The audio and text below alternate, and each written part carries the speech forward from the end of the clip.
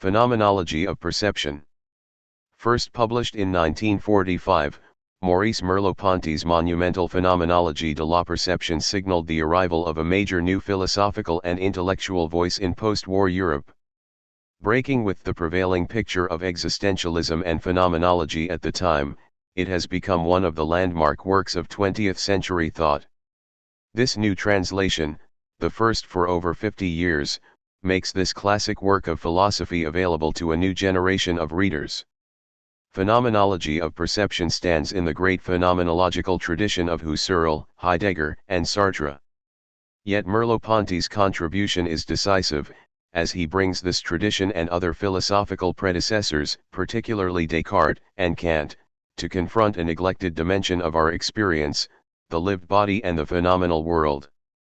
Charting a bold course between the reductionism of science on the one hand and intellectualism on the other, Merleau Ponty argues that we should regard the body not as a mere biological or physical unit, but as the body which structures one's situation and experience within the world.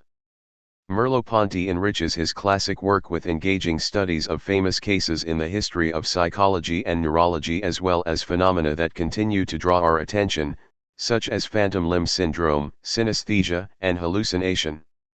This new translation includes many helpful features such as the reintroduction of Merleau Ponty's discursive table of contents as subtitles into the body of the text, a comprehensive translator's introduction to its main themes, essential notes explaining key terms of translation, an extensive index, and an important updating of Merleau Ponty's references to now available English translations. Also included is a new foreword by Taylor Carman and an introduction to Merleau Ponty by Claude Lefort. Translated by Donald A. Landis. Maurice Merleau Ponty was born in 1908 in Roquefort-sur-Mer, France. Drawn to philosophy from a young age, Merleau Ponty would go on to study alongside Jean-Paul Sartre, Simone de Beauvoir, and Simone Weil at the famous École Normale Supérieure.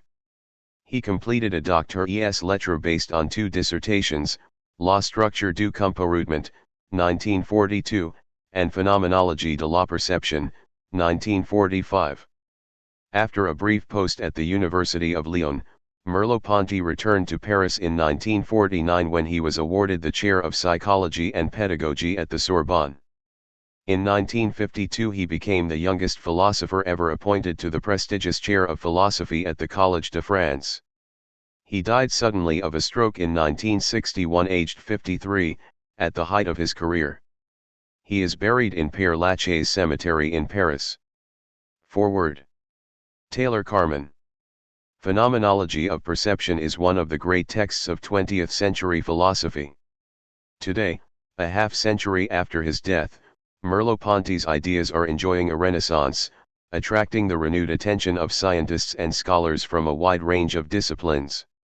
Philosophers in the English-speaking world have over the last 50 years been slow to recognize the significance of his work, which resists easy classification and summary. He had little familiarity or contact with what by the 1950s had come to be called analytic philosophy, though his ideas speak directly to the theories of perception and mind that have grown out of that tradition. Nor was he a structuralist, though he saw sooner and more deeply than his contemporaries the importance of Saussurean linguistics and the anthropology of Claude Lévi-Strauss, whose good friend he was and remained until his death in 1961. Merleau Ponty also departed sharply from his predecessors in the phenomenological tradition, Edmund Husserl, Martin Heidegger, and Jean-Paul Sartre.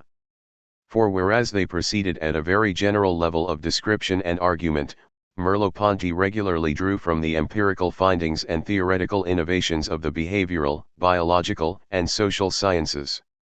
He was a phenomenologist first and foremost, though, and one cannot understand phenomenology of perception without understanding phenomenology. Phenomenology is an attempt to describe the basic structures of human experience and understanding from a first-person point of view, in contrast to the reflective, third-person perspective that tends to dominate scientific knowledge and common sense. Phenomenology calls us to return, as Husserl put it, to the things themselves. By things, Sachsen, Husserl meant not real, concrete, objects, but the ideal, abstract, forms and contents of experience as we live them, not as we have learned to conceive and describe them according to the categories of science and received opinion. Phenomenology is thus a descriptive, not an explanatory or deductive enterprise, for it aims to reveal experience as such, rather than frame hypotheses or speculate beyond its bounds. Chief among the phenomena, the things themselves, is what Husserl's teacher, Franz Brentano, called intentionality, that is, the directedness of consciousness, its ofness or aboutness. A perception or memory, for example, is not just a mental state, but a perception or memory of something. To think or dream is to think or dream about something. That might sound trivial, and yet, astonishingly, this humble, seemingly obvious fact managed to elude early modern, and some more recent, theories of mind thanks to the representationalism and dualism of such seminal thinkers as René Descartes and John Locke. The Cartesian, Lockean conception of thought and experience, a conception that in many ways still figures prominently in contemporary psychology and cognitive science, tries to give an account of perception, imagination, intellect, and will in terms of the presence of ideas, or what Kant called representations, Vorstellungen, in the mind. Ideas or representations were thought to be something like inner mental tokens, conceived sometimes discursively on the model of thoughts or the sentences expressing them, sometimes pictorially on analogy with non-discursive images or, as Hume said, impressions. But the way of ideas, as Locke's version of the theory came to be known, was problematic from the outset. For ideas are meant to be objects of consciousness, we are aware of them, they are what our attitudes are aimed at. But this begs the question of intentionality, namely, how do we manage to be aware of anything? Simply positing ideas in the mind sheds no light on that question, for then our awareness of our own ideas itself remains mysterious. Do we need a further, intermediate layer of ideas in order to be aware of the ideas that afford us an awareness of the external world? But this generates an infinite regress. Husserl's solution to this problem was to distinguish between the objects and the contents of consciousness. There is a difference between the things we are aware of and the contents of our awareness of them. An intentional attitude is therefore not a relation, but a mental act with intrinsic content. Perception is not of something, if the of in that formula indicates a causal relation to something in the external world, for there might be no such thing, indeed, as far as phenomenology is concerned, Husserl insisted, there might be no external world at all. Perception is instead as if of something, it identifies or describes a merely putative object, whether the object exists or not. Husserl's distinction between the contents and the objects of consciousness parallels Freya's distinction between linguistic sense, Sinn, and reference, Bedeutung. To use Freya's own example, the expressions morning star and evening star have different senses, since they involve different descriptive contents and stand in different inferential relations to other terms, but they have one and the same referent, namely the planet Venus. Similarly, for Husserl, my perception of an apple tree in a garden has what he calls a perceptual sense, Wahrnehmungssinn, namely the content of my sensory experience, including not just what directly meets my eye, but also a vast background of assumptions, memories, associations, and anticipations that make my experience, like the world itself, inexhaustibly rich. For example, I see the tree not just as a physical surface facing me, but as a three-dimensional object with an interior and an exterior, a back and sides, and indefinitely many hidden features, which I can examine further by looking more closely. Similarly, in addition to their apparent size, shape, and color, the trunk looks strong and solid, the branches supple, the leaves smooth, the apples ripe or unripe, and so on. The fact that I have seen trees like this many times in the past also lends my experience a sense of familiarity, which is no less part of my perceptual awareness.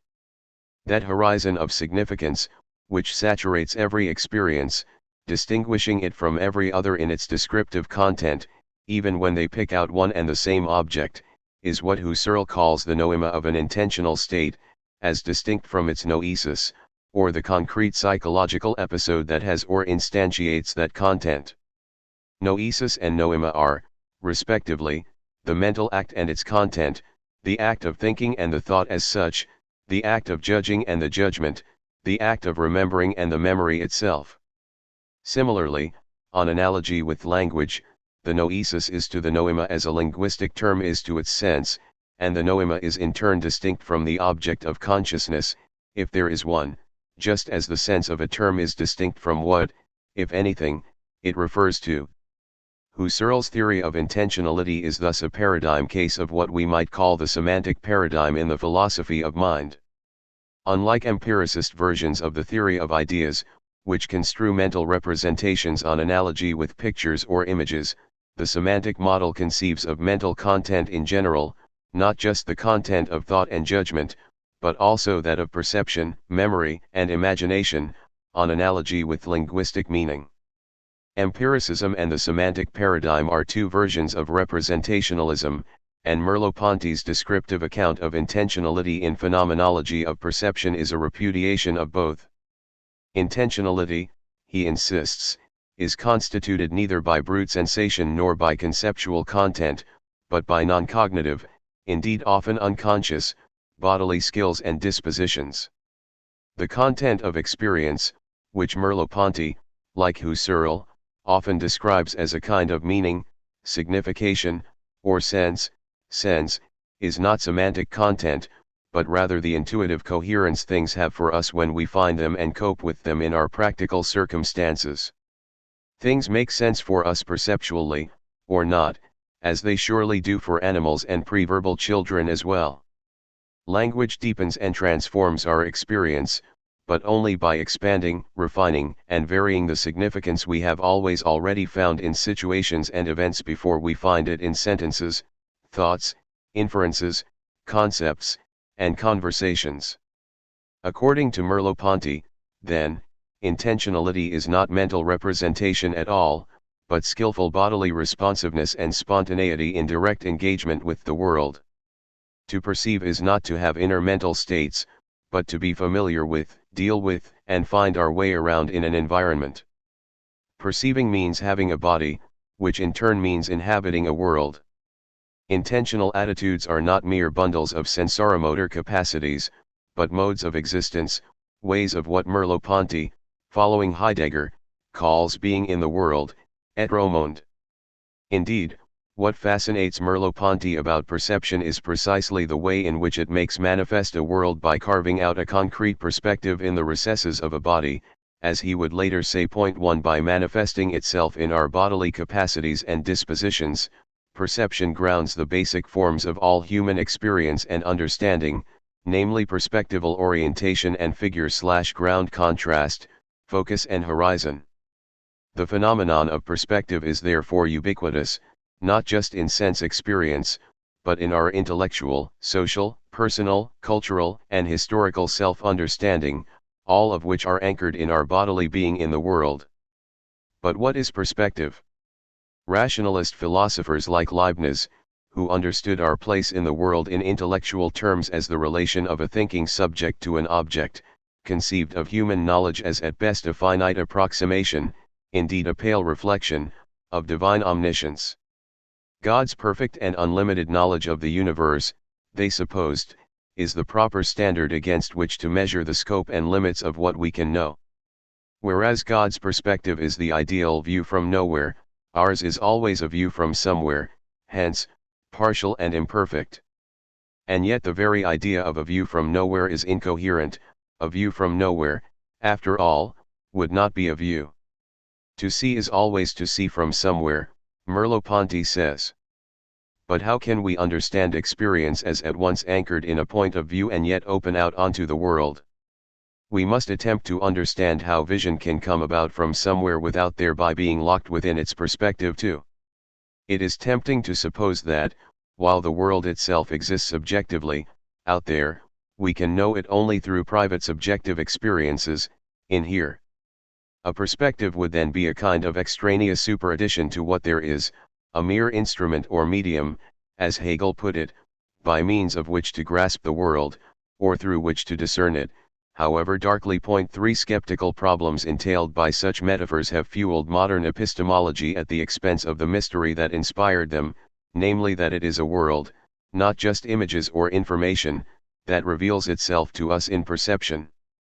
Hegel was one of the first to recommend dispensing with representationalism altogether, and Merleau Ponty follows him in wanting to overcome what he, too, regards as the crippling effects such models have on how we understand ourselves and the world.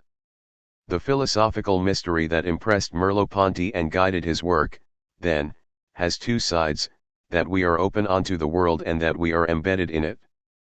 The first side of the mystery is the astonishing fact that the world is disclosed to us at all, that our awareness reaches out into the midst of things beyond ourselves, binding us to them in a way seemingly incomparable with the mute external relations in which objects blindly stand to one another. Perception is our absolute proximity to things and at the same time our irremediable distance from them. Point 4. The senses seem to banish, as if magically, the density and obscurity of brute physical reality, opening the world up before us. The second side of the mystery is that we ourselves are neither angels nor machines but living beings. We come to the world neither as data-crunching information processors nor as ghostly apparitions floating over the surface of the world like a fog. Perceptual perspective is not just sensory or intellectual, but bodily perspective. We have a world only by having a body, the body is our anchorage in a world, the body is our general means of having a world. 5. Of course, it is misleading to say that we have bodies, just as it would be misleading so say that we have minds or selves. Better, we are minds, selves, bodies.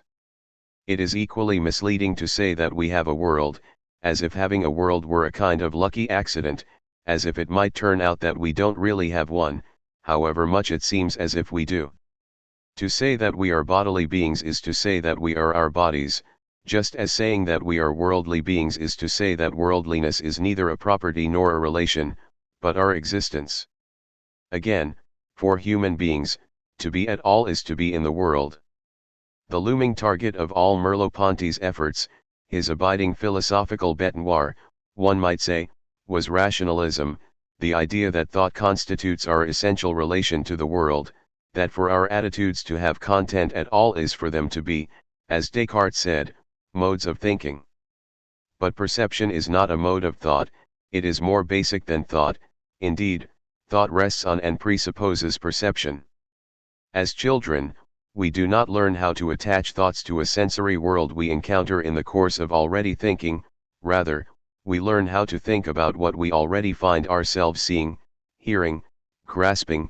A child perceives before it thinks. 6. Moreover, the intelligible world, being fundamentally fragmentary and abstract, stands out as foreground only against the stability and plenitude of a perceptual background. The sensible world is older than the world of thought, for the former is visible and relatively continuous. The latter, invisible and sparse, lacunaire. 7. One could say, then, that thinking is more like perceiving than rationalists think it is. Why? Not because perception and judgment have the same kinds of intentional content, which just happens to be coupled to different kinds of subjective attitudes, but because thought and perception share many of the same underlying intuitive structures. Thought, like perception, for example, has its own sort of perspectival orientation. We often approach a problem from a different angle, grasp it or lose sight of it. When we struggle to comprehend something, we try to get our minds around it, and so on. So too, like perceiving, thinking focuses on something bound in a horizon, it distinguishes figure from ground. Even very abstract ideas can be at the center or on the periphery of our attention. Merleau Ponty's central philosophical insight about perception, then, is that it is not just contingently but essentially bodily. Perception is not a private mental event, nor is our own body just one more thing in the world alongside others. We are consequently in danger of losing sight of perception altogether when we place it on either side of the distinction between inner subjective experiences and external objective facts. Interior and exterior, mental and physical, subjective and objective, these notions are too crude and misleading to capture the phenomenon. Perception is both intentional and bodily, both sensory and motor, and so neither merely subjective nor objective, inner nor outer, spiritual nor mechanical. The middle ground between such categories is thus not just their middle but indeed their ground, for it is what they depend on and presuppose. There are such things as subjective sensations and sensory qualities, but only because we can sometimes conjure them up by abstracting away from our original openness onto the world and zeroing in on the isolated features of things, and on bits of experience that we suppose, rightly or wrongly, must correspond to them, just as we can abstract in the other direction away from ourselves toward a world regarded as independent of our perspective on it. It is nevertheless possible to draw a distinction for analytical purposes in that primitive middle ground between two aspects of perception that arguably underlie and motivate all subsequent distinctions between subjective and objective, inner and outer, mental and physical. The two underlying or primal aspects of perception are the relative passivity of sense experience and the relative activity of bodily skills.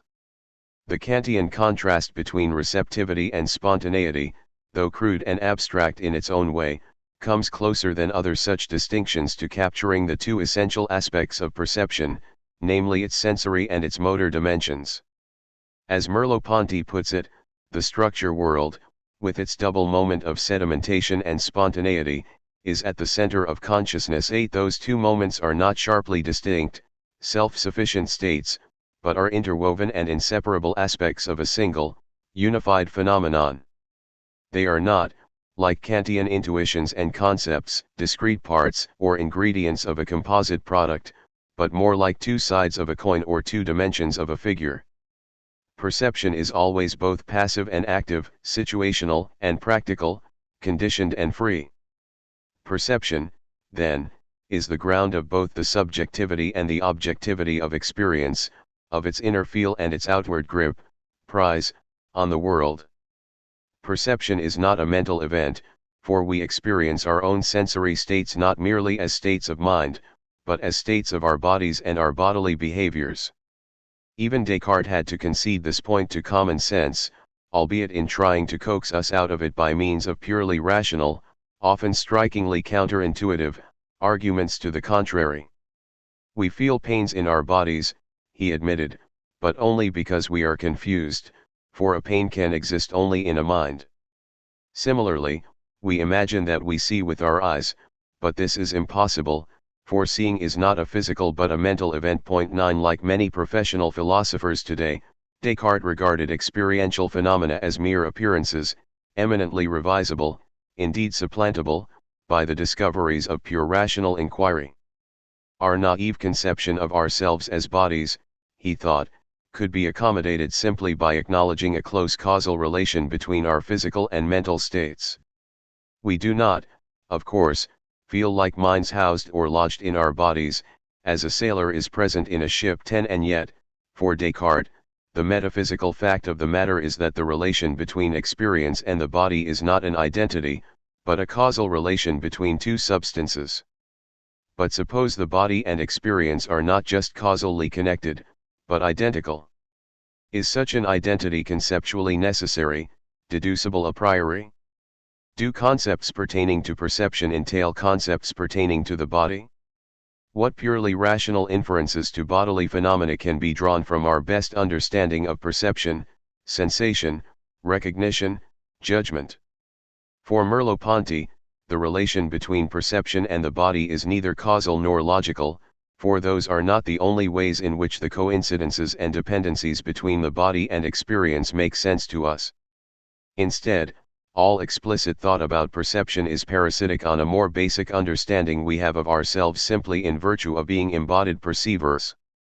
We have a pre-reflective grasp of our own experiences, not as causally or conceptually linked to our bodies, but as coinciding with them in relations of mutual motivation.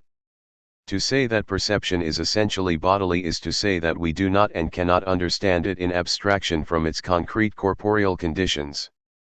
The phenomenal field is neither caused nor defined but constituted by the sensoromotor structures and capacities of the body.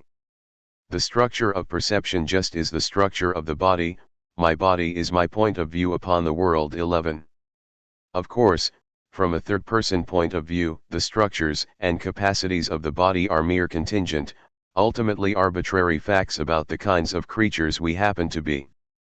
And yet those facts cannot manifest themselves as contingent and arbitrary for us, from our point of view, for they just are our perspective on the world. The body is not just one more object in the environment, for we do not, indeed cannot, understand our own bodies as merely accidentally occurring things. The point is not just that the boundary between my body and the environment cannot be drawn very sharply, what matters is not where the boundary lies, but rather that there is a difference in principle between myself and my world. My body cannot be understood simply as that chunk of the material world that sits in closest contact with my mind. However vague the material boundary between body and environment may be, it cannot collapse entirely, for an environment is an environment only for a body that cannot perceive itself as just one more object among others. I observe external objects with my body, I handle them, inspect them, and walk around them. But when it comes to my body, I never observe it itself. I would need a second body to be able to do so, which would itself be unobservable. 12. My body is my perspective on the world and so constitutes a kind of background field of perceptual necessity against which sensoromotor contingencies show up as contingent. Manifestly contingent facts about perception, that is, presuppose, more or less, invariant structures of the phenomenal field, for example perspectival orientation in space and time and figure/ground contrast. This is why, for Merleau Ponty, the phenomenal field is always a transcendental field, 13 that is, a space of possibilities, impossibilities and necessities constitutive of our perceptual world. The body is not just a causal but a transcendental condition of perception, which is to say that we have no understanding of perception at all in abstraction from body and world. What Merleau Ponty advances in phenomenology of perception, then, is in effect a new concept of experience. His aim is to realign our philosophical understanding of perception and the body with things we are always already familiar with before we begin to reflect and theorize. What we can learn from Merleau Ponty's efforts is thus something we already knew, if only tacitly, something we acquire neither from logical analysis nor from empirical inquiry. In this way, his work performs the recollective function of philosophy as Plato conceived it, to remind us in a flash of recognition what we feel we must already have comprehended, but had forgotten precisely owing to our immersion in the visible world. Maurice Merleau Ponty 1. Claude Leffert. Translated by Donald A. Londas. From Cézanne's Tao to I and Mind, 3 From phenomenology of perception to the visible and the invisible. For Merleau Ponty never ceased meditating upon vision. In the room where he suddenly collapsed one evening in May of 1961, an open book, a book to which he had never stopped returning, bore witness to his final work, Descartes' Optics. 5 Until the very end, his life as a philosopher nourished the question to which his writings always brought new responses: what is seeing? If ever an oeuvre was riveted to its opening interrogation, it was surely his. Even before deciding upon the title of his minor thesis, The Structure of Behavior 6, Merleau Ponty had described the project, like that of his major thesis Phenomenology of Perception, in terms of a study of perception. Of course for him, perceiving already implies all of the relations of the subject to the world and, first of all, to the sensible. For example, he would never grow tired of returning to the study of the experience of touch and the experience of vision, to the point of finding in the grasp of the two hands, in the interminable reversibility of sensing, and in the imminent and yet impossible coincidence of the touching and the touched, a privileged experience of that flesh that he would make into a substitute for being. But he could only learn from this experience because he had thought through the relation between seeing and the visible, for this relation reveals most clearly and all at once the exteriority of the world for the body that opens up to it, the distance of the things in front of this body, their absolute alterity, the body's folding back outside of everything that it captures and yet its implication in the visible, the turning back of the visible upon itself that constitutes it as seeing and that causes it to perceive from the very foundation of being to which it adheres. As diverse as his approaches may be, Merleau Ponty relates all of his questions to this enigma. He writes about language, but seeks its secret in the painter's vision. The voices of silence teach him the truth of literature and even the truth of philosophy, which believes it sacrifices everything to the utterance of sense and yet only reaches us obliquely through its power of awakening our wonder at the contact of being and sends us back to the mute experience always covered over by the mass of established opinions and ideas. For a while he believes he can structure an introduction to the prose of the world around his work on painting, in which the study of language, the literary phenomenon, and mathematical idealities would come to constitute the raw materials for a theory of expression. 7 When he abandons this rough draft in order to devote himself to the work that was to bring out the foundations of a new ontology, he does not hesitate to shift the working title of his project from being and sense or the origin of truth to the visible and the invisible. He places a study of perceptual faith at the beginning of this great work, after having initially renounced describing the crisis within philosophy.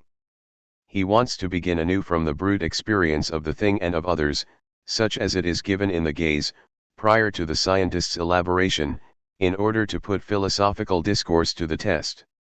He refuses to begin from a position of knowledge, even one that, in its very manner of interrogating, is fully aware of everything that it owes to the history of metaphysics. When it comes to this history itself, beginning from Husserl's metaphysics, through which Merleau Ponty seeks an opening to his own domain, or from others from which he wants to gather what they offer to thought in the present, his intention is not to submit them to the concept, to assign to them an objective status, to articulate them within an intelligible space whose law he would in the end possess. What he aims at in them, which is neither the effect of his arbitration nor their signification in itself, he assures himself of finding through a return to the truth of perceptual experience.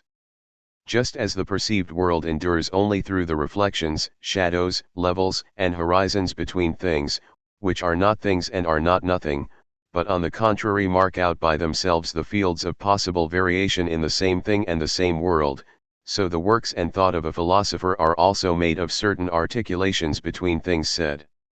There is no dilemma of objective interpretation or arbitrariness with respect to these articulations, since they are not objects of thought, since, like shadow and reflection, they would be destroyed by being subjected to analytic observation or taken out of context, and since we can be faithful to and find them only by thinking again. 8.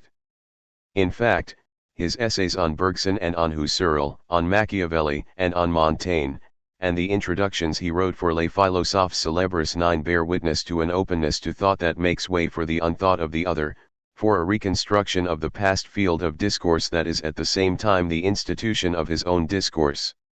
This openness brings about, in the practice of philosophical interrogation, the turning back discovered in the visible where the subject sets himself up, testing out his attachment, his envelopment, and his dispossession.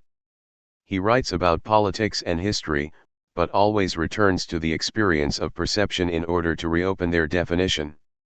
As early as Sense and Nonsense and Humanism and Terror 10 he doubts that we could ever free ourselves from the contingency of a situation and of a perspective.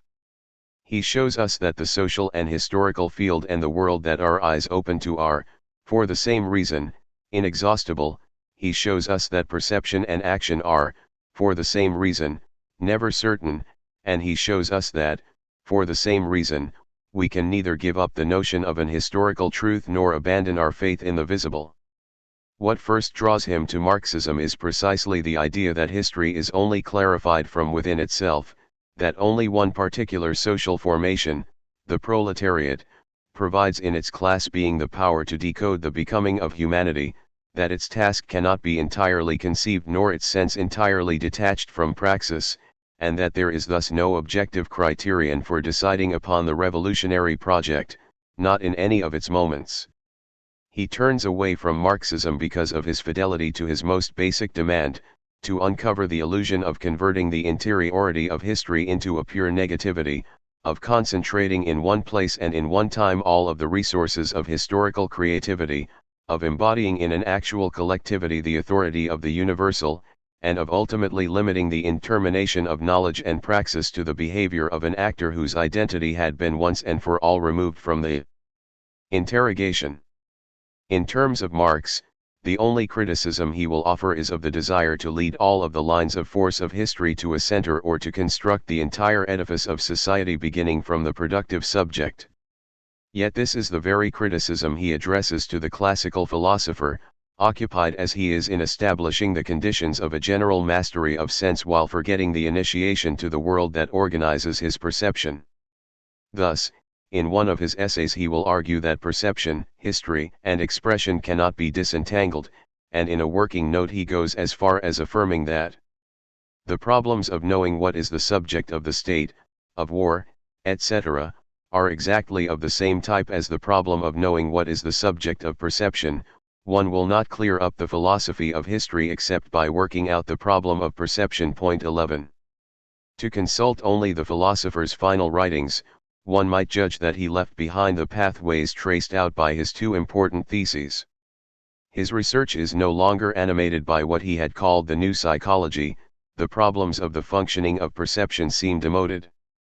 In particular, Gestalt theory, in which he once believed he had found a way of breaking away from empiricism, is now abandoned, seeming to him to have lost its initial inspiration. And yet, if we consider precisely what is rejected along with it in the period of the visible and the invisible, for example, we find Merleau Ponty rejecting a positive system of explanation that has no other possibility than of leading to realism or to neo-Kantianism, and not at all the notion of Gestalt itself that had nourished his reflection 20 years earlier. On the contrary, the notion reappears, extracted from the scientific experiments of the psychologists, and is reintroduced to take control of all of the enigmas of our relations with the world.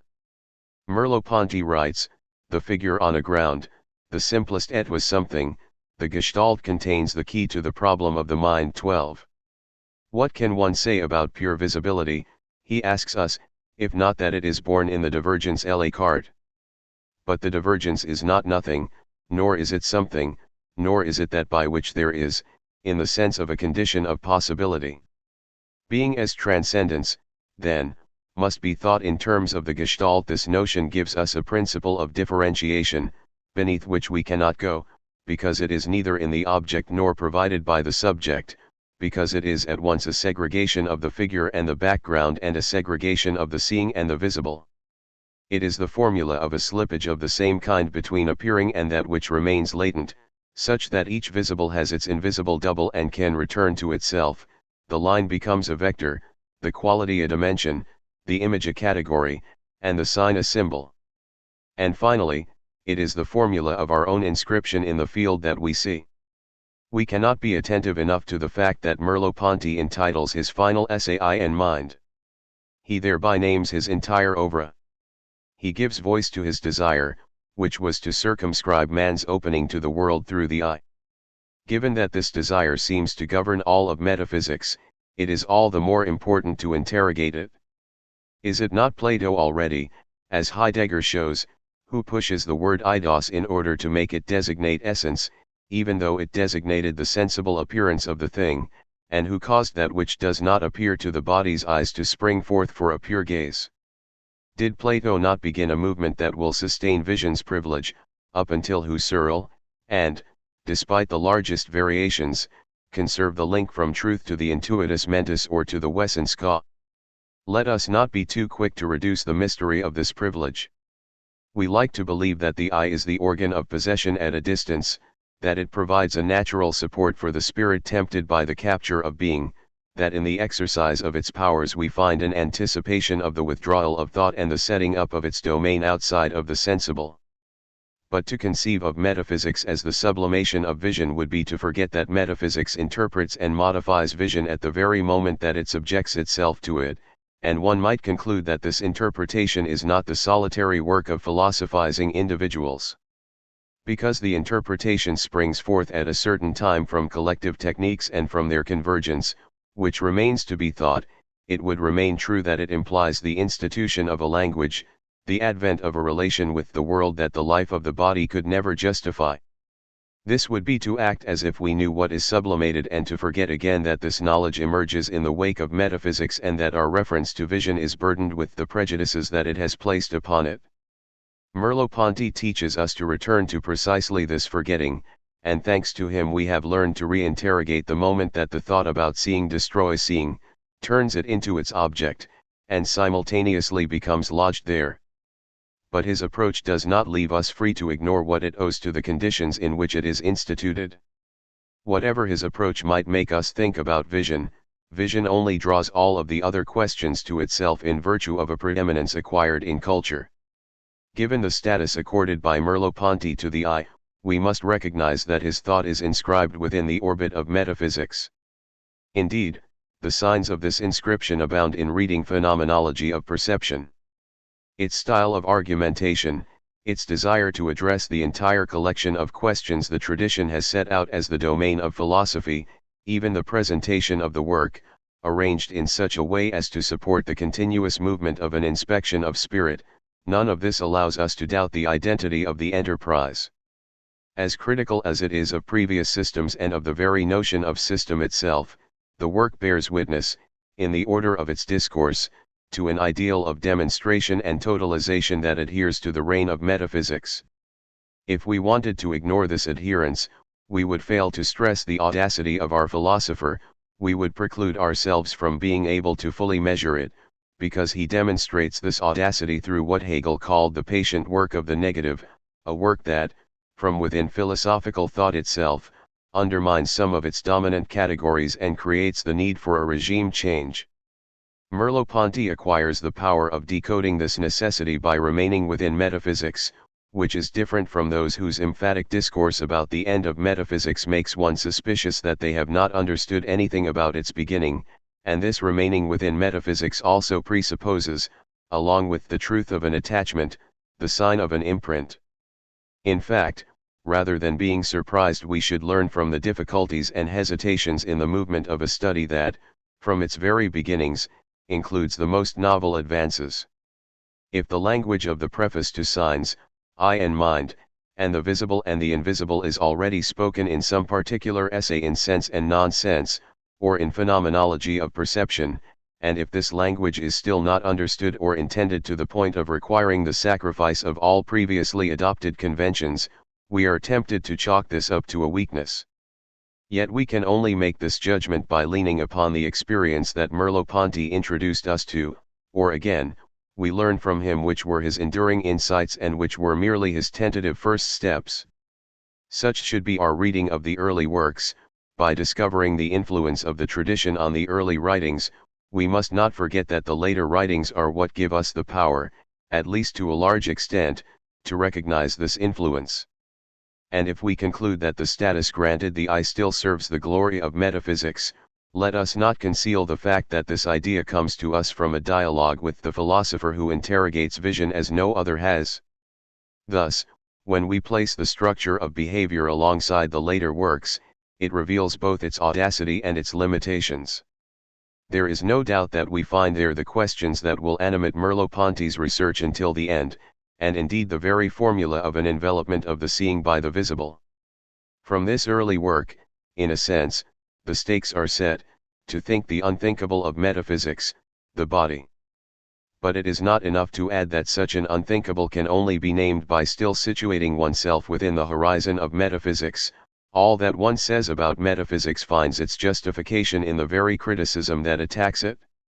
The works of psychology and modern physiology are invoked in order to produce the refutation of the claims that they had consistently engendered, and whose antinomy denounces the ontological lie that the perceiving organism is a mechanical apparatus, and thus wholly subject to the laws governing the physical universe, or that it enjoys an autonomy that only the operations of consciousness can account for. By making use of their results, it necessarily follows that if the body and its surroundings cannot be defined in isolation, if every attempt to describe the constitution of one presupposes a reference to the constitution of the other, and if every relation of cause to effect or means to end can only be determined in function of a certain given meaning of configuration, then the classical distinction between the subject and the object is no longer viable and reflective, Cartesian, or Kantian. Thought is mistaken along with its adversary, empirical theory. Now from this point of view, Merleau Ponty remains deeply subject to the philosophical tradition. He only evades the space governed by reflection by continuing to follow its lines of force.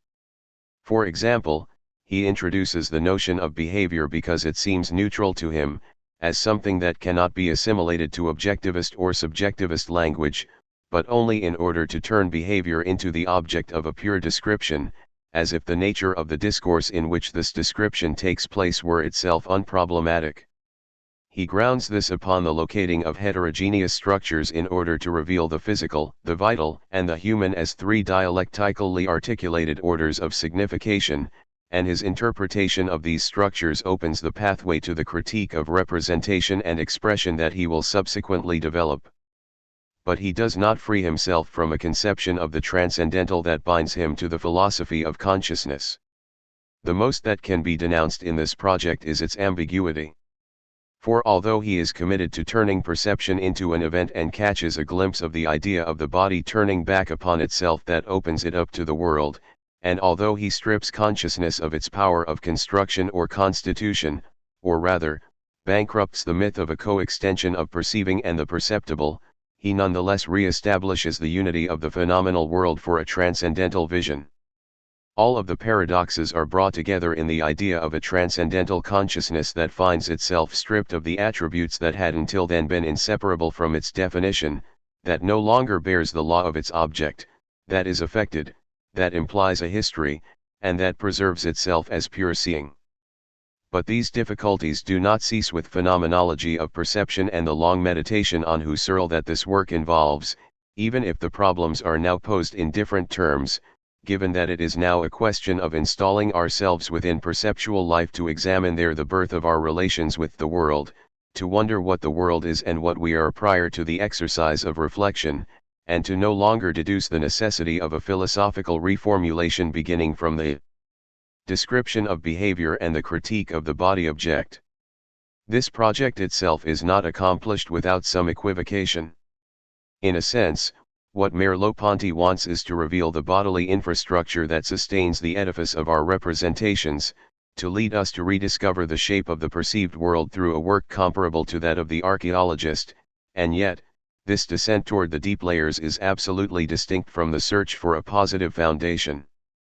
The truth of the return to the pre-reflective is a result of the need to undo notions that have been constructed for organizing the objective world and the need to decipher the sense that they cover over, and this is accomplished by making contact with a certain praxis, that is, with an experience that cannot be reduced to the laws of what we call matter and mind. Thus, the critique of space, time, and movement, for example, constructions whose principle could not be linked to an activity of the mind or to the mysterious junction of a pure activity and a pure passivity, refers to the situation of a body which alone holds the secret of the fact of its spatiality, of its temporality, and of its own motivity, refers us to our anchorage in a here and a now, and refers us to the reference the body makes to a given field, articulated according to the primordial reference points of up and down, right and left, behind and in front. In this exploration of bodily being, Merleau Ponty does not seek a genesis of spiritual being, he does not reduce the constitution of the intelligible world to that of the sensible one. It is hardly necessary to recall that he explicitly denies every form of psychologism. His approach is guided by the necessity of tying together, at all levels, the experience of an inside and of an outside by following an articulation of interiority and exteriority that is inconceivable for classical theory. It is guided by the necessity of rethinking our sensible life and our life of knowledge according to their encroachment, according to this continuous transgression that, from the body to the things and from the things to the body, comes about without our being able to identify its origin in a particular place. What he writes on this subject in a passage in Phenomenology of Perception is very close to the analyses offered in The Visible and the Invisible.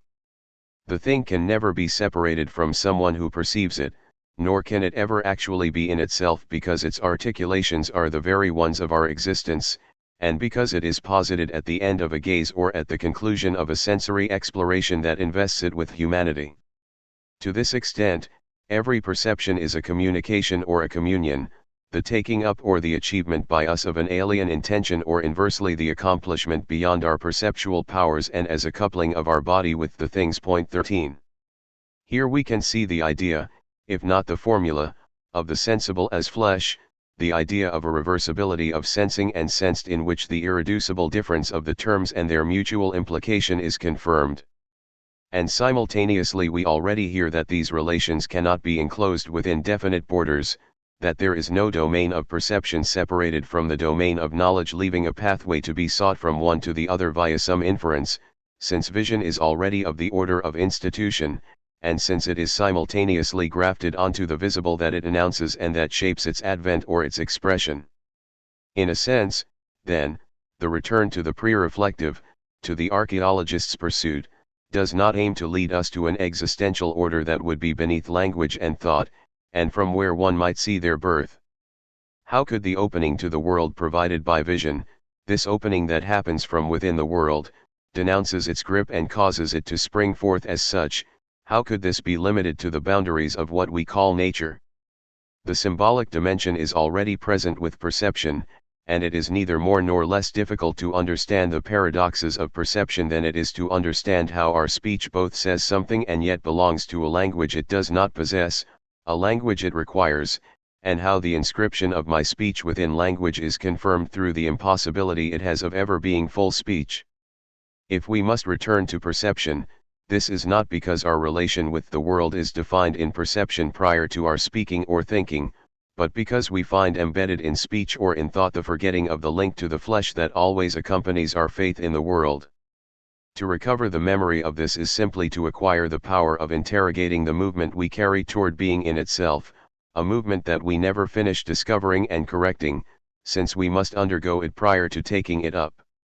Again, as phenomenology of perception observes, the ideal of objective thought is not foreign to our sensible experience.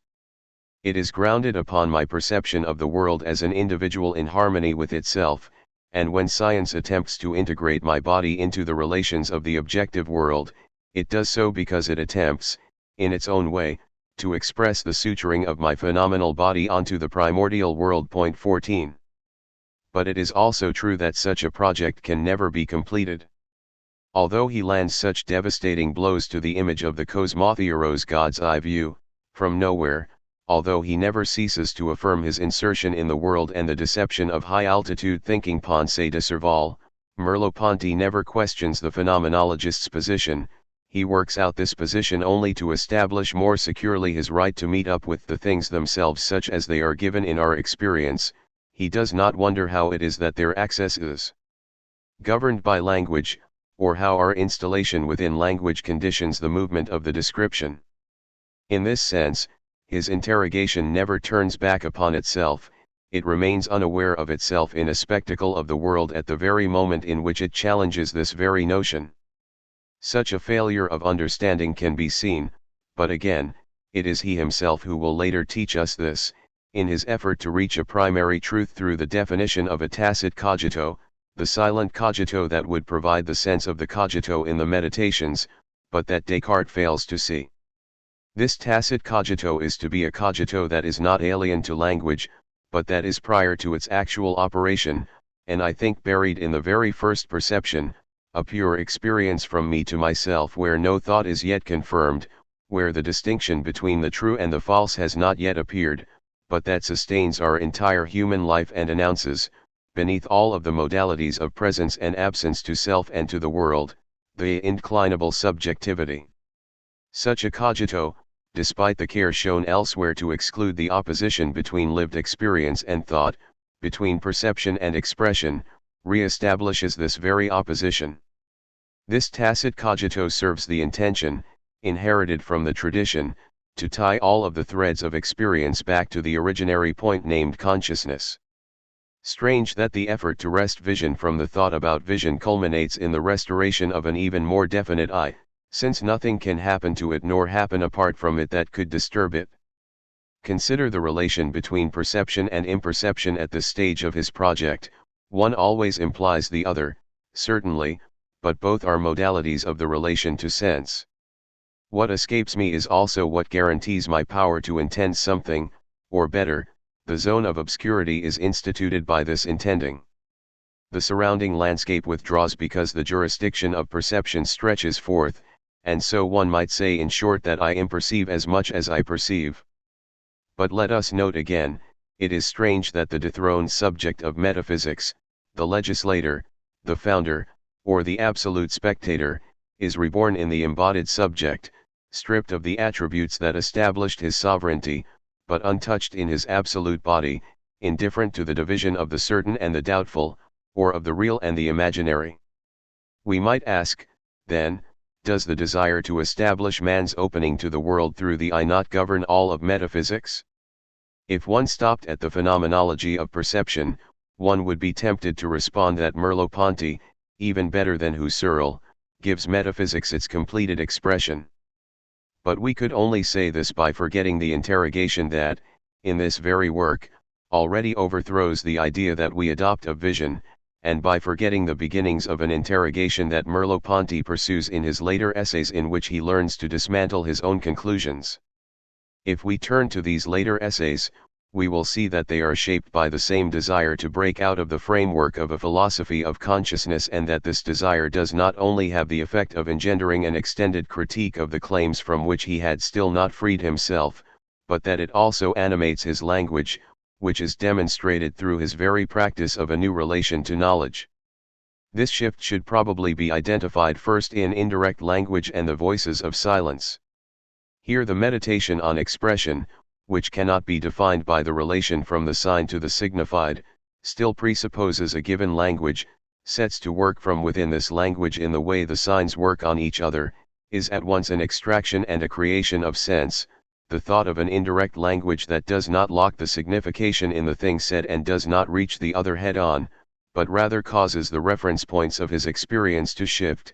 This meditation is also a return to the self, the use of a speech that does not demonstrate, does not teach, does not emanate from a center. It is a usage that attempts to give interrogation a certain space or to free perception, expression, and history from their usual definition.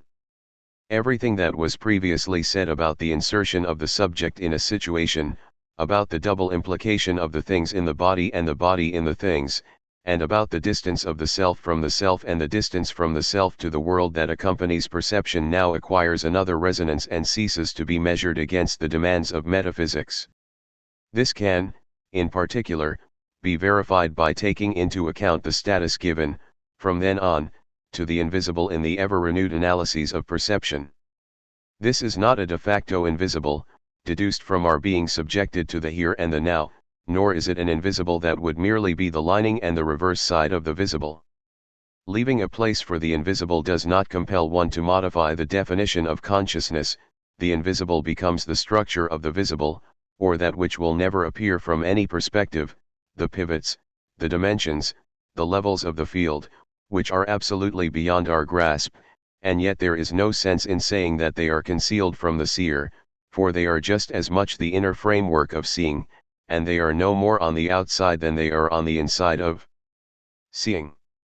This is, in short, a form of writing that both separates and unites things and the gaze. This invisible is pointed to by what Merleau Ponty calls latent being, or flesh, which he claims has no name in a philosophy of consciousness. And if he speaks about the body or about history, it is in order to relate all of the modalities of existence to this texture, which always remains to be deciphered in the effects that confirm it, but which no return to an original experience and no experience of a pure presence could produce. Nor is it an accident if a profound shift in attitude can be sensed in the questions that he puts to psychoanalysis and Marxism during his final years. The unconscious is no longer, as the imperceived was previously, what the self does not know that he knows or sees, nor is the social structure any longer what is inscribed in collective praxis in the world and yet remains unaware of itself. Rather, both refer us back to a level of being in us from which we are irremediably excluded. If it were not in vain to expect a glimmer of light from such simple and well-worn words, if they could merely serve as signs, then we would gladly admit that Merleau Ponty's meditation shifts from a question about the subject to a question about being. But again, we must take stock of the implications of such a shift. It is not the substitution of one center of thought for another, but rather a way of abandoning all assurances of any center at all, of taking up interrogation, or as he will call it, the ontological organ, for itself, of wanting to fold interrogation back upon itself in each of its moments, and of agreeing to proceed only according to the effects of its necessity, a consenting to the movement that carries it from one place to another from within the conviction that it is always in a place, within the borders of a flesh or of one of its folds, and not at a distance from every place, whether this is to establish the experience of our inscription, or whether this is to discover a history that does not come from us and yet requires our action. What is seeing? This question sustains all other questions right to the end, but not because we see before speaking or before thinking. Rather, it is because we have always spoken about this seeing from within the forgetting that we were speaking, because interrogation is supposed to awaken the interrogation that already passes through seeing, causing the eye and the voice to vibrate simultaneously, to welcome the enigma of expression, and finally to learn that there is only an opening through a reopening, and that seeing and knowing harmonize in the limitless movement of desire. Translator's Introduction. Donald A. Landis. The perceived world is the always presupposed foundation of all rationality, all value, and all existence. This thesis does not destroy either rationality or the absolute. It only tries to bring them down to earth. Maurice Merleau Ponty 1. And all of our teachers said, man and nature form the object of universal concepts, which was precisely what Merleau Ponty refused to accept.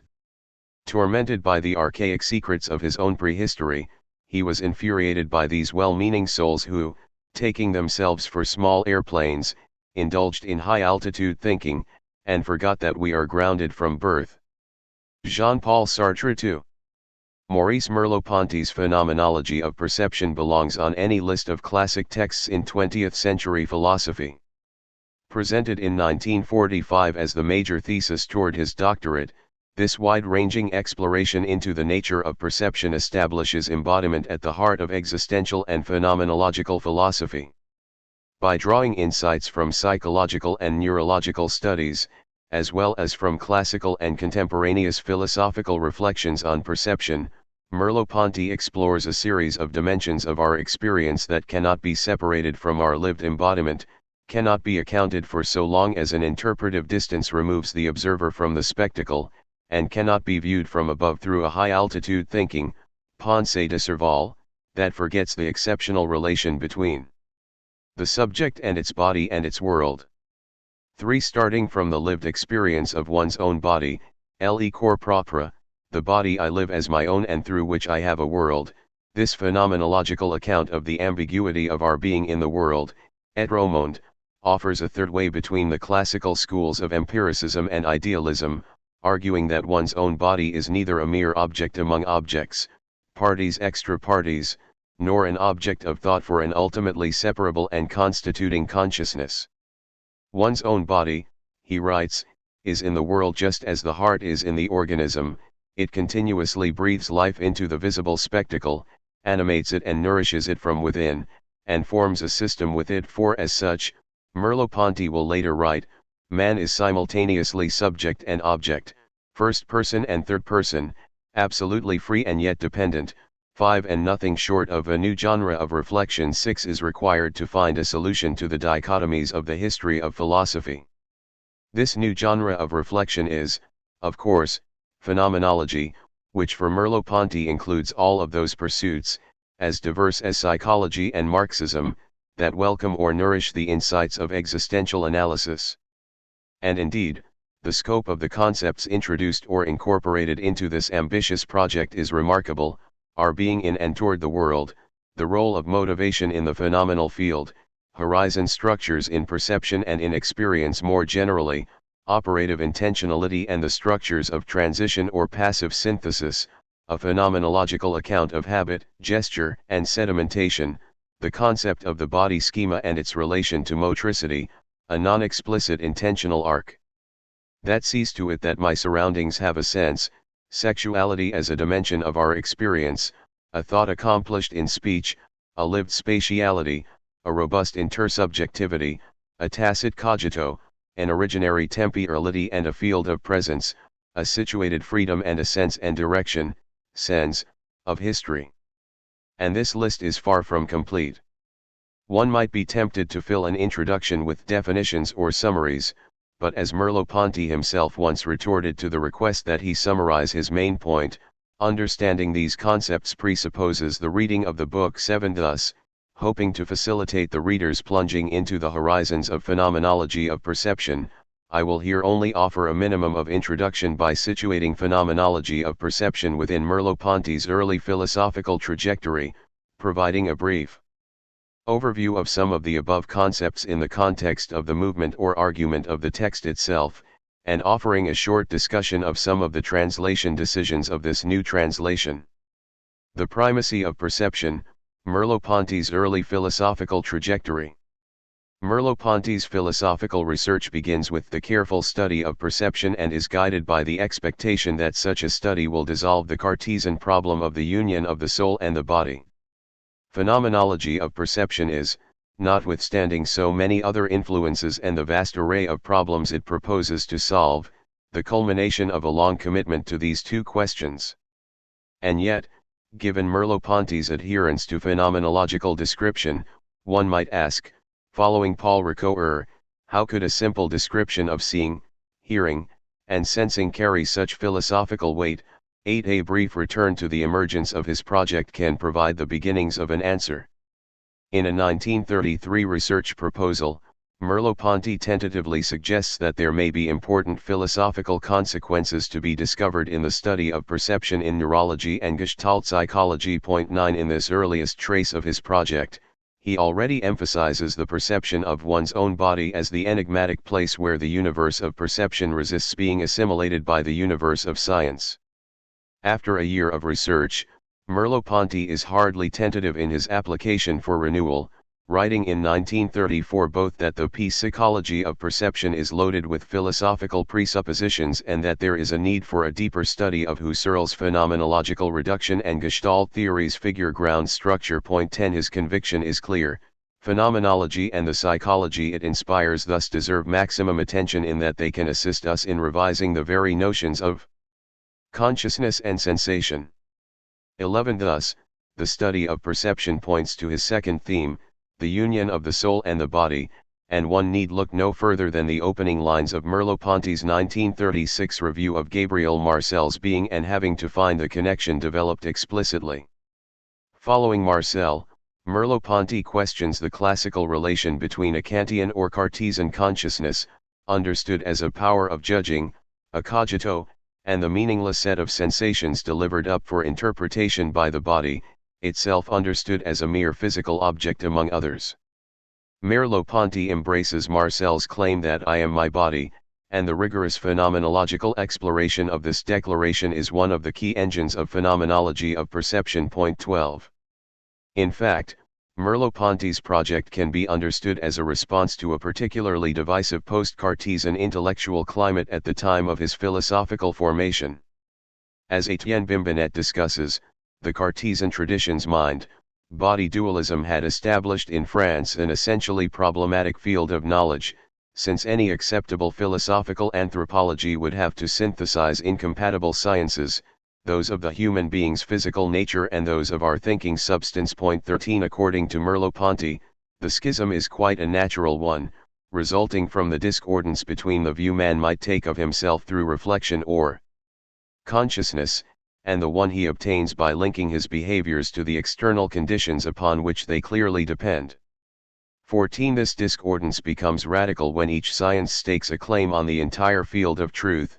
15 For Merleau Ponty, the enigma to be explored, but not dissolved, is precisely the fact that the world and man are accessible to two types of research, one explanatory, and the other reflective. 16. Indeed, this recognition of a dual perspective shapes one of the most prevalent methodological structures framing Merleau Ponty's early work, namely, the critical comparison of the shared assumptions of empiricism and intellectualism. Empiricism, for Merleau Ponty, includes any theory that privileges reductive explanations based upon externally related causes, and thus takes the body as one object among others, as an object parties extra parties, parts outside of parts.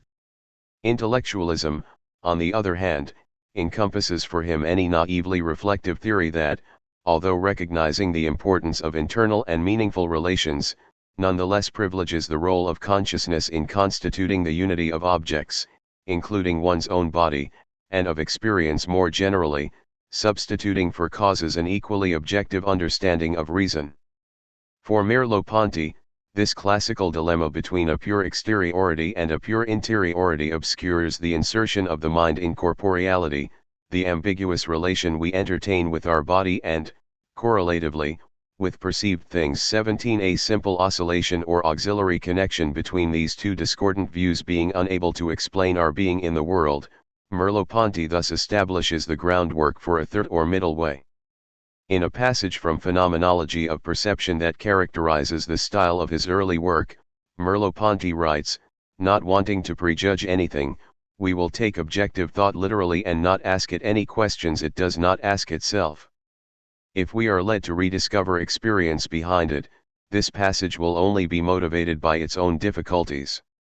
18 Each perspective must be pushed to its breaking point in order to reveal beneath the pure subject and the pure object a common ground or third dimension where our activity and our passivity, our autonomy and our dependency, would cease to be contradictory. On the one hand, one must follow the spontaneous development of positive science to see if it truly reduces man to the status of an object, and this is the general project of the structure of behavior. On the other hand, one must also re-examine the reflective and philosophical attitude to discover if it truly gives us the right to define ourselves as unconditioned and non-temporal subjects. 19 Which is the guiding problematic of Phenomenology of Perception. 20. Thus, Merleau Ponty's maximum of attention to perception leads first to the adoption of an external perspective, as he traces the emergence of behavior as the appearance in the world of meaningful structures. In other words, the perceiving and behaving body overflows its status as a mere physical object, it is somehow at once both physical and intentional, and the positive sciences of behavior themselves point to the need for a return to experience. He argues that, even at the level of reflex behavior, the organism is not purely passive and the behavior is not merely triggered. The most basic reflexes themselves involve a certain perspective activity and thus express a certain orientation toward the sense of the situation. 21 But limited to the external perspective in order to understand the relations of consciousness and nature. 22 The solution cannot follow the temptation to import intellectualist structures into the observed behavior through analogy, for the intentionality that we discover in the organism is hardly the pure agility of the mind. 23 Thanks to Gestalt theory, meaningful structures can be observed and understood, and the notion of structure reveals the emergence in the universe of the synthesis of matter and idea. 24 In the organism, environment relation and between the levels of behavior themselves, physical, vital, and human, there is a dialectical relation of sense not reducible to its mechanical or causal factors, a whole not reducible to its parts. Life, and consciousness, appear, in the world at the moment a piece of extension.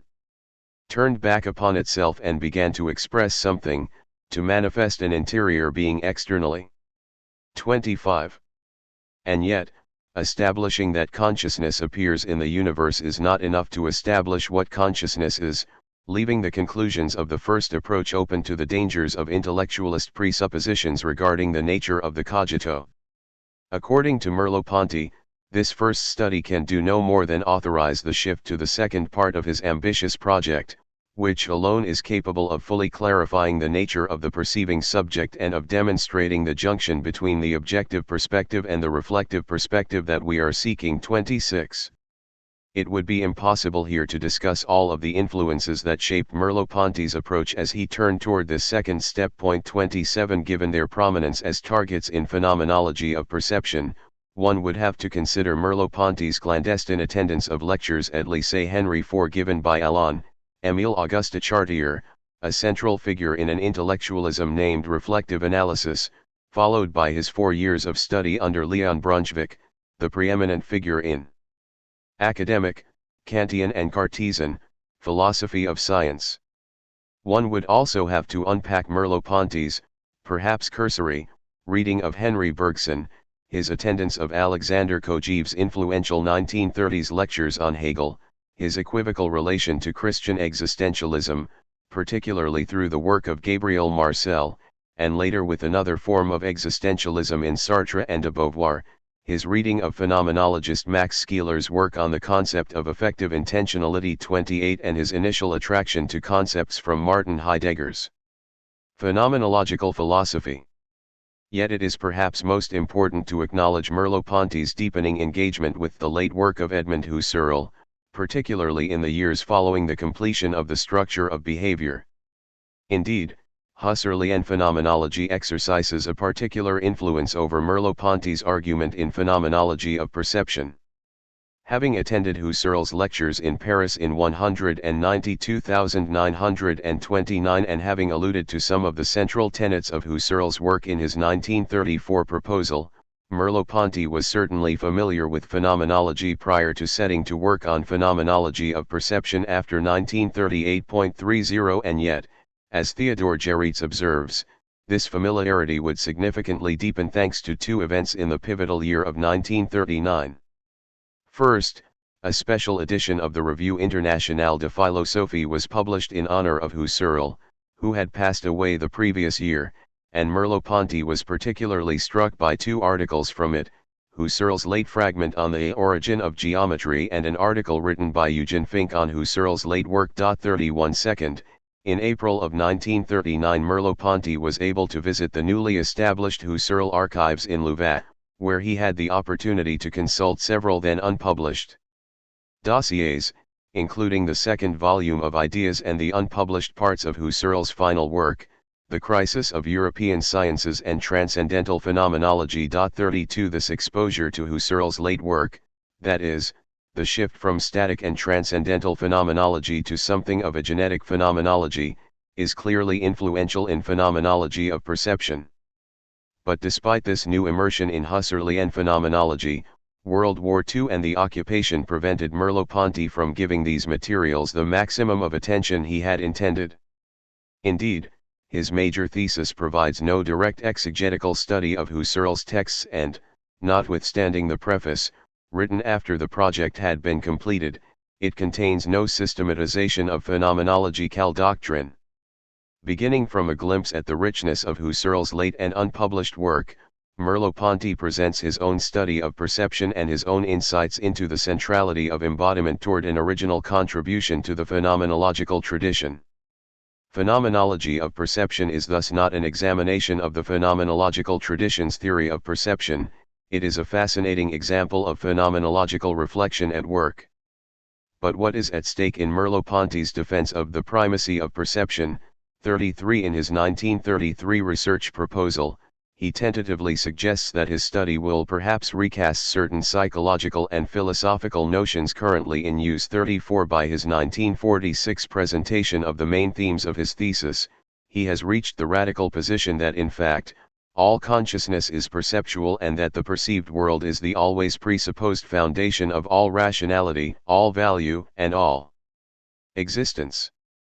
35 Such a dramatic claim emerges from his attempt to rethink the concepts of perception from the fundamental fact that the perceiving mind is an embodied mind. 36 Our body is our perspective on the world, and the incomplete intentional and horizontal structure of perception is not a limitation to our access to the world and truth, it is the very possibility of this access. The perceiving subject, then, is not detached from the perceived through an interpretive distance, and the object of perception is not the determinate object of science, it is a totality open to a horizon of an indefinite number of perspectival views which blend with one another according to a given style. 37 But this is not to reduce science, reflection, and philosophy to sensations. As Merleau-Ponty writes, by these words, the primacy of perception, we mean that the experience of perception is our presence at the moment when things, truths, values are constituted for us, that perception is a nascent logos, that it teaches us, outside of all dogmatism, the true conditions of objectivity itself, that it summons us to the tasks of knowledge and action. 38 Phenomenology of perception. Now that the emergence of Merleau-Ponty's research on perception and the place of phenomenology of perception in his ambitious philosophical project have been established, I will turn to examine how this second step is accomplished. If a philosophical anthropology is precluded by the essentially problematic field of knowledge resulting from the dual perspective one might adopt of a pure interiority and a pure exteriority, then it is now clear what is at stake when Merleau Ponty declares that phenomenology's most important accomplishment is, it would seem, to have joined an extreme subjectivism with an extreme objectivism through its concept of the world or of rationality. 39. Of course, any summary or synopsis would necessarily fail to do justice to the richness and scope of Merleau Ponty's investigation, but the reader may nonetheless find it helpful to have a brief discussion of the major sections and moments of this complex text before plunging into the thickness of the book itself. In addition to the justly famous preface, the book consists of a long introduction and 3 major parts, each divided into several chapters. I turn now to offer a brief and selective glimpse of each of these main divisions, which necessarily involves leaving far too much to the side. Preface. Written after the completion of his thesis, Merleau Ponty's preface has become a classic text of the phenomenological tradition. It consists of his answer to the fundamental question, what is phenomenology? In fact, phenomenology eludes the attempt to assign it a definitive position in the history of philosophy. It examines essences and existence, it embraces transcendence and immanence, it is an exact science and yet it takes the lived world as its point of departure.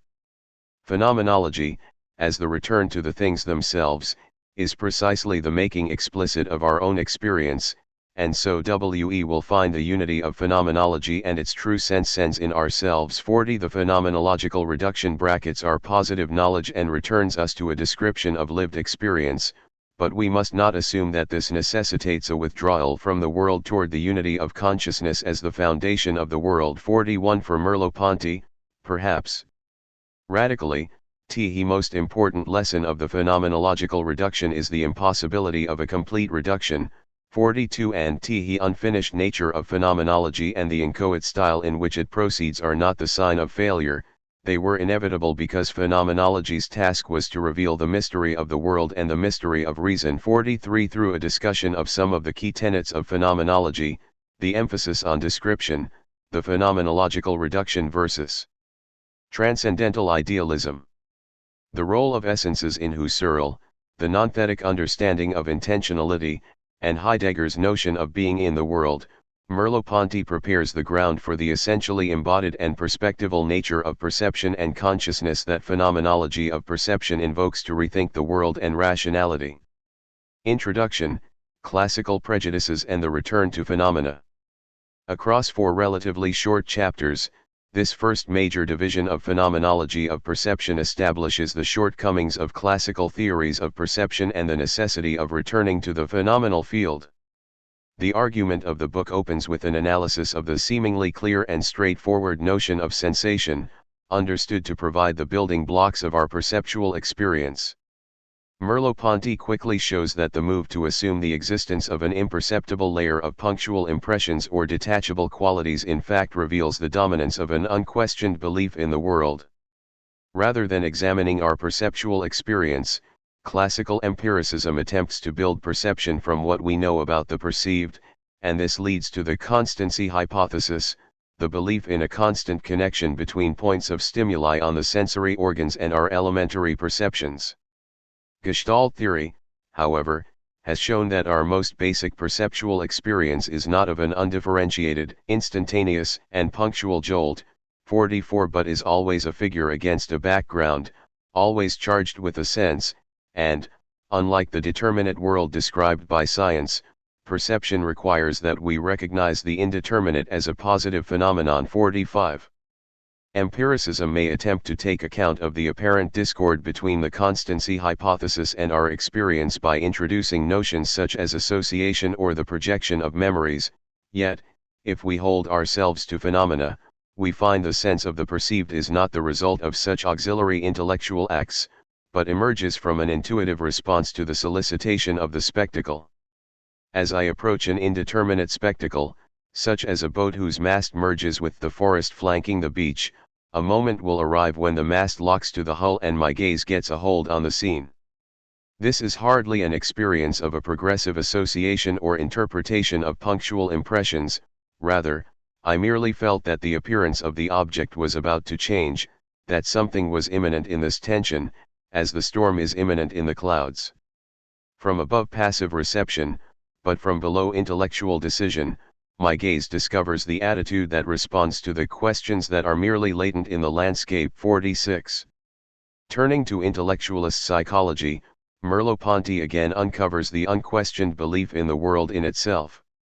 Accepting the basic tenets of the constancy hypothesis, these psychologists adopt concepts such as attention or judgment in order to explain how subjective experience might fail to match the predictions of physiological explanations. The mind thus becomes a spotlight, free to turn its attention to the contents of our experience or free to impose a sense by pronouncing a judgment upon the sensory givens, and perception is thus identified with scientific consciousness. Following again Gestalt theory's critique of the constancy hypothesis, we can see that intellectualism misses attention itself, which is the primordial operation that impregnates the sensible with the sense. 47 and fails to recognize that judgment presupposes an already accomplished recognition in the structure of the field of perception itself. Although Gestalt theory ultimately falls prey to an underlying naturalism, it offers Merleau Ponty a conceptual tool that helps to make sense of the structuring of the phenomenal field, namely, motivation. The movements of the body or the apparent sizes of objects do not cause the structures of the visual field, but they motivate them. They are understood there. The phenomenal field is the place of our living communication with the world that makes it present to us as the familiar place of our life. 48 And since consciousness can never completely cease being what it is in perception, the critique of the constancy hypothesis requires nothing short of a new theory of reflection and a new cogito. 49 The fundamental philosophical act would thus be to return to the lived world beneath the objective world. 50. Part 1, The Body. If objective thought breaks down when confronted with the phenomenal field, it is nonetheless the intentional structure of perception itself that condemns us to the illusions of objective thought. Indeed, our perception ends in objects, and the object, once constituted, appears as the reason for all the experiences of it that we have had or that we could have. 51 Phenomenology may well reveal that perception cannot be limited to its explicit content, that my gaze only presumptively intends the object in its fullness and unity through spatial and temporal horizons, but it cannot stem the tendency of this presumptive synthesis that leads to an absolute positing of the object in itself. The seed that grows into objective thought. And yet there is an object that resists this thrust, opens up the possibility for a new form of reflection, and promises to establish for us an in itself. This enigmatic object is none other than one's own body, which forever belies the attempt to take it as a mere object in the world. As Merleau Ponty writes, the body, by withdrawing from the objective world, will carry with it the intentional threads that unite it to its surroundings and that, in the end, will reveal to us the perceiving subject as well as the perceived world. 52. To begin rethinking embodiment, Merleau Ponty begins by outlining the shortcomings of mechanistic physiology and classical psychology.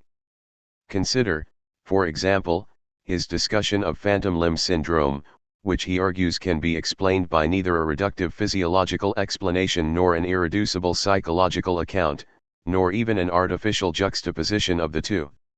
For Merleau Ponty, the phantom limb is the result of a fundamental ambiguity of our being in the world in which our field of experience is structured according to a tacit set of sedimentations and possibilities. As he writes, to have a phantom limb is to remain open to all of the actions of which the arm alone is capable and to stay within the practical field that one had prior to the mutilation. 53 My habitual body structures the very appearance of the objects in my world and, from a pre-personal or anonymous level, animates a field of objects that appear as manipulable in themselves. After the amputation, objects simply continue to appeal to a hand that I no longer have. 54 Now, the psychologist may indeed claim to recognize the special status of one's own body, identifying for example the body's peculiar permanence in our experience. And yet this de facto permanence does not go far enough. If I touch my right hand with my left hand while my right hand is touching an object, there is only one hand, strictly speaking, that touches. Always escaping totalization, my body is not merely a permanent object, it is that by which there are objects, its permanence is a metaphysical one, not a factual one. 55. Even if the object is not merely an object in space, it is nonetheless irrecusably spatial, and in a long third chapter Merleau Ponty shifts to consider the relation between spatiality and motricity.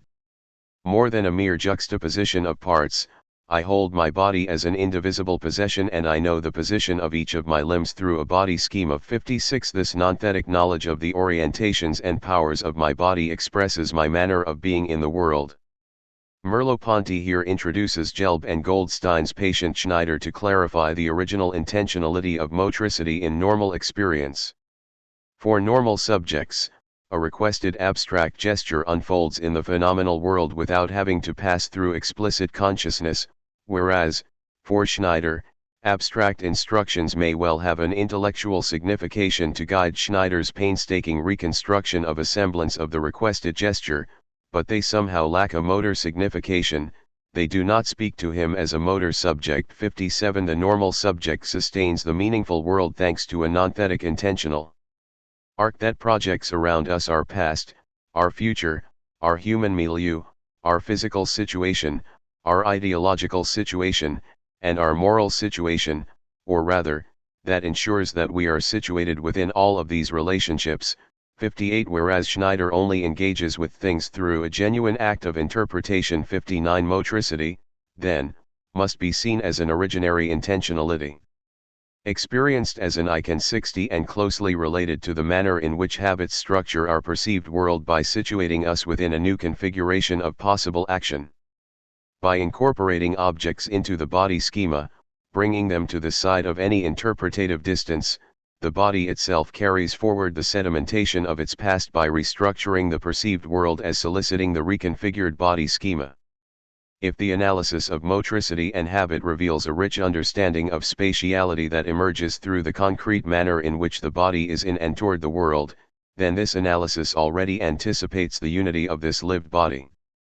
The body's unity, among its parts or among its regions of experience, is a lived integration in which the parts are understood in relation to the meaningful whole, and in this sense the body's unity is comparable to the unity of a work of art. The body, then, is a knot of living significations, and its parts are synthesized not through an intellectual act, but because together they perform a single gesture. 61. Returning to the case of Schneider, Merleau Ponty considers an existential account of sexuality that is irreducible to the elementary functions of pleasure and pain or the thetic representation of erotic ideas.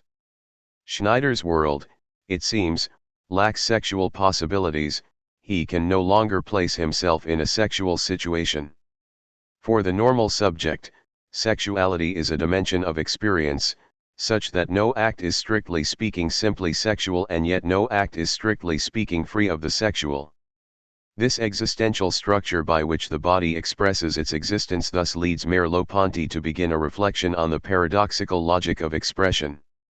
The body expresses sexuality just as speech expresses thought, not as an external accompaniment of it, but because existence accomplishes itself in the body. 62. In the final chapter of Part 1, Merleau Ponty turns to speech and expression itself, suggesting that an analysis of speech and the body as expression offers nothing less than the opportunity to leave behind, once and for all, the classical subject-object dichotomy. 63. A phenomenological account of language reveals that speech accomplishes thought, or, better, that the expressed cannot be separated from its expression.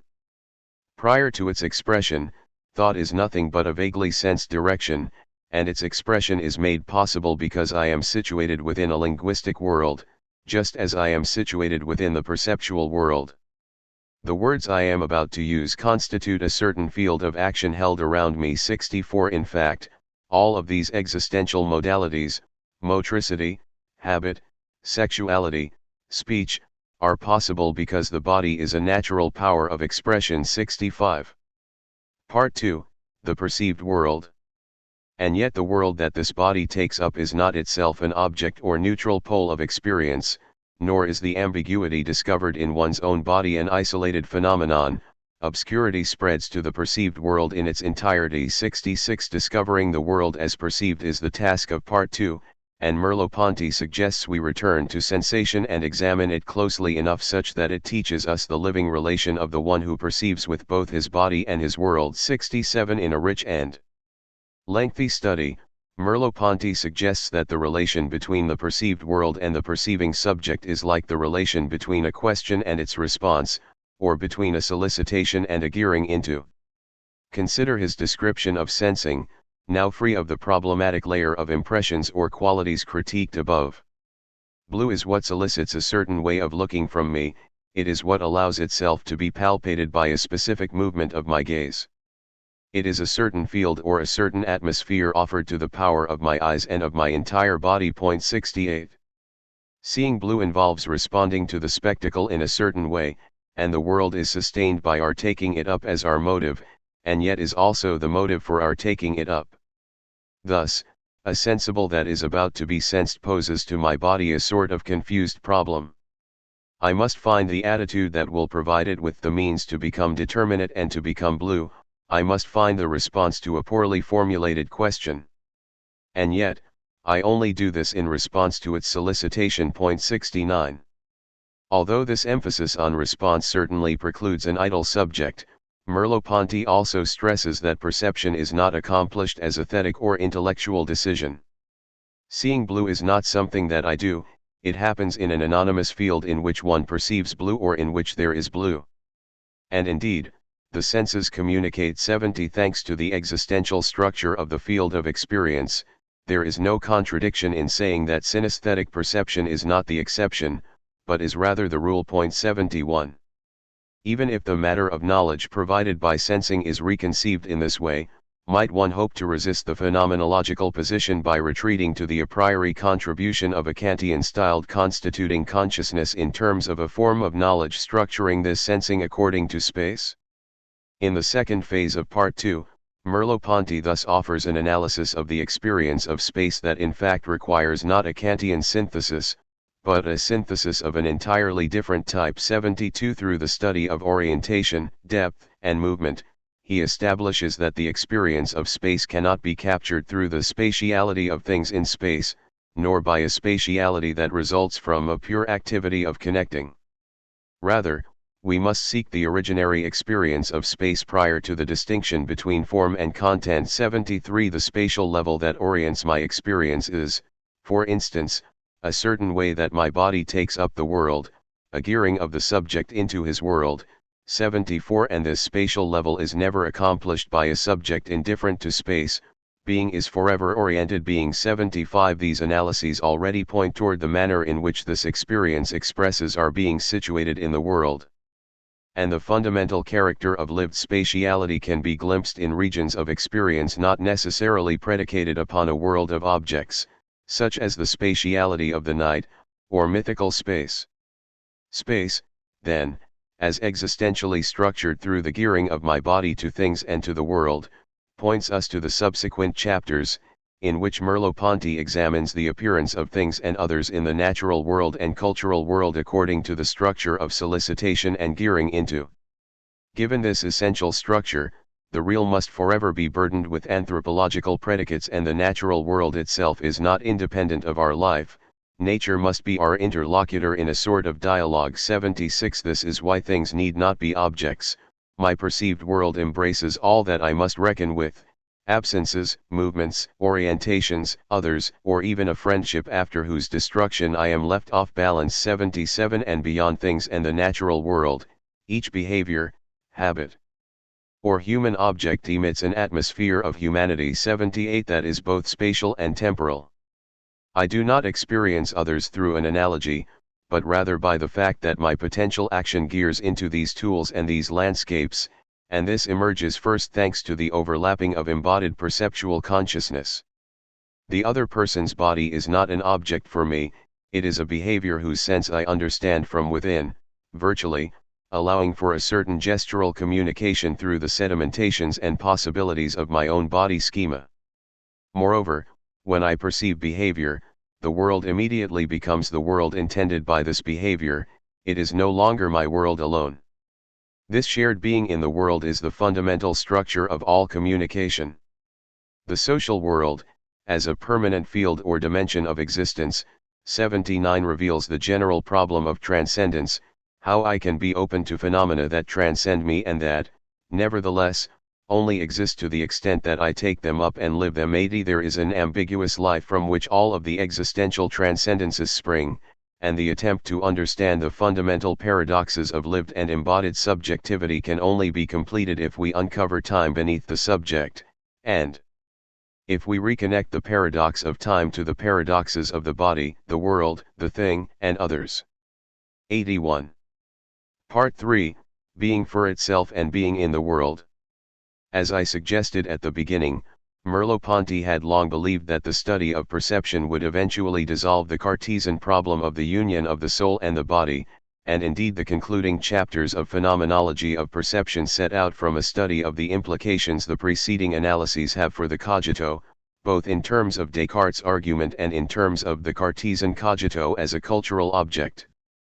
Merleau Ponty writes, I am thinking of the Cartesian cogito, wanting to finish this work, sensing the coolness of the paper under my hand, and perceiving the trees of the boulevard through the window. 82 An idea is not a thing, it is a field that includes a depth of latent intentions and sedimentations that immediately orient me and give it its sense.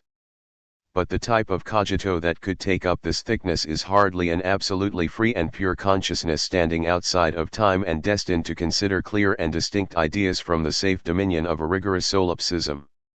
On the contrary, argues Merleau Ponty, my perceptual engagement in the real, by means of my embodied and anonymous being in the world, must come before and ground any doubt or certainty derived from a personal I think. My existence is neither transparently self-possessed nor wholly alien to itself.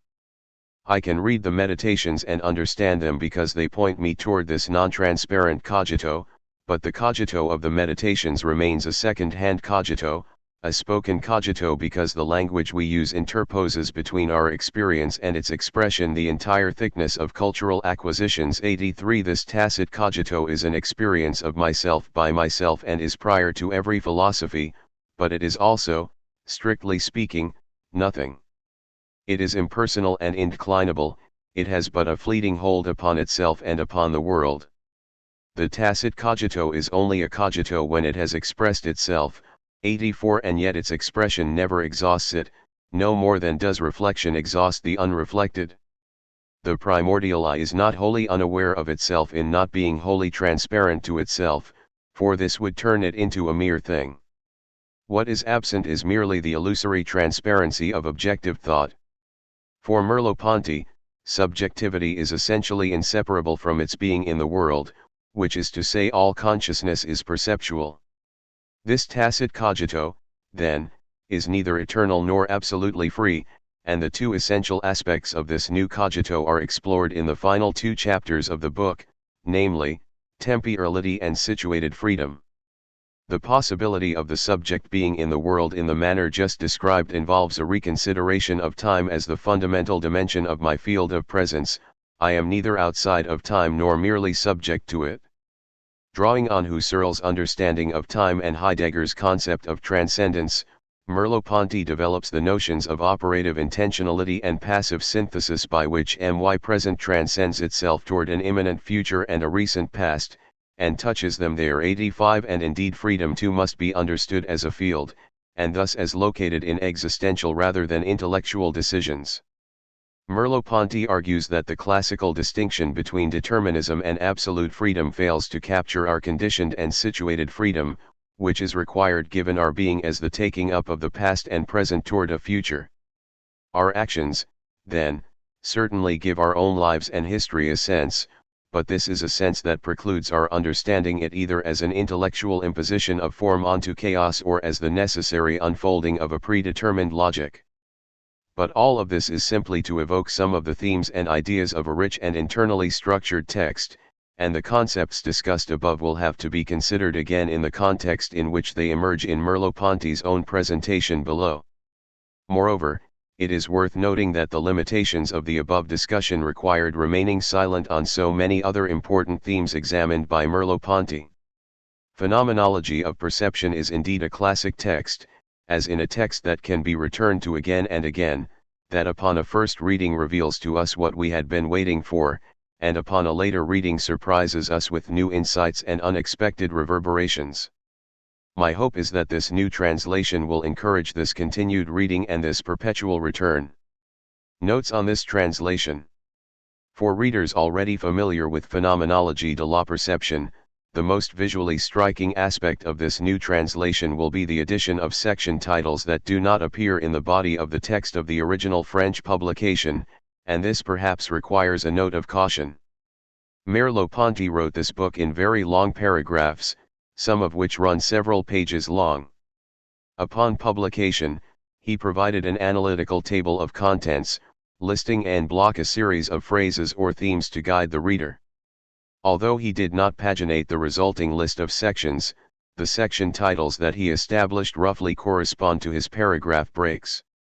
In the spirit of providing some air to the otherwise intimidating blocks of prose, I have decided, following Rudolf Boehm, the German translator of this book, to insert these section titles into the body of the text. It should, however, be noted that the section titles indicated with an asterisk do not correspond to an original paragraph break. In the same spirit, I have also added some paragraph breaks when a natural pause or textual marker justifies the insertion. Despite the utility of these titles and new paragraph breaks, they do risk disrupting some of the fluid character of Merleau Ponty's original prose, and so readers are encouraged to see these titles and breaks as bridges rather than interruptions between Merleau Ponty's thoughts.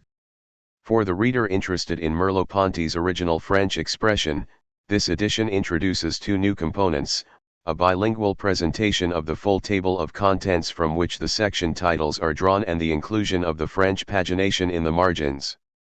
In fact, the section titles contain many of the key concepts essential to any close reading of this text, and through the inclusion of this feature in both French and English the reader is given something of a working glossary of my translation decisions for these key terms.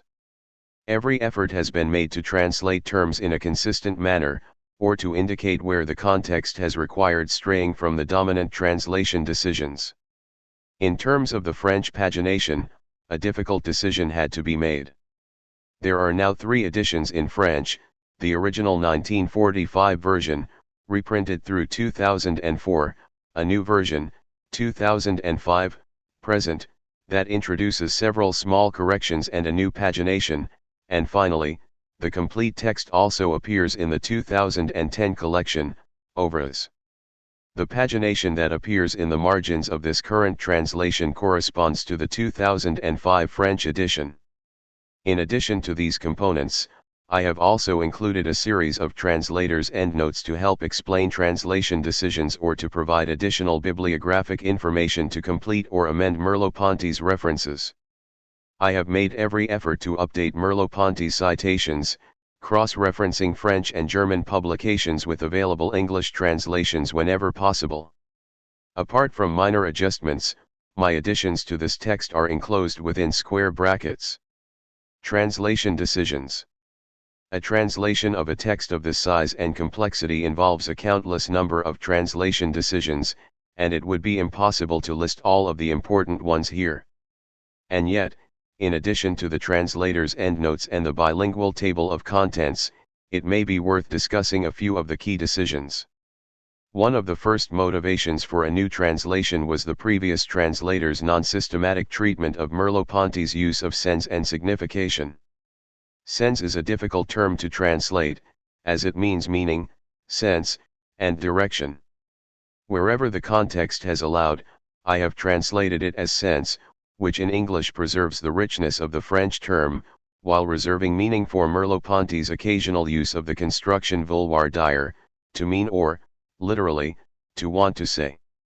Signification has been rendered as signification unless otherwise noted. I have also resisted the previous translator's use of sense experience for le sentir, opting instead for the more active sensing.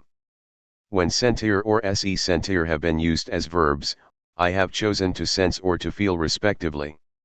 Merleau Ponty's quasi-technical use of le corps propre is as difficult to translate as it is central to the text. The phrase, which literally means one's own body, has often been interpreted as the lived body, but an equivalent French term, such as le corps vécu, does not appear in phenomenology of perception. The use of propre in the phrase stresses that this body, which Merleau Ponty contrasts with the body considered as an object in the world among other objects, is my body, the body that is lived as my own. And yet this sense of own is not to suggest that le corps propre is something I possess as an object that is separable from my being, and Merleau Ponty devotes considerable time in phenomenology of perception to demonstrate just this point. Rather than importing an overly interpretive translation, I have followed Merleau Ponty's style here by using the natural turn of phrase one's own body, asking the reader to keep in mind the richness of this term and to resist interpreting this own as a relation of possession. Merleau Ponty makes use of two ways of saying what has been rendered here in English as experience, namely, formations using the noun L experience or phrases around the verb éprouver, most commonly L éprouvate. The latter set of terms is often meant in a more passive sense, such as undergoing or suffering, and I have included the French where this sense might be lost by the more neutral English word experience. In a related decision, Merleau Ponty's use of the adjective vécu, the past participle adjectival form of the verb vivre, has been rendered lived or experienced, depending on the context. Indeed, Merleau Ponty indicates that a nuance in vivre is made explicit in German with the verbs leben and erleben. 86. This relates to a similar difficulty, namely, Merleau Ponty's appropriation of a Heideggerian formulation in his use of être au monde. The original translation of Heidegger's In der Weltsein into French was être dans le monde, yet Merleau Ponty recognized that the French dans, in, perhaps covered over some of the important richness of Heidegger's insight. His shift of the phrase to a, in the contraction o, introduces a rich set of relations, since this preposition can be translated variously as in, to, of, at, toward, and belonging to. For the various occurrences, I have chosen between being in the world and being in and toward the world, based on context, while occasionally emphasizing the belonging to side of the phrase where necessary. In fact, Merleau Ponty's use of a in other contexts is also often impossible to translate. Readers are asked to keep in mind the above list of English prepositions when they see such formulations as presence to, being of, being at, and so on. Merleau Ponty's use of the term le schema corporel introduces both historical and conceptual difficulties. The term is drawn from early neurological studies by Head, Lermite, and Schilder on the nonthetic postural awareness of the position of one's own body. Merleau Ponty specifically rejects the interpretation of le schema corporel as a representation or image, and yet when Schilder himself translates his own German term, das Körperschema, into English he writes, body image 87 rather than following Schilder by writing image in French, or rather than adopting Lermite's phrase l'image de notre corps, the image of our body, Merleau Ponty maintains schema. Thus, I have decided to write body schema for this term, asking the reader to bear in mind the complex history of this notion in the sciences from which Merleau Ponty is drawing. In the discussion of Schneider, Merleau Ponty makes use of the physiological term motricity. The term indicates motor function, motor activity, and the power or faculty of movement. All of these senses can be found in the English equivalent, motricity, so I have resisted introducing more common terms, such as motility or motivity, which tend toward over-translation. Although Merleau Ponty discusses our being with others at length, he does not overly thematize the difficult term autrui, which can be translated as an other, another person, or others. I have thus chosen the most natural translation based on context, and only capitalized the term when he does. In addition, the relations between je, moi, soi, and ego are central to various parts of the text, although they are not always rigorously distinguished. I have generally followed I, me or myself, self, and ego respectively. This has resulted occasionally in slightly awkward formulations when Merleau Ponty speaks of a plurality of myselfs, de moi, which has been unavoidable given that in these cases he seems intent on distinguishing a personal, empirical myself from a self in a more philosophical sense. Another important decision has been to render Merleau Ponty's translation of Husserl's concept of evidence, which he translates into French as évidence, by evidentness. Evidence literally means obviousness or obvious fact, and in phenomenology has to do with appearances, not so much with proof, which is the more common sense of evidence in English. To preserve the connection to Husserl and to emphasize the sense of obviousness, I have chosen to use evidentness or evident facts whenever possible. 88 It is also worth noting that Merleau-Ponty does not rigorously distinguish between pouvoir and puissance, and these have been rendered as power wherever possible. 89 Finally, I would like to note that I have tried to preserve Merleau-Ponty's punctuation style whenever possible. Translator's acknowledgements. I would like first to acknowledge a very sincere debt of gratitude to the Phenomenology of Perception Translation Advisory Board. In deciding to pursue the daunting project of establishing a new translation for a difficult and well-known classic in the history of philosophy, I hope to find a way of soliciting the help and expertise of members of the community of Merleau-Ponty scholars and translators. I thus formed an advisory board of scholars from the United States, the United Kingdom, France, and Canada, representing a diversity of approaches to Merleau-Ponty's work. These advisors were kind enough to read and respond to detailed newsletters outlining my translation decisions and my approach to the scholarly apparatus, as well as to read and comment upon sample translations. Although there was rarely a consensus among this group on any controversial decision, their contributions to this project were invaluable and have shaped the final version in many ways. In recognition and appreciation of their many contributions, I list them here: Alia Al-Saji, Thomas Baldwin, Renaud Barbras, Taylor Carman, Edward S. Casey, Françoise Dastur, Sebastian Gardner, Leonard Lawler, David Morris, Comarine Ramdan Ramluck, Emmanuel de Saint-Aubert, Hugh J. Silverman, Michael B. Smith, Anthony J. Steinbach, and Forrest Williams. I would also like to recognize the 4 reviewers of the penultimate draft of this translation: Ronald Brezina, Taylor Carman, Comarine Ramdan Ramluck, and Anthony J. Steinbach. Their careful reading and insightful comments greatly improved this translation, but of course I am alone responsible for all final decisions and any remaining errors. Although there is also a long list of others who have offered advice or help along the way, in addition to the above names I would like to mention in particular Galen Johnson, Gail Weiss, and Benjamin Tremollet, as well as the graduate and undergraduate students from my Philosophy 475 section at McGill University, winter 2011, who read an abridged draft of this translation. I also thank Tony Bruce and Adam Johnson at Routledge for their assistance and patience in this long project, as well as Hubert Dreyfus and Sean Kelly for initiating the project. I would like to express my gratitude to the Social Sciences and Humanities Research Council of Canada for their support, as well as the French Embassy in Washington, D.C. for a 1-year bourse Chateaubriand. I would finally like to acknowledge the philosophy departments at Stony Brook University and McGill University, as well as the generous access granted by the Bibliothèque Nationale de France to their collection. On a personal note, I sincerely thank my family. This translation would never have been completed without their unwavering support. And finally, my deepest debt of gratitude must be acknowledged to my partner, Kathleen Hulley. Beyond her patience, sacrifice, and moral support, her expertise was invaluable through her several readings of this translation.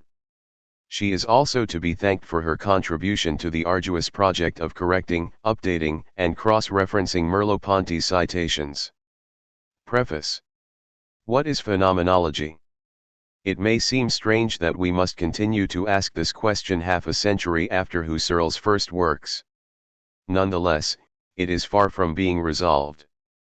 Phenomenology is the study of essences, and it holds that all problems amount to defining essences, such as the essence of perception or the essence of consciousness.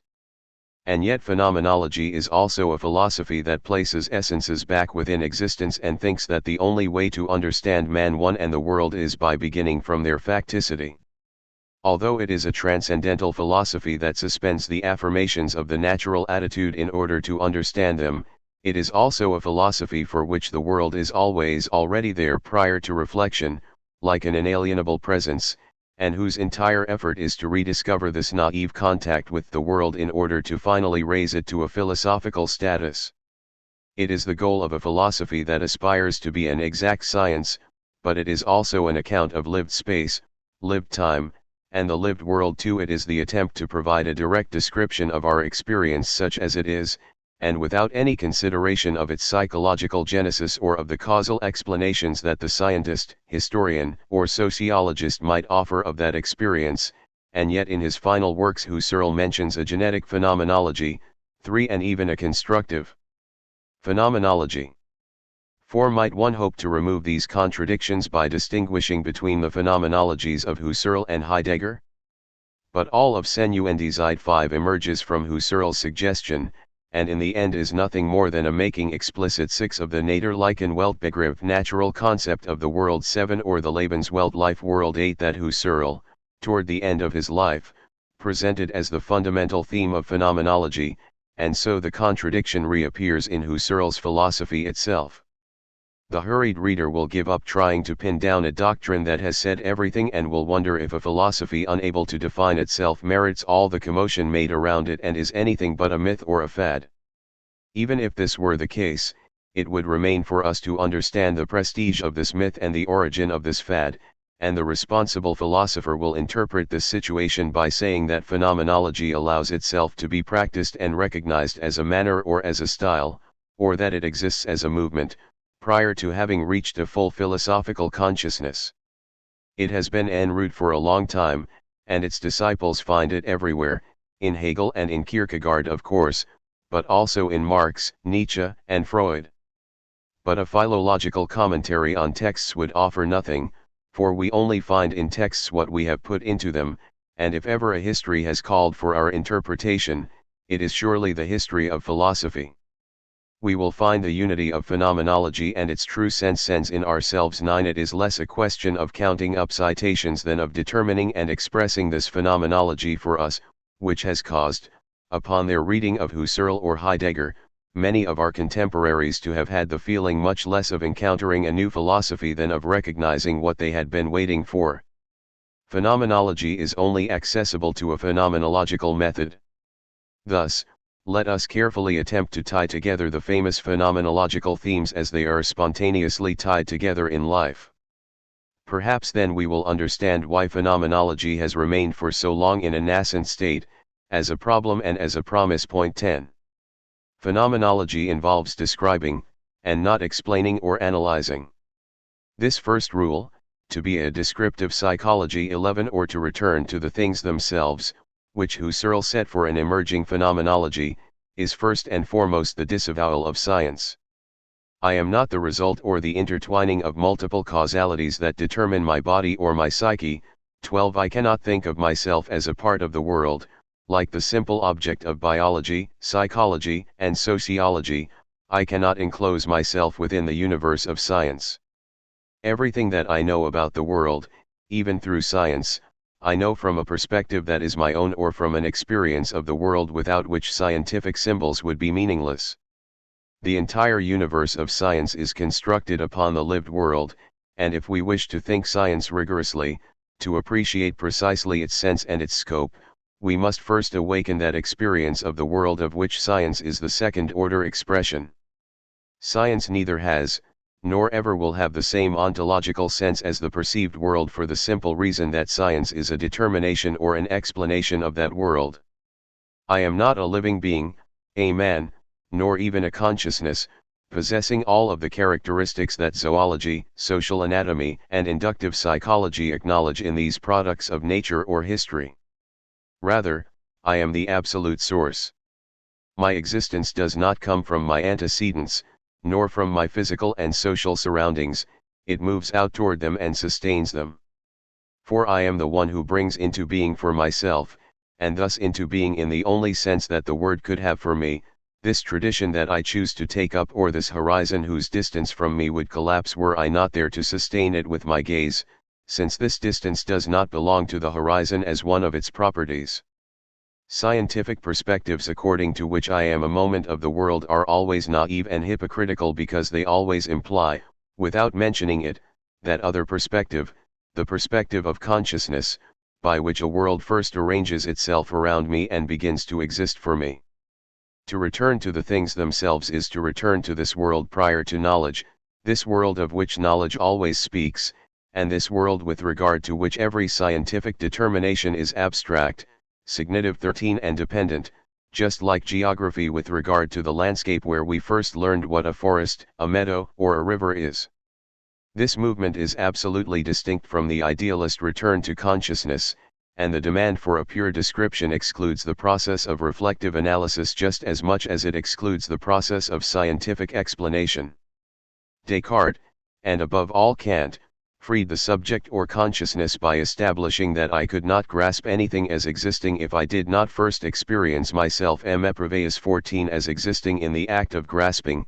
They revealed consciousness, the absolute certainty of myself for myself 15, as the condition without which there would be nothing at all, and the act of unifying as the foundation of the unified. Of course, the act of unifying is nothing without the spectacle of the world that it unites. For Kant, the unity of consciousness is precisely contemporary with the unity of the world, and for Descartes, methodical doubt deprives us of nothing, since the entire world, at least insofar as we experience it, is reintegrated into the cogito 16 sharing in its certainty, and is merely assigned the indication thought about. Pensée de 17 But the relations between subject and world are not strictly bilateral, for if they were, then for Descartes the certainty of the world would be immediately given along with the certainty of the cogito, and Kant could not speak of a Copernican revolution.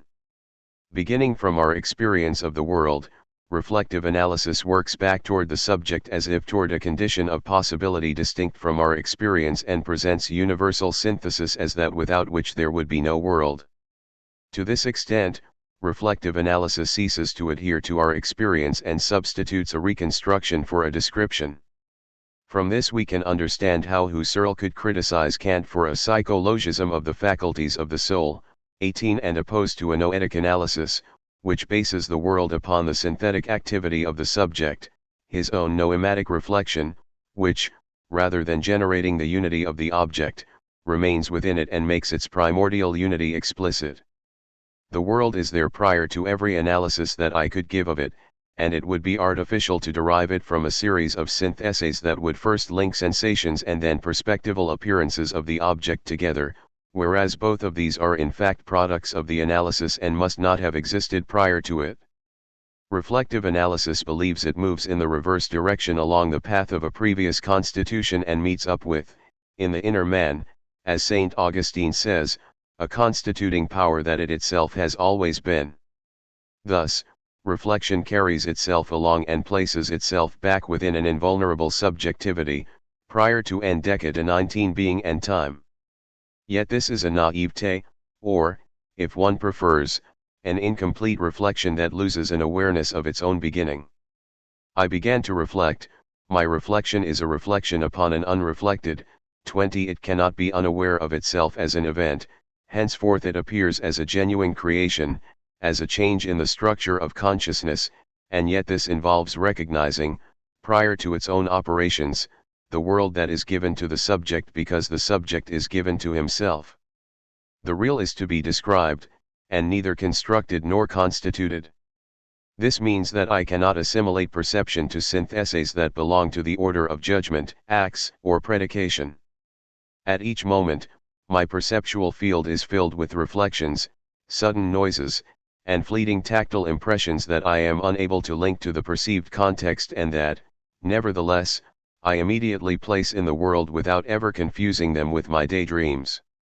At each instant, I weave dreams around the things, I imagine objects or people whose presence here is not incompatible with the context, and yet they are not confused with the world, they are out in front of the world, on the stage of the imaginary.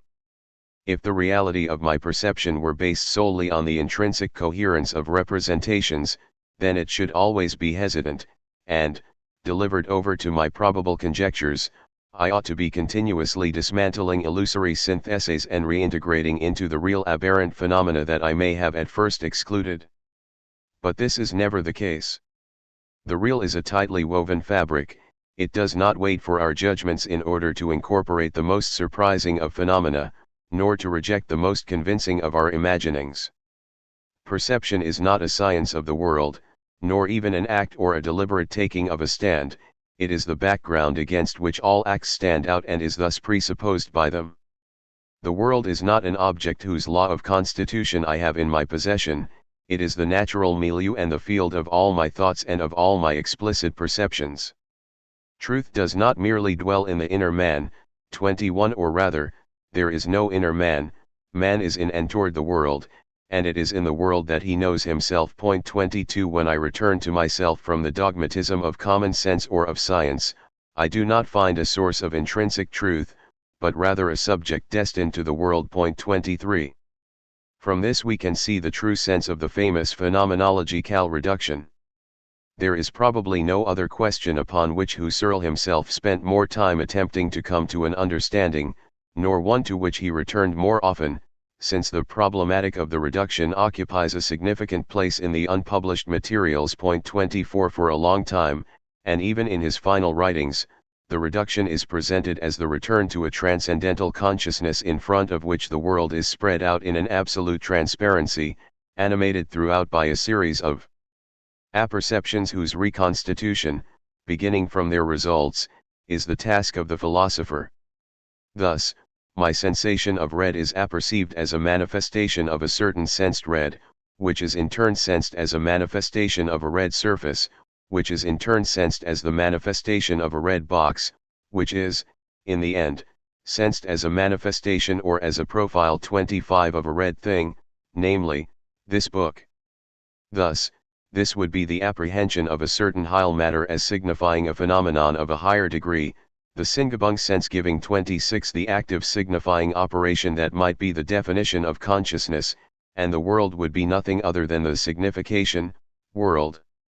The phenomenological reduction would thus be idealist, in the sense of a transcendental idealism that treats the world as a unity of value that is not divided between, say, Paul and Pierre, that is, a unity in which their perspectives intersect and that causes Pierre's consciousness and Paul's consciousness to communicate.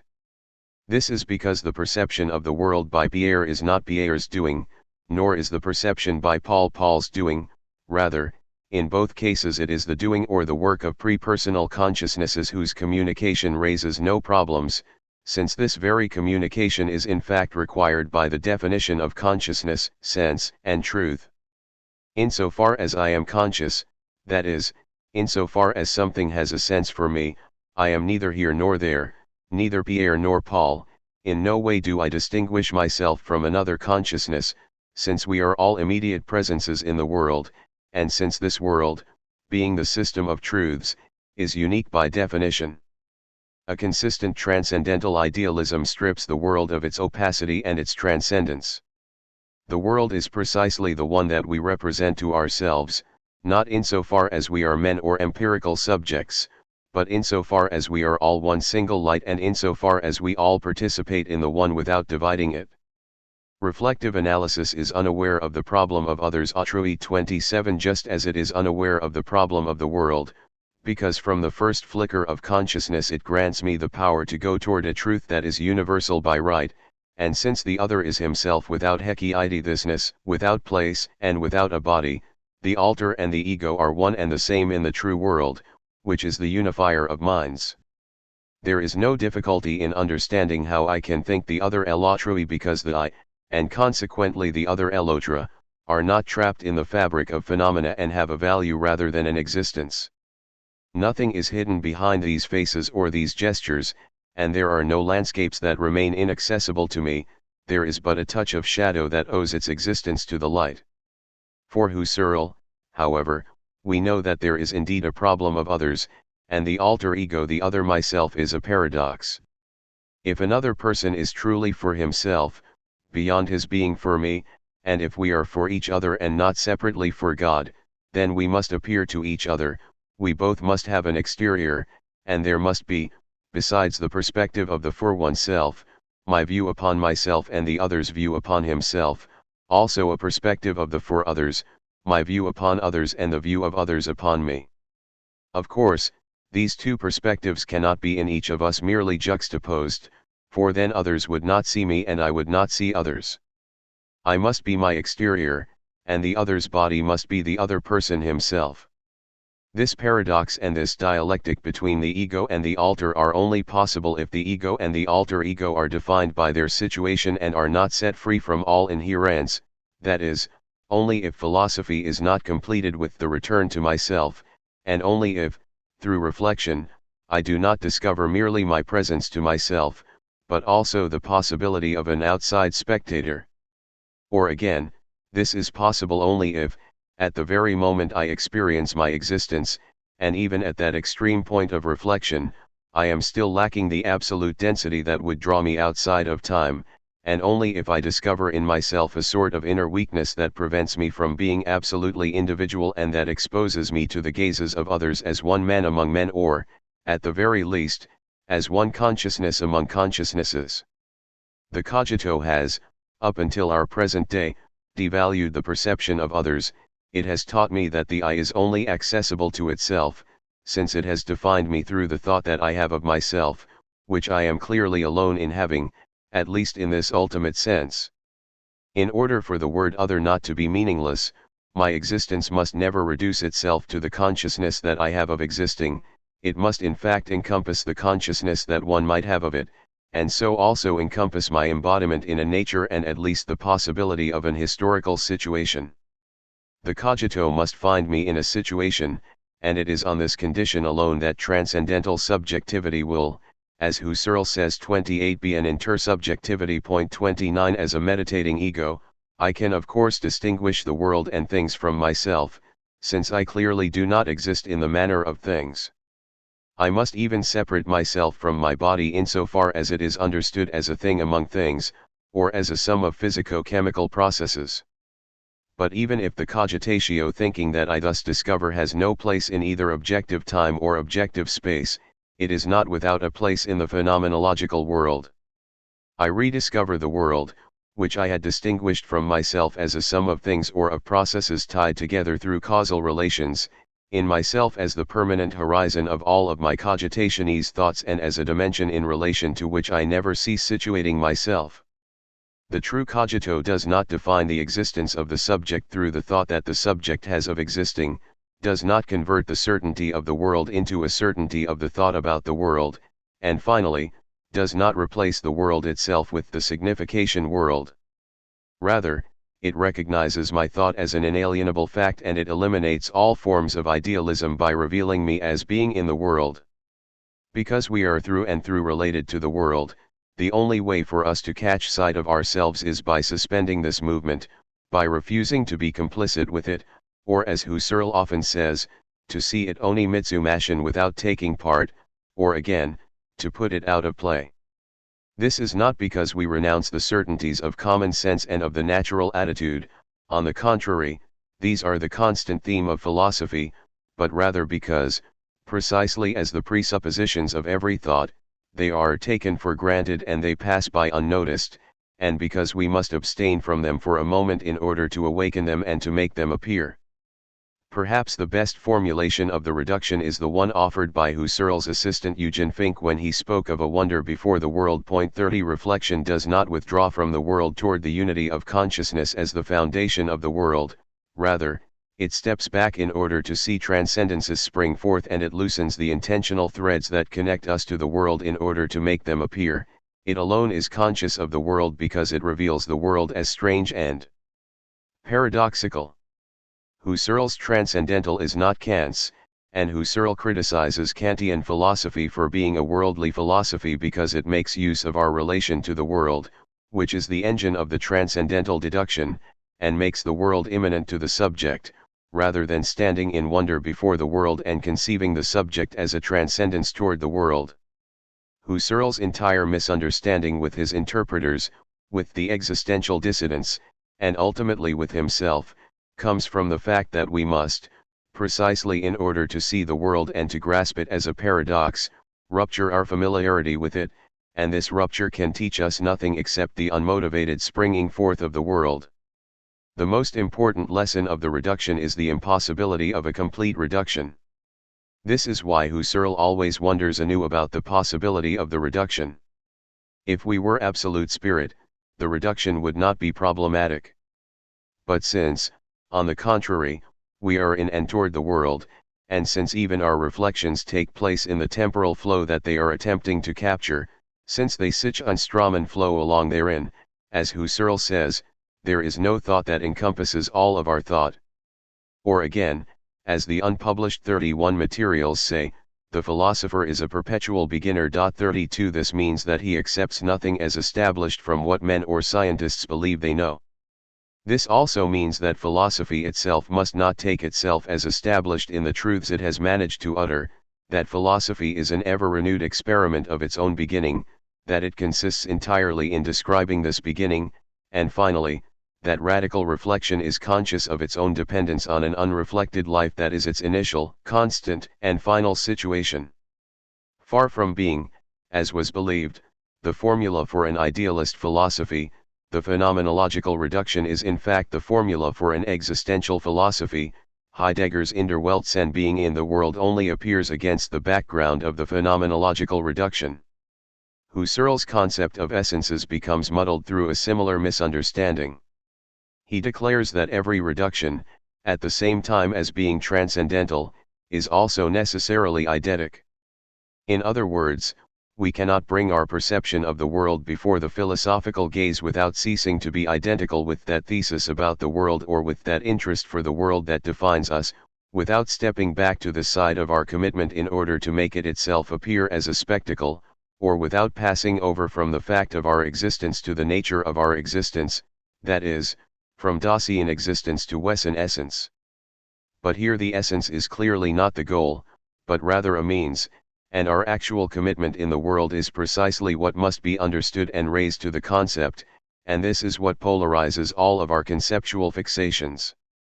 The necessity of passing through essences does not signify that philosophy takes them as an object, but rather that our existence is too tightly caught in the world in order to know itself as such at the moment when it is thrown into the world, and that our existence needs the field of ideality in order to know and to conquer its facticity.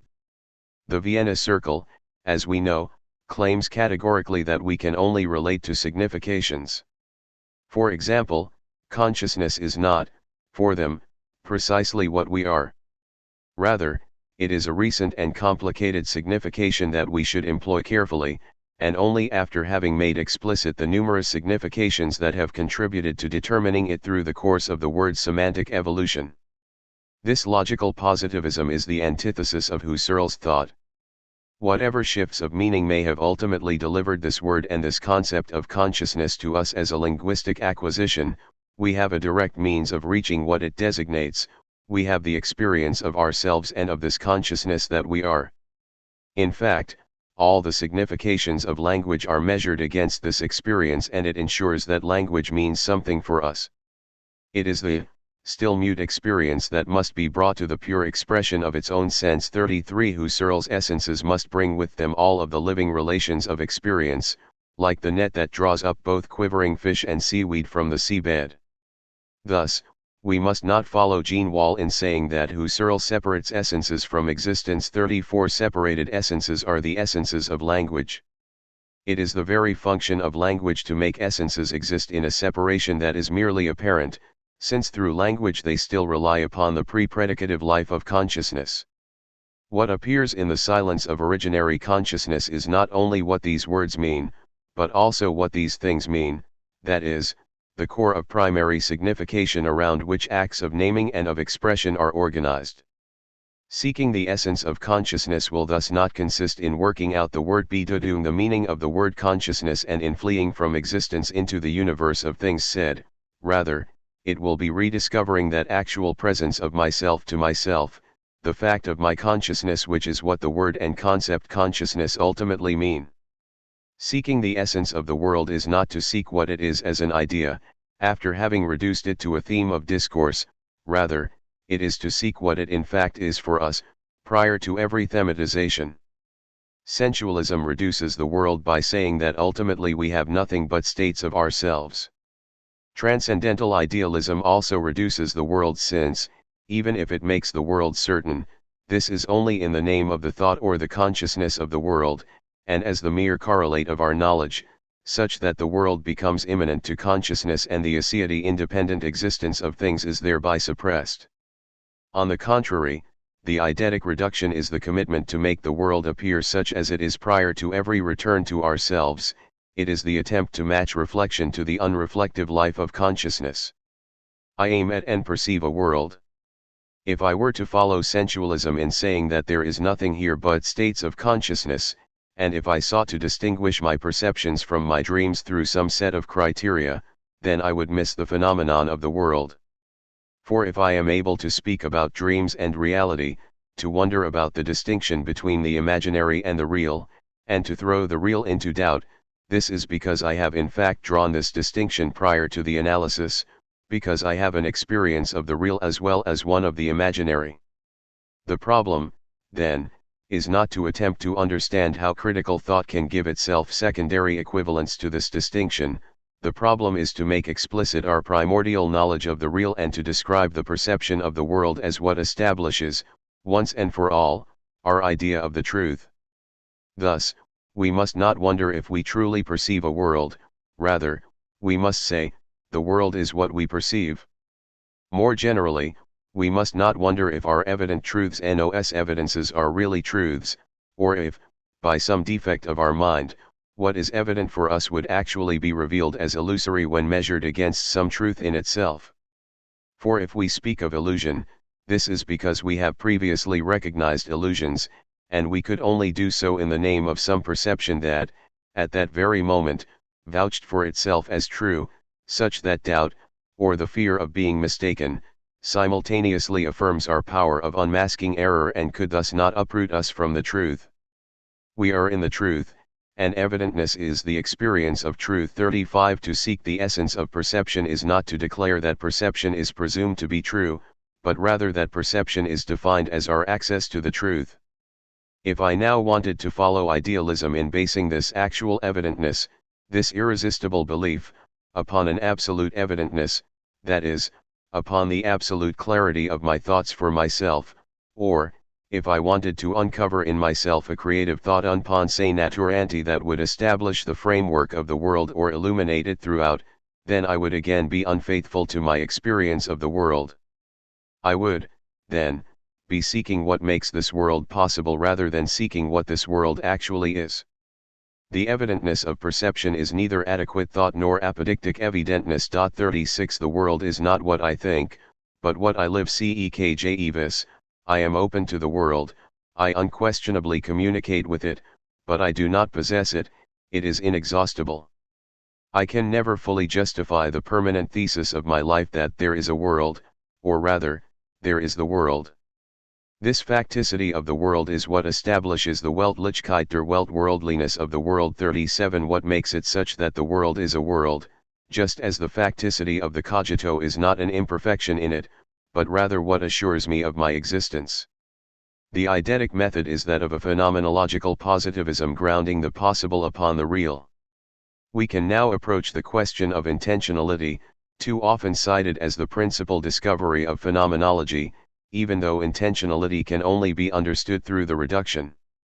There is hardly anything new in the claim that all consciousness is consciousness of something. In his refutation of idealism, Kant showed that inner perception is impossible without external perception, that the world as the connection of phenomena is anticipated in the consciousness of my own unity, and is the means I have of coming into being as consciousness. 38 What distinguishes intentionality from the Kantian relation to a possible object is that the unity of the world, prior to being posited by knowledge through an explicit act of identification, is lived as already accomplished, or as already there.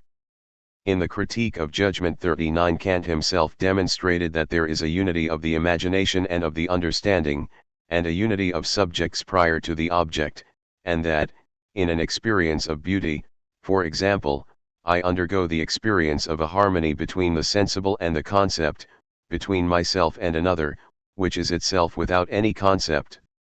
Here the subject is no longer the universal thinker of a system of rigorously connected objects, no longer the subject who is, if he is to be able to pouvoir form a world, the positing power puissance 40 that imposes the law of the understanding upon the manifold.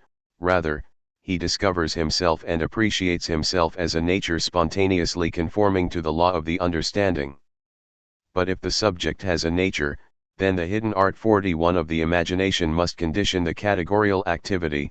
It is no longer merely aesthetic judgment that rests upon this hidden art, but also knowledge, and this art also grounds the unity of consciousness and of consciousnesses.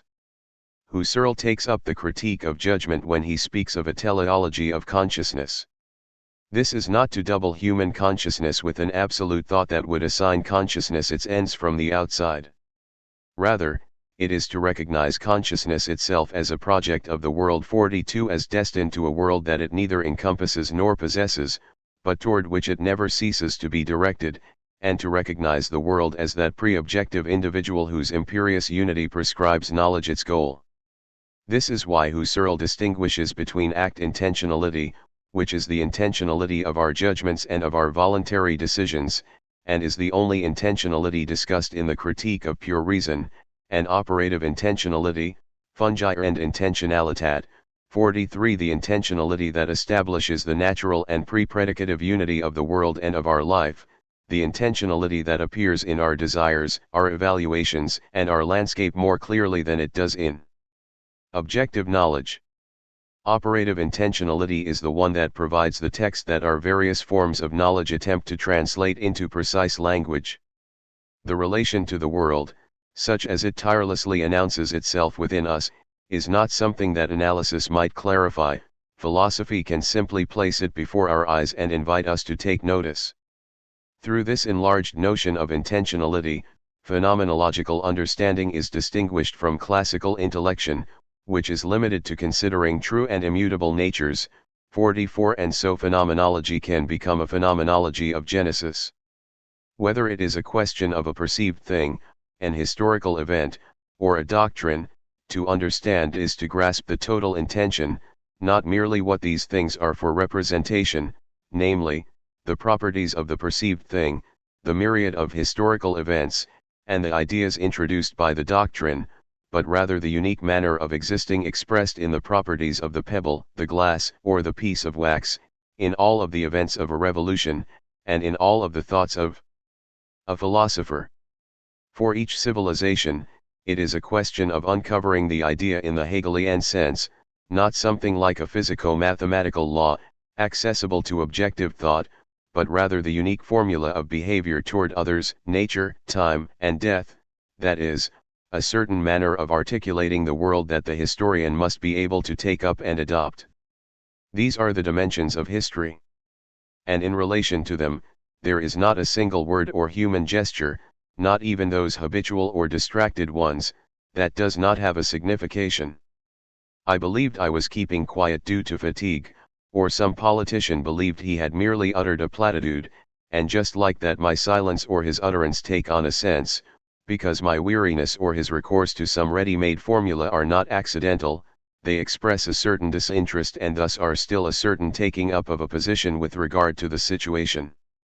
If we examine an event up close, then everything appears to happen by accident at the moment it is lived, that person's ambition, some lucky encounter, or some isolated circumstance seems to have been decisive. But accidents cancel each other out, and that is how this myriad of facts comes together and sketches out a certain manner of taking a position toward the human condition, or an event whose contours are definite and of which one can speak. Must history be understood through ideology, through politics, through religion, or through the economy?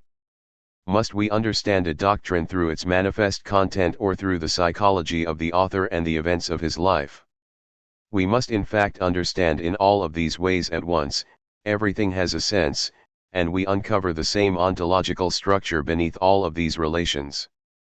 All of these views are true, so long as they are not isolated, so long as we go right to the very foundation of history, and so long as we meet up with the existential core of signification that is made explicit in each of these perspectives.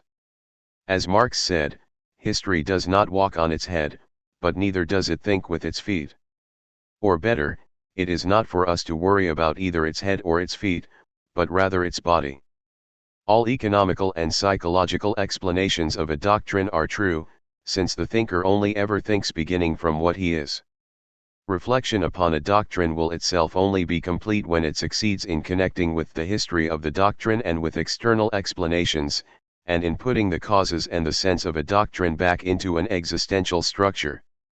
There is, says Husserl, a genesis of sense, syngenesis, 45, that alone teaches us, in the final analysis, what the doctrine means vut dire. Like understanding, critique too will have to be pursued on all levels. And of course, the identification of some accident in an author's life can hardly be satisfactory as a refutation of a doctrine, for the doctrine signifies beyond this life, and there are no pure accidents in existence or in coexistence, since both assimilate accidents in order to construct reason from them. And finally, since it is indivisible in the present, history is also indivisible in succession. In relation to its fundamental dimensions, all periods of history appear as manifestations of a single existence or as episodes of a single drama, but we do not know if this drama will have an ending. Because we are in the world, we are condemned to sense 46, and there is nothing we can do or say that does not acquire a name in history. Phenomenology's most important accomplishment is, it would seem, to have joined an extreme subjectivism with an extreme objectivism through its concept of the world or of rationality. Rationality fits precisely to the experiences in which it is revealed. There is rationality, that is, perspectives intersect, perceptions confirm each other, and a sense appears. But this sense must not be separated, transformed into an absolute spirit, or transformed into a world in the realist sense. The phenomenological world is not pure being, but rather the sense that shines forth at the intersection of my experiences and at the intersection of my experiences with those of others through a sort of gearing into each other. 47 The phenomenological world is thus inseparable from subjectivity and intersubjectivity, which establish their unity through the taking up la reprise of my past experiences into my present experiences, or of the other person's experience into my own. For the first time, the philosopher's meditation is lucid enough to avoid endowing its own products with a concrete reality in the world that is prior to that meditation. The philosopher attempts to think the world, others, and himself, and to conceive of their relations. But the meditating ego and the disinterested onlooker, uninteressierter Zuschauer, 48, do not meet up with an already given rationality, rather, they establish each other. 49 And establish rationality through an initiative that has no ontological guarantee, and whose justification rests entirely upon the actual power that it gives us for taking up our history. The phenomenological world is not the making explicit of a prior being, but rather the founding of being. Philosophy is not the reflection of a prior truth, but rather, like art, the actualization of a truth. One might ask how this actualization is possible and if it does not in fact link up, in the things, with a pre-existing reason. But the only logos that pre-exists is the world itself, and the philosophy that brings the world to a manifest existence does not begin by first being possible, it is present or real, just like the world of which it is a part, and no explanatory hypothesis is more clear than the very act by which we take up this incomplete world in order to attempt to totalize it and to think it. Rationality is not a problem, there is no unknown behind it that we would have to determine deductively or prove inductively beginning from it. We witness, at each moment, this marvel that is the connection of experiences, and no one knows how it is accomplished better than we do, since we are this very knot of relations. 50 The world and reason are not problems, and though we might call them mysterious, this mystery is essential to them, there can be no question of dissolving it through some solution, it is beneath the level of solutions. 51 True philosophy entails learning to see the world anew, and in this sense, an historical account might signify the world with as much depth as a philosophical treatise. We take our fate into our own hands and through reflection we become responsible for our own history, but this responsibility also comes from a decision to which we commit our lives, and in both cases it is a violent act whose truth is confirmed through its being performed. As the disclosure of the world, phenomenology rests upon itself, or rather, founds itself. 52 All forms of knowledge are supported by a ground of postulations, and ultimately upon our communication with the world as the first establishing of rationality. Philosophy, as radical reflection, abstains in principle from this resource. Since philosophy is itself within history, it too draws upon the world and upon constituted reason. Thus, it will be necessary that philosophy direct toward itself the very same interrogation that it directs toward all forms of knowledge. It will thus be indefinitely doubled. It will be, as Husserl says, an infinite dialogue or meditation, and, to the very extent that it remains loyal to its intention, it will never know just where it is going. The unfinished nature of phenomenology and the inchoate style in which it proceeds are not the sign of failure. They were inevitable because phenomenology's task was to reveal the mystery of the world and the mystery of reason. 53 If phenomenology was a movement prior to having been a doctrine or a system, this is neither accidental nor a deception.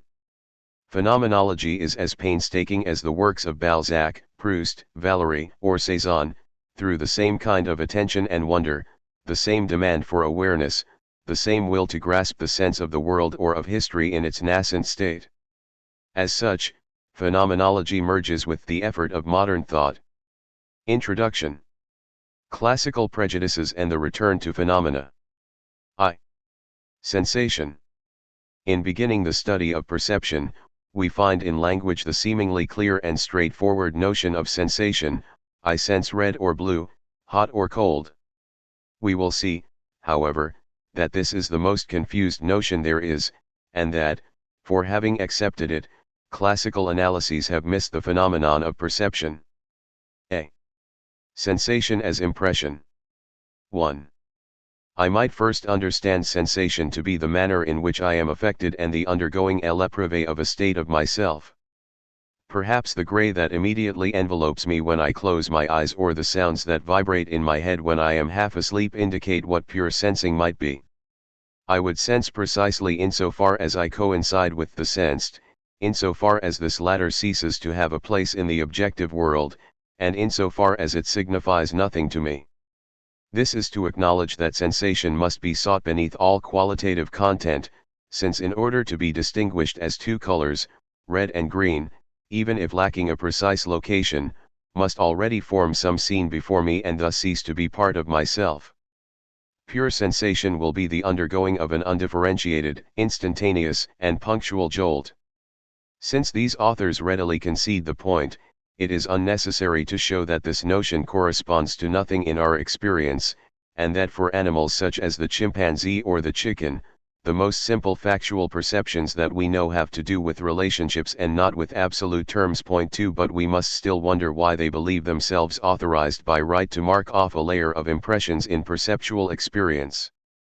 Consider a white patch against a homogeneous background. All points on the patch have a certain common function that makes them into a figure. The figure's color is denser and somehow more resistant than the background's color. The borders of the white patch belong to the patch and, despite being contiguous with it, do not join with the background. The patch seems to be placed upon the background and does not interrupt it. Each part announces more than it contains, and thus this elementary perception is already charged with a sense. The objection will be raised that if the figure and the background are not sensed as a whole, then they must surely be sensed in each of their points. This would be to forget that each point in turn can only be perceived as a figure on a background. When Gestalt theory tells us that a figure against a background is the most basic sensible given we can have, this is not a contingent characteristic of factual perception that would, in an ideal analysis, leave us free to introduce the notion of impression. Rather, this is the very definition of the perceptual phenomenon, or that without which a phenomenon cannot be called perception. The perceptual something is always in the middle of some other thing, it always belongs to a field. A truly homogeneous area, offering nothing to perceive, cannot be given to any perception. The structure of actual perception alone can teach us what it is to perceive. Pure impression is thus not merely undiscoverable, but imperceptible, and therefore is inconceivable as a moment of perception. If it is introduced, this is because, rather than being attentive to perceptual experience, this experience is neglected in favor of the perceived object. A visual field is not made up of isolated visions. But the viewed object is made up of material fragments, and spatial points are external to each other. An isolated perceptual given is inconceivable, so long as we perform the mental experiment of trying to perceive it. Yet in the world there are isolated objects or a physical void. b. Sensation as quality. I will thus give up the attempt to define sensation as pure impression. But to see is to have colors or lights, to hear is to have sounds, to sense is to have qualities. Is it not sufficient to have seen red or to have heard an A in order to know what sensing is? Red and green are not sensations, they are the sensibles, and quality is not an element of consciousness, but a property of the object. Rather than providing a simple means of delimiting sensations, the quality, if we consider it in the very experience in which it is revealed, is just as rich and obscure as the object or as the entire perceptual spectacle. The red patch I see on the rug is only red if the shadow that lies across it is taken into account. Its quality only appears in relation to the play of light, and thus only as an element in a spatial configuration. Moreover, the color is only determinate if it spreads across a certain surface. A surface too small would be unqualifiable. Finally, this red would literally not be the same if it were not the woolly red of a carpet. Point 3 Analysis thus discovers the significations that reside in each quality. Might the objection be raised that only the qualities of our actual experience are at issue here, overlaid with an entire body of knowledge, and that we still have the right to conceive of a pure quality that might define pure sensing? And yet, as we have just seen, this pure sensing would amount to not sensing anything and thus to not sensing at all. The supposed evidence of sensing is not grounded upon the testimony of consciousness, but rather upon the unquestioned belief in the world. Le préjug du monde. Point 4 We believe we know perfectly well what it is to see, to hear, or to sense, because perception has long given us colored or sonorous objects. When we want to analyze perception, we transport these objects into consciousness. We commit what psychologists call the experience error. 5 That is, we immediately assume that what we know to exist among things is also in our consciousness of them. We build perception out of the perceived. And since the perceived is obviously only accessible through perception, in the end we understand neither. We are caught up in the world and we do not succeed in detaching ourselves from it in order to shift to the consciousness of the world. If we were to do so, we would see that the quality is never directly experienced and that all consciousness is consciousness of something. This something, moreover, is not necessarily an identifiable object. There are two ways of being mistaken regarding quality. The first is to turn it into an element of consciousness when it is in fact an object for consciousness, to treat it as a mute impression when it in fact always has a sense. The second is to believe that this sense and this object, at the level of quality, are full and determinate. And this second error, just like the first, results from the unquestioned belief in the world. Through optics and geometry we construct the fragment of the world whose image can, at any moment, form upon our retina. Anything outside of this perimeter, not reflecting upon any sensitive surface, no more acts upon our vision than does light falling upon our closed eyes.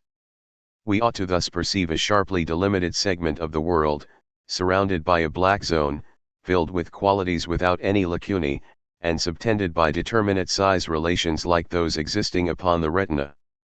But experience offers nothing of the sort, and we will never understand what a visual field is by beginning from the world. Even if it is possible to trace a perimeter around vision by beginning at the center and gradually approaching lateral stimuli, the results of such a measurement nonetheless vary from one moment to the next, and the precise moment at which a previously seen stimulus ceases to be seen can never be identified. The region surrounding the visual field is not easy to describe, but it is certainly neither black nor gray. In this region there is an indeterminate vision, a vision of something or other, and, if taken to the extreme, that which is behind my back is not without visual presence. The two straight lines in the Muller-Lehrer illusion, see figure 1, are neither equal nor unequal, This is only an essential alternative in the objective world. Point 6. The visual field is this strange milieu in which contradictory notions intertwine because the objects, the straight lines of Muller-Lier's illusion, are not here placed in the domain of being where a comparison would be possible, but are rather each grasped in its own private context, as if they did not belong to the same universe. Psychologists have for a long time gone to great lengths to ignore these phenomena. In the world taken in itself, everything is determinate. There are of course confused spectacles, such as a landscape in the fog, but even so, one still admits that no real landscape is in itself confused, it is only confused for us. Psychologists will contend that the object is never ambiguous, that it only becomes so through inattention. The limits of the visual field are not themselves variable, and there is an absolute moment in which the approaching object objectively begins to be seen. Quite simply, we fail to notice 7. But the notion of attention, as we will show more fully below, has for itself no evidence from consciousness. It is but an auxiliary hypothesis concocted to preserve the unquestioned belief in the objective world. We must recognize the indeterminate as a positive phenomenon. Quality appears within this atmosphere. The sense that it contains is an equivocal sense, and more a question of an expressive value than a logical signification. The determinate quality by which empiricism wanted to define sensation is an object for, not an element of consciousness, and it is the recently introduced object of scientific consciousness. For these two reasons, the notion of quality conceals rather than reveals subjectivity. Figure 1. C. Sensation as the immediate consequence of a stimulation. The two definitions of sensation that we have just tried out were in fact direct definitions in appearance only. As we have just seen, they were modeled upon the perceived object. They were thereby in agreement with common sense, which also defines the sensible through the objective conditions on which it depends. The visible is what we grasp with our eyes, the sensible is what we grasp through our senses. Let us follow the idea of sensation on this terrain 8 and see what becomes of this through, this with, and the notion of sense organs at the first level of reflection, namely, at the level of science. Although we have no experience of sensation, do we at least find some reasons in its causes and in its objective genesis to maintain it as an explanatory concept? Physiology, to which the psychologist turns as if to a higher authority, is in the same predicament as psychology. It too begins by situating its object in the world and by treating it as a fragment of extension. They lose sight of behavior by focusing on the reflex, that is, the elaboration and the formulation of stimuli.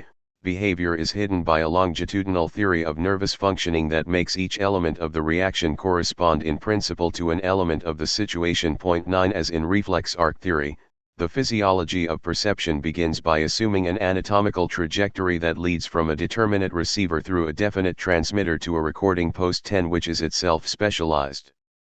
The objective world being given, it is assumed that the world confides messages to the sense organs that thus must be carried, then decoded in such a way as to reproduce in us the original text.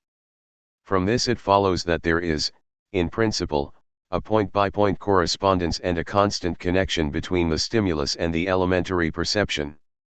But this constancy hypothesis 11 enters into conflict with the givens of consciousness, and the same psychologists who posit it also acknowledge its theoretical character. Point 12. For example, the intensity of a sound is made to lose its pitch under certain conditions. The addition of auxiliary lines renders two objectively equal shapes unequal. 13. And a colored area appears uniformly colored even though the chromatic thresholds of the different regions of the retina ought to make it red here and orange there, and in certain cases even achromatic. Point 14. Should these cases in which the phenomenon does not adhere to the stimulus be kept within the frame of the law of constancy through additional factors, attention and judgment, or should the law itself be rejected? When red and green presented together give a resulting gray, it is conceded that the central combination of stimuli may immediately give rise to a sensation different from what the objective stimuli would require.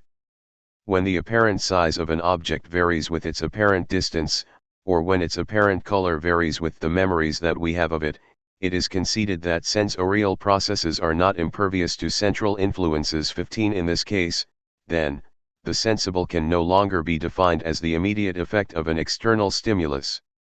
Is not the same conclusion applicable to the first three examples that we cited? If attention, more precise instructions, rest, and extended practice finally bring perception into conformity with the law of constancy, this does not prove its general validity, for, in the examples cited, the first appearance had just as much of a sensorial character as the results obtained in the end.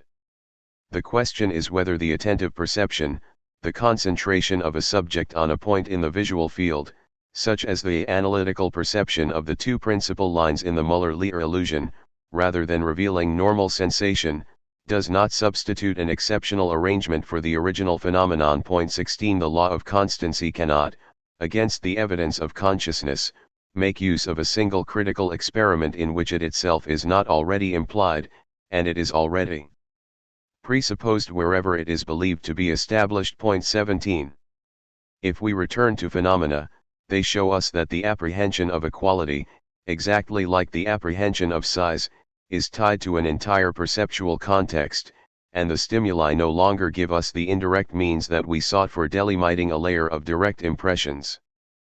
But not only does the physical stimulus elude us when we seek an objective definition of sensation.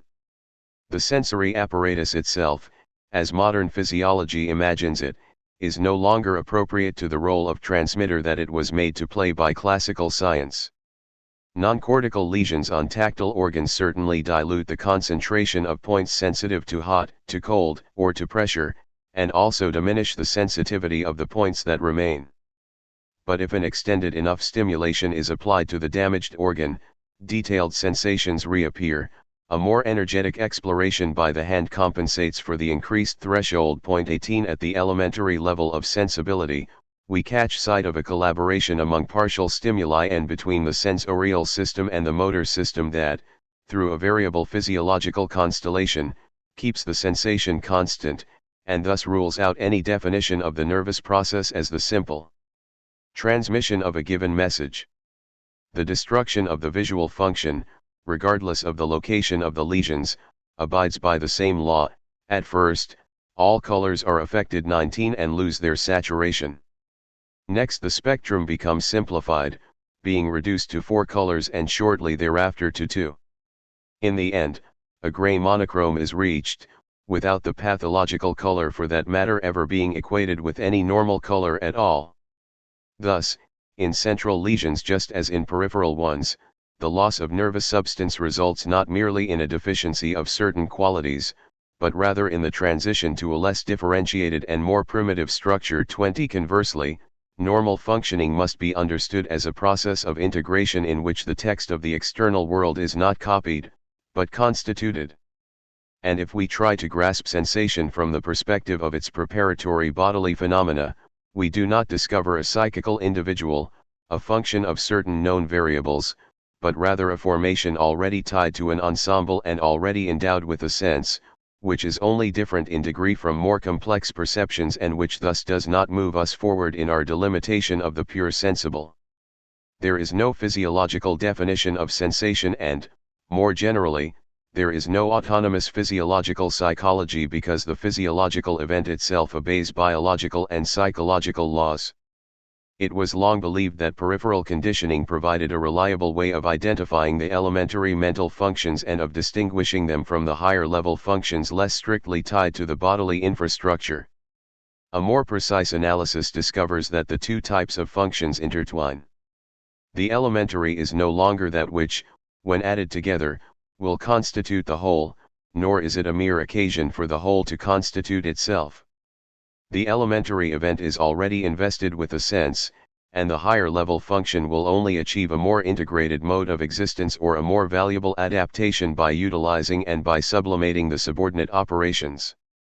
Reciprocally, sensory experience is a vital process, as much as procreation, breathing, or growth. 21 Psychology and physiology are thus no longer two parallel sciences, but rather two characterizations of behavior, the first concrete and the second abstract. 2233 When the psychologist asks the physiologist to provide a definition of sensation through its causes, we said that he rediscovers on this terrain his own problems, and now we see why. For his part, the physiologist must rid himself of the realist prejudice that all of the sciences borrow from common sense and that hinders them in their development.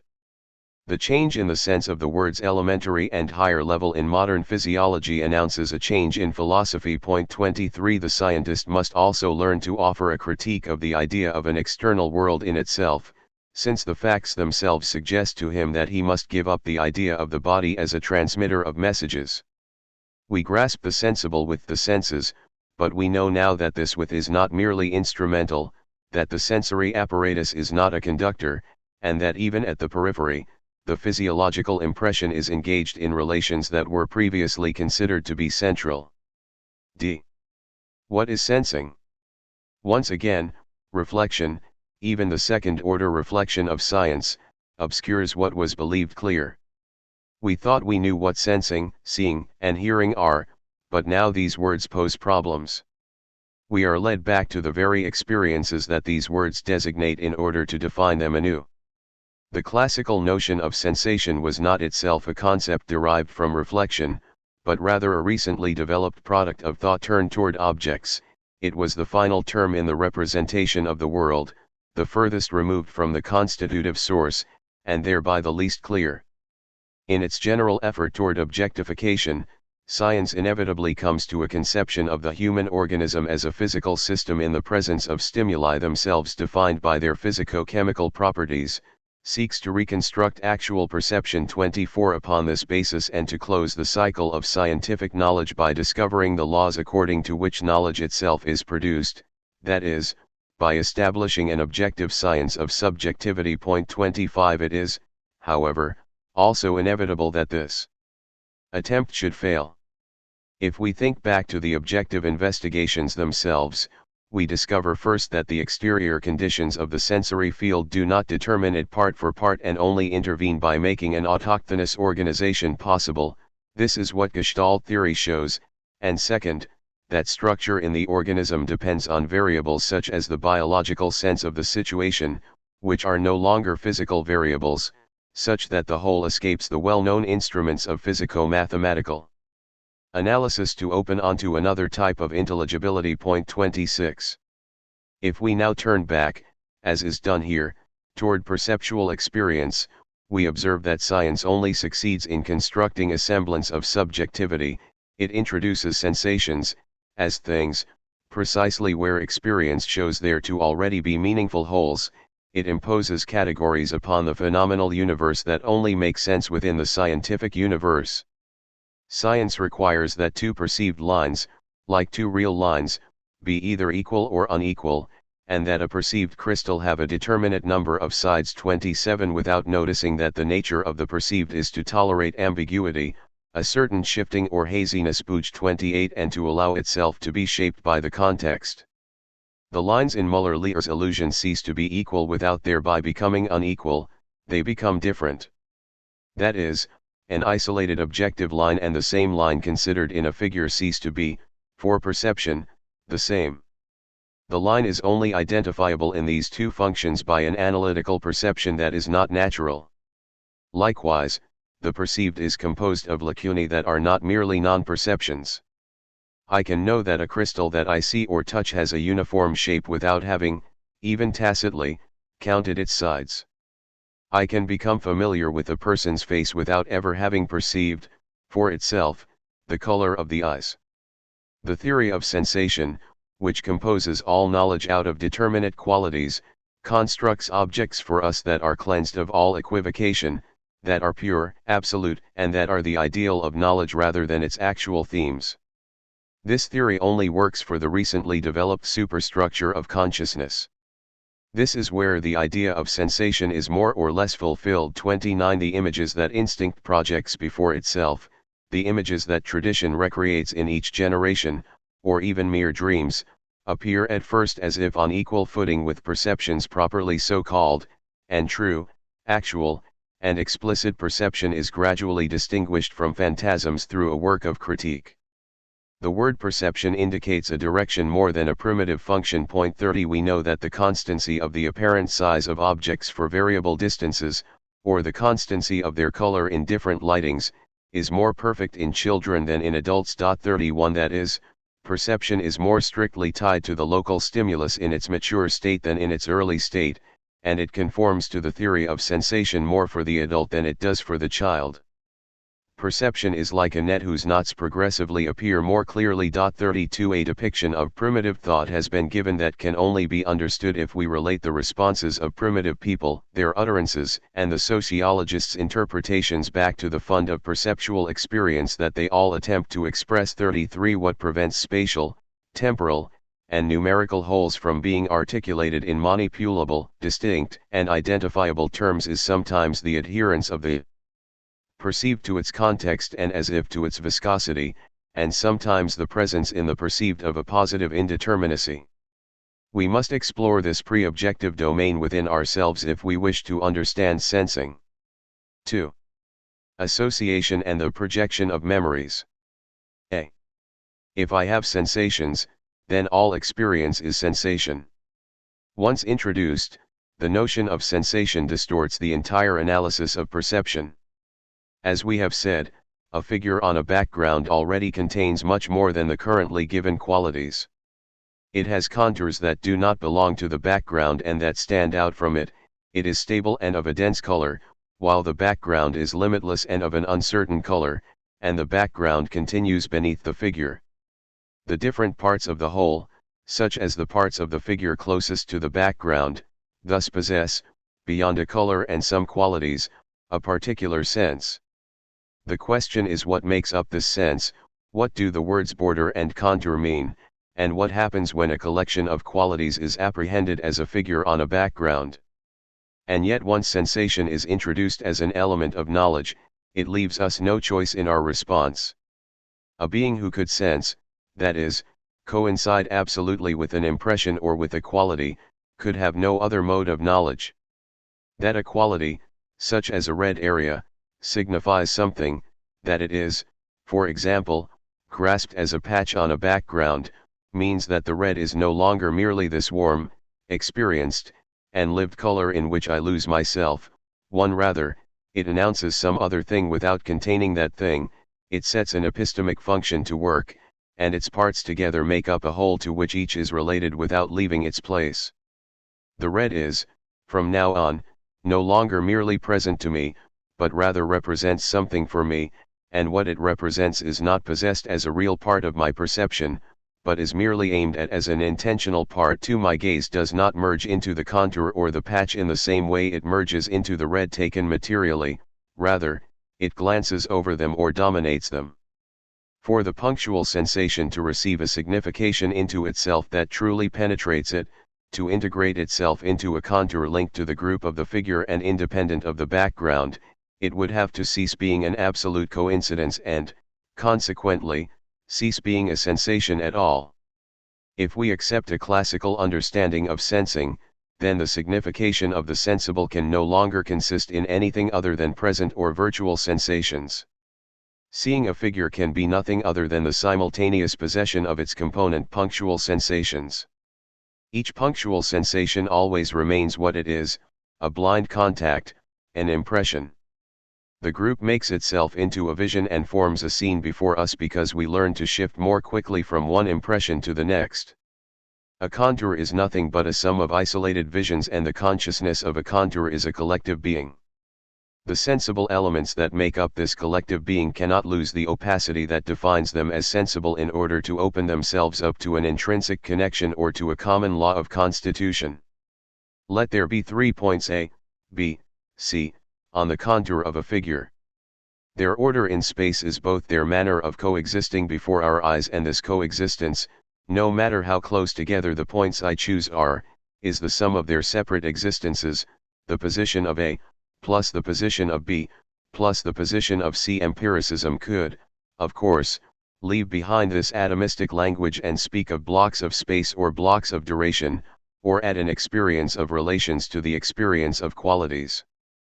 But this changes nothing in the empiricist doctrine. Either the block of space is glanced over and inspected by a mind, but then we have left empiricism behind since consciousness is no longer defined by the impression, or the block of space is itself given in the manner of an impression, but is then just as closed off to a more extended coordination as was the punctual impression discussed above. And yet a contour is not merely the collection of the present givens, the present givens evoke still others that come to complete them. When I say that I have before me a red patch, the sense of the word patch is provided by previous experiences through which I learned how to employ the word. The distribution in space of the 3 points A, B, and C evokes other analogous distributions, and I say that I see a circle. This appeal to acquired experience again changes nothing in the empiricist thesis. The association of ideas that brings back past experience can only restore extrinsic connections and can only itself be such a connection because the originary experience did not contain any other kinds of connections. Once consciousness has been defined as sensation, every mode of consciousness will have to borrow its clarity from sensation. In previous experiences to which I think back, the word circle or the word order could only designate the concrete manner in which our sensations were distributed before us, a certain factual arrangement, a manner of sensing. If the 3 points A, B, and C are on a circle, then the trajectory AB resembles the trajectory BC, but this resemblance only means that the one reminds us of the other. The trajectory A, B, C resembles other circular trajectories that my gaze has followed, but this only means that it arouses the memory of them and makes their image appear. Never can two terms be identified, perceived, or understood as the same, for this would be to presuppose that their heteroity were overcome. They can at best be indissolubly associated and everywhere substituted for each other. Knowledge appears as a system of substitutions in which one impression announces others without ever providing a justification, in which words evoke an expectation of sensations as the evening evokes the expectation of the night. The signification of the perceived is nothing but a constellation of images that begin to reappear for no reason. The most simple images or sensations are ultimately all there is to be understood through words. Concepts are but a complicated manner of designating them, and like images and sensations, they are themselves inexpressible impressions. Understanding is a deception or an illusion. Knowledge never gets a hold on its objects, which drag each other along, and the mind functions like a calculating machine that does not know why its results are true. The notion of sensation precludes every philosophy other than nominalism, that is, the reduction of sense to either the error contrasense of confused resemblance or the nonsense of association through contiguity. Figure 2. B. The segregation of the field. And yet sensations and images, which were to begin and end all knowledge, only ever appear within an horizon of sense, and the signification of the perceived, far from resulting from an association, is in fact presupposed in all associations, whether it has to do with the synopsis of a present figure or the evocation of previous experiences.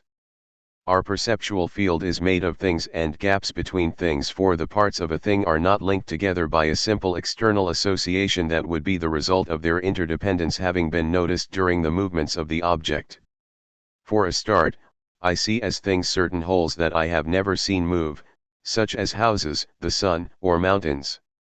If one wanted to say that I extend to the immobile object a notion acquired in the experience of moving objects, then the mountain must present, in its actual appearance, some characteristic that grounds its recognition as a thing and justifies this transfer. But then this characteristic suffices, without any transfer, to explain the segregation of the field. Even the unity of everyday objects that can be handled and moved about by the child cannot be reduced to the taking notice of their solidity. Were we to attempt to see the intervals between things as themselves things, the appearance of the world would be just as noticeably changed as that of the visual puzzle at the moment when I discover in it the rabbit or the hunter.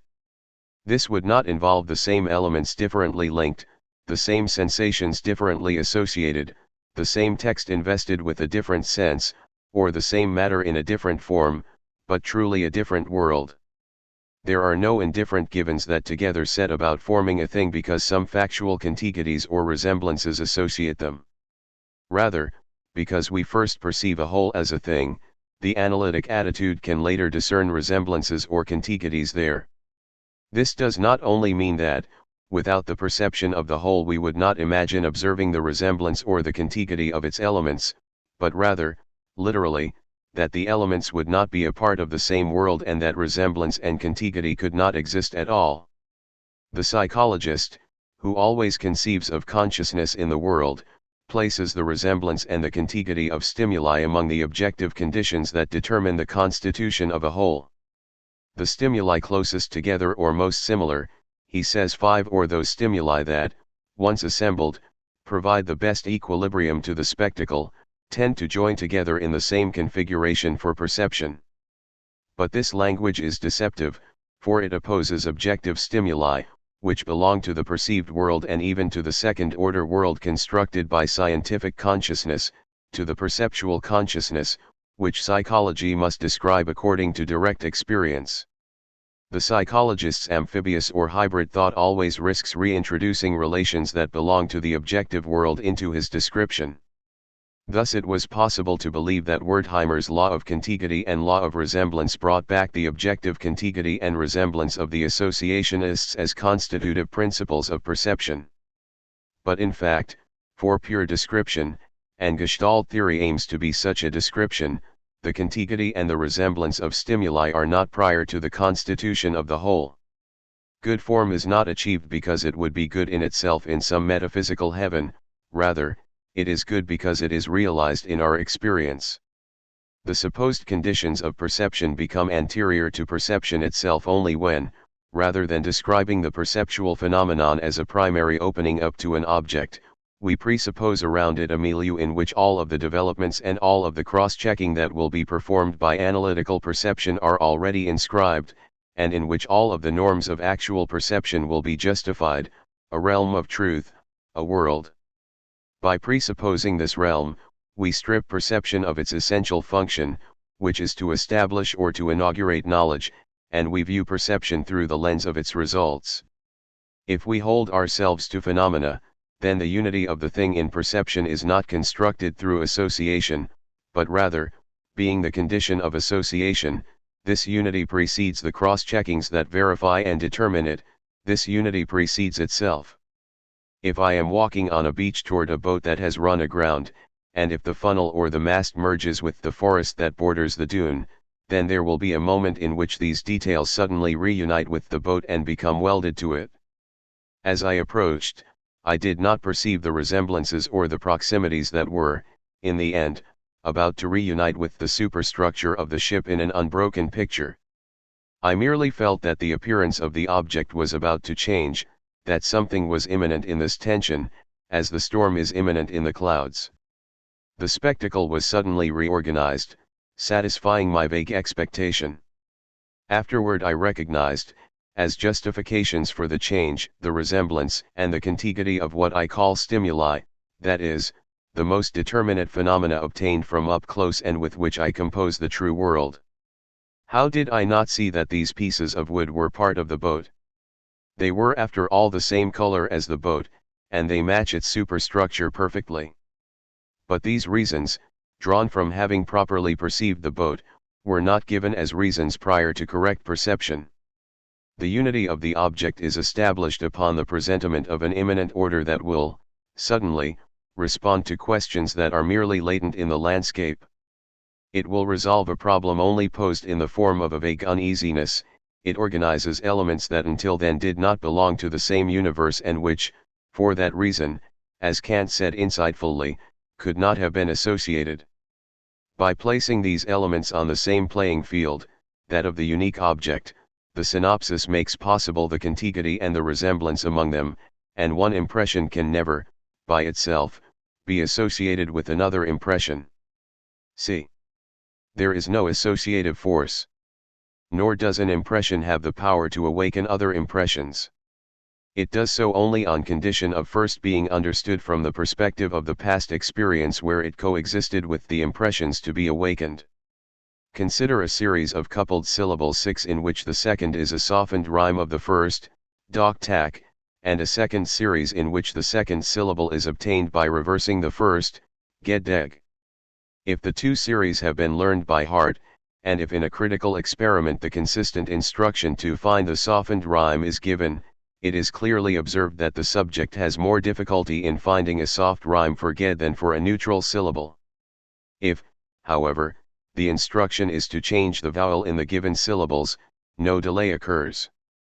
Thus, there are no associative forces at play in the first critical experiment, for if they existed they would have played a role in the second as well.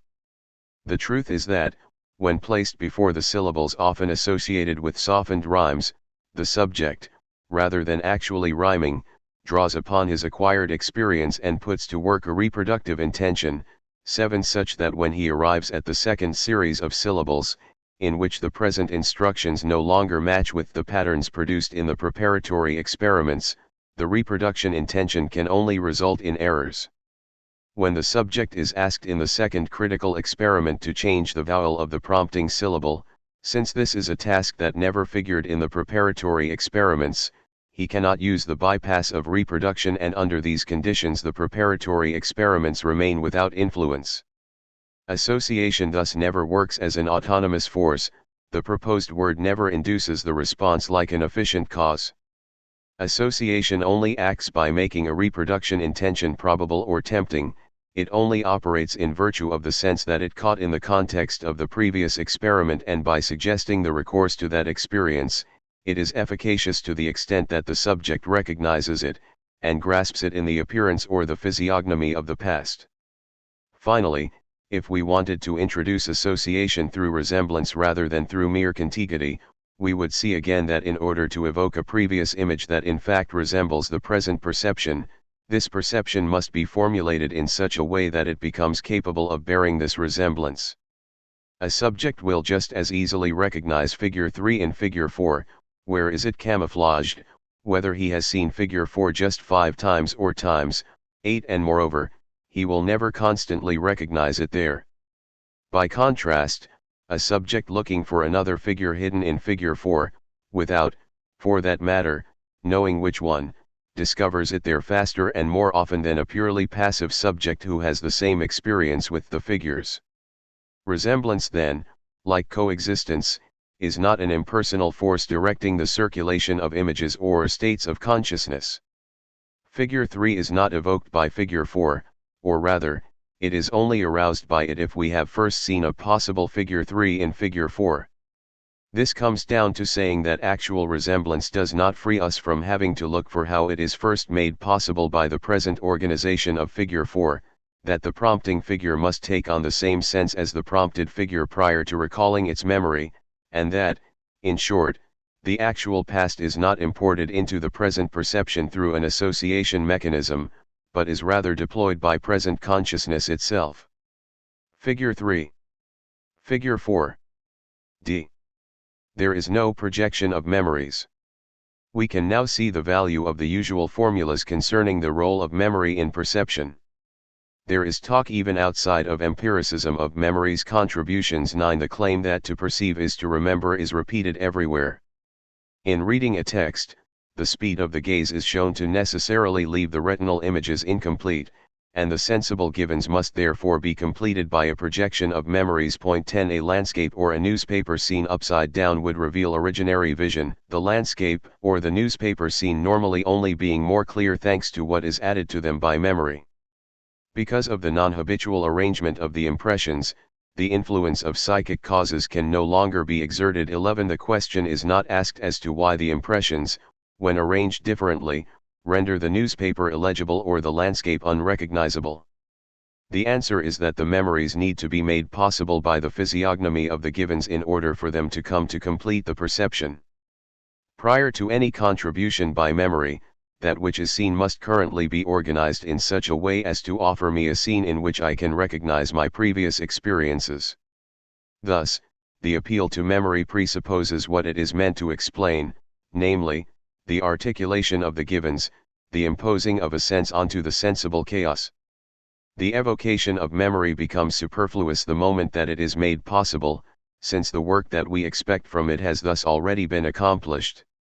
The same could be said about memory color, gedächtnisfarbe, which according to other psychologists ends up being substituted for the present color of the objects, such that we see present colors through the spectacles of memory. Point 12. The question is, what at present awakens the memory color?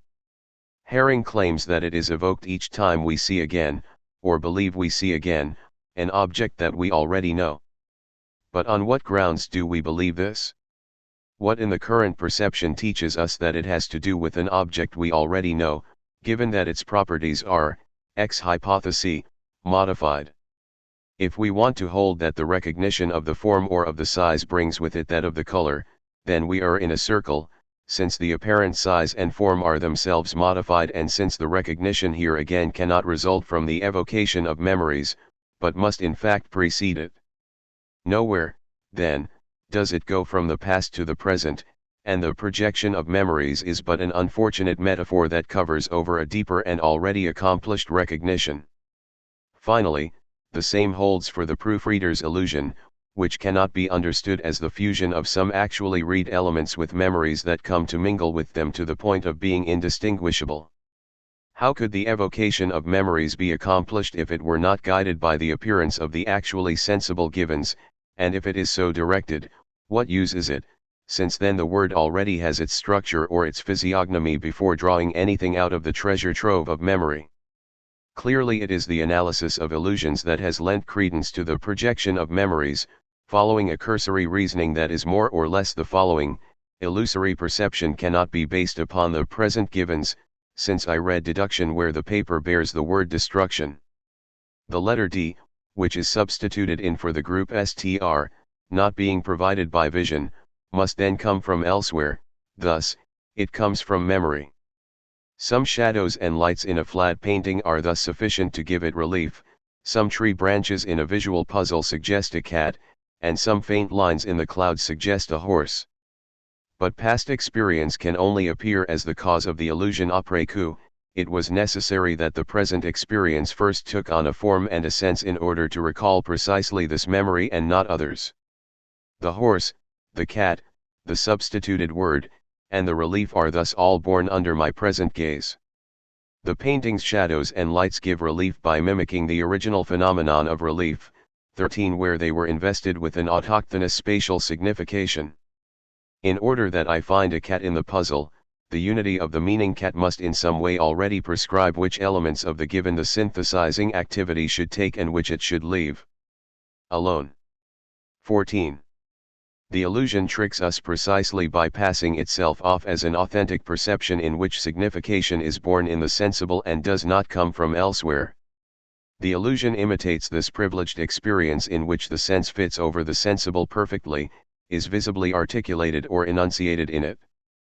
The illusion presupposes this perceptual norm, it thus cannot be born of an encounter between memories and the sensible, and this is even more the case for perception.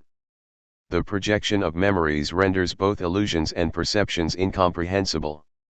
Because a perceived thing, if it were composed of sensations and memories, could only be determined through the contribution of memories, it would thus have nothing in itself that could limit the invasion of memories.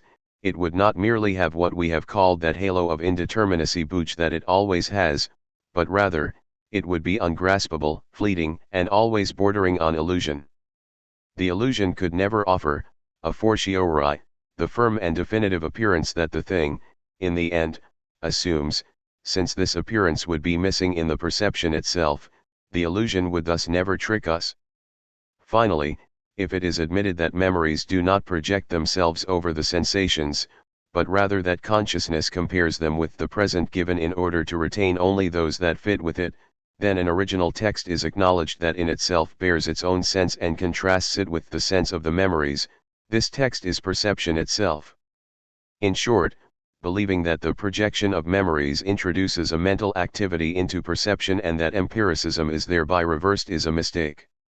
The theory is but a consequence, a recent and futile correction of empiricism.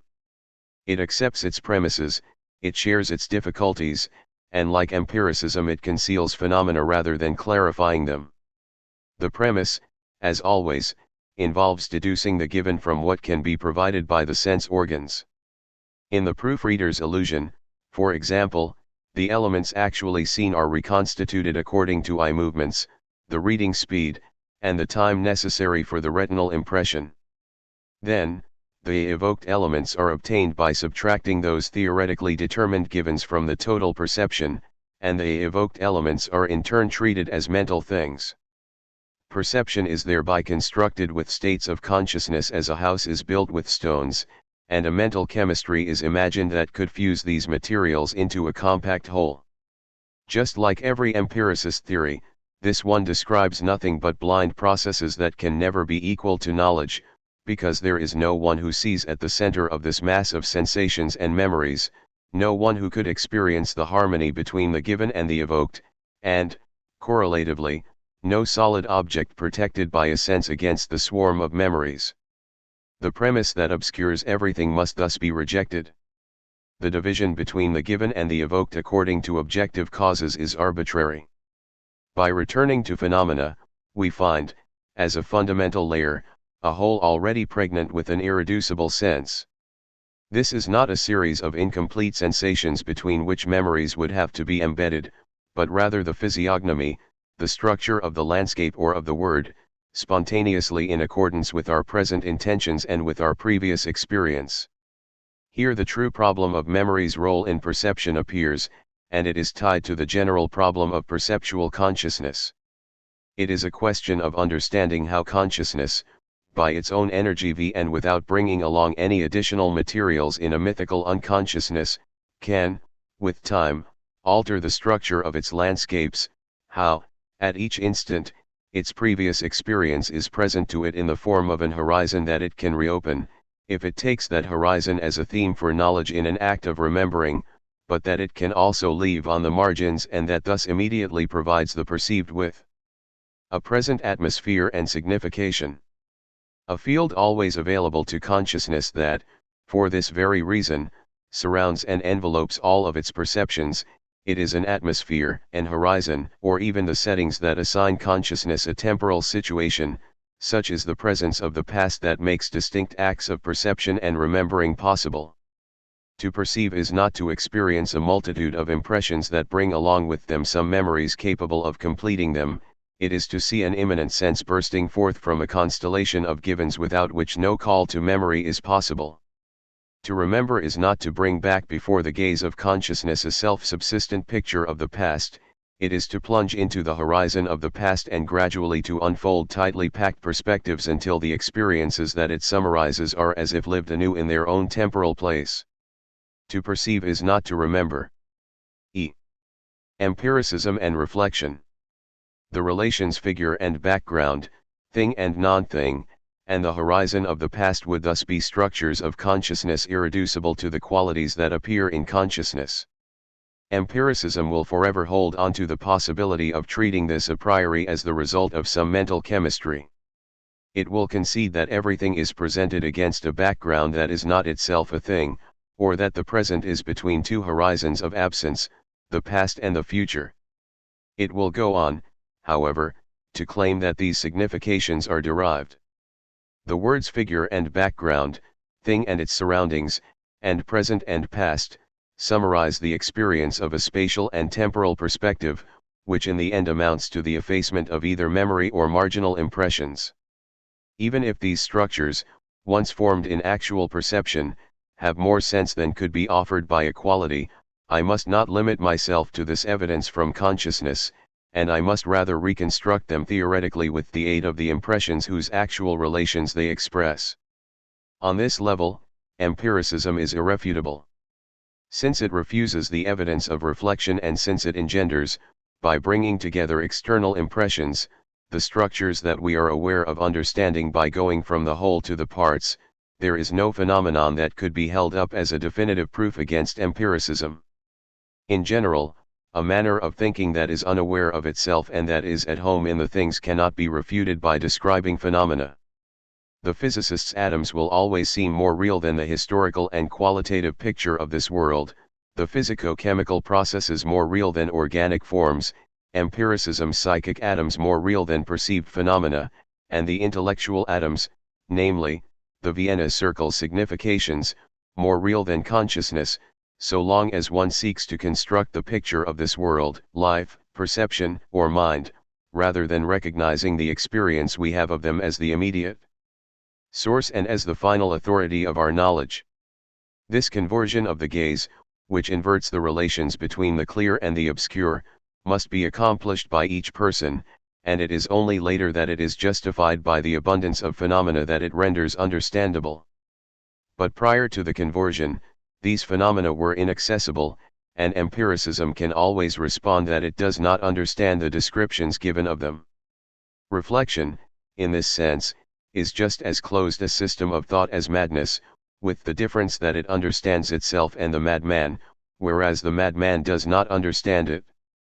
But if the phenomenal field really is a new world, then it is never absolutely unknown to natural thought, it is present to it as an horizon, and the empiricist doctrine is itself clearly an attempt at analyzing consciousness. In the name of Promethea exhortation, it is useful to indicate all that the empiricist constructions render incomprehensible and all of the originary phenomena that they mask.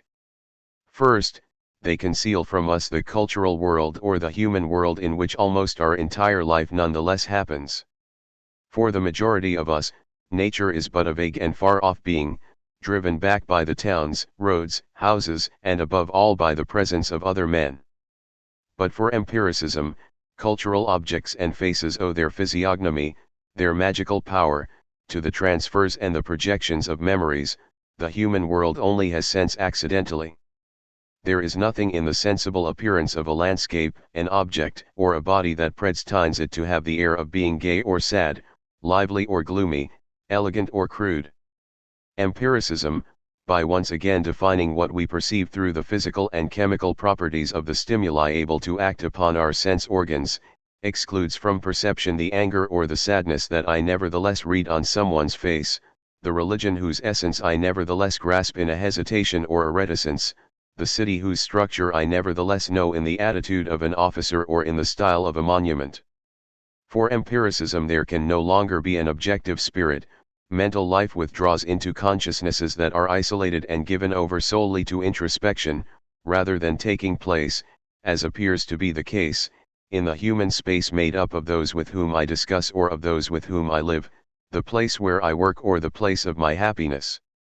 Joy and sadness, liveliness and stupor are the givens of introspection, and if we adorn the landscape or other humans with them, this would only be because we have observed in ourselves the coincidence of these interior perceptions with the exterior signs that are associated with them through the accidents of our own organization. Perception, impoverished in this way, becomes a pure knowledge operation, a progressive recording of qualities and of their most customary development, and the perceiving subject stands before the world in the same way the scientist stands before his experiments. If, however, we admit that all of these projections, all of these associations, all of these transfers, are based upon some intrinsic characteristic of the object, then the human world ceases to be a metaphor in order to become again what it in fact is, the milieu and, as it were, the homeland of our thoughts. The perceiving subject ceases being an acosmic thinking subject, and action, feeling, and desire remain to be explored as original ways of intending. Poser 15. An object, since an object appears to be attractive or repulsive before it appears to be black or blue, circular or square. 16. But empiricism does not merely deform experience by turning the cultural world, which in fact nourishes our existence, into an illusion. The natural world in turn is also distorted, and for the same reasons. We do not reproach empiricism for having taken the natural world as the primary theme of analysis. Every cultural object certainly refers back to a natural background against which it appears and that can, for that matter, be confused and distant. Our perception senses the near presence of the canvas beneath the painting, the crumbling cement beneath the monument, or the tiring actor beneath the character. But the nature that empiricism speaks of is a sum of stimuli and qualities. It is absurd to claim that this nature is the primary object of our perception, even if only intentionally. Such a nature is clearly posterior to the experience of cultural objects, or rather, it itself is a cultural object. We will thus also have to rediscover the natural world and its mode of existence, which does not merge with the mode of existence of the scientific object. The background continues beneath the figure, is seen beneath the figure even though it is covered over by it. This phenomenon, which encompasses the entire problem of the presence of the object, is itself also concealed by empiricist philosophy, which treats this part of the background as invisible in accordance with a physiological definition of vision and reduces it to the status of a simple sensible quality by supposing that it is presented through an image, that is, through a weakened sensation. More generally, real objects that do not make up part of our visual field can only be present to us through images, and this is why objects are nothing but the permanent possibilities of sensations. If we abandon the empiricist premise that prioritizes the content of perception, we are free to acknowledge the strange mode of existence of the object behind us. The hysterical child who turns around to see if the world is still there behind him 17 is not missing images, rather, the perceived world has lost for him the original structure that, for the normal subject, makes the hidden aspects of the world just as certain as the visible ones. Once again, the empiricist can always construct some approximate equivalencies to all of these structures by assembling psychic atoms. But the inventory of the perceived world in the upcoming chapters will make empiricism more and more appear as a sort of mental blindness and as the system the least capable of giving an exhaustive account of revealed experience, whereas reflection includes empiricism's subordinate truth by putting it in its proper place. 3. Attention and judgment. The discussion of classical prejudices has thus far been carried out against empiricism. In fact, empiricism has not been our sole target. It must now be shown that intellectualism, its antithesis, stands on the same ground. Both take the objective world as their object for analysis, which comes first neither in time nor according to its sense. Both are incapable of expressing the particular manner in which perceptual consciousness constitutes its object. When it comes to perception, rather than sticking closely to it, they both keep their distance. A. Attention and the unquestioned belief in the world in itself. A study of the history of the concept of attention can reveal this shared ground. As we have shown, empiricism deduces the concept of attention from the constancy hypothesis, that is, from the priority of the objective world. Even if what we perceive does not correspond to the objective properties of the stimulus, the constancy hypothesis requires the assumption that the normal sensations are already there.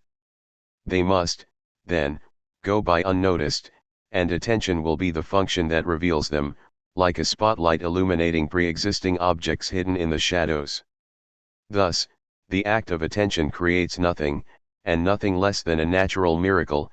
As Malebranche more or less said, one can make spring forth precisely these perceptions or these ideas that are capable of responding to the questions I ask myself. Since the act of bemerken, or of taking notice, too, is not the efficient cause of the ideas to which it gives rise, it is the same throughout all acts of attention, just as the searchlight's beam is the same regardless of what landscape it illuminates. Attention, then, is a general and unconditioned power in the sense that it can at any moment indifferently cast its light upon any of the contents of consciousness. Everywhere barren, nowhere can attention be interested. Point 3. In order to relate attention to the life of consciousness, it would be necessary to show how a perception awakens attention, and then how attention develops and enriches this perception. An internal connection would need to be described, but empiricism has only external connections at its disposal. It can merely juxtapose states of consciousness. From the moment empiricism grants its subject some initiative, and this is the raison d'être of a theory of attention, this subject can receive nothing less than an absolute freedom. Intellectualism, on the other hand, begins from the fecundity of attention. Since I am conscious of obtaining the truth of the object through it, attention must not haphazardly make one scene follow another. The new appearance of the object subordinates the previous one and expresses everything that the previous one meant. The wax is, from the beginning, a pliable and mutable fragment of extension, but I know this either clearly or confusedly, depending on how closely I pay attention to the things in which the wax consists. For since I experience a clarification of the object through attention, the perceived object must already contain the intelligible structure that attention draws out. If consciousness finds the geometrical circle in the circular physiognomy of a plate, this is because consciousness already put it there. In order to take possession of attentive knowledge, consciousness need only return to itself, in the sense intended when we say that a man who has fainted comes to. Reciprocally, inattentive or delirious perception is perception that is half asleep. It can only be described through negations, its object has no consistency, the only objects that we can speak of are those of waking or alert consciousness. Of course, we have with us a constant source of distraction and vertigo, namely, our body. But our body does not have the power to make us see something that does not exist, it can only make us believe that we see it. The moon on the horizon is neither actually larger, nor seen as larger than at its zenith, if we gaze attentively, such as through a cardboard tube or a telescope, we will see that its apparent diameter remains constant. 5 Inattentive perception contains nothing more and indeed nothing other than attentive perception. So philosophy must not get caught up accounting for the illusions of appearances. Pure consciousness, freed of the obstacles that it had consented to create, and the real world without any reveries mixed in, are available to everyone. We must not analyze the act of attention as the passage from confusion to clarity, for confusion is nothing. Consciousness only begins to exist by determining an object, and the phantoms of an internal experience are only themselves possible by borrowing from external experience. Thus, consciousness has no private life and its only obstacle is chaos, which is nothing. But attention, from within a consciousness that constitutes everything, or rather, that eternally possesses the intelligible structure of all of its objects, just as in the empiricist understanding of a consciousness that constitutes nothing, remains an abstract and ineffective power, for here again it has no role to play. Consciousness is no less intimately connected to the objects with which it distracts itself than it is to the ones in which it takes an interest, and the surplus of clarity in the act of attention inaugurates no new relationship.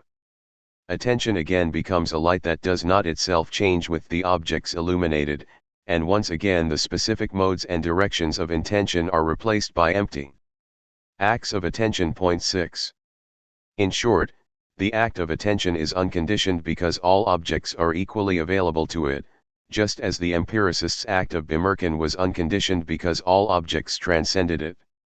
How could one real object among all objects be able to arouse an act of attention, given that consciousness already possesses them all?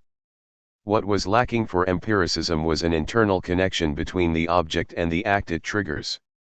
What intellectualism lacks is the contingency of the opportunities for thought. Consciousness is too poor in the first case and too rich in the second for any phenomenon to be able to solicit it. Empiricism does not see that we need to know what we are looking for, otherwise we would not go looking for it.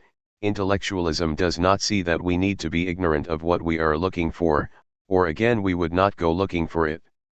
They are in accord in that neither grasps consciousness in the act of learning, neither accounts for this circumscribed ignorance, for this still empty though already determinate intention that is attention itself. Whether attention obtains what it seeks through an ever-renewed miracle or whether it possesses it in advance, in either case the constitution of the object is passed over in silence. Whether the object is a sum of qualities or a system of relations, from the moment it exists it must be pure, transparent, impersonal, and not imperfect. It must be the truth for a moment of my life and of my knowledge, such as it emerges in consciousness. Perceptual consciousness is mistakenly identified with the precise forms of scientific consciousness, and the indeterminate is not allowed into the definition of the mind. Despite intellectualism's intentions, the two doctrines thus share the idea that attention creates nothing, since either a world of impressions in itself or a universe of determinate thought is equally shielded from the action of the mind. 7.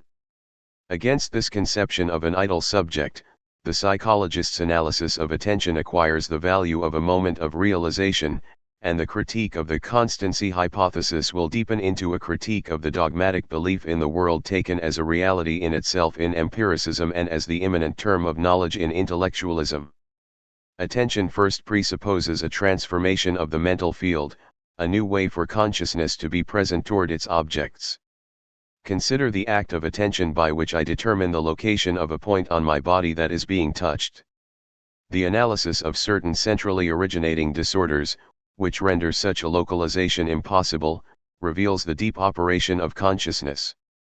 Head spoke summarily of a local weakening of attention 8. In fact, it was neither a question of the destruction of one or many local signs, nor the breakdown of a secondary power of apprehension. The primary condition of the disorder is a disintegration of the sensorial field which no longer remains fixed when the subject perceives, shifts in response to his exploratory movements, and contracts when it is interrogated. 9. The contradictory phenomenon of a vague location reveals a pre-objective space where there is surely extension, since the subject does not confuse several points of the body touched at the same time, but where nevertheless there is still no univocal position, because no fixed spatial frame persists from one perception to the next. The primary operation of attention, then, is to create for itself a perceptual or a mental field that can be surveyed or dominated. Überschauen, 10. In which the movements of the exploratory organ and in which the evolutions of thought are possible without consciousness proportionally losing its acquisitions, and without losing itself in the transformations that it itself provokes. The precise position of the touched point will be the invariant of the diverse feelings that I have of it according to the orientation of my limbs and of my body. The act of attention can fix and objectify this invariant because it has taken a step back with regard to changes in the appearance. Attention, then, does not exist as a general and formal activity. 11. There is in each case a particular freedom to gain and a particular mental space to keep in order. The object of attention itself must still be brought to light. Here it is literally a question of a creation. For example, it has long been known that children, during the first 9 months of life, only distinguish globally between the colored and the achromatic. Subsequently, colored areas become articulated into warm and cool shades, and eventually detailed colors are obtained. But psychologists 12 assumed that what prevents the child from distinguishing colors is merely an ignorance of or a confusion over color names. Where there is green, the child must surely have seen green, he just failed to pay attention to it and to apprehend his own phenomena. On the contrary, psychologists themselves were simply not yet able to imagine a world in which colors are indeterminate, or a color that is not a precise quality. The critique of these prejudices, however, allows us to perceive the world of colors as a second-order formation, established upon a series of physiognomic distinctions, such as between warm shades and cool shades, or between the colored and the non-colored. We cannot compare these phenomena occupying the place of color for the child to any determinate quality, and likewise the patient's strange colors cannot be identified with any colors of the spectrum. 13. The first perception of colors, properly so called, is thus a change in the structure of consciousness. 14. The institution of a new dimension of experience, and the deployment of an a priori.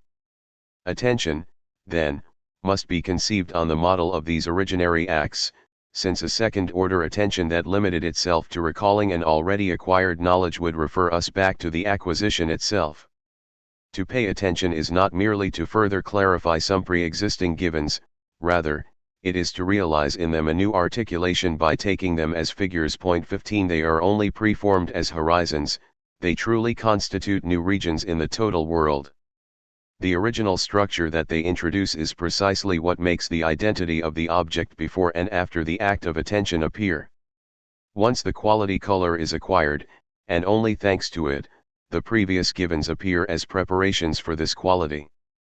Once the idea of an equation is acquired, arithmetical identities appear as varieties of the same equation. The act of attention is linked to previous acts precisely by overthrowing the givens, and the unity of consciousness is gradually constructed in this way through a transition synthesis. 16. The miracle of consciousness is to make phenomena appear through attention that re-establish the object's unity in a new dimension at the very moment they destroy that unity. Attention, then, is neither an association of ideas nor the return to itself of a thought that is already the master of its objects. Rather, attention is the active constitution of a new object that develops and thematises what was until then only offered as an indeterminate horizon. At the same time that it sets attention to work, the object is continuously recaptured by attention, and re-established as subordinate to it.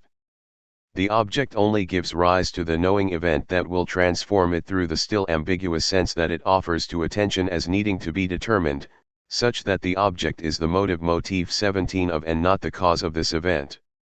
The act of attention is, however, at least rooted in the life of consciousness, and we can finally understand that it emerges from its indifferent freedom to give itself a present object. This passage from the indeterminate to the determinate, this continuous taking up again of its own history in the unity of a new sense, is thought itself. The work of the mind exists only in Act 18. The result of the act of attention does not exist in its beginnings. If the moon viewed through a telescope or a cardboard tube appears no larger at the horizon than at its zenith, it cannot be concluded from this 19 that the appearance is also invariable in free vision. Empiricism believes this because it does not concern itself with what is seen, but rather with what ought to be seen according to the retinal image. Intellectualism believes it because it describes actual perception according to the givens of analytic and attentive perception, in which the moon in fact regains its true apparent diameter. The precise and completely determinate world is again first presupposed, certainly no longer as the cause of our perceptions, but rather as their imminent end. If the world is to be possible, it must be implied in the first outline made by consciousness, as the transcendental deduction argues so convincingly. Point 20. And this is why the moon at the horizon must never appear larger than it is.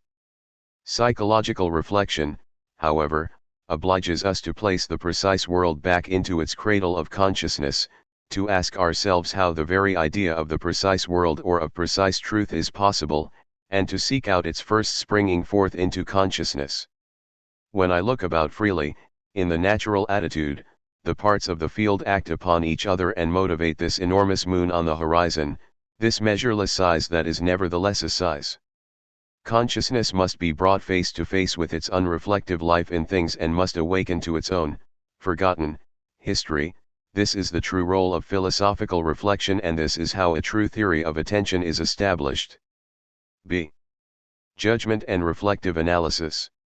Intellectualism certainly set out to discover the structure of perception through reflection, rather than explaining it through the combined play of associative forces and attention, but its access to perception remains indirect. This will be seen more clearly by examining the role that the notion of judgment plays in its analysis. Judgment is often introduced as what sensation is missing in order to make a perception possible.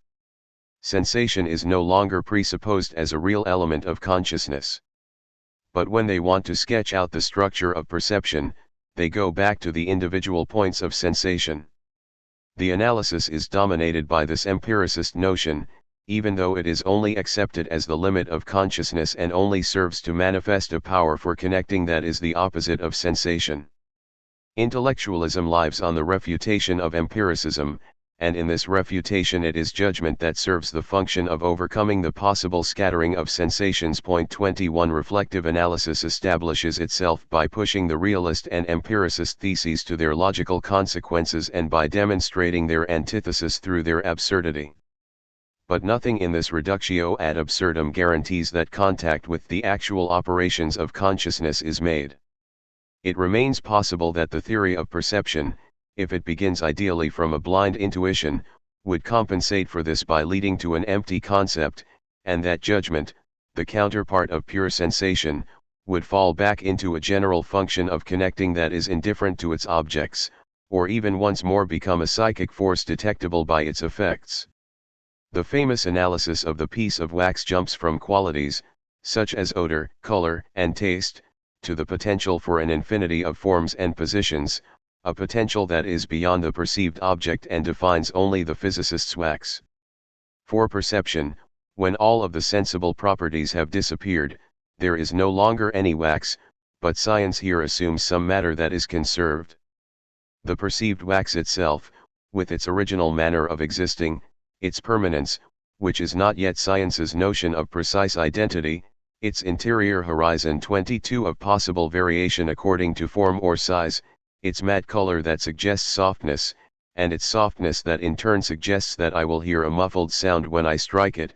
In short, the perceptual structure of the object, all of this slips out of sight, because in order to link objective and self-enclosed qualities completely, determinations of the predicative order are required. The men that I see through a window are hidden by their hats and coats, their image cannot be imprinted upon my retina.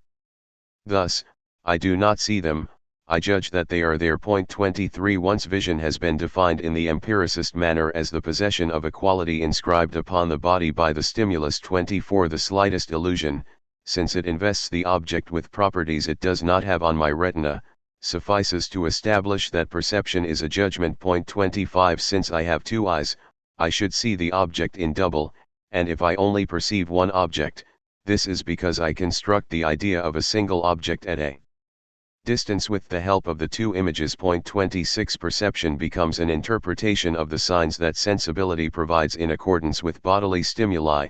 27 It becomes an hypothesis made by the mind in order to explain to itself its own impressions. 28 And yet, rather than being the act of perceiving itself grasped from the inside by an authentic reflection, judgment, which was introduced in order to explain the excess of perception over the retinal impressions, itself becomes a mere factor of perception charged with the task of providing what is not provided by the body. Rather than being a transcendental activity, it becomes a mere logical activity of reaching a conclusion. 29 We are thus drawn outside of reflection, and we construct perception rather than revealing its proper functioning. We once again miss the primordial operation that impregnates the sensible with a sense and that is presupposed by every logical mediation and every psychological causality.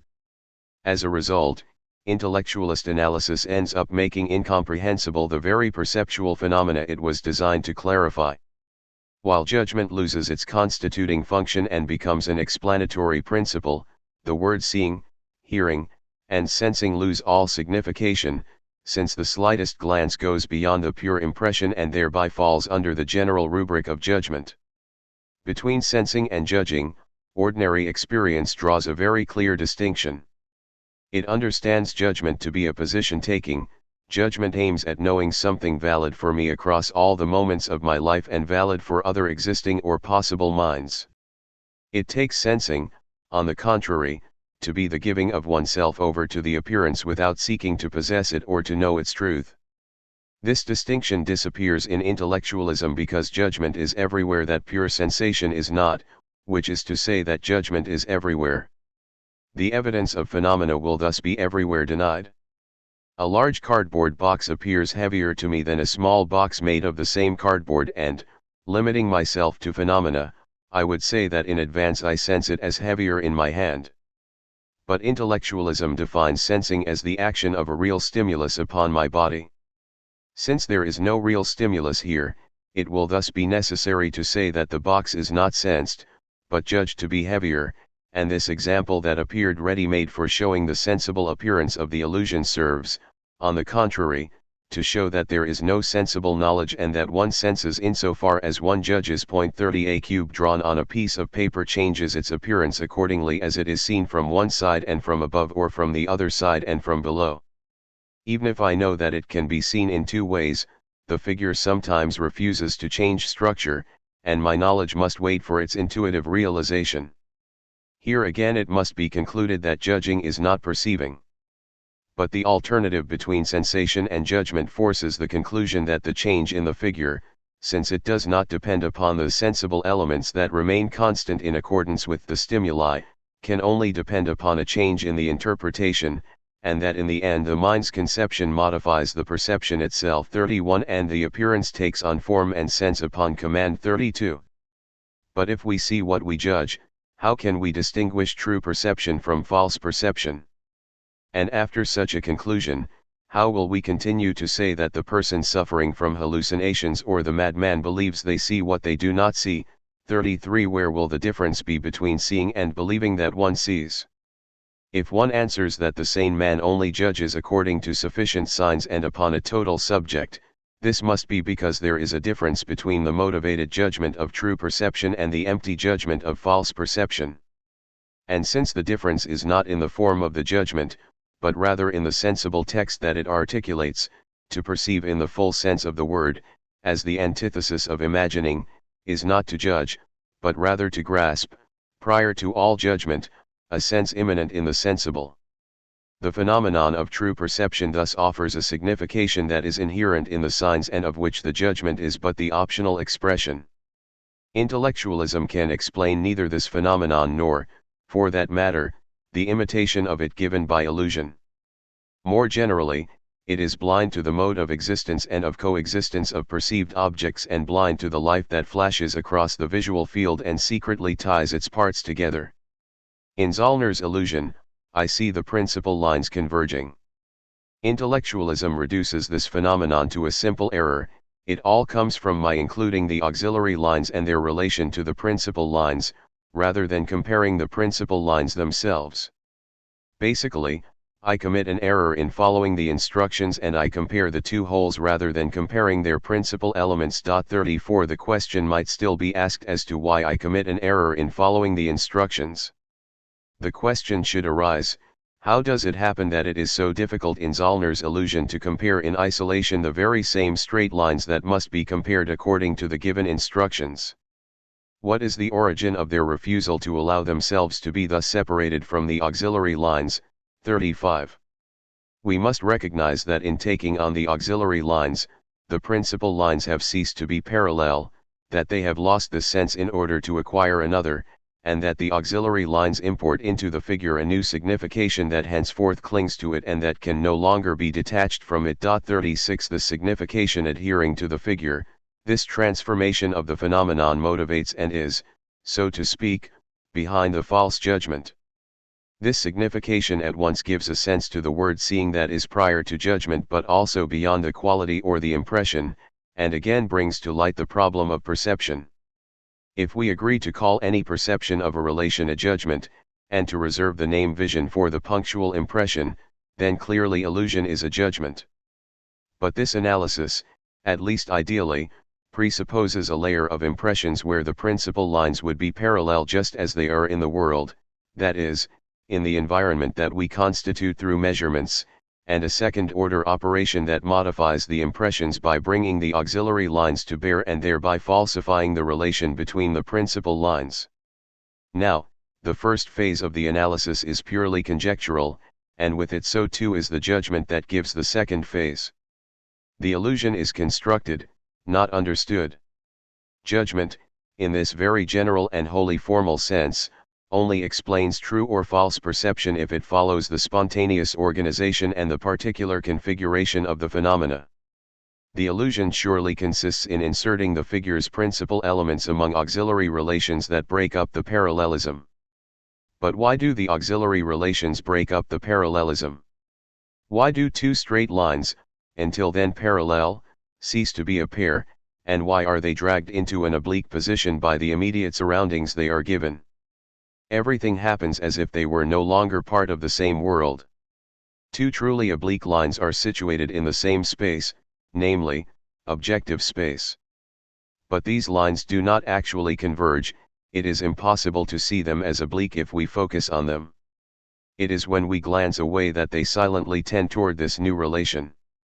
Here there is, prior to objective relations, a perceptual syntax that is articulated according to its own rules, the breaking up of previous relations and the establishing of new ones. Judgment, only express the outcome of this deep operation and are its final report. Whether we consider true or false perception, it must first be constituted in this way in order for predication to be possible. It is true, of course, that our distance from an object or its depth are not properties of the object like its color or its weight. It is also true that they are relations inserted into a configuration of the whole that includes, for that matter, weight and color themselves. But it is not true that this configuration is constructed through a mental inspection. That would be to say that the mind glances over the isolated impressions and gradually discovers the sense of the whole, like the scientist who determines the unknowns according to the givens of the problem. But here the givens of the problem do not exist prior to its solution, and perception is precisely this act that creates, all at once, out of the constellation of givens, the sense that ties them together. Perception does not merely discover the sense they have, but rather, sees to it that they have a sense. c. Reflective analysis and phenomenological reflection. These criticisms are only valid against the first stages of reflective analysis, and intellectualism could respond that one must surely begin by speaking the language of common sense.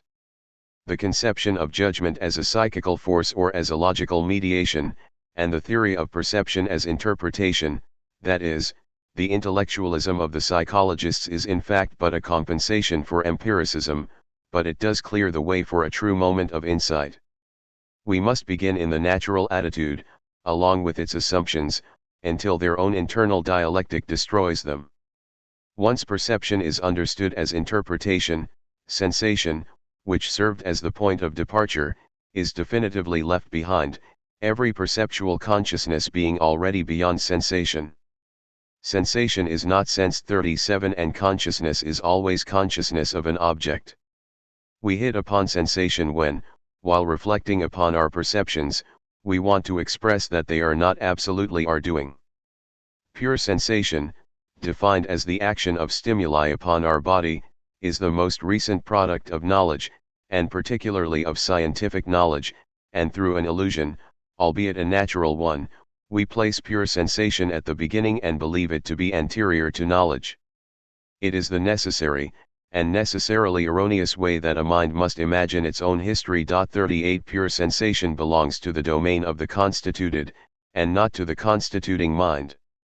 According to the world or to opinion, perception may seem like an interpretation. But for consciousness itself, how could perception be a process of reasoning when there are no sensations that could serve as premises? How could it be an interpretation when there is nothing prior to it to be interpreted? At the moment we thus discard both the idea of sensation and the notion of a merely logical activity, the above objections seem to disappear. We asked what seeing and sensing are, and what distinguishes this knowledge, still absorbed in its object and still inherent to a point of time and space, from the concept. But reflection shows that there is nothing here to understand. At first, I believe I am surrounded by my body, caught up in the world, and situated here and now. But when I reflect upon this situation, each of these words is stripped of its sense and thus poses no problem. Could I perceive myself as surrounded by my body if I were not in my body as much as I am in myself, if I did not myself conceive of this spatial relation and did not thereby escape from inherence at the very moment that I represent it to myself? Could I know that I am caught up in the world and situated there if I were truly caught up and situated?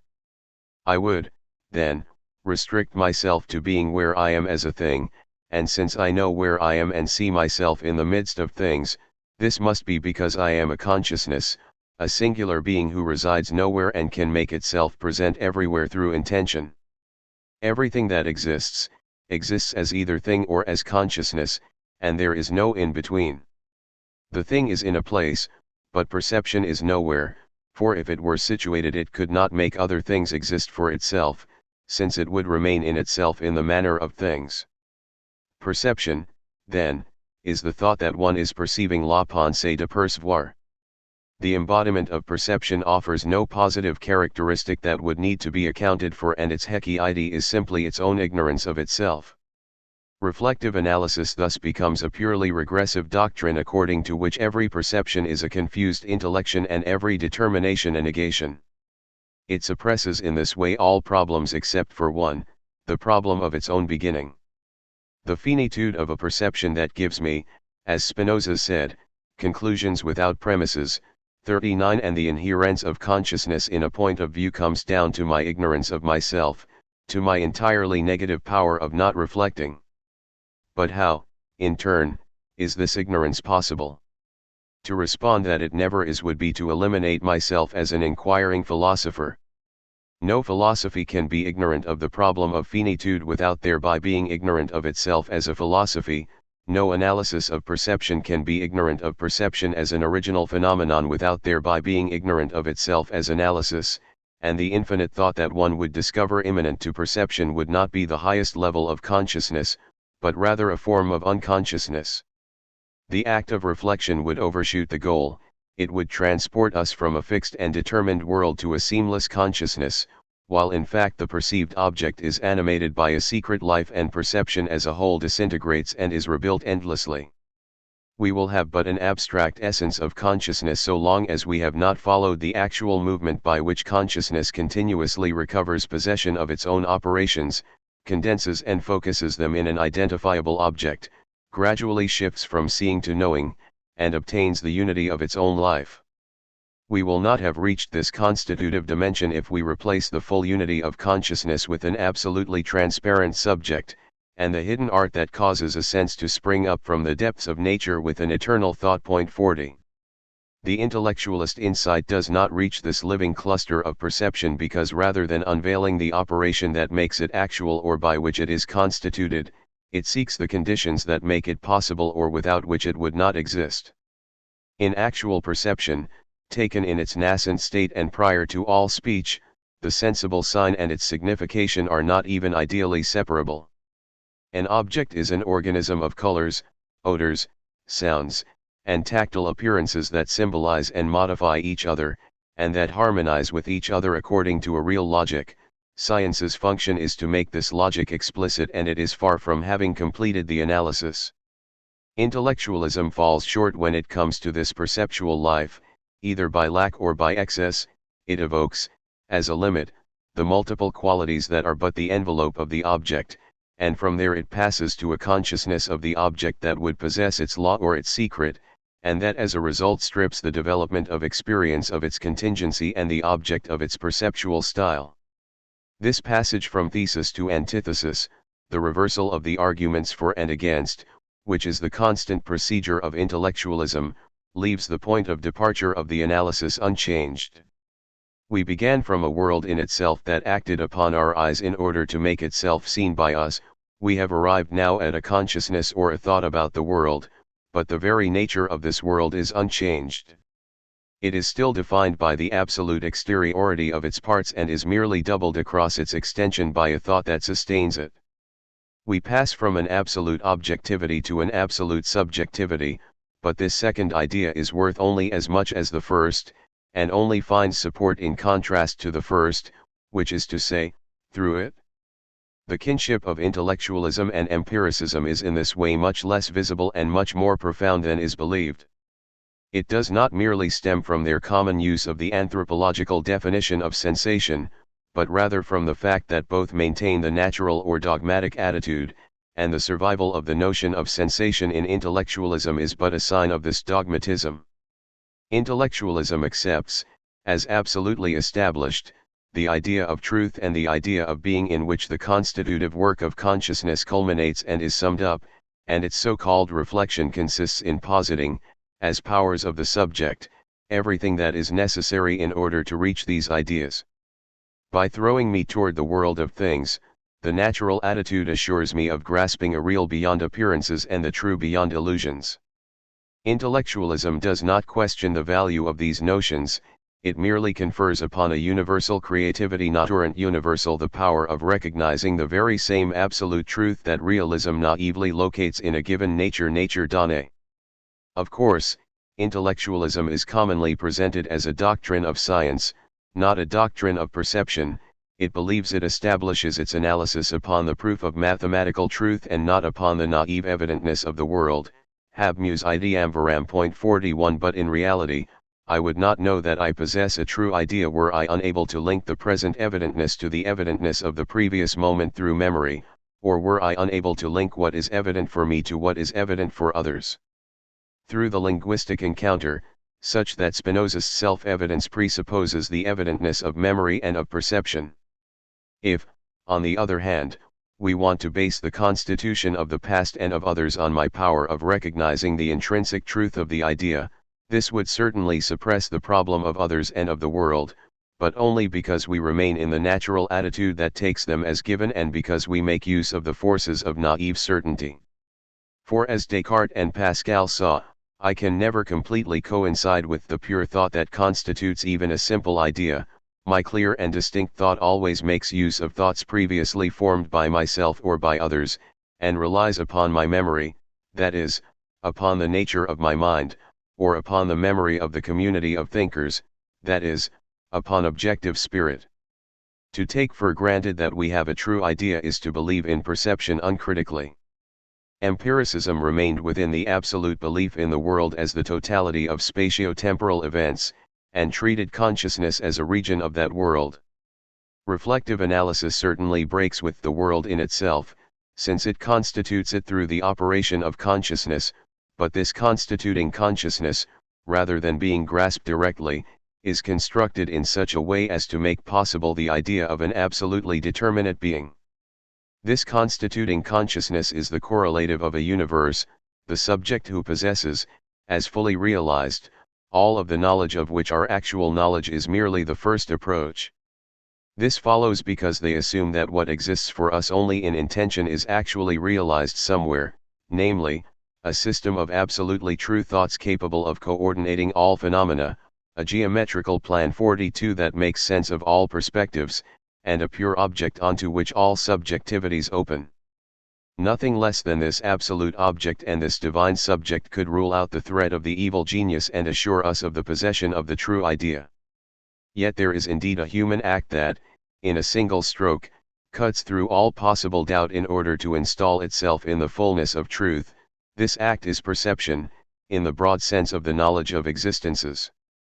When I begin to perceive this table, I resolutely contract the thickness of the duration gone by since I first saw it.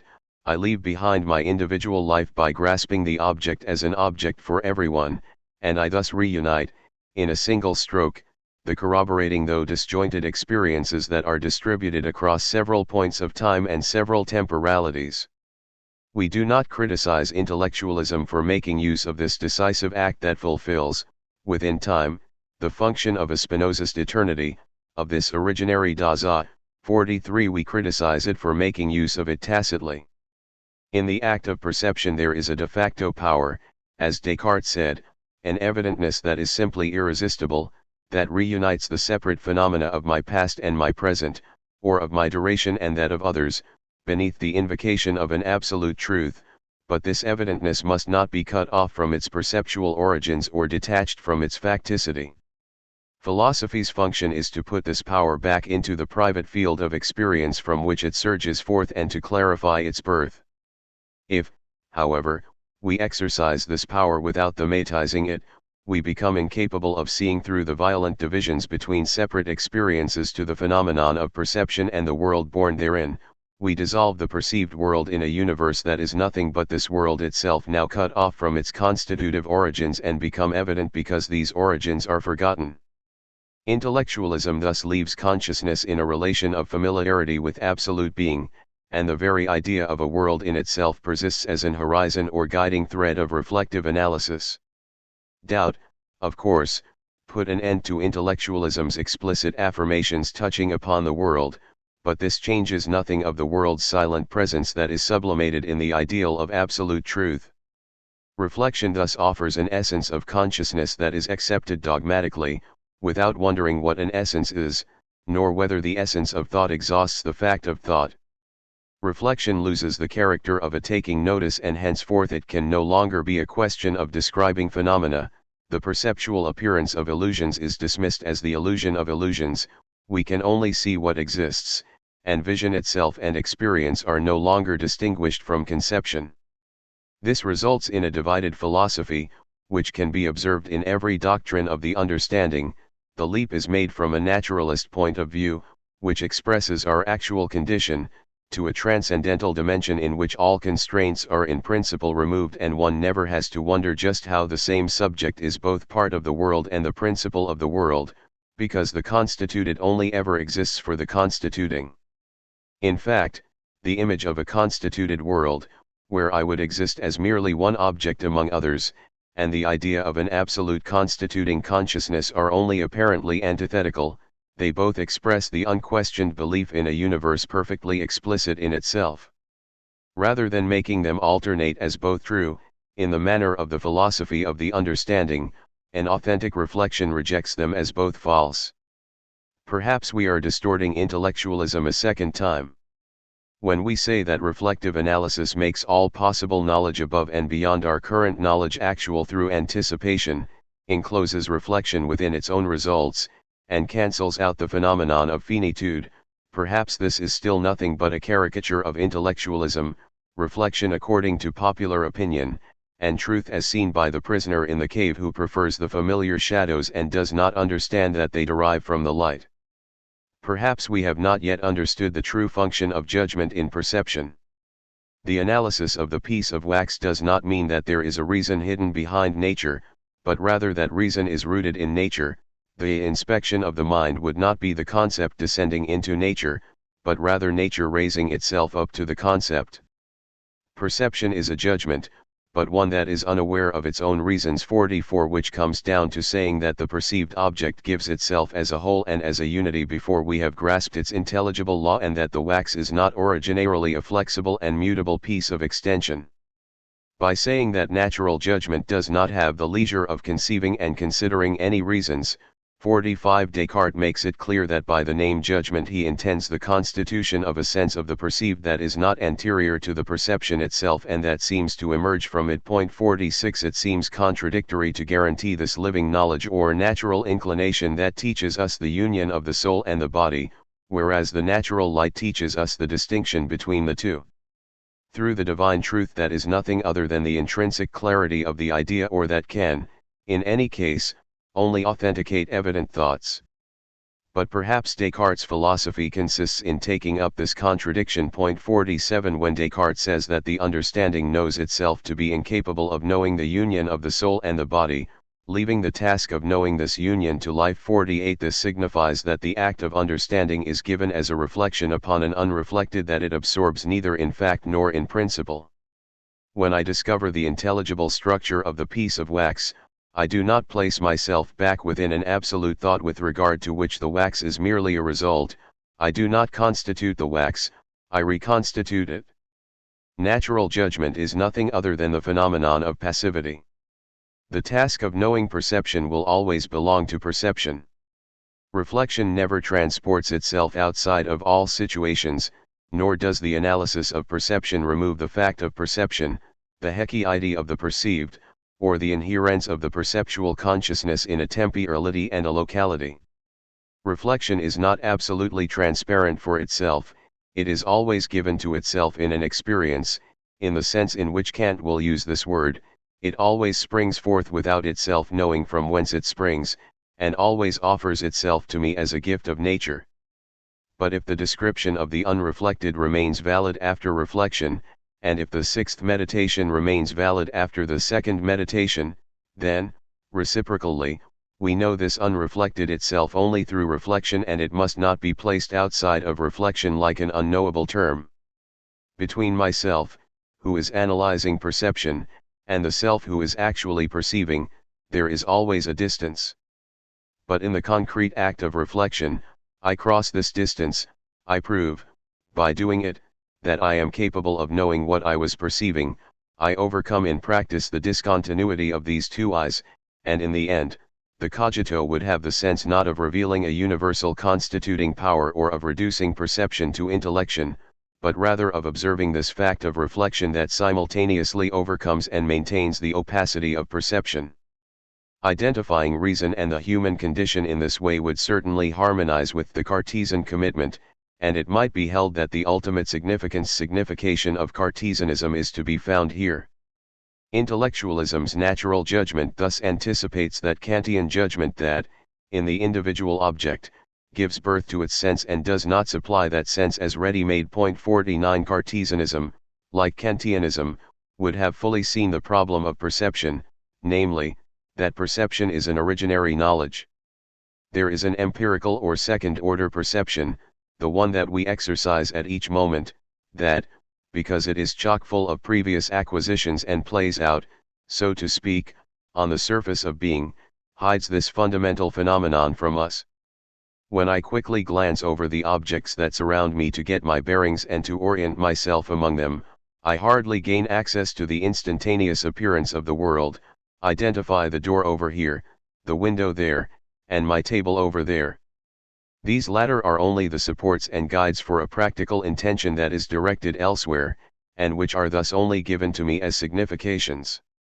But when I contemplate an object with no other worry than to see it exist and to display before me its riches, it ceases to be an allusion to a general type, and I realize that each perception, and not merely perceptions of scenes that I discover for the first time, begins anew for itself the birth of intelligence and has something of an inspired invention to it.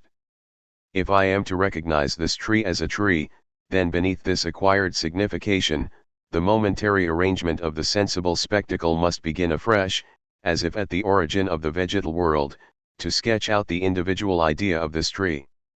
Such would be this natural judgment that cannot yet know its reasons, since it creates them. But even if we grant that existence, individuality, and facticity are on the horizon of Cartesian thought, it remains questionable whether it has taken them as themes for investigation. And it must be recognized that it could only have done so by transforming itself quite radically. In order to turn perception into an originary knowledge, it would have been necessary to grant finitude a positive signification and to take seriously that strange phrase in the fourth meditation that turns me into something intermediate between God and nothingness 50. But if nothingness has no properties, as the fifth meditation makes clear, and as Malebranche will say, if it is nothing, then this definition of the human subject is only a manner of speaking and the finite possesses nothing positive.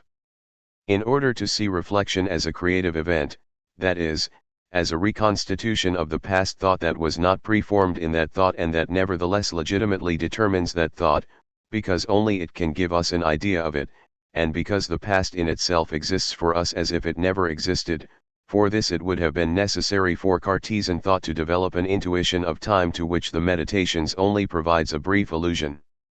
Let whoever can do so deceive me, he will never bring it about that I am nothing, so long as I continue to think I am something, or make it true at some future time that I have never existed, since it is now true that I exist. 51. The experience of the present is the experience of a being who is established once and for all, and who nothing could ever prevent from having existed.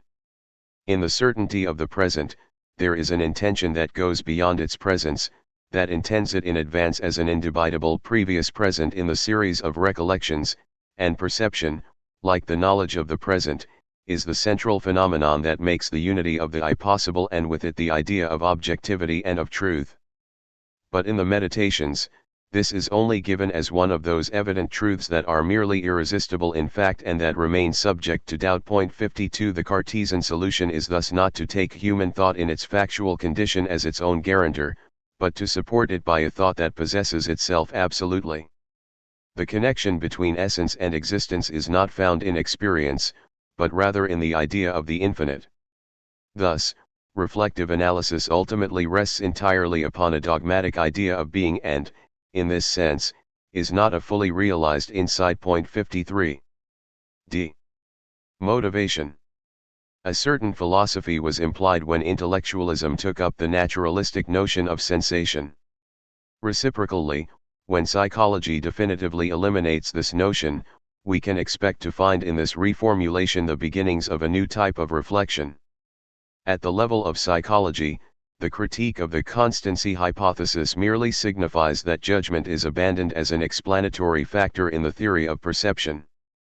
How could we claim that the perception of distance is derived from the apparent size of objects, from the disparity of the retinal images, from the adaptation of the lens, or from the convergence of the eyes, and how could we claim that the perception of depth is derived from the difference between the images provided by the right eye and left eye respectively, since, if we hold ourselves to the phenomena, not one of these signs is clearly given to consciousness, and since there can be no reasoning where premises are lacking? But this critique of intellectualism only touches upon its popularization among psychologists. And, like intellectualism itself, this popularization must be transported to the level of reflection, where the philosopher no longer seeks to explain perception, but rather to coincide with the perceptual operation and to understand it. On this level, the critique of the constancy hypothesis reveals that perception is not an act of the understanding. I need only look at an upside-down landscape in order to no longer recognize anything there. But for the understanding, up and down 54 have but a relative sense, and the understanding could not encounter the orientation of the landscape as if encountering an absolute obstacle. In front of the understanding, a square is always a square, whether it rests on one of its sides or on one of its corners. In the latter case, however, perception hardly even recognizes the square. The paradox of symmetrical objects 55 confronts logicism with the originality of perceptual experience. This idea must again be taken up and generalized. There is a perceived signification that has no equivalent in the universe of the understanding, a perceptual milieu that is not yet the objective world, and a perceptual being that is not yet determinate being. It's just that the psychologists who practice the description of phenomena are normally unaware of the philosophical weight of their method. They do not see that the return to perceptual experience, if this reformulation is consistent and radical, condemns all forms of realism, that is, all philosophies that leave consciousness behind and take as given one of its results. They do not see that intellectualism's true flaw is precisely in having taken the determinate universe of science as given, that this criticism applies a fortiori to psychological thought, since it places perceptual consciousness in the midst of a ready-made world. Or that the critique of the constancy hypothesis, if carried to its conclusion, takes on the value of a true phenomenological reduction. 56.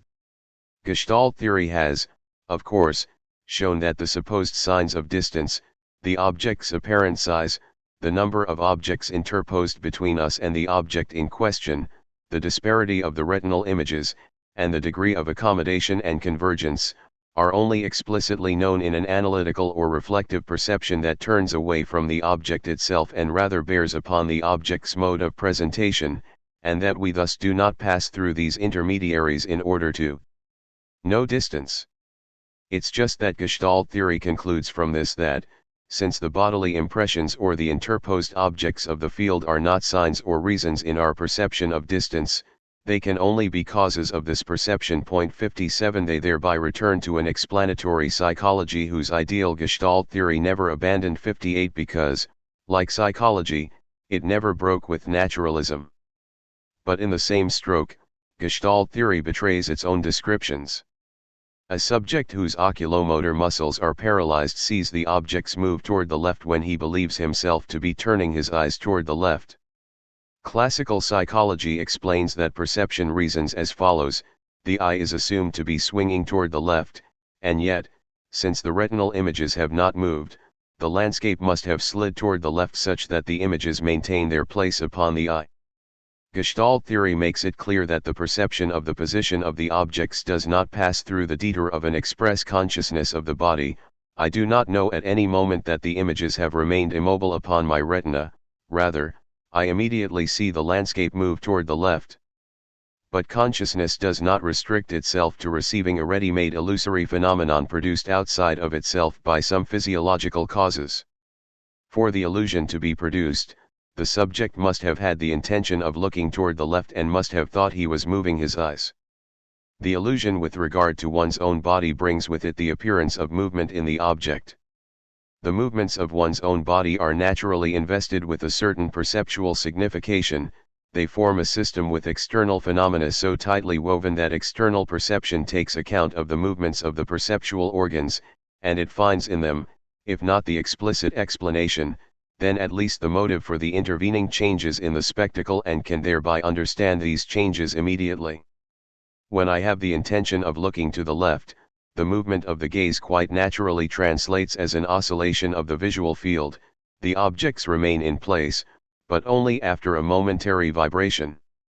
This consequence is not learned, it is a part of the natural arrangements of the psychophysical subject. It is, we will see, an annex of our body schema and the immanent signification of a movement of the gaze. When it happens to be missing, when we are conscious of moving our eyes without the spectacle being affected by this movement, this phenomenon finds expression, without any explicit deduction, in an apparent movement of the object toward the left. The gaze and the landscape remain as if glued to each other, no sudden twitching dissociates them. The gaze, in its illusory movement, brings along with it the landscape, and the sliding of the landscape is ultimately nothing other than its fixity at the end of a gaze that is believed to be in movement. Thus, the immobility of the images upon the retina and the paralysis of the oculomotor muscles are not objective causes that determine the illusion and carry it ready-made into consciousness. The intention to move the eye and the docility of the landscape to this movement are not, moreover, the premises or the reasons for the illusion. But they are its motives. In the same manner, objects interposed between me and the one I am focusing upon are not perceived for themselves. But they are, nevertheless, perceived, and we have no reason to deny this marginal perception a role in the vision of distance, since the apparent distance shrinks the moment a screen hides the interposed objects. The objects that fill the field do not act on the apparent distance like a cause on its effect. When the screen is moved aside, we see the distance being borne from the interposed objects. This is the silent language perception speaks to us. The interposed objects, in this natural text, mean a larger distance. It is, nevertheless, not a question of the logic of constituted truth, one of the connections that objective logic knows, for there is no reason for the bell tower to appear to me as smaller and farther away the moment that I can see more clearly the details of the hills and the fields that separate me from it. There is no reason, but there is a motive. It is precisely Gestalt theory that made us aware of these tensions that steal across the visual field and the system one's own body, world like lines of force, and that animate it with a silent and magical life by imposing here and there some torsions, contractions, and inflations. The disparity of the retinal images and the number of objects interposed act neither as objective causes that could produce my perception of distance from the outside, nor as reasons that would demonstrate it. They are tacitly known by my perception under veiled forms, they justify my perception through an unspoken logic. But Gestalt theory lacks the overhaul of its categories required to sufficiently express these perceptual relations. It acknowledged the principle of returning to phenomena, and it applied this principle in some specific cases, but it did not notice that an entire reformulation of the understanding is necessary if one wants to accurately express phenomena, or that in order to reach this goal one must question logic and classical philosophy's objective thought, suspend the categories of the world, doubt, in the Cartesian sense, the supposed facts of realism, and proceed to a genuine phenomenological reduction. Objective thought, or thought applied to the universe and not to phenomena, knows only dichotomies. Beginning from actual experience, it defines pure concepts that are mutually exclusive, the notion of extension, which is that of an absolute exteriority of parts, and the notion of thought, which is that of a being gathered together into itself. The notion of the vocal sign, as a physical phenomenon arbitrarily linked to certain thoughts, and that of signification, as a thought entirely clear to itself, the notion of cause, as a determining factor external to its effect, and that of reason, as a law of the phenomenon's intrinsic constitution. Now, as we have just seen, the perception of one's own body and external perception offer us the example of a nonthetic consciousness, that is, of a consciousness that does not possess the full determination of its objects, the example of a lived logic that does not give an account of itself, and the example of an immanent signification that is clear for itself and only knows itself through the experience of certain natural signs.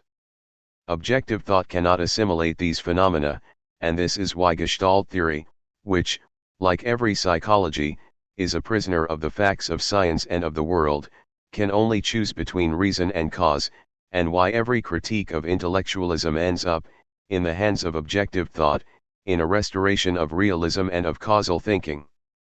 On the contrary, the phenomenological notion of motivation is one of those fluid 59 concepts that must be formulated if we want to return to phenomena. One phenomenon triggers another, not through some objective causality, such as the one linking together the events of nature, but rather through the sense it offers. There is a sort of operative reason, or a raison d'être that orients the flow of phenomena without being explicitly posited in any of them.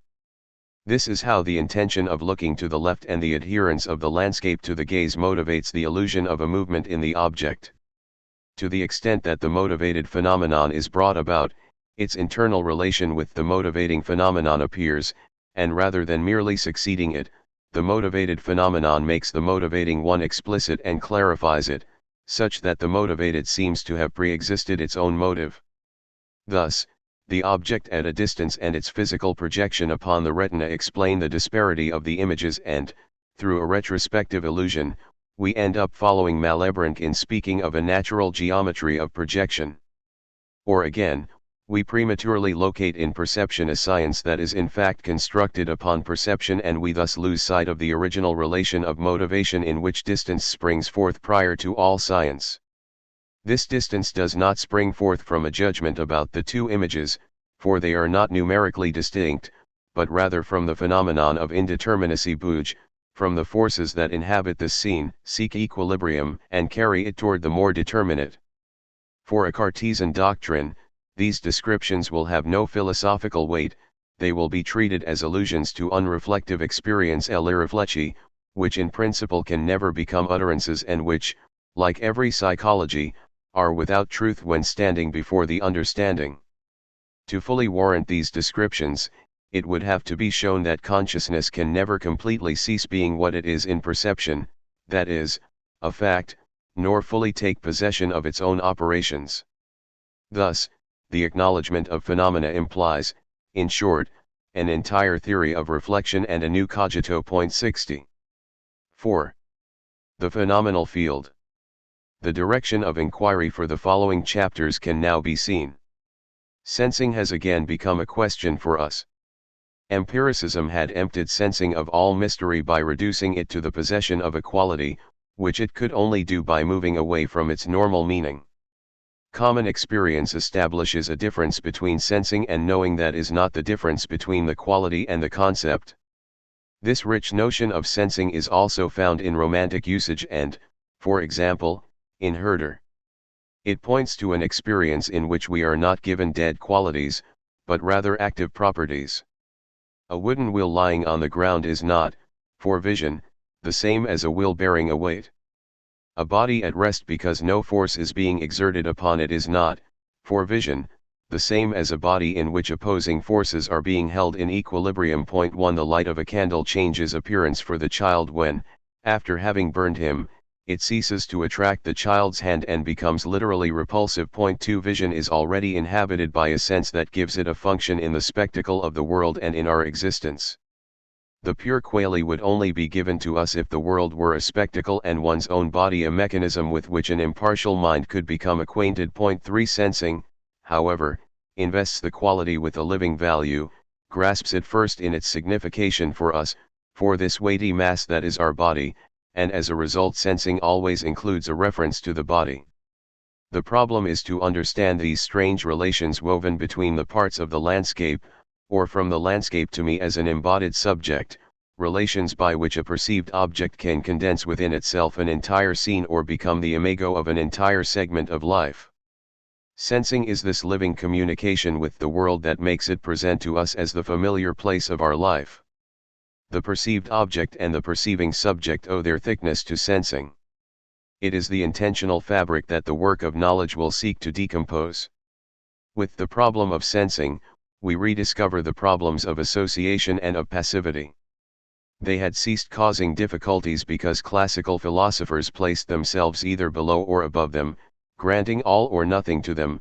Sometimes association was understood as a mere actual coexistence, and sometimes it was derived from an intellectual construction, sometimes passivity was imported from the things into the mind, and sometimes reflective analysis discovered in passivity an activity of understanding.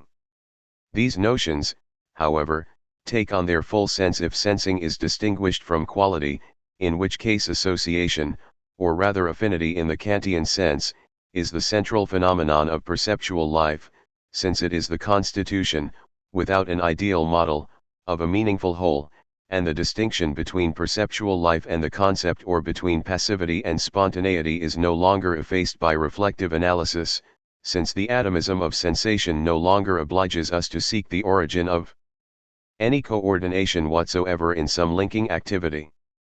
Finally, after sensing, the understanding also needs to be defined anew, since the general function of linking ultimately attributed to it by Kantianism is now shared across intentional life in its entirety and thus no longer suffices to define the understanding. We will attempt to reveal the instinctual infrastructure of perception and, simultaneously, the superstructures that are built upon it through the exercise of intelligence. As Cassirer says, by distorting perception from above, Empiricism also distorts it from below. The impression lacks instinctive and affective sense as much as it lacks ideal signification, for it could also be added that to distort perception from below, that is, to treat it straight away as knowledge and to forget its existential resources, is also to distort it from above, since this is to take it as acquired and to pass over in silence the decisive moment of perception, the springing forth of a true and precise world. When reflection is equally capable of clarifying both its living inherence and its rational intention, it will be assured of having found the center of the phenomenon. Thus, sensation and judgment have together lost their apparent clarity. We have now realized that they were only clear thanks to the unquestioned belief in the world. As soon as we attempted to use them to imagine consciousness in the act of perceiving, to define them as moments of perception, to awaken the forgotten perceptual experience and to compare them to this experience, we found sensation and judgment to be unthinkable. By elaborating upon these difficulties, we were implicitly referring to a new genre of analysis, to a new dimension in which they were bound to disappear. The criticism of the constancy hypothesis and, more generally, of the reductive understanding of the idea of the world, opened up a phenomenal field that we must now better circumscribe and led us to rediscover a direct experience that must be situated, at least provisionally, in relation to scientific knowledge, psychological reflection, and philosophical reflection. A. The phenomenal field and science. Science and philosophy have for centuries been carried along by the originary faith of perception. Perception opens onto things. This means that perception is oriented, as if toward its own end, toward a truth in itself in which the reason for all appearances is found. Perception's silent thesis is that experience, at each moment, can be coordinated with the experience of the preceding moment and with that of the following one, that my perspective can be coordinated with the perspectives of other consciousnesses, that all contradictions can be removed, that monadic and intersubjective experience is a single continuous text, and that what is indeterminate for me at this moment could become determinate for a more complete knowledge, which is seemingly realized in advance in the thing, or rather which is the thing itself. At first, science had been nothing but the continuation or the amplification of the movement that is constitutive of perceived things.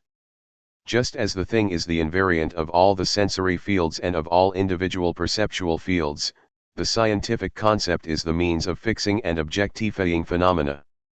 Science defined a theoretical state of bodies not subject to the action of any force, defined force in the same way, and reconstituted, with the help of these ideal components, the movements actually observed.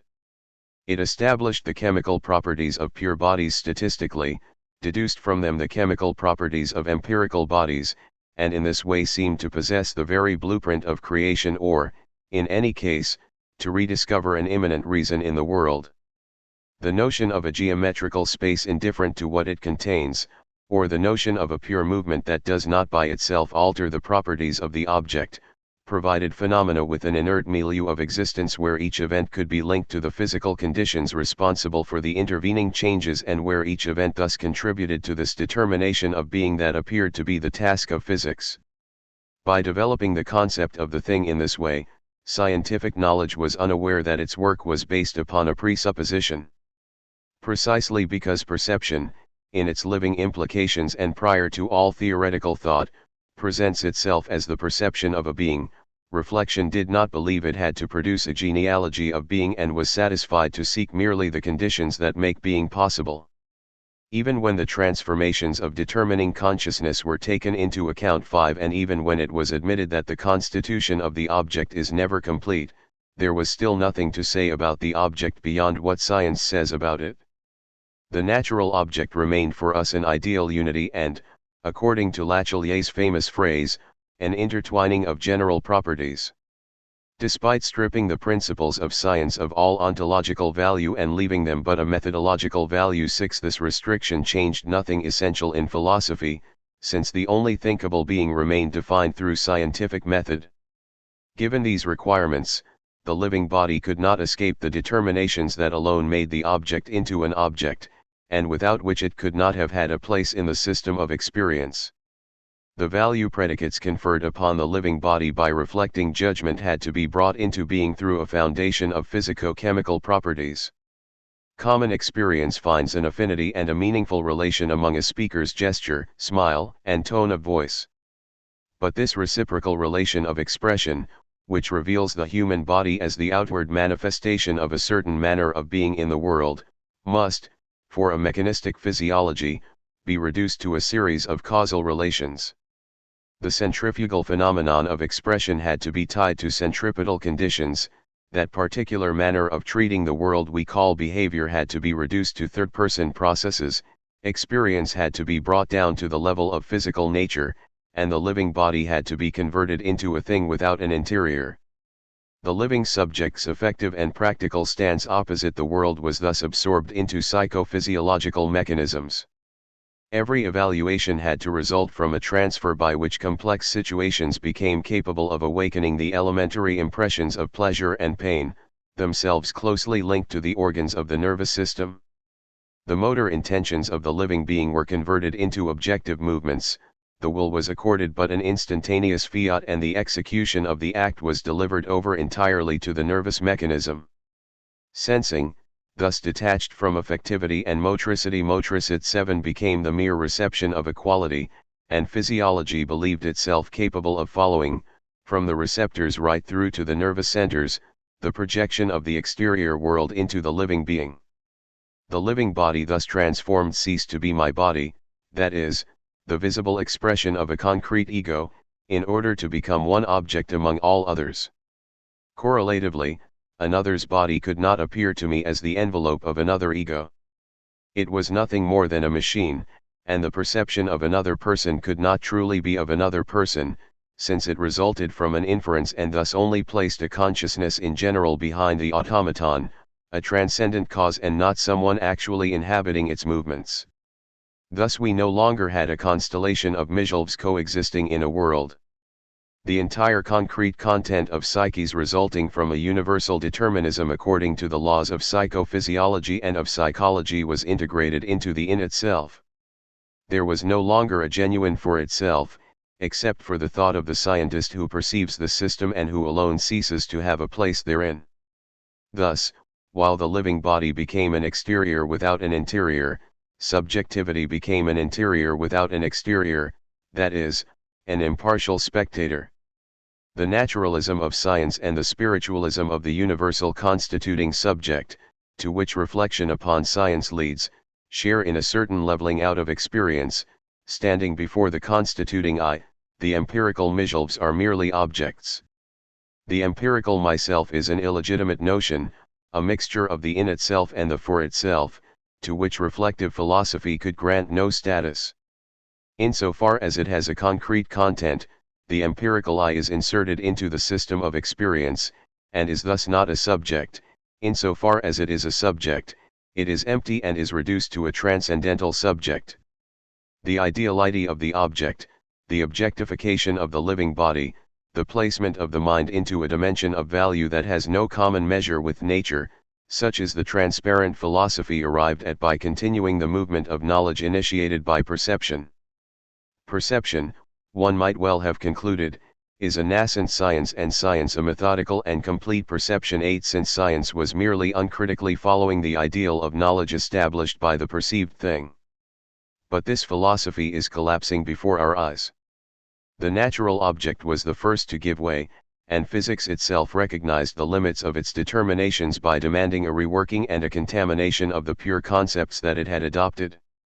Then the organism, in turn, confronts the physico-chemical analysis not with the actual difficulties of a complex object, but with the in-principle difficulties of a meaningful being. 9 More generally, the idea of a universe of thought or a universe of values in which all thinking lives would be brought together and reconciled is thrown into question. Nature is not in itself geometrical, it only appears so to a careful observer who limits himself to the macroscopic givens. Human society is not a community of reasonable minds, it can only be understood as such in privileged countries where vital and economic equilibrium has been established locally and for a certain length of time. The experience of chaos, on the speculative plane as much as on the other, leads us to see rationalism from an historical perspective that it claimed on principle to escape, to seek a philosophy that could render intelligible the springing forth of reason in a world that it did not create, and to prepare the living infrastructure without which reason and freedom are emptied or break down. We will no longer say that perception is a nascent science, but rather that classical science is a perception that has forgotten its origins and believes itself to be complete. The fundamental philosophical act would thus be to return to the lived world beneath the objective world, since in this lived world we will be able to understand the law as much as the limits of the objective world. It would be to give back to the thing its concrete physiognomy, to the organisms their proper manner of dealing with the world, and to subjectivity its historical inherence. It would be to rediscover phenomena, the layer of living experience through which other people and things are first given to us, the system self, others, things in its nascent state. It would be to awaken perception and to thwart the ruse by which perception allowed itself to be forgotten as a fact and as perception to the benefit of the object that it delivers to us and of the rational tradition that it establishes. b. Phenomena and facts of consciousness. This phenomenal field is not an inner world, the phenomenon is not a state of consciousness or a mental fact, and the experience of phenomena is not an introspection or a Bergsonian intuition. The object of psychology had long been defined by saying that it was unextended and accessible to only one person, and the result was that this strange object could only be grasped through a very peculiar type of act, inner perception or introspection, in which the subject and the object merged and knowledge was obtained through coinciding. The return to the immediate givens of consciousness thus became a hopeless operation, since the philosophical gaze sought to be what it could not in principle see. The difficulty was not merely to destroy the unquestioned belief in the exterior, as all philosophies lead the beginner to do, nor was it to describe the mind in a language designed rather to express the things. The problem was much more radical, for interiority, defined by the impression, eluded in principle every attempt at expression. It was not only the communication of philosophical intuitions to others that became difficult, or more precisely, was reduced to a sort of incantation destined to induce in them some experiences analogous to those of the philosopher, but also that the philosopher himself could not become aware of what he immediately saw, for he would then have to think it, which is to say fix and distort it. The immediate was thus a solitary, blind, and mute life. The return to the phenomenal presents none of these particularities. The sensible configuration of an object or of a gesture, which the critique of the constancy hypothesis brought before our eyes, is not grasped in an ineffable coinciding, but rather understood through the sort of appropriation we all experience when we say we have found the rabbit in the foliage of the visual puzzle, or that we have caught on to a movement. Once the unquestioned belief in sensations has been removed, then a face, a signature, and a behavior cease to be simple visual givens whose psychological signification must be sought in our inner experience, and the psyche of another becomes an immediate object as a whole impregnated with an immanent signification. More generally, the very notion of the immediate is transformed. Henceforth it is no longer the impression or the object that merges with the subject, rather, the immediate becomes the sense, the structure, and the spontaneous arrangement of parts. My own psyche is not given to me in any other way, since the critique of the constancy hypothesis again teaches me to recognize the articulation and the melodic unity of my behaviors as originary givens of inner experience, and to recognize that introspection, reduced down to its positive content, also consists in making explicit the immanent sense of a behavior. 11. Thus, what we discover by overcoming the unquestioned belief in the objective world is not a mysterious inner world. And, unlike Bergsonian interiority, this lived world is not absolutely unknown to naive consciousness. By critiquing the constancy hypothesis and revealing the phenomena, the psychologist certainly goes against the natural movement of knowledge, which blindly passes through the perceptual operations in order to go straight to their teleological result. Nothing is more difficult than knowing precisely what we see. There is in natural intuition itself a kind of crypto-mechanism which we must first destroy if we are to get to phenomenal being. 12. Or again, a dialectic by which perception hides itself from itself. But if the essence of consciousness is to forget its own phenomena and to thus make possible the constitution of things, then this forgetting is not a simple absence, it is the absence of something that consciousness could make present. In other words, consciousness can only forget phenomena because it can also recall them, it can only neglect them in favor of things because they are the birthplace of things. For example, phenomena are never absolutely unknown to scientific consciousness, which borrows all of its models from the structures of lived experience. It is just that scientific consciousness does not thematize them, it does not make explicit the horizons of perceptual consciousness by which it is surrounded and whose concrete relations it seeks to express objectively. The experience of phenomena is not, then, as is Bergsonian intuition, the experience of an unknown reality to which there is no methodical passage. Rather, it is the making explicit or the bringing to light of the pre-scientific life of consciousness that alone gives the operations of science their full sense and to which these operations always refer. This is not an irrational conversion, but rather an intentional analysis.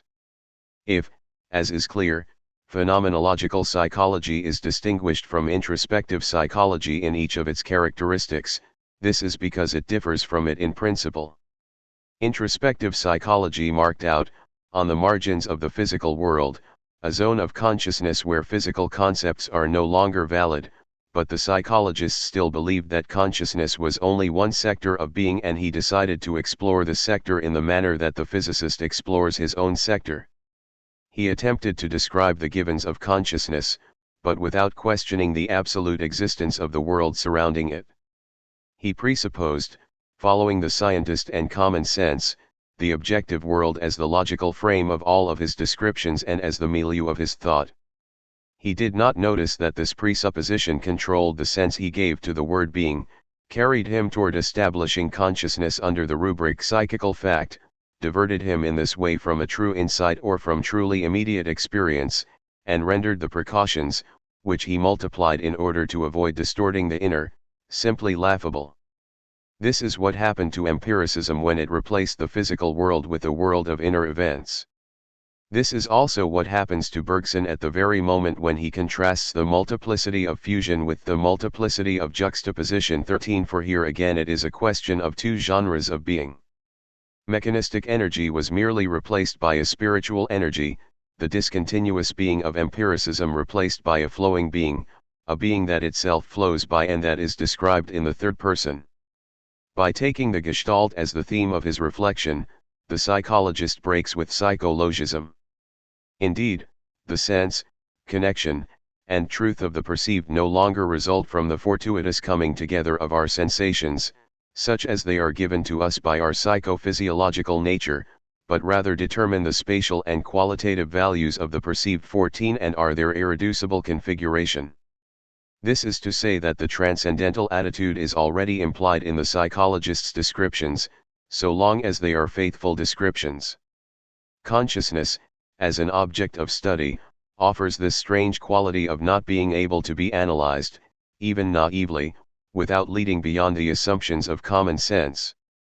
If, for example, one intends to construct a positive psychology of perception while simultaneously granting that consciousness is enclosed in the body and through it suffers the action of a world in itself, then one is led to describe the object and the world such as they appear to consciousness and thereby to wonder if this immediately present world, the only world we know, is not also the only one worth speaking of. A psychology is always led toward the problem of the constitution of the world. See Phenomenal field and transcendental philosophy. Once psychological reflection is underway, it thus goes beyond itself through its own momentum. After having recognized the originality of phenomena in relation to the objective world, since we know the objective world through them, psychological reflection is led to integrate each possible object with the phenomena and to seek out how this possible object is constituted through them. At that very moment, the phenomenal field becomes a transcendental field. Since it is now the universal center of knowledge, consciousness must clearly cease to be a particular region of being, or a certain collection of psychical contents. It no longer resides in, or is no longer confined to, the domain of forms that psychological reflection had first acknowledged, but rather the forms, like all things, exist for consciousness. It can no longer be a question of describing the lived world that consciousness carries in itself like an opaque given. This lived world must be constituted. The process of making explicit that had revealed the lived world beneath the objective world is pursued with regard to the lived world itself and reveals the transcendental field beneath the phenomenal field. The system self, others, world is in turn taken as an object of analysis, and now it is a question of awakening the thoughts that are constitutive of other people, of myself as an individual subject, and of the world as the pole of my perception. This new reduction could thus know but one true subject, namely, the meditating ego. This passage from the created nature to the creating naturant, or from the constituted to the constituting, would complete the thematization begun by psychology and would no longer leave anything implicit or implied in my knowledge. It would make me take full possession of my experience and would achieve the adequation between the reflecting and the reflected upon. Such is the standard perspective of a transcendental philosophy as well as, at least in appearance, the program of a transcendental phenomenology. Point 15. But the phenomenal field, such as we have discovered it in this chapter, resists in principle being directly and completely made explicit. Psychologism has surely been overcome. The sense and the structure of the perceived are no longer for us the simple result of psychophysiological events. Rationality is not a fortuitous accident that would bring dispersed sensations into agreement with each other, and the Gestalt is acknowledged as originary. But if the Gestalt can be expressed by an internal law, this law must not be considered as a model according to which the phenomena of structure are realized. Their appearance is not the outward deployment of a pre-existing reason. Form is not privileged in our perception because it achieves a certain state of equilibrium, resolves a problem of maximization, or makes a world possible, in the Kantian sense, but rather because form is the very appearance of the world, not its condition of possibility. It is the birth of a norm, not realized according to a norm. It is the identity of the exterior and the interior, not the projection of the interior into the exterior. So even if it is not the result of a circulation of self-contained psychical states, neither is form an idea. The Gestalt of a circle is not its mathematical law, but rather its physiognomy. The recognition of phenomena as an original order certainly puts an end to empiricism as an explanation of order and reason through the coming together of facts and the accidents of nature, but it also preserves a characteristic of facticity for reason and order themselves. If a universal constituting consciousness were possible, the opacity of the fact would disappear.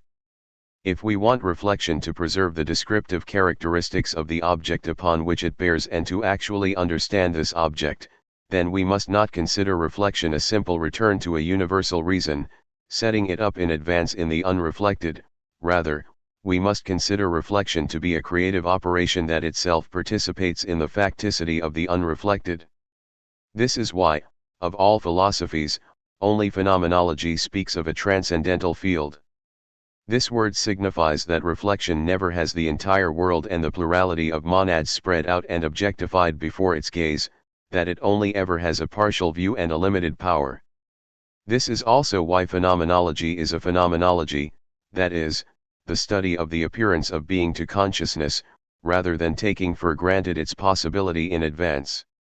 It is striking to see that classical transcendental philosophies never question the possibility of carrying out the complete making explicit that they always assume is completed somewhere.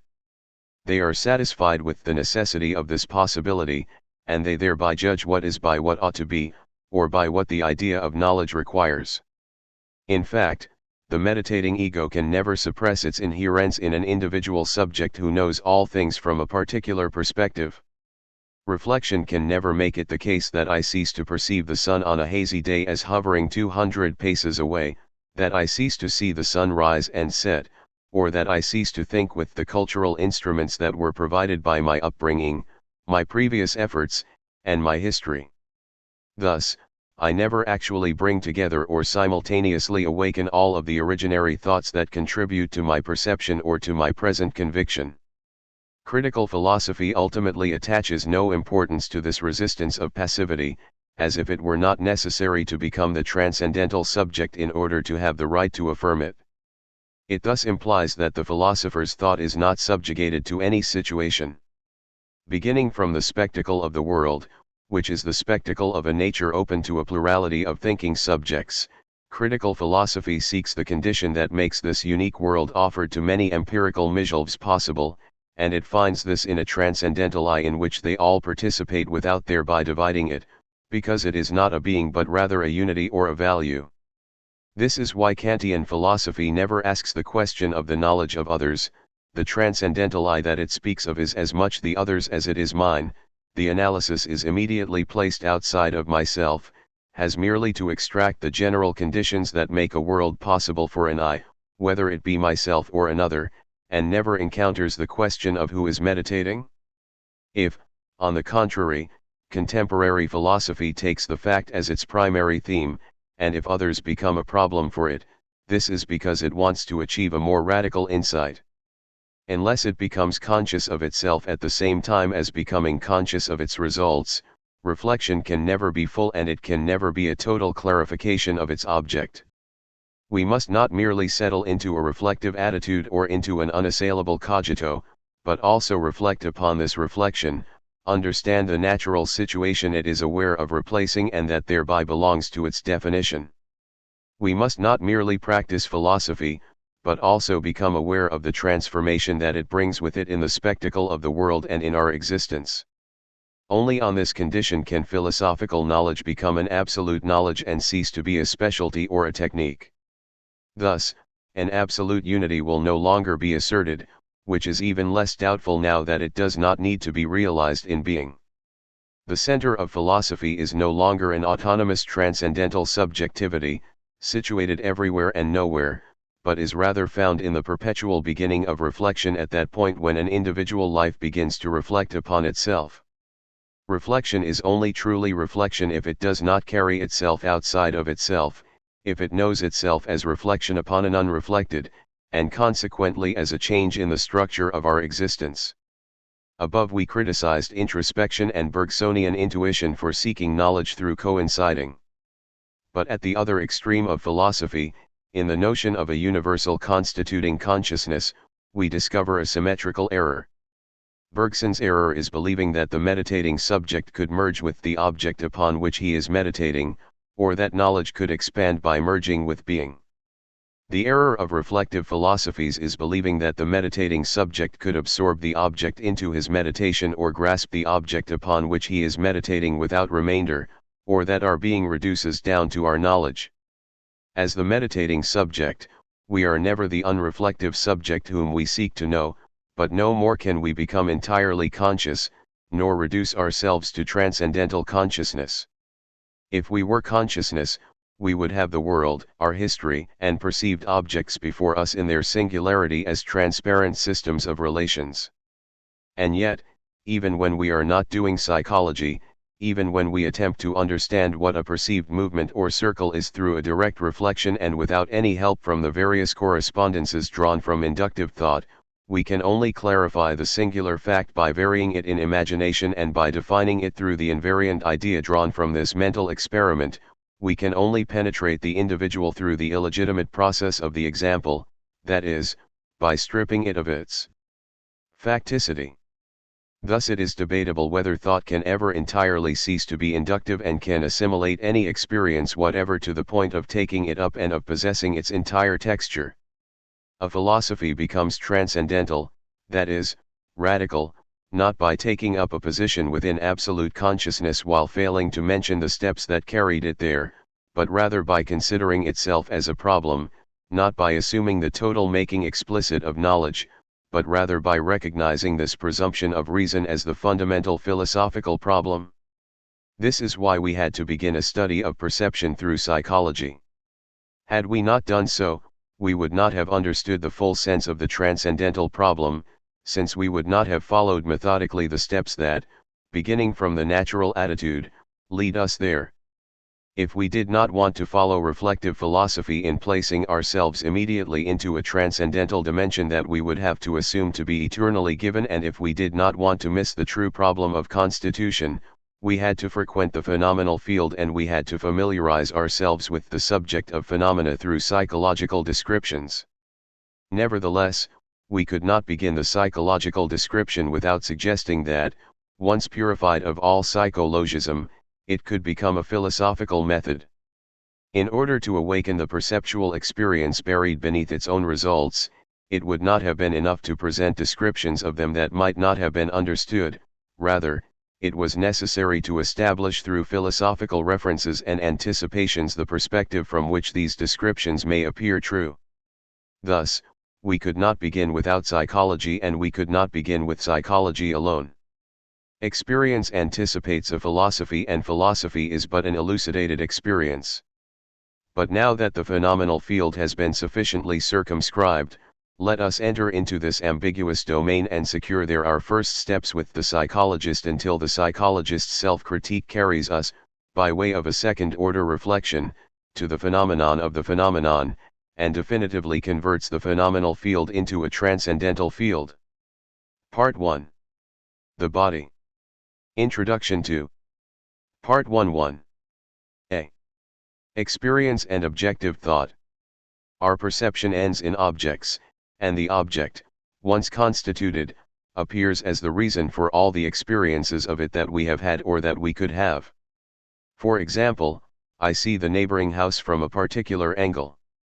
It would be seen differently from the right bank of the Seine, from the inside of the house, and differently still from an airplane.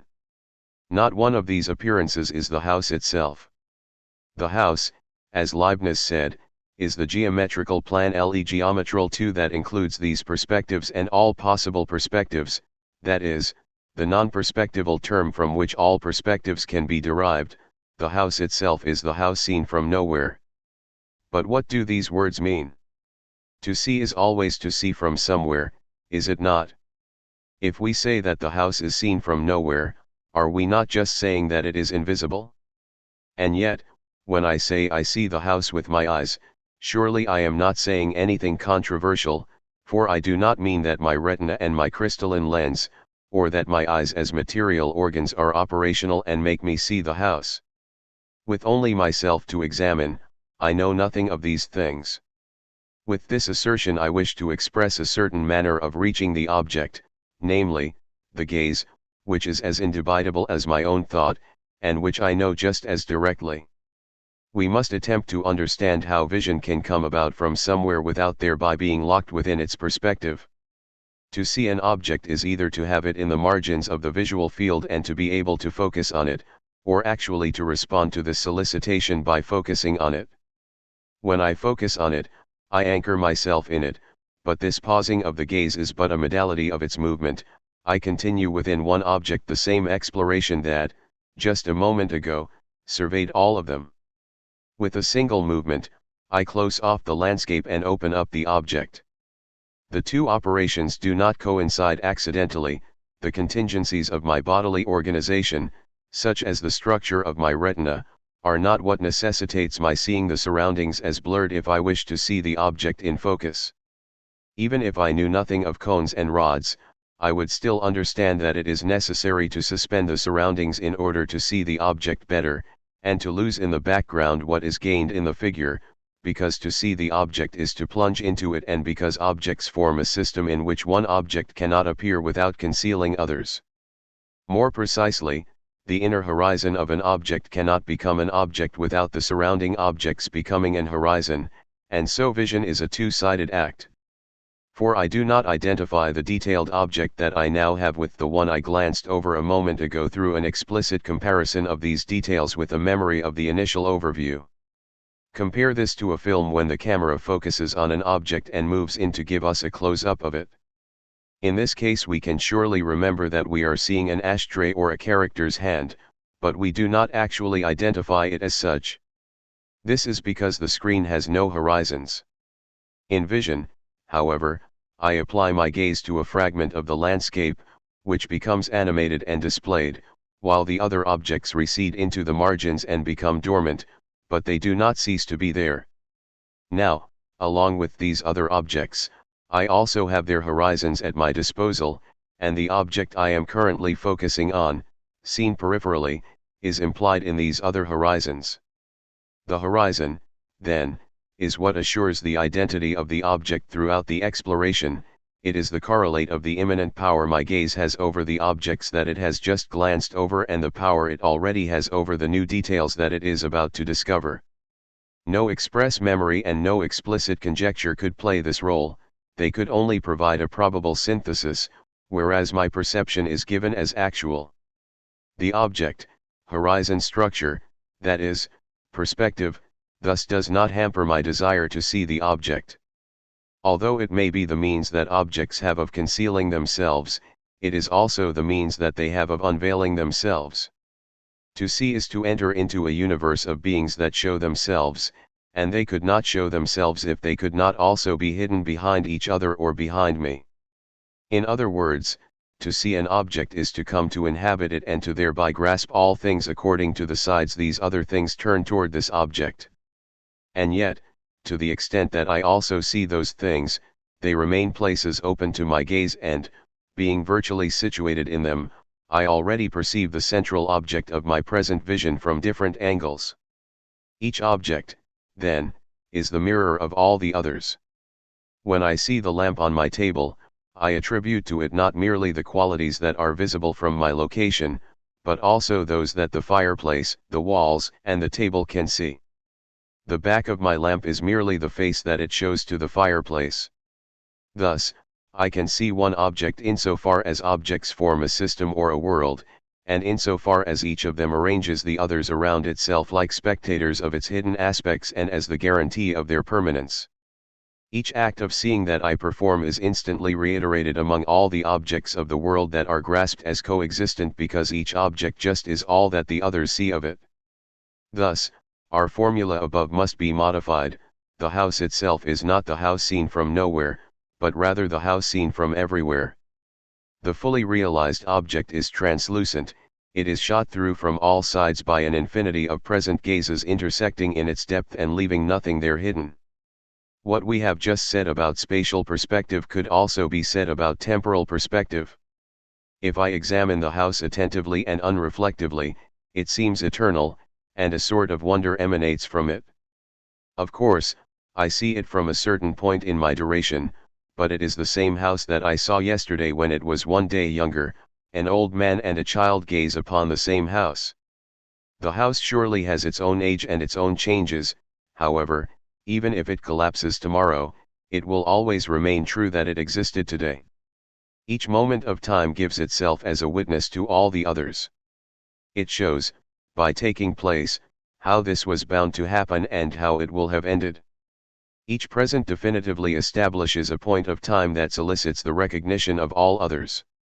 Thus, the object is seen from all times just as it is seen from all places, and by the same means, namely, the horizon structure.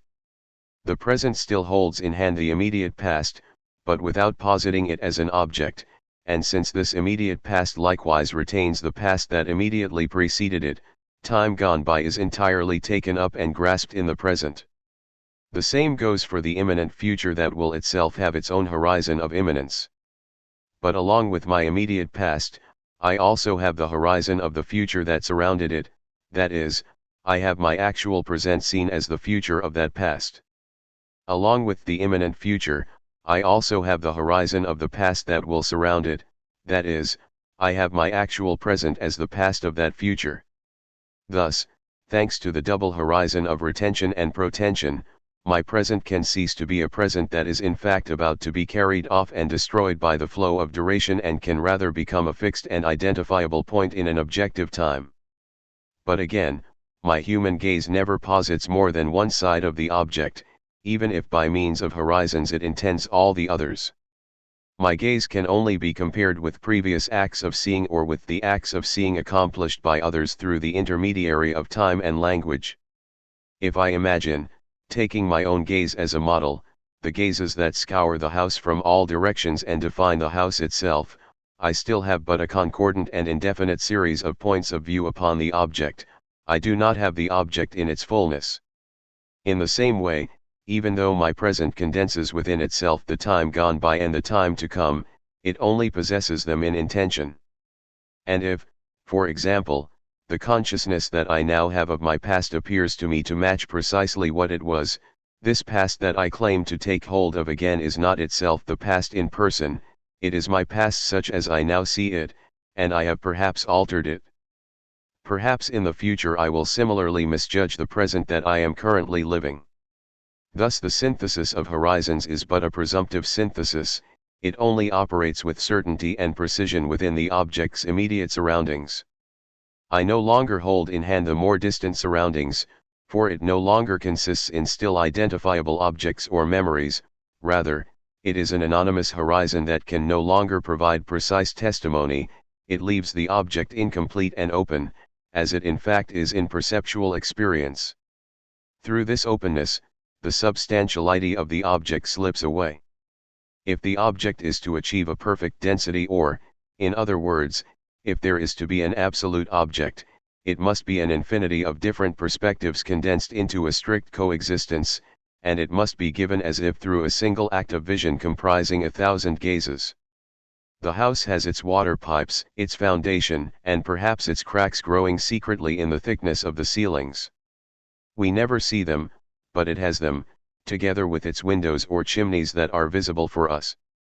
We will forget our present perception of the house, each time that we can compare our memories with the objects to which they refer, allowing for other reasons for error, we are surprised by the changes the objects owe to their own duration. We believe, however, that there is a truth of the past, we base our memory upon an immense world memory in which the house figures just as it truly was that day and that grounds its current being. Taken in itself, and as an object it demands to be taken as such, the object conceals nothing, it is fully spread out and its parts coexist while our gaze schemes over them one by one, its present does not efface its past, and its future will not efface its present. The positing of the object thus takes us beyond the limits of our actual experience, which throws itself against a foreign being such that, in the end, experience believes it draws from the object everything that experience itself teaches us. The ecstasy extase 3 of this experience makes it such that every perception is perception of something. b. The problem of the body. Obsessed with being, and forgetting the perspectivism of my experience, I henceforth treat my experience as an object and I deduce it from a relation among objects. I consider my body, which is my point of view upon the world, as one of the objects of that world. I repress the consciousness that I had of my gaze as a means of knowing and I treat my eyes as fragments of matter. From then on my eyes are placed within the same objective space where I attempt to situate the exterior object and I believe that the projection of the objects upon my retina brings about the perceived perspective. Likewise, I treat my own perceptual history as a result of my relations with the objective world.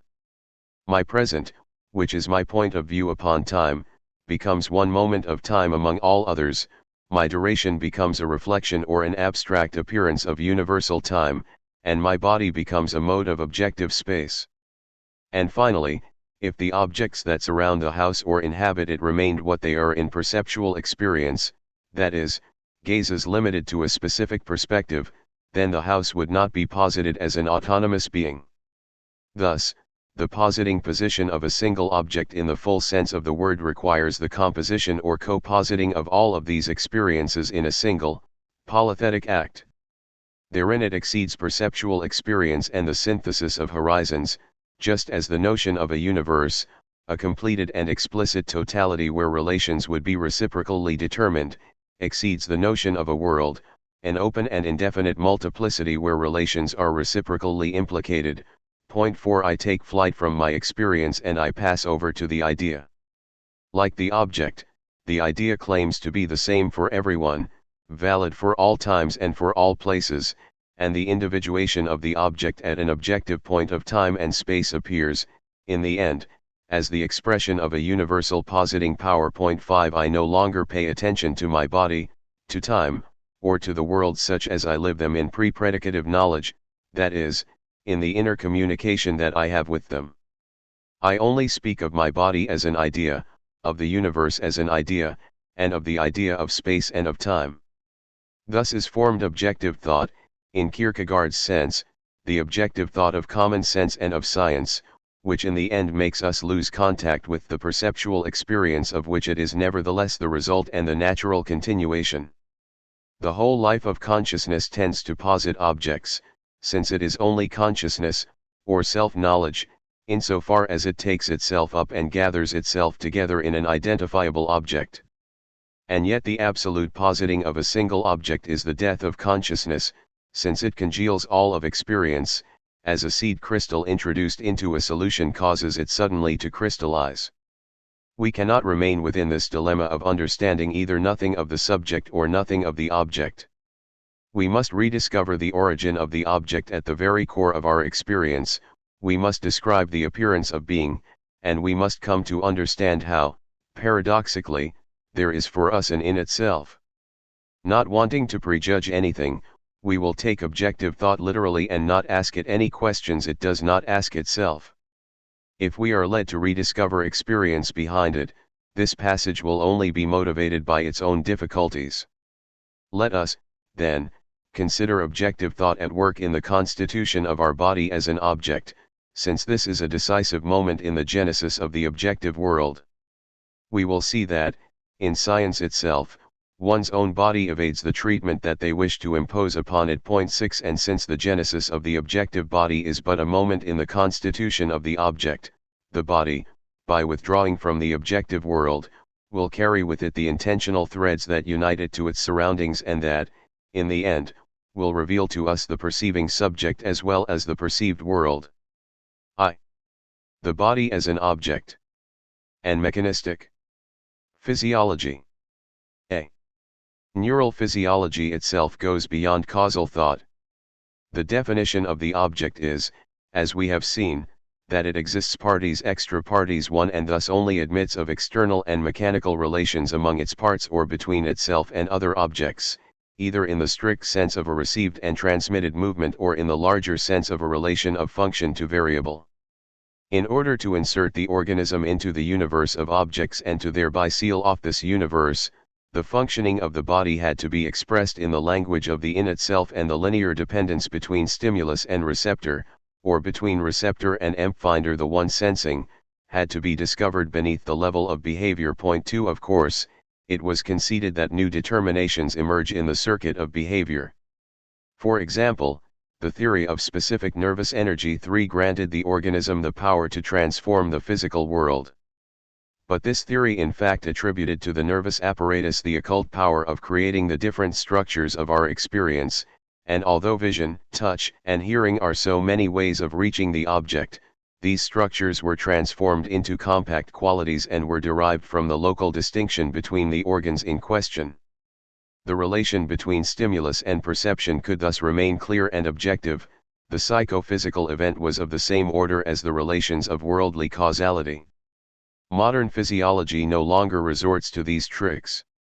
It no longer links the different qualities of the same sense and the givens of the different senses to distinct material instruments.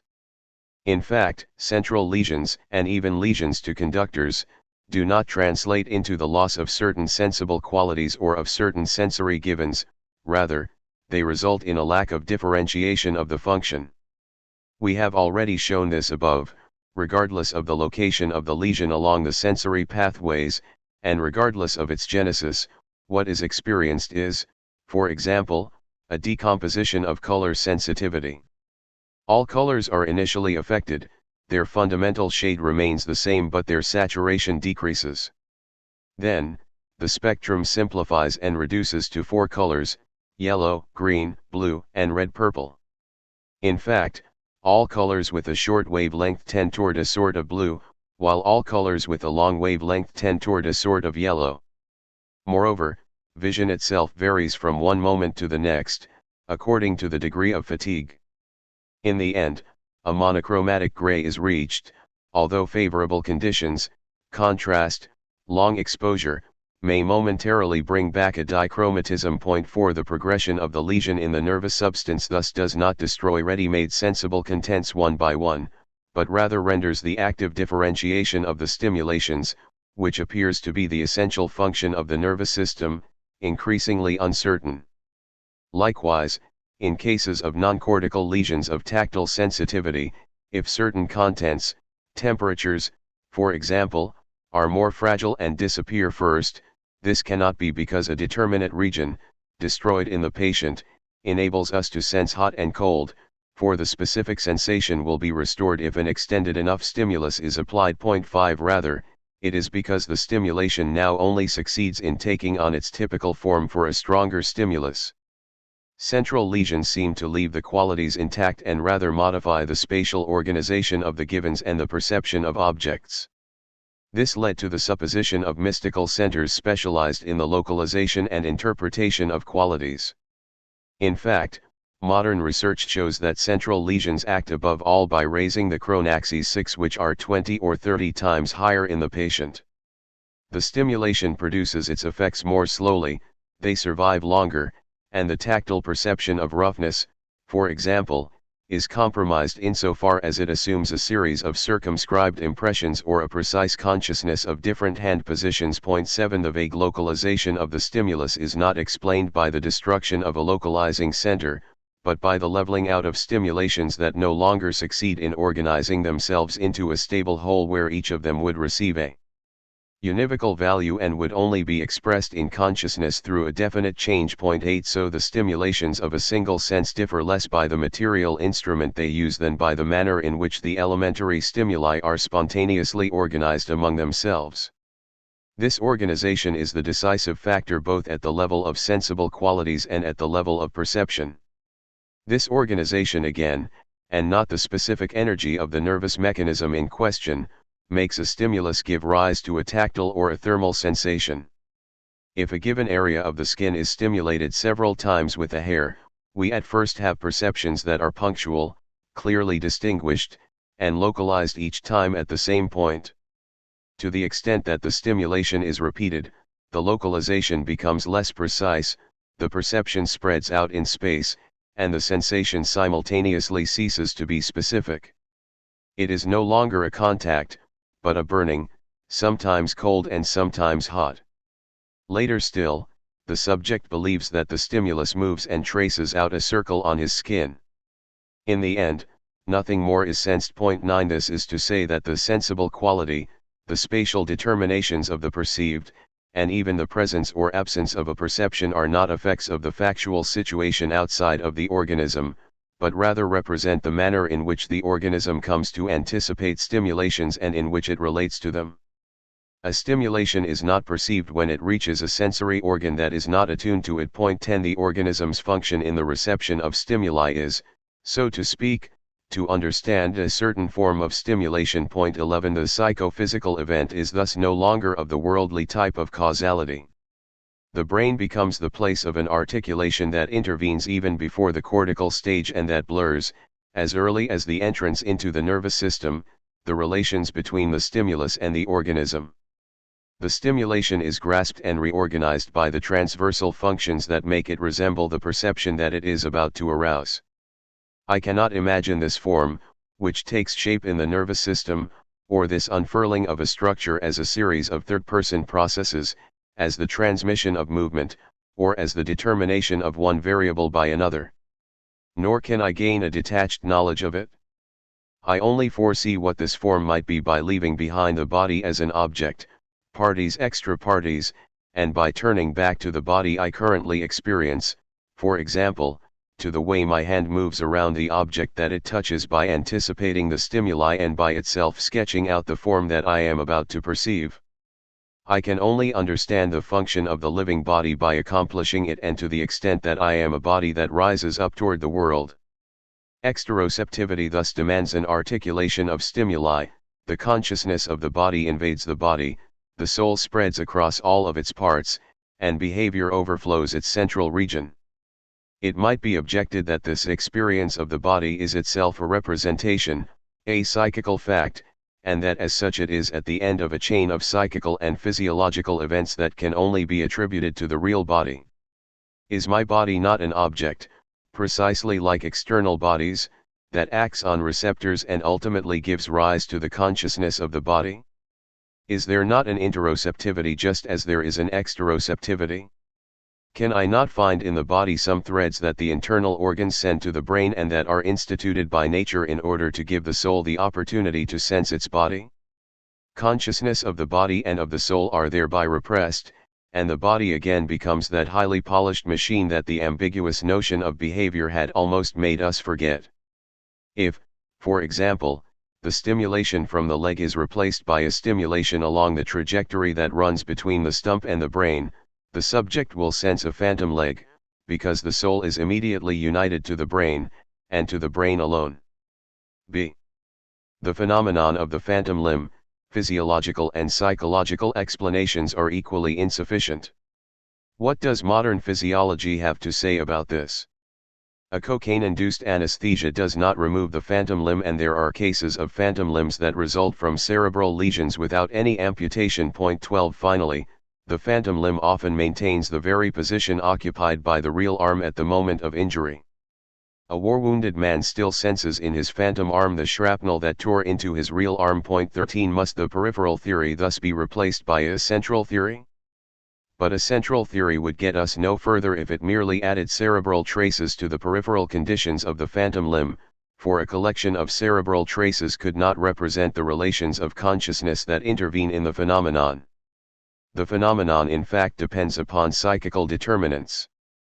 A phantom limb appears for a subject not previously experiencing one when an emotion or a situation evokes those of the injury. 14 It happens that the phantom arm, which is enormous following the operation, subsequently shrinks in order finally to be absorbed into the stump in accordance with the resignation of the patient to accept his mutilation. 15 Here the phenomenon of the phantom limb is clarified through the phenomenon of anosognosia. 16 Which clearly demands a psychological explanation.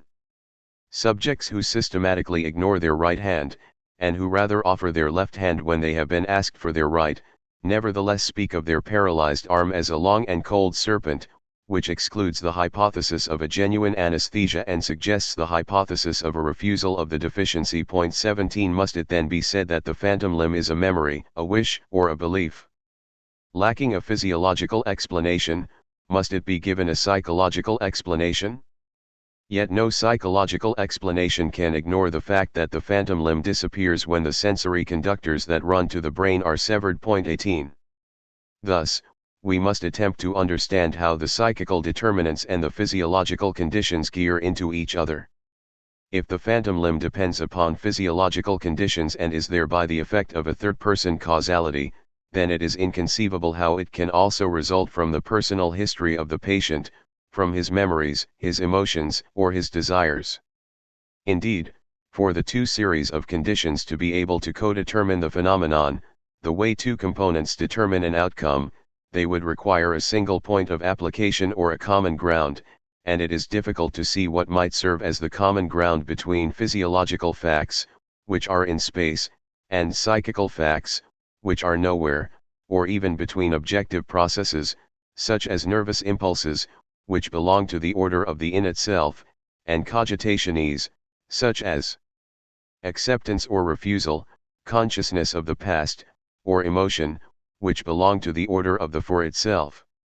A mixed theory of the phantom limb that acknowledges the two series of conditions 19 may thus be valid as a statement of known facts, but it is fundamentally obscure. The phantom limb is not the simple effect of an objective causality, nor is it a cogitatio. It could only be a mixture of the two if we discovered the means of joining the one with the other, the psychical and the physiological, the for itself and the in itself, and the means of arranging an encounter between them, or if third-person processes and personal acts could be integrated into a milieu they would share. C. Existence between the psychical and the physiological. In order to describe the belief in the phantom limb and the refusal of the mutilation, these authors speak of a repression or of an organic suppression, refoulement organique. 20 These terms, which are hardly Cartesian, force us to form the idea of an organic thought by which the relation between the psychical and the physiological could become conceivable.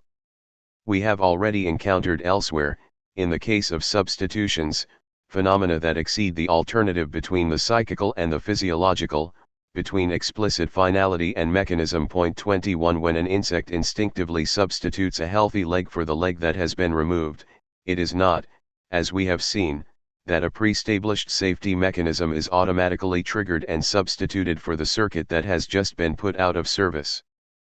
But no more is it, because the animal is conscious of a goal to attain and uses its limbs as different means, for then the substitution would have to be produced each time that the action is blocked, and we know that it does not occur if the leg is merely tied. The animal simply continues to exist in the same world and carries itself toward this world with all of its powers. The tied limb is not replaced by the free one, because the tied one continues to count in the animal's being, and because the impulse of activity that goes toward the world still passes through that limb. There is no more choice here than in a drop of oil that employs all of its internal forces in order to solve, in practice, the maximum/minimum problem set for it. The only difference is that the drop of oil adapts itself to given external forces, while the animal itself projects the norms of its milieu and establishes the terms of its vital problem. 22 But here it is a question of an a priori of the species and not of a personal choice. Thus, behind the phenomenon of substitution we discover the movement of being in and toward the world, and we must now make this notion more precise. When we say that an animal exists, that it has a world, or that it belongs to a world, we do not mean that it has a perception or an objective consciousness of the world. The situation that triggers instinctive operations is not wholly articulated and determinate, its total sense is not possessed, which is clearly shown by the errors and the blindness of instinct. The situation provides only a practical signification, and the recognition that it induces is merely a bodily recognition. It is lived as an open situation, and it calls for the animal's movements, just as the first notes of the melody call for a certain mode of resolution, without thereby being known for itself. And this is precisely what allows the limbs to be interchangeable, to be equivalent before the evidentness of the task. If it anchors the subject to a certain milieu, is being in the world something like Bergson's attention to life or Janet's reality function? Attention to life is the consciousness we gain of nascent movements in our body. But reflex movements, either sketched out or already accomplished, are still merely objective processes whose development and results can be observed by consciousness, but in which consciousness is not engaged. 23 In fact, reflexes themselves are never blind processes, they adjust to the sense of the situation, they express our orientation toward a behavioral milieu just as much as they express the action of the geographical milieu upon us. They trace out, from a distance, the structure of the object without waiting for its punctual stimulations. This global presence of the situation gives the partial stimuli a sense and makes them count, stand out, or exist for the organism. The reflex does not result from objective stimuli, it turns toward them, it invests them with a sense that they did not have when taken one by one or as physical agents, a sense that they only have when taken as a situation. The reflex causes them to exist as a situation, it establishes a knowledge relation with them, that is, it points to them as what it is destined to encounter. Reflex, insofar as it opens itself to the sense of a situation, and perception, insofar as it does not first of all posit an object of knowledge, and insofar as it is an intention of our total being, are modalities of a pre-objective perspective that we call being in the world. Prior to stimuli and sensible contents, a sort of inner diaphragm must be recognized that, much more than these other ones, determines what our reflexes and our perceptions will be able to aim at in the world, the zone of our possible operations, and the scope of our life.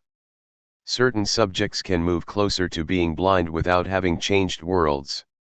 They bump into objects everywhere, but they are unaware of no longer having visual qualities, and the structure of their behavior remains unaltered. Other patients, on the contrary, lose their world as soon as the contents begin to slip away. They renounce their usual life even before it becomes impossible, they become crippled before literally being so, and they break their vital contact with the world before having lost sensory contact with it.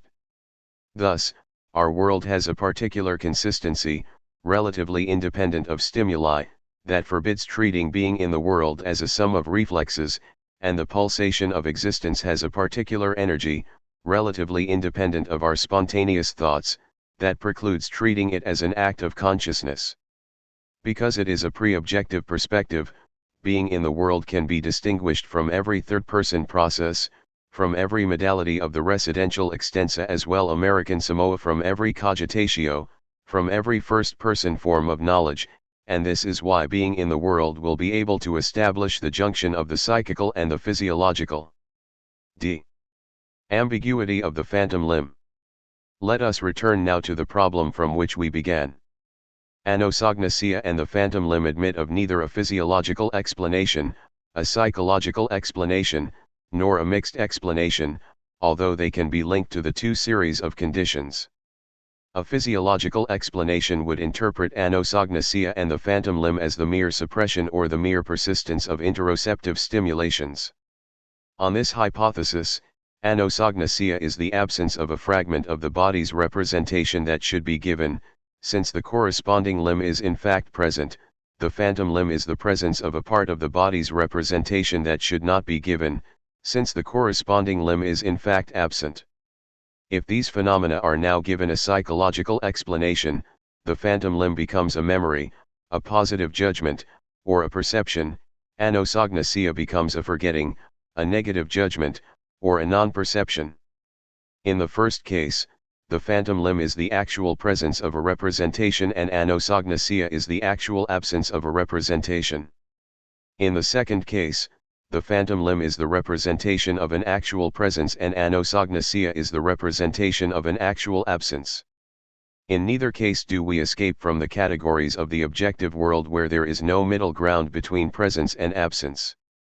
In fact, the anosognosic patient does not merely ignore the paralyzed limb, it is only because he knows where he risks encountering his deficiency that he can turn away from it, just as the psychoanalytic subject knows what he does not want to see head-on, otherwise he could not avoid it so well.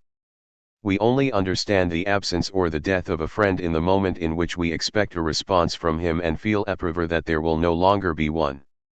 At first we avoid asking the question in order not to have to perceive the silence, and we turn away from regions of our life where we could encounter this nothingness, but this is to say that we discern them. The anosognosic patient likewise puts his paralyzed arm out of play in order not to have to sense its degeneration, but this is to say that he has a preconscious knowledge of it. In the case of the phantom limb, the subject certainly seems to be unaware of the mutilation and counts on his phantom as if on a real limb, since he tries to walk with his phantom leg and is not even discouraged by a fall. But in other respects he describes the particularities of the phantom leg quite well, such as its strange motricity, and, if he treats it in practice as a real limb, this is because, like the normal subject, he has no need of a clear and articulated perception of his body in order to begin moving. It is enough that his body is available as an indivisible power and that the phantom leg is sensed as vaguely implicated in it. Consciousness of the phantom limb itself therefore remains equivocal. The amputee senses his leg, as I can sense vividly the existence of a friend who is, nevertheless, not here before my eyes. He has not lost his leg because he continues to allow for it, just as Proust can certainly recognize the death of his grandmother without yet losing her to the extent that he keeps her on the horizon of his life. The phantom arm is not a representation of the arm, but rather the ambivalent presence of an arm. The refusal of the mutilation in the case of the phantom limb or the refusal of the deficiency in anosognosia are not deliberated decisions, they do not occur at the level of thetic consciousness, which explicitly decides after having considered different possibilities. The desire for a healthy body or the refusal of the diseased body are not formulated for themselves, the experience of the amputated arm as present or of the diseased arm as absent are not of the order of the I think that. This phenomenon, distorted by both physiological and psychological explanations, can nevertheless be understood from the perspective of being in the world. What refuses the mutilation or the deficiency in us is an I that is engaged in a certain physical and interhuman world, an I that continues to tend toward its world despite deficiencies or amputations and that to this extent does not de jure recognize them. The refusal of the deficiency is but the reverse side of our inherence in a world, the implicit negation of what runs counter to the natural movement that throws us into our tasks, our worries, our situation, and our familiar horizons. To have a phantom limb is to remain open to all of the actions of which the arm alone is capable and to stay within the practical field that one had prior to the mutilation. The body is the vehicle of being in the world and, for a living being, having a body means being united with a definite milieu, merging with certain projects, and being perpetually engaged therein. In the evidentness of this complete world in which manipulable objects still figure, in the impulse of movement that goes toward it and where the project of writing or of playing the piano still figures, the patient finds the certainty of his bodily integrity. But at the very moment that the world hides his deficiency from him, the world cannot help but to reveal it to him. For if it is true that I am conscious of my body through the world, and if my body is the unperceived term at the center of the world toward which every object turns its face, then it is true for the same reason that my body is the pivot of the world. I know that the objects have several faces because I can move around them, and in this sense I am conscious of the world by means of my body. At the same moment that my usual world gives rise to habitual intentions in me, I can no longer actually unite with it if I have lost a limb. Manipulable objects, precisely insofar as they appear as manipulable, appeal to a hand that I no longer have. Regions of silence are thus marked out in the totality of my body. The patient knows his disability precisely insofar as he is ignorant of it, and he ignores it precisely insofar as he knows it. This is the paradox of all being in the world. By carrying myself toward a world, I throw my perceptual intentions and my practical intentions against objects that appear to me, in the end, as anterior and exterior to these intentions, and which nevertheless exist for me only insofar as they arouse thoughts or desires in me. In the case we are considering, the ambiguity of knowledge amounts to this: it is as though our body comprises two distinct layers, that of the habitual body and that of the actual body. Gestures of manipulation that appear in the first have disappeared in the second, and the problem of how I can feel endowed with a limb that I no longer have in fact comes down to knowing how the habitual body can act as a guarantee for the actual body. How can I perceive objects as manipulable when I can no longer manipulate them? The manipulable must have ceased being something that I currently manipulate in order to become something one can manipulate. It must have ceased being something manipulable for me and have become something manipulable in itself.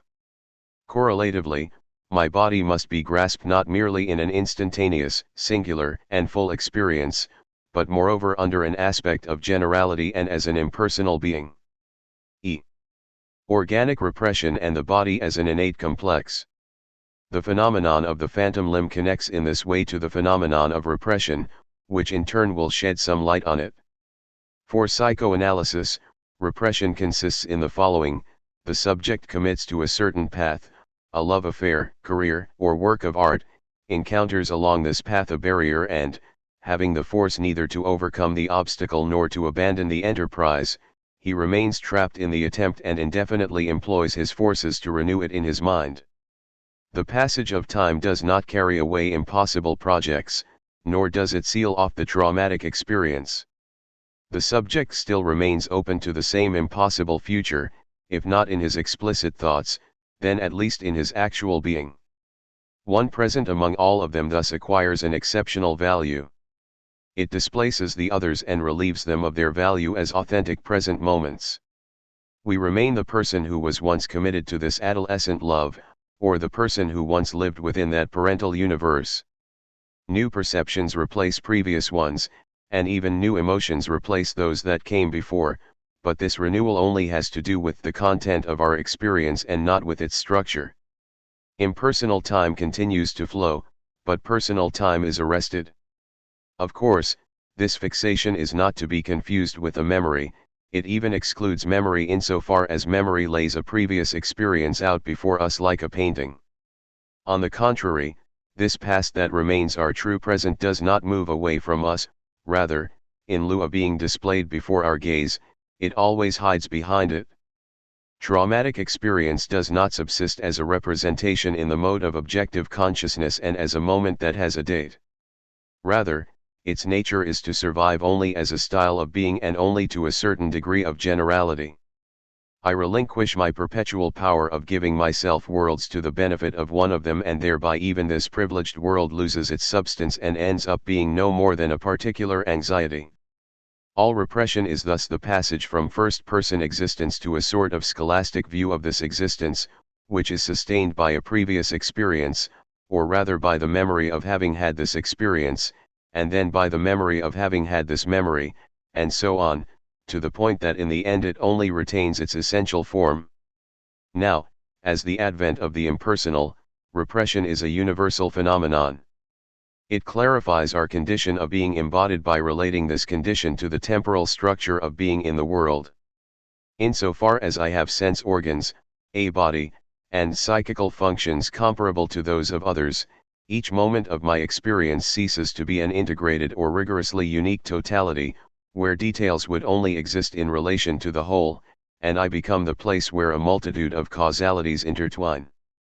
Insofar as I inhabit a physical world, where consistent stimuli and typical situations are discovered, and not merely the historical world in which situations are never comparable, my life is made up of rhythms that do not have their reason in what I have chosen to be, but rather have their condition in the banal milieu that surrounds me.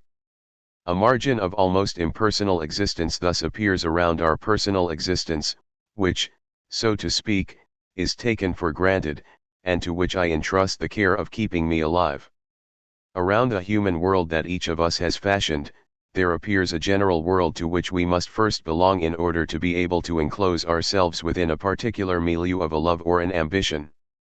Just as we speak of a repression in the restricted sense when I preserve through time one of the momentary worlds that I have passed through and that I make into the form of my entire life, so too can we say that my organism, as a pre-personal adhesion to the general form of the world, as an anonymous and general existence, plays the role of an innate complex beneath the level of my personal life.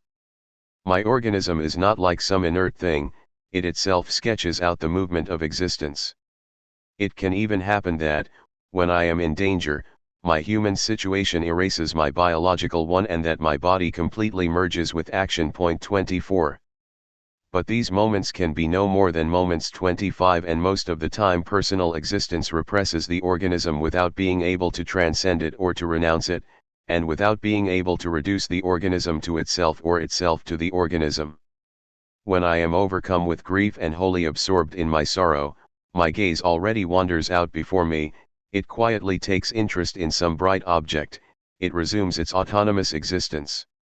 After this moment, in which we attempted to lock up our entire life, time, or at least pre-personal time, again begins to flow, and it carries with it if not our resolution, then at least the heartfelt emotions that sustained it.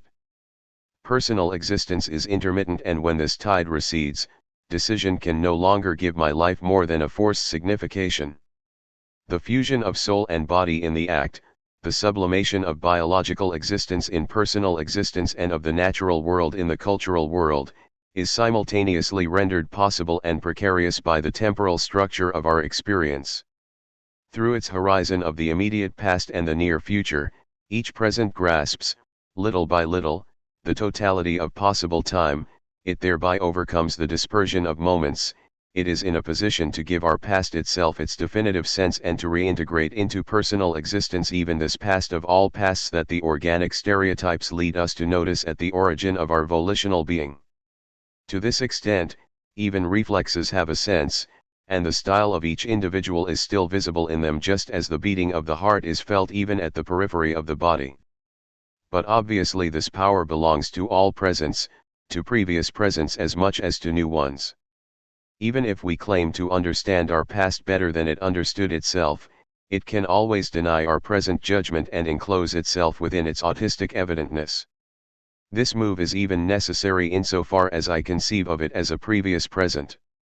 Each present can claim to solidify our life, this is what defines it as present. Insofar as it presents itself as the totality of being and fills up an instant of consciousness, we never actually break free of it, time never actually closes it off, and it remains like a wound through which our strength seeps away. All the more reason to conclude that the specific past, which is our body, can only be recovered and taken up by an individual life because this life has never transcended it, Because it secretly feeds this past and uses a part of its strength there, because this past remains its present, as is seen in the disease in which the bodily events become the events of the day. What allows us to center our existence is also what prevents us from centering it completely, and the anonymity of our body is inseparably both freedom and servitude. Thus, to summarize, the ambiguity of being in the world is expressed by the ambiguity of our body, and this latter is understood through the ambiguity of time. We will return to the question of time below. Let us simply show for the moment that the relations between the psychical and the physiological become thinkable by starting from this central phenomenon. On the one hand, how could the memories evoked for the amputee make the phantom limb appear? After all, the phantom limb is not a recollection, it is a quasi-present. The disabled person senses it at present, folded upon his chest without any hint of the past. On the other hand, we cannot assume that an image of an arm floating across consciousness came to settle upon the stump, for then it would not be a phantom, but rather a revived perception. The phantom arm must be the same arm that was torn apart by shrapnel, whose visible envelope had at some point burned or decayed, and that now comes to haunt the present body without thereby merging with it. The phantom limb is thus, like a repressed experience, a previous present that cannot commit to becoming past. The memories called back before the amputee's mind induce a phantom limb not in the manner in which one image calls forth another in associationism, but because every memory reopens lost time and invites us to again take up the situation that it evokes. Intellectual memory, in Proust's sense, is satisfied with a description of the past, with the past in ideas. It extracts characteristics or the communicable signification from the past, rather than discovering the past structure.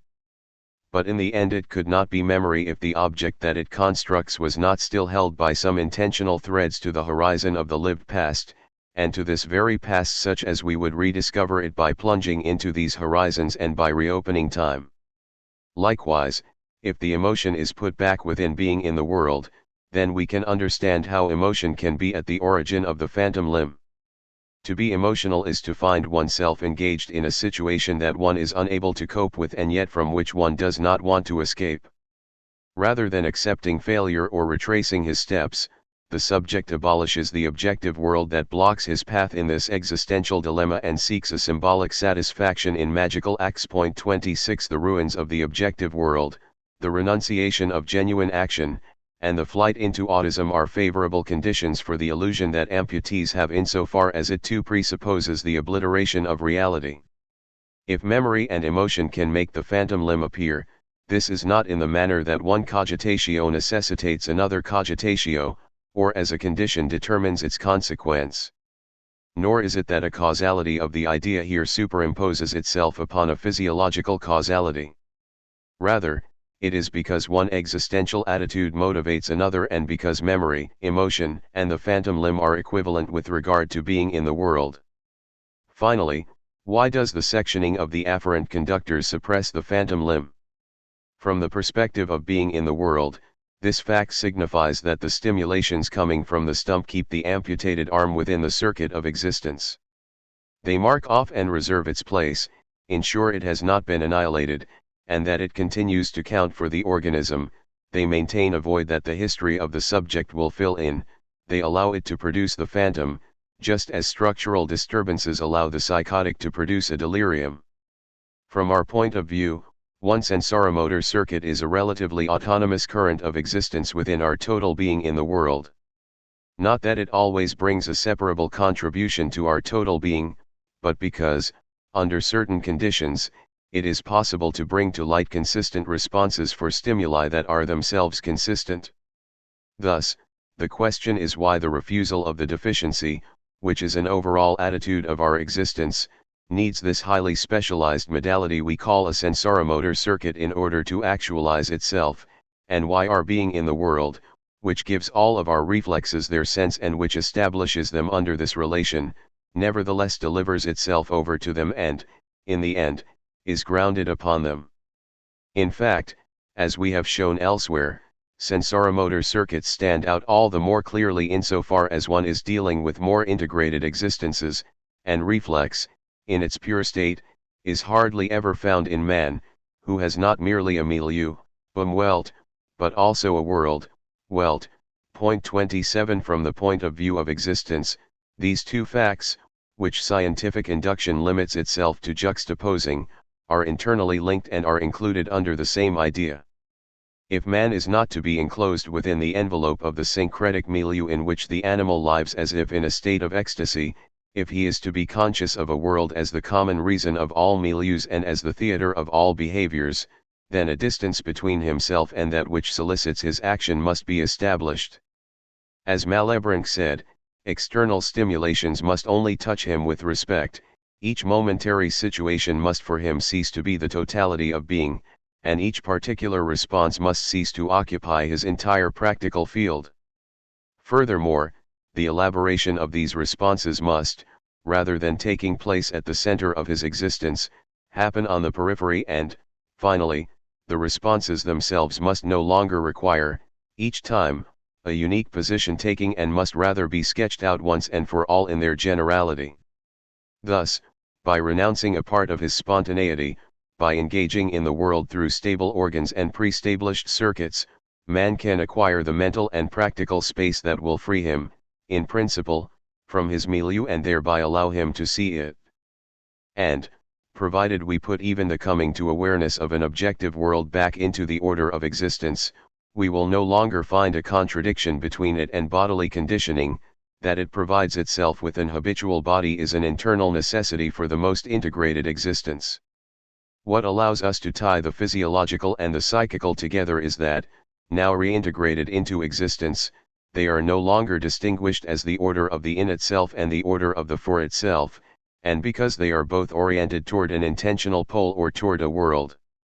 These two histories probably never completely overlap, one is banal and cyclical, the other may be open and singular, and it would be necessary to reserve the term history for the second order of phenomena if history were a series of events that not only have a sense, but provide themselves with that sense.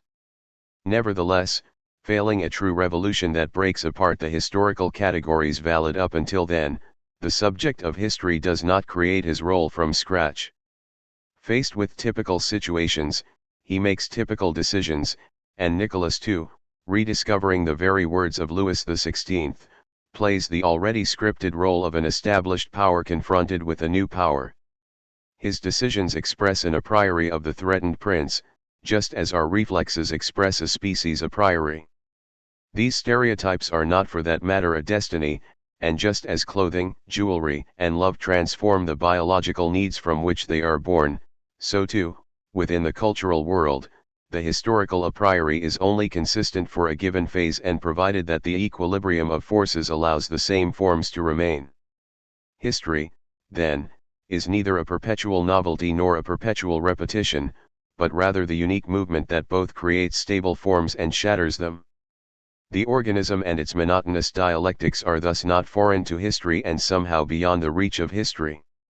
Taken concretely, man is not a psyche joined to an organism, but rather this back and forth of existence that sometimes allows itself to exist as a body and sometimes carries itself into personal acts. Psychological motives and bodily events can overlap because there is no single movement in a living body that is an absolute accident with regard to psychical intentions and no single psychical act that has not found at least its germ or its general outline in physiological dispositions. It is never a question of the incomprehensible encounter of two causalities, nor of a collision between the order of causes and the order of ends. Rather, through an imperceptible shift, an organic process opens up into a human behavior, an instinctive act turns back upon itself and becomes an emotion, or, inversely, a human act becomes dormant and is continued absent-mindedly as a reflex. The psychical and the physiological can be related through exchanges that prevent almost every attempt to define a mental disturbance as either psychic or somatic. A disturbance called somatic opens onto a psychical commentary on the theme of the organic accident, and the psychic disturbance restricts itself to developing the human signification of the bodily event. One patient senses a second person implanted within his body. He is a man in one half of his body, a woman in the other.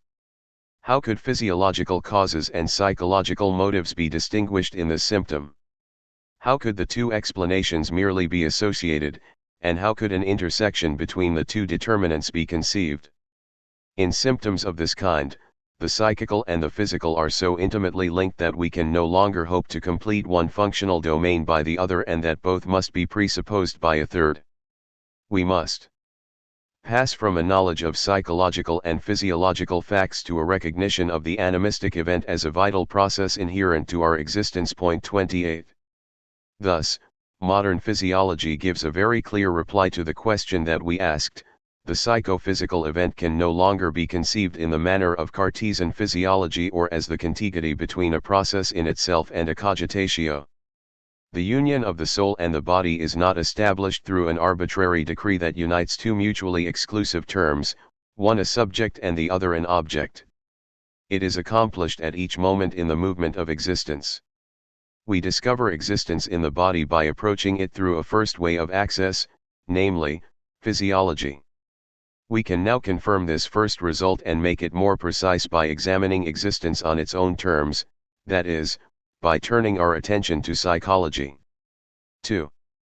The experience of the body and classical psychology. A. The permanence of one's own body. When classical psychology described one's own body, it already attributed characteristics to it that are incompatible with the status of an object. It first claimed that my body is distinguished from the table or the lamp because my body is constantly perceived, whereas I can turn away from these other objects. Thus, my body is an object that is always with me. But then, is it still an object? If an object is an invariable structure, this is not in spite of the change of perspectives, but rather in this change, or through it. The always new perspectives are not, for the object, a simple opportunity to manifest its permanence or a contingent manner of appearing to us. It is only an object in front of us because it is observable, which is to say, situated at our fingertips or at the end of our gaze, indivisibly overthrown and rediscovered by each of their movements. Otherwise, the object would be true in the manner of an idea and not present in the manner of a thing. In particular, the object is only an object if it can be moved away and ultimately disappear from my visual field. Its presence is such that it requires a possible absence. Now, the permanence of one's own body is of an entirely different type. It is not to be found as the result of an indefinite exploration. In fact, my own body defies exploration and always appears to me from the same angle. Its permanence is not a permanence in the world, but a permanence on my side. To say that my body is always near to me or always there for me is to say that it is never truly in front of me, that I cannot spread it out under my gaze, that it remains on the margins of all of my perceptions, and that it is with me. Of course, external objects themselves never show me one of their sides without thereby hiding from me all their other sides, but I can at least choose the side I want them to show me. They can only appear to me in perspective, but the particular perspective that I obtain from them at each moment is merely the result of a physical necessity, a necessity I can use, but also one that does not imprison me. From my window, only the steeple of the church can be seen, but this constraint simultaneously assures me that from elsewhere the entire church could be seen. It is true that if I were a prisoner, the church would be reduced for me to a truncated steeple. If I never removed my clothes, I would never see their inside, and we will in fact see below that my clothes can become appendages of my body. But this fact does not prove that the presence of my body is comparable to the factual permanence of certain objects, or that the organ is comparable to an always available tool. On the contrary, it shows that the actions in which I habitually engage incorporate their instruments and make them participate in the original structure of my own body, le corps propre. Moreover, my own body is the primordial habit, the one that conditions all others and by which they can be understood. Its near presence and its invariable perspective are not a factual necessity, since factual necessity presupposes them. For my window to impose on me a perspective on the church, my body must first impose on me a perspective on the world, and the former necessity can only be a purely physical one because the latter necessity is metaphysical. Factual situations can only affect me if I am first of such a nature that there can be factual situations for me. In other words, I observe external objects with my body, I handle them, inspect them, and walk around them. But when it comes to my body, I never observe it itself. I would need a second body to be able to do so, which would itself be unobservable. When I say that I always perceive my body, these words must not be understood in a merely statistical sense, and there must be something in the presentation of one's own body that renders its absence, or even its variation, inconceivable. What might this something be? The tip of my nose and the contours of my eye sockets are all that I see of my own head. I can, of course, see my eyes in a three-faced mirror, but these are the eyes of someone who is observing, and I can barely catch a glimpse of my living gaze when a mirror on the street unexpectedly reflects my own image back at me.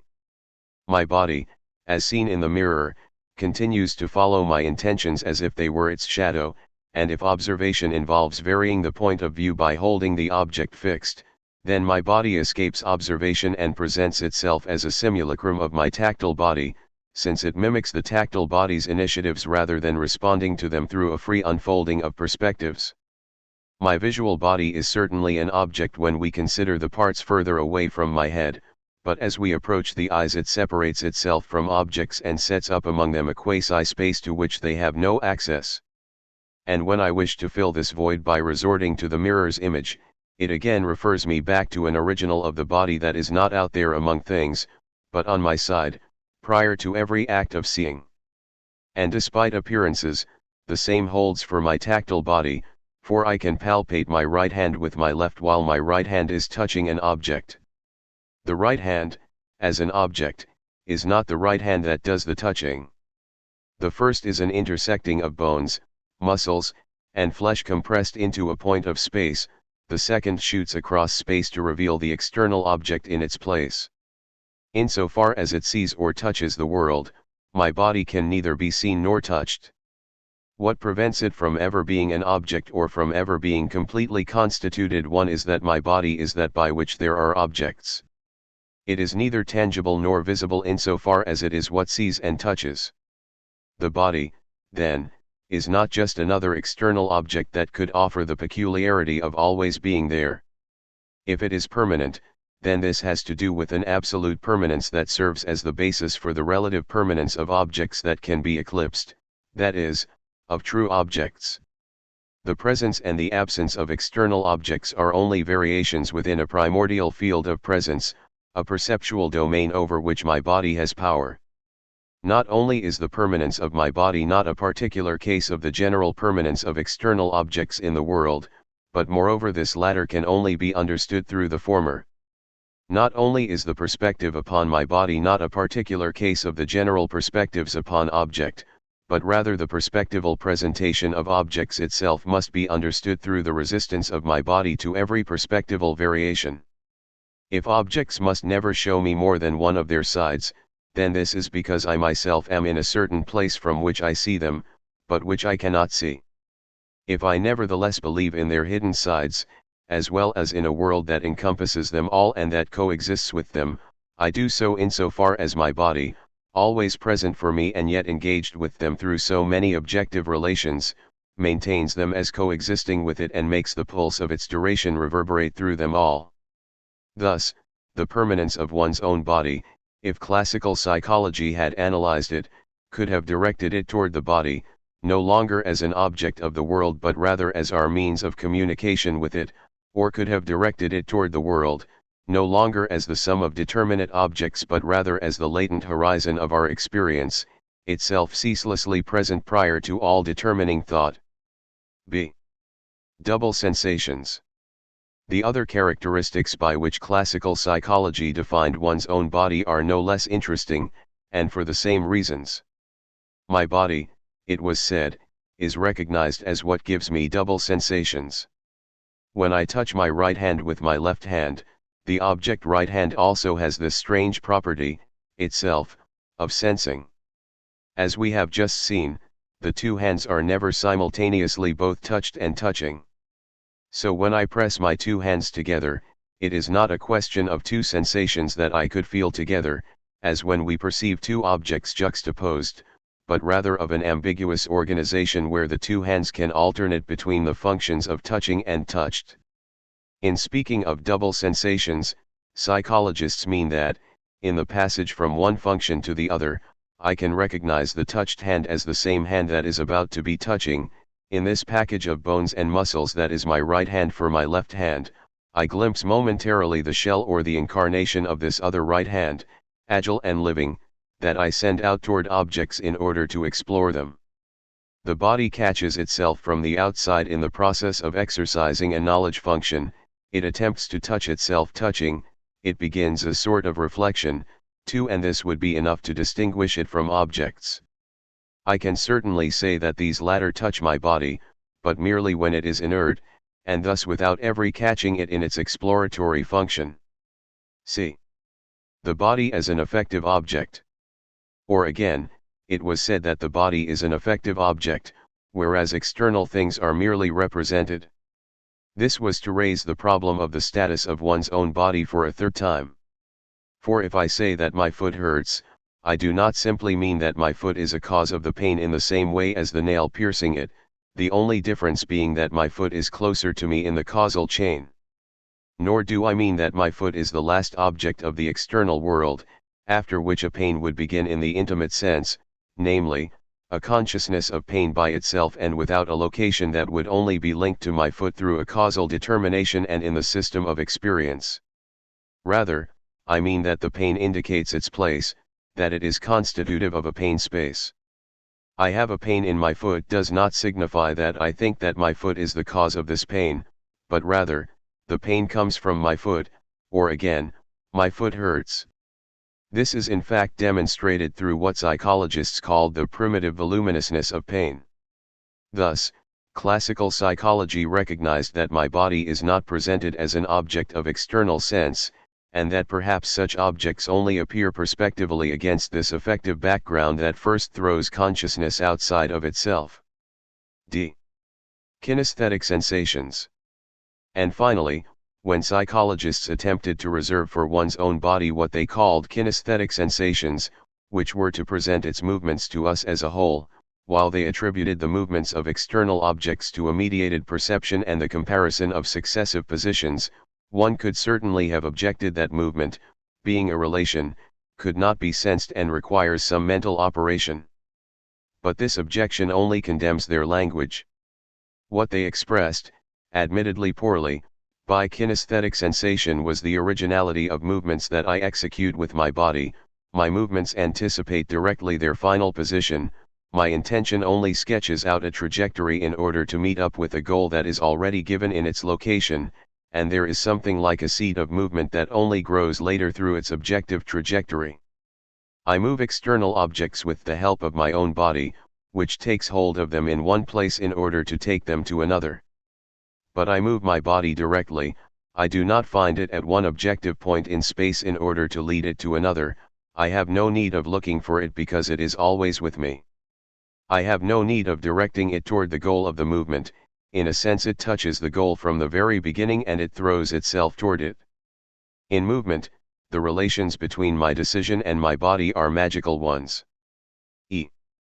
Psychology necessarily leads back to phenomena. If the description of one's own body in classical psychology already offered everything necessary to distinguish one's own body from objects, how did psychologists fail to make this distinction, or how did they fail in each case to draw any philosophical consequence? Because, through quite a natural move, they placed themselves into the realm of impersonal thought to which science referred when it thought itself capable of identifying in its observation precisely what came from the situation of the observer and what came from the absolute properties of the object. For the living subject, one's own body was certainly able to be different from all external objects. For the non-situated thought of the psychologist, the experience of the living subject became in turn an object and, far from calling forth a new definition of being, it took up a place within universal being. It was a question of imposing laws upon the psyche, which was opposed to the real, but treated like a secondary reality or like an object of science. They postulated that our experience, already besieged by physics and biology, would be entirely dissolved by objective knowledge when the system of the sciences was complete. From then on, the experience of the body was demoted to a representation of the body. It was not a phenomenon, it was a psychical fact. For living appearances, my body for vision comprises a large lacuna at the level of my head. But biology was there to fill in this lacuna, to explain it through the structure of the eyes, and to teach me what the body in fact is. It teaches me that I have a retina, a brain like other men and the cadavers I dissect, and that the surgeon's instrument could ultimately and infallibly reveal in this indeterminate zone of my head the exact replica of the anatomical charts. I grasp my body as an object, subject, as capable of seeing and of suffering, but these confused representations are merely psychological curiosities, samples of a magical thought whose laws are studied by psychology and sociology, which bring them back into the system of the real world as objects of science. The imperfect nature of my body, its marginal presentation, and its ambiguity as a touching body and a body touched could thus not be structural traits of the body itself. They did not alter its idea, they became distinctive characteristics of the contents of consciousness that make up our representation of the body. These contents are consistent, effective, and strangely twinned as double sensations, but apart from this the representation of the body is a representation like any other, and correlatively the body is an object like any other. Psychologists did not notice that by treating the experience of the body in this way they, in accordance with science, only deferred an inevitable problem. The imperfect nature of my perception was understood as an actual imperfection that resulted from the organization of my sense organs. The presence of my body was understood as an actual presence that resulted from its perpetual action upon my nervous receptors, and finally, the union of the soul and the body, presupposed by these two explanations, was understood, according to Descartes' thought, as an actual union whose in-principle possibility did not have to be established because this fact, as the starting point of knowledge, was eliminated from the final results. Now, the psychologist was certainly able to imitate the scientist momentarily by seeing his own body through the eyes of others and, in turn, seeing the body of another person as a mechanism without an interior. The contribution made by these external experiences came to erase his own structures, and reciprocally, having lost contact with himself, he became blind to the behavior of others. He thereby settled into a universal thought that repressed his experience of others just as much as his experience of himself. But as a psychologist, he was engaged in a task that called him back to himself, and he could not remain at this unconscious point. For the physicist is not the object he himself discusses, and neither is the chemist. On the contrary, the psychologist was himself, in principle, that very fact he was investigating. He was in fact this very representation of the body, this magical experience that he was now approaching with such indifference. He lived it at the same time that he thought about it. Of course, as has been shown, it is not enough for him to be the psyche in order to know it. This knowledge, like all others, is only acquired through our relations with others, and it is not to the ideal of introspective psychology that we are referred, between himself and others as much as between himself and himself. The psychologist was both able and obliged to rediscover a pre-objective relation. But as a psyche speaking of the psyche, he was everything he was speaking about. The psychologist already possessed, through himself, the results of the story he was developing from within the objective attitude, or rather in his very existence he was the condensed result and the latent memory of it. The union of the soul and the body was not accomplished once and for all in some distant world, rather, it is born again at each moment beneath the psychologist's thought, although not as an event that repeats and captures the psyche each time, but as a necessity that the psychologist knew in his own being at the same time that he observed it through objective knowledge. The genesis of perception, from sensory givens right up to the world, has to be renewed with each act of perception, otherwise the sensory givens would have lost the sense that they owed to this evolution. The psyche was thus not one object like all others. It had already accomplished everything that the psychologist was going to say about it before it had been said. The psychologists being knew more about the psychologist than the psychologist himself. Nothing that had happened to him or that was happening to him according to science was absolutely foreign to him. When applied to the psyche, the notion of fact thus undergoes a transformation. The factual psyche, along with its particularities, was no longer an event in objective time and in the external world, but rather an event that we touched from the inside, of which we were the perpetual accomplishment or upsurge, and that continuously gathered together its past, its body, and its world. Before being an objective fact, the union of the soul and the body thus had to be a possibility of consciousness itself, and the question arises, what is the perceiving subject if he must be able to experience a body as his own? Here it is no longer a question of a fact experienced passively, but rather of a fact taken up. To be a consciousness, or rather to be an experience, is to have an inner communication with the world, the body, and others, to be with them rather than beside them. To concern oneself with psychology is necessarily to encounter, beneath the objective thought that moves among ready-made things, a primary opening onto things without which there could be no objective knowledge. The psychologist cannot fail to rediscover himself as an experience, that is, as an immediate presence to the past, the world, the body, and others, at the very moment he wanted to see himself as just one object among others. Let us return then to the characteristics of one's own body and take up the study at the point we left off. By doing so, we will retrace the progress of modern psychology and accomplish with it the return to experience. 3. The spatiality of one's own body and motricity. A. Spatiality of position and spatiality of situation, the body schema. Let us begin by describing the spatiality of one's own body.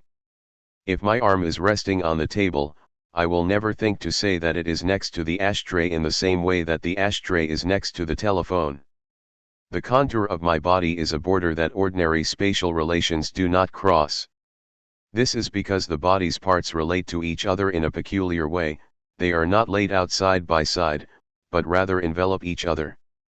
My hand, for example, is not a collection of points.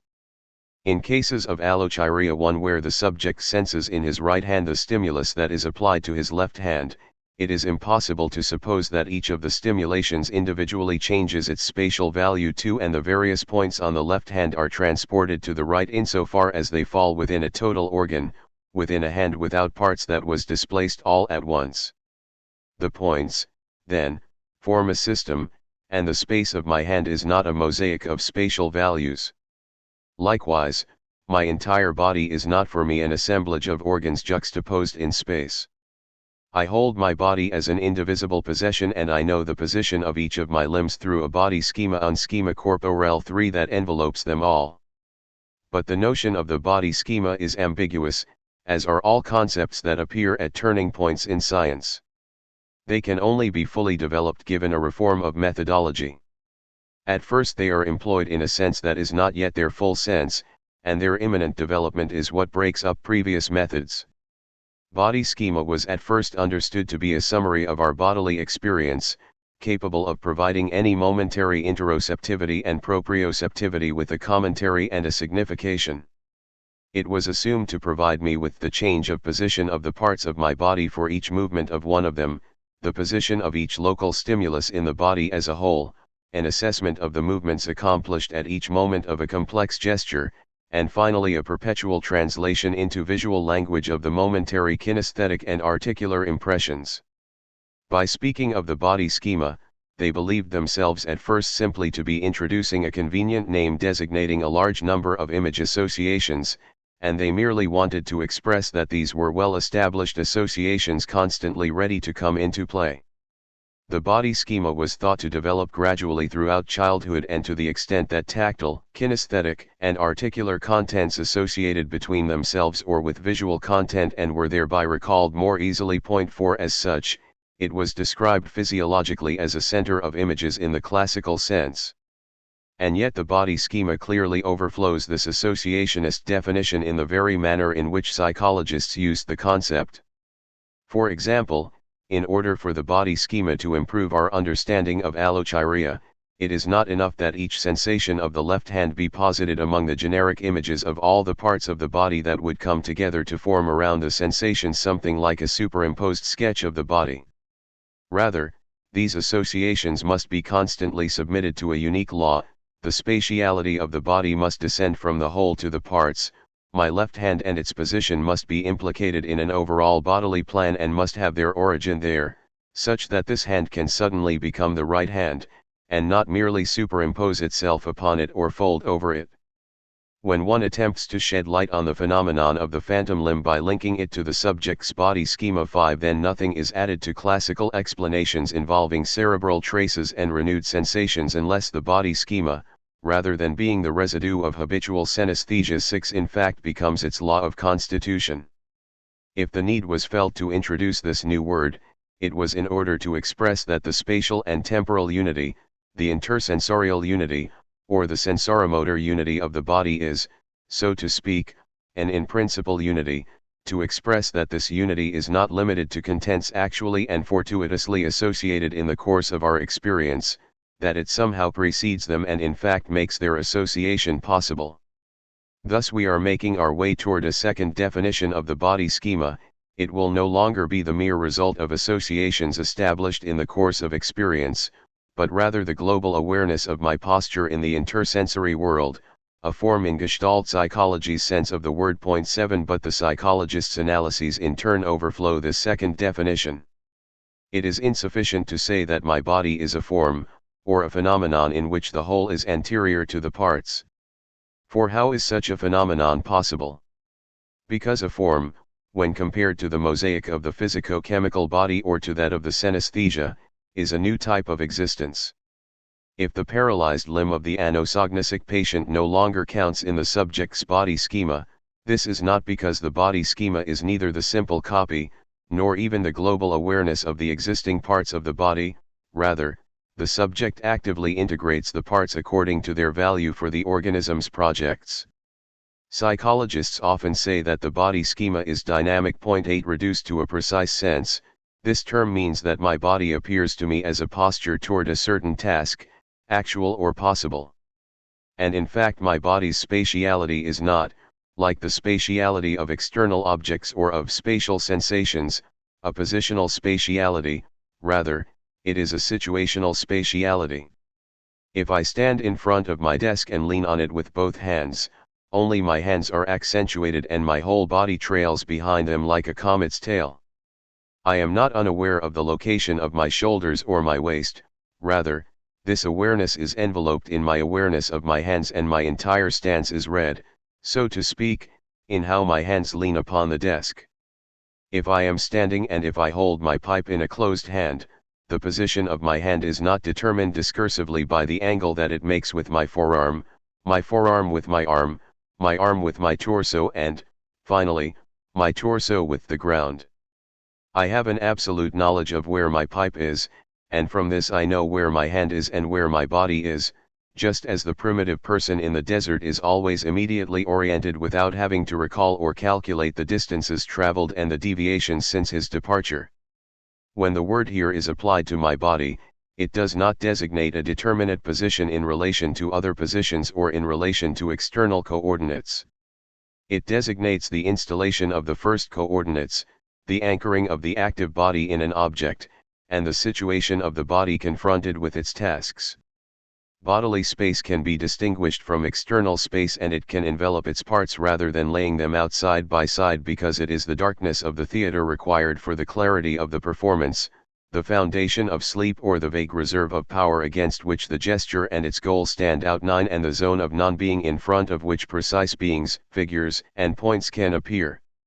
If my body can ultimately be a form, and if there can be, in front of it, privileged figures against indifferent backgrounds, this is insofar as my body is polarized by its tasks, insofar as it exists toward them, insofar as it coils up upon itself in order to reach its goal, and the body schema is, in the end, a manner of expressing that my body is in and toward the world. 10 With regard to spatiality, which is our present concern, one's own body is the always implied third term of the figure, background structure, and each figure appears perspectively against the double horizon of external space and bodily space. We must, then, reject as abstract any analysis of bodily space that considers only figures and points, since figures and points can neither be conceived nor exist at all without horizons. One might reply that the figure, background structure or the point horizon structure themselves presuppose the notion of objective space, or that, in order to experience a skillful gesture as a figure on the solid background of the body, the hand must be united with the rest of the body through this relation of objective space, and that, in this way, the figure, background structure again becomes one of the contingent contents of the universal form of space. But what sense could the word on have for a subject who could not be situated by his body in front of the world? It implies a distinction between up and down, that is, an oriented space. 11 When I say that an object is on a table, I always place myself, in thought, in the table or the object, and I apply a category to them that in principle fits the relation between my body and external objects. Stripped of this anthropological contribution, the word on is no longer distinguished from the word under or the term next to. Even if the universal form of space is that without which there would be, for us, no bodily space, it is not that through which there is a bodily space. Even if the form is not the milieu in which but rather the means by which the content is posited, when it comes to bodily space the form is an insufficient means for this positing, and to this extent the bodily content remains, in relation to it, something opaque, accidental, and unintelligible.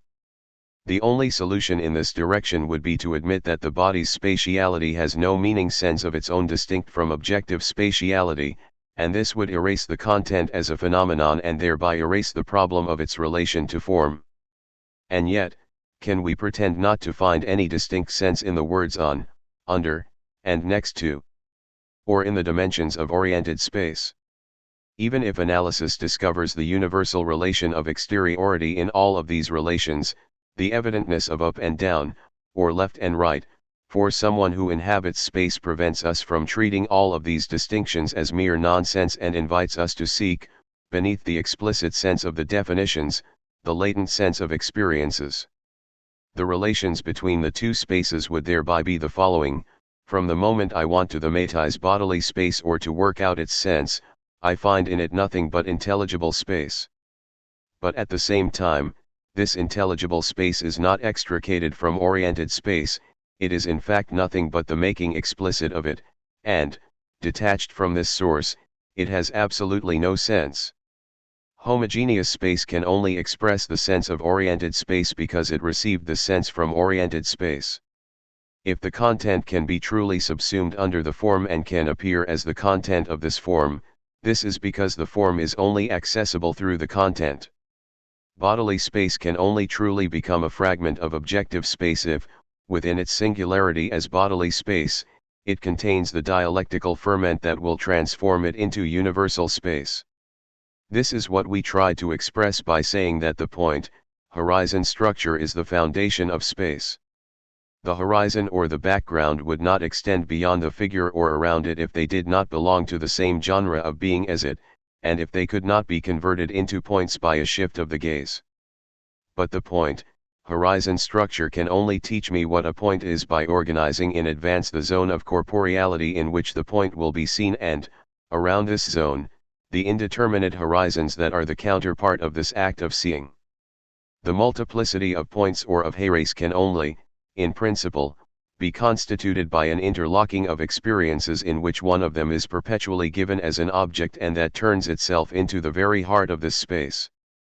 And, finally, far from my body being for me merely a fragment of space, there would be for me no such thing as space if I did not have a body. If bodily space and external space form a practical system, the former being the background against which the object can stand out or the void in front of which the object can appear as the goal of our action, then it is clearly in action that the spatiality of the body is brought about, and the analysis of movement itself should allow us to understand spatiality better. How the body inhabits space, and time, for that matter, can be seen more clearly by considering the body in motion because movement is not content with passively undergoing space and time, it actively assumes them, it takes them up in their original signification that is effaced in the banality of established situations. Let us examine closely a case of morbid motricity that lays bare the fundamental relations between the body and space. B. The analysis of motricity in Gelb and Goldstein's study of Schneider. One patient 12 whom traditional psychiatry would class among those suffering from psychic blindness, is incapable of performing abstract movements with his eyes closed, namely, movements that are not directed at any actual situation, such as moving his arms or legs upon command, or extending and flexing a finger. He cannot describe the position of his body or even of his head, nor the passive movements of his limbs. Finally, when his head, arm, or leg is touched, he cannot say at what point his body was touched.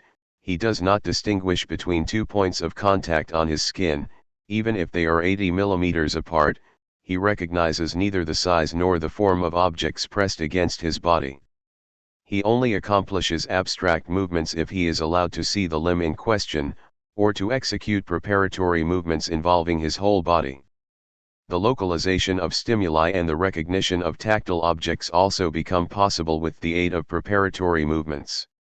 Even with his eyes closed, the patient executes the movements that are necessary for life with extraordinary speed and confidence, provided they are habitual movements. He takes his handkerchief from his pocket and blows his nose, or takes a match from a matchbox and lights a lamp. He makes wallets by trade, and the output of his work reaches 3/4 the output of a normal worker. He can even 13 without any preparatory movements, execute these concrete movements on command. In this patient, as well as for patients with cerebellar injuries, a dissociation between the act of pointing and the reactions of taking or grasping can be observed. 14 The same subject who is incapable of pointing to a part of his body on command quickly reaches with his hand for the point at which a mosquito is biting him. We must, then, seek out the reason behind the privilege enjoyed by concrete movements and grasping movements. C. Concrete movement. Let us take a closer look. One patient asked to point to a part of his body, such as his nose, only succeeds if he is allowed to grasp it.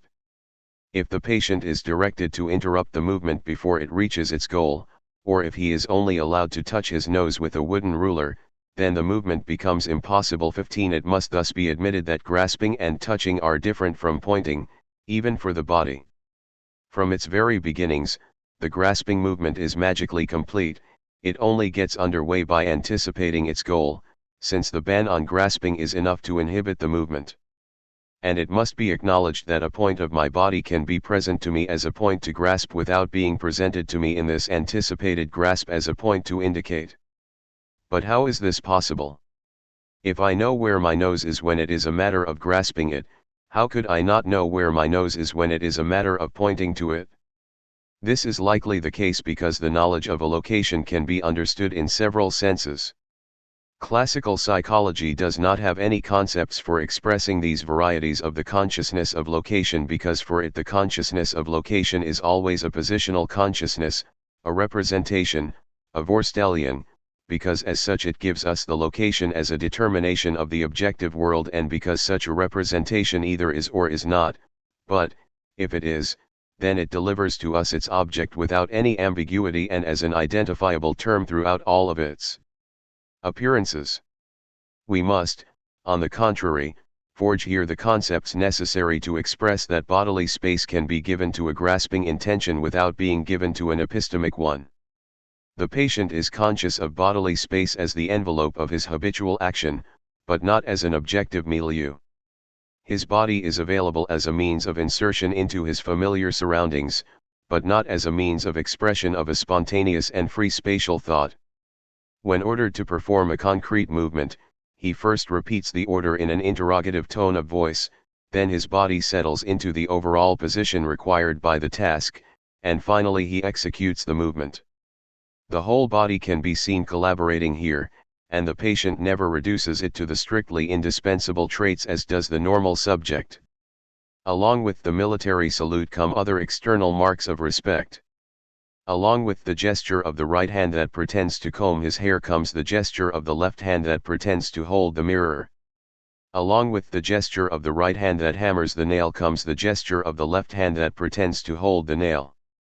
This is because the instruction is taken literally and because the patient only succeeds in carrying out concrete movements on command on condition of placing himself into the spirit of the actual situation to which they correspond.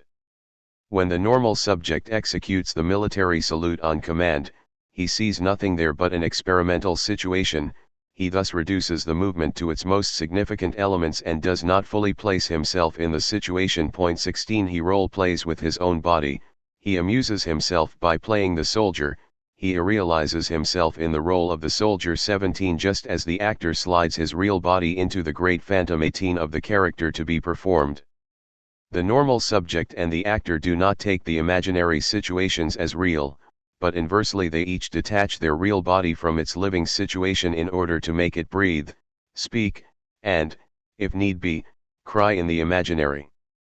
This is what our patient can no longer do. In life, he says, I experience movements as a result of the situation, as the sequence of events themselves. My movements and I, we are, so to speak, merely a link in the unfolding of the whole, and I am scarcely aware of any voluntary initiative. Everything works by itself. Similarly, in order to execute a movement upon command, he places himself within the effective situation of the whole, and the movement flows from this whole, just as in life. 19 If his trick is interrupted and he is reminded of the experimental situation, all of his dexterity disappears. Kinetic initiation again becomes impossible. The patient must first find his arm and find the requested gesture through preparatory movements.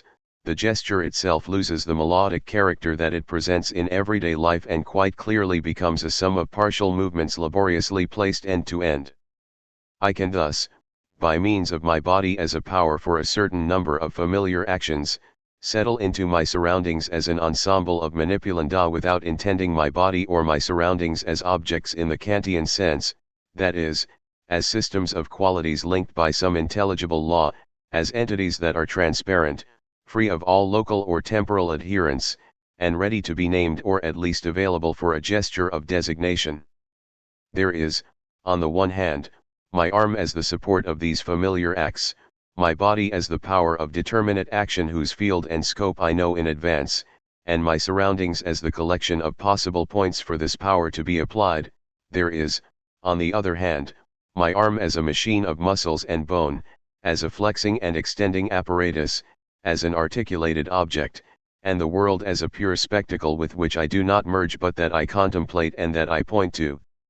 As for bodily space, there is clearly a knowledge of location that is reduced to a sort of coexistence with that location, but that is not a nothingness, even though it cannot be expressed by a description, nor even by the mute designation of a gesture.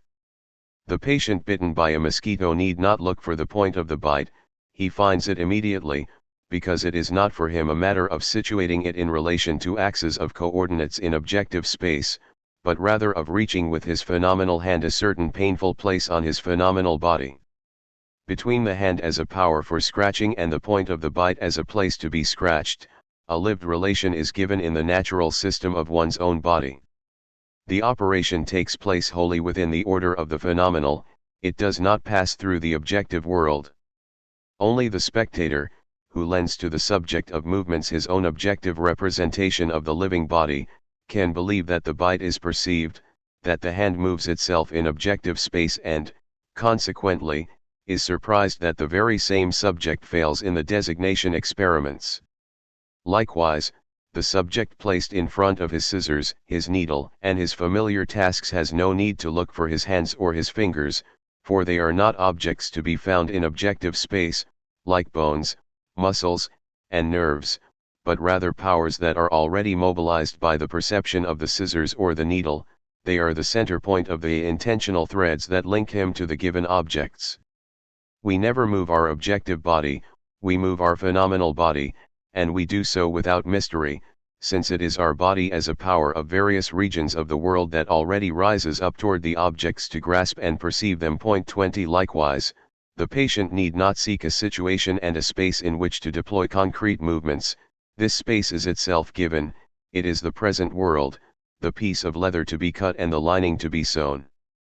The workbench, the scissors, and the pieces of leather are presented to the subject as poles of action. They define, through their combined value, a particular situation that remains open, that calls for a certain mode of resolution, a certain labor. The body is but one element in the system of the subject and his world, and the task obtains the necessary movements from him through a sort of distant attraction, just as the phenomenal forces at work in my visual field obtain from me, without any calculation, the motor reactions that will establish between those forces the optimum equilibrium, or as the customs of our milieu or the arrangement of our listeners immediately obtains from us the words, attitudes, and tone that fits with them. Not that we are trying to disguise our thoughts or simply aiming to please, but because we literally are what others think of us and we are our world. In concrete movement, the patient has neither aesthetic consciousness of the stimulus nor aesthetic consciousness of the reaction. Quite simply, he is his body and his body is the power for a certain world. D. Movement toward the possible, abstract movement. What happens, however, in experiments in which the patient fails? If a part of his body is touched and he is asked to locate the point of contact, he begins by putting his entire body into motion and thereby obtains a rough idea of the location. Then he makes the location more precise by moving the limb that is being touched, and he completes the task by twitching his skin in the area being touched. 21 If the subject's arm is horizontally extended, then he can only describe its position after a series of pendular movements that present him with the position of the arm in relation to his torso, the position of the forearm in relation to the arm, and the position of his torso in relation to the vertical. In the case of passive movement, the subject senses that there is movement without being able to say what movement and in which direction. Here again he resorts to active movements. The patient deduces that he is lying down from the pressure of the mattress on his back, or that he is standing from the pressure of the ground on his feet. 22 If the 2 points of a compass are placed on his hand, he only distinguishes between them provided he is able to swing his hand and to first bring one point into contact with his skin, then the other. If letters or numbers are traced on his hand, he only identifies them provided he moves his hand himself, and it is not the movement of the point on his hand that he perceives, but rather the movement of his hand in relation to the point. This is demonstrated by drawing on his left hand normal letters, which are never recognized, and then the mirror image of the same letters, which are immediately understood. The mere contact of a paper rectangle or oval does not give rise to any recognition, whereas the subject recognizes the shapes if he is allowed exploratory movements that he uses in order to spell them out, to locate their characteristics, and to deduce the object from them. 23. How are we to make sense of this series of facts, and how should the function that exists for the normal person, but that is missing for the patient, be understood through them?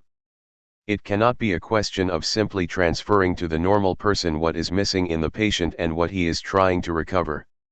Illness, like childhood, or like the primitive state, is a complete form of existence, and the procedures that it employs in order to replace the normal functions that have been destroyed are themselves pathological phenomena. The normal cannot be deduced from the pathological, and deficiencies cannot be deduced from their substitutions, through a mere change of sign. The substitutions must be understood as substitutions, as allusions to a fundamental function that they attempt to replace, but of which they do not give us the direct image. The genuine inductive method is not a method of differences, it consists in correctly reading phenomena, in grasping their sense, that is, in treating them as modalities and variations of the subject's total being.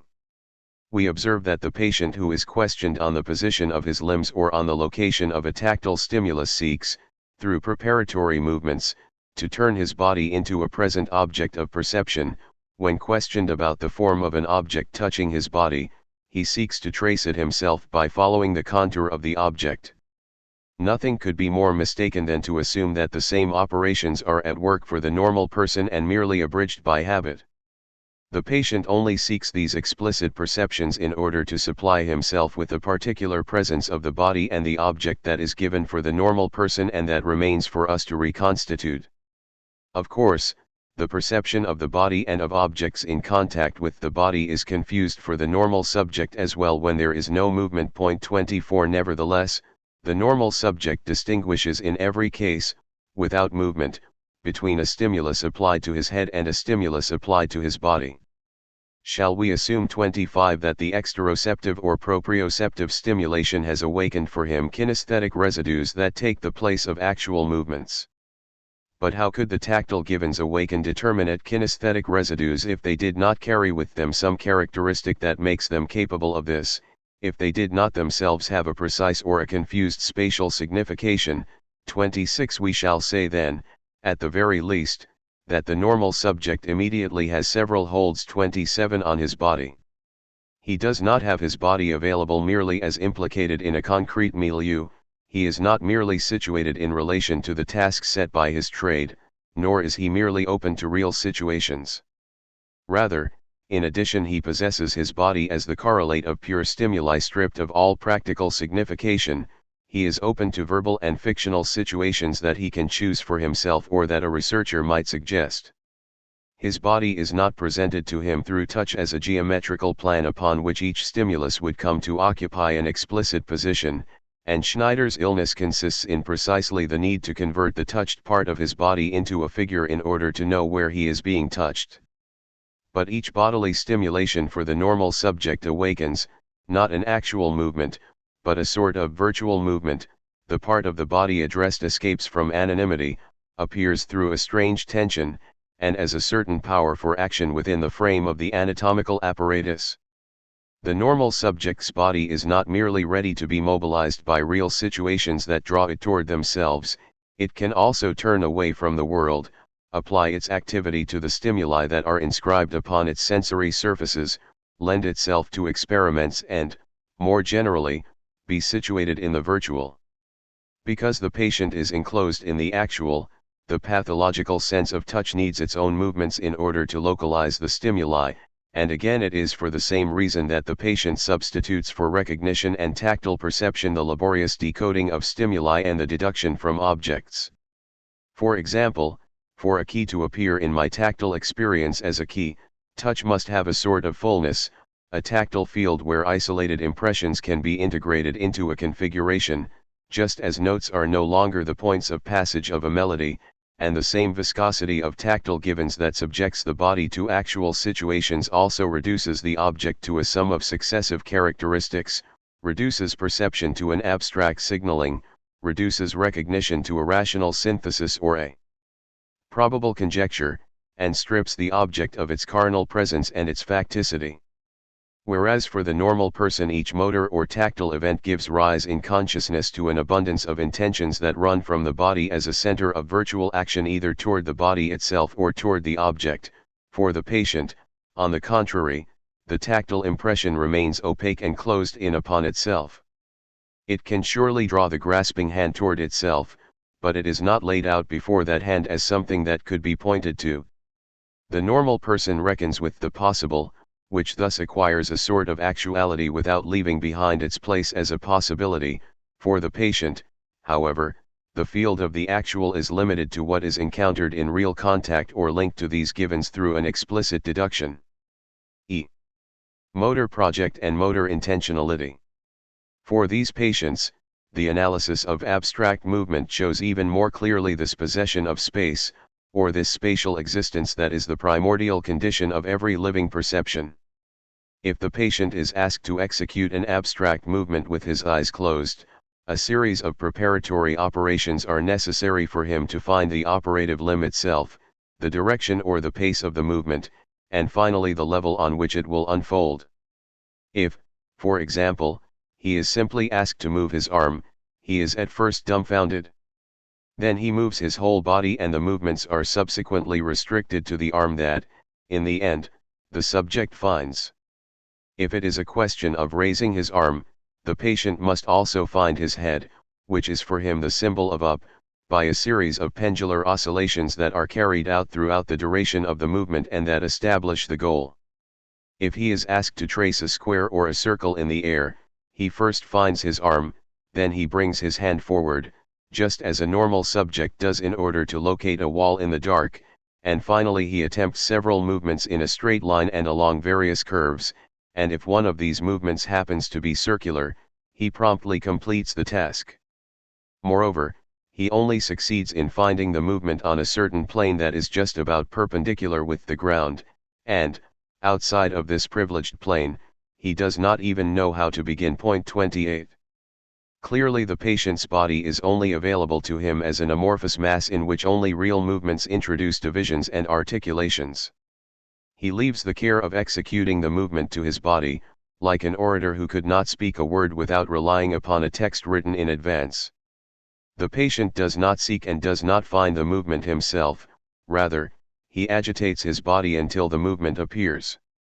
The instructions he receives are not meaningless for him, since he knows how to recognize what remains imperfect in his first attempts, and since, if the accidents of the gesticulating bring about the requested movement, he also knows to recognize and to make use of this good fortune.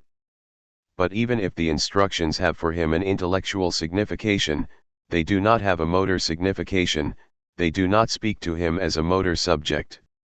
He can surely discover in the trace of a completed movement the illustration of the given instructions, but he can never deploy the thought of a movement into an actual movement. He is missing neither motricity nor thought, and we must acknowledge, between movement as a third-person process and thought as a representation of movement, an anticipation or a grasp of the result assured by the body itself as a motor power, a motor project, Bewegungsentwurf, or a motor intentionality without which the instructions would remain empty. Sometimes the patient thinks of the ideal formula of the movement, other times he throws his body into blind attempts. However, for the normal person every movement is indissolubly movement and consciousness of movement. This can be expressed by saying that, for the normal person, every movement has a background, and that the movement and its background are moments of a single whole. 29 The background of the movement is not a representation associated or linked externally to the movement itself, it is immanent in the movement, it animates it and guides it along at each moment. For the subject, the beginning of kinetic movement is, like perception, an original manner of relating to an object. The distinction between abstract movement and concrete movement is thereby clarified. The background of concrete movement is the given world, the background of abstract movement is, on the contrary, constructed. When I motion to my friend to approach, my intention is not a thought that I could have produced within myself in advance, nor do I perceive the signal in my body. I signal across the world, I signal over there, where my friend is. The distance that separates us and his consent or refusal are immediately read in my gesture. There is not first a perception followed by a movement, the perception and the movement form a system that is modified as a whole. If, for example, I realize that my friend does not want to obey, and if I thereby modify my gesture, we do not have here two distinct conscious acts. Rather, I see my partner's resistance, and my impatient gesture emerges from this situation, without any interposed thought. Point 30 If I now execute the same movement, but without aiming at a present or even an imaginary partner, that is, the same movement as a sequence of movements in themselves. 31 If in other words I execute a bending of the forearm toward the arm with a supination of the arm and a bending of the fingers, then my body, which was just previously the vehicle of movement, now becomes the goal of movement. Its motor project no longer aims at someone in the world, it aims at my forearm, my arm, my fingers, and it aims at them insofar as they are capable of breaking with their insertion in the given world and of sketching out around me a fictional situation, or when I do not even have a fictional partner, insofar as I curiously examine this strange signifying machine and set it to work for my own amusement. 32. F. The function of projection. Asterisk. Within the busy world in which concrete movement unfolds, abstract movement hollows out a zone of reflection and of subjectivity, it superimposes a virtual or human space over physical space. Concrete movement is thus centripetal, whereas abstract movement is centrifugal. The first takes place within being or within the actual, the second takes place within the possible or within non-being. The first adheres to a given background, the second itself sets up its own background. The normal function that makes abstract movement possible is a function of projection by which the subject of movement organizes before himself a free space in which things that do not exist naturally can take on a semblance of existence. There are patients, not as severely affected as Schneider, who perceive forms, distances, and objects themselves, but who can neither trace out the directions useful for action upon these objects, nor arrange them according to a given principle, nor in general apply the anthropological determinations to the spatial spectacle that would turn it into the landscape of our action. When these patients are, for example, placed in a labyrinth and confronted by an impasse, they only discover the opposite direction with difficulty. If a ruler is placed between them and the doctor, they do not know how to arrange objects to be on their side or on the doctor's side. They are inaccurate when indicating on another person's arm a point that is being stimulated on their own body. Knowing that today is a Monday in March, they will have difficulty indicating the previous day and month, even though they know the sequence of days and months by heart. They do not succeed in comparing the number of units contained in two sets of sticks placed in front of them. Sometimes they count the same stick twice, sometimes they count sticks from one set with those that belong to the other. 33 This is because all of these operations require the same power of marking out borders and directions in the given world, of establishing lines of force, of arranging perspectives, of organizing the given world according to the projects of the moment, and of constructing upon the geographical surroundings a milieu of behavior and a system of significations that express, on the outside, the internal activity of the subject. The world no longer exists for these patients except as a ready-made or fixed world, whereas the normal person's projects polarize the world, causing 1,000 signs to appear there, as if by magic, that guide action, as signs in a museum guide the visitor. This function of projection or conjuring up evocation, in the sense in which the medium conjures up and makes the dead person appear, is also what makes abstract movement possible. For, in order to possess my body independently of all urgent tasks, in order to make use of it in my imagination, and in order to trace in the air a movement that is only defined by a verbal instruction or by moral necessities, I must also invert the natural relation between my body and the surroundings, and a human productivity must appear through the thickness of being. These phenomena are impossible to understand through a causal explanation and by connecting them to a visual deficiency. These are the terms in which the movement disorders we are considering can be described. But one might find that this description, as has often been said of psychoanalysis, 34 only reveals the sense or the essence of the illness and does not give us its cause. Science would only begin with an explanation that must seek beneath phenomena the conditions on which they depend according to the proven methods of induction. Here, for example, we know that Schneider's motor disorders coincide with extensive disorders of the visual function, themselves linked to the occipital injury at the origin of the condition. Through vision alone, Schneider does not recognize any object. 35 His visual givens are nearly formless patches. 36 As for absent objects, he is incapable of forming a visual representation of them. 37 On the other hand, we know that abstract movements become possible for the subject the moment he focuses his eyes upon the limb charged with the task. 38 Thus, what remains of voluntary motricity depends upon what remains of visual knowledge.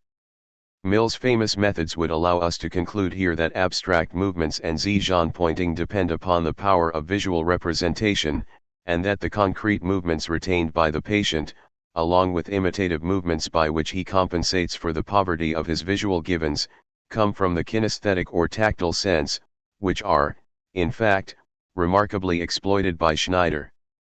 The distinction between concrete and abstract movement, like that between grief and grasping and Zijan, would allow itself to be reduced to the classical distinction between the tactile and the visual, and the function of projection or conjuring up, which we brought to light just above, would be reduced to perception and visual representation. 39. In fact, an inductive analysis carried out according to Mill's methods does not reach any conclusion. For the disorders of abstract movement or of Zijan are not only encountered in the case of psychic blindness, but also in cerebellar injuries and in many other diseases. 40 Among all of these concordances, it is not permitted to choose one of them alone as the decisive one and to explain the act of pointing through it. Faced by the ambiguity of the facts, one can only renounce the simple statistical recording of coincidences and seek to understand the relation manifested by them. In the case of cerebellar injuries, it is observed that visual stimuli, in contrast to sonorous stimuli, only give rise to imperfect motor reactions, and nevertheless there is no reason in these cases to assume a primary disturbance of the visual function. The designating movements do not become impossible because the visual function is affected, it is, on the contrary, because the Zijan attitude is impossible that the visual stimuli only give rise to imperfect reactions.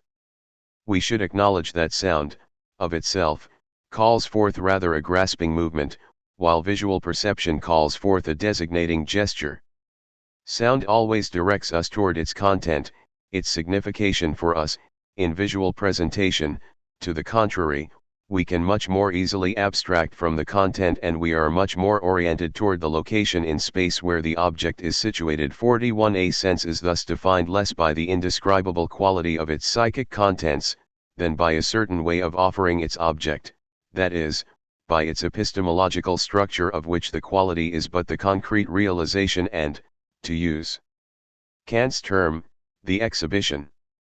The doctor who applies visual or sonorous stimuli to the patient believes he is testing the patient's visual or auditive sensitivity and thus taking inventory of the sensible qualities that compose his consciousness, in empiricist language, or the material available to his knowledge, in intellectualist language. The doctor and the psychologist borrow the concepts of vision and hearing from common sense, and common sense takes them to be univocal because our body indeed comprises distinct visual and auditory mechanisms to which common sense, according to a general postulate of constancy 42 that expresses our natural ignorance of ourselves, assumes isolatable conscious contents must correspond. But when taken up and applied systematically by science, these confused concepts hinder research and ultimately reveal the need for a general revision of these naive categories. In fact, what the threshold measurement actually tests for are functions anterior to the specification of sensible qualities and anterior to the deployment of knowledge. It tests the manner in which the subject makes that which surrounds him exist for him, either as the pole of activity and the term of an act of grasping or releasing, or as a spectacle and the theme of knowledge.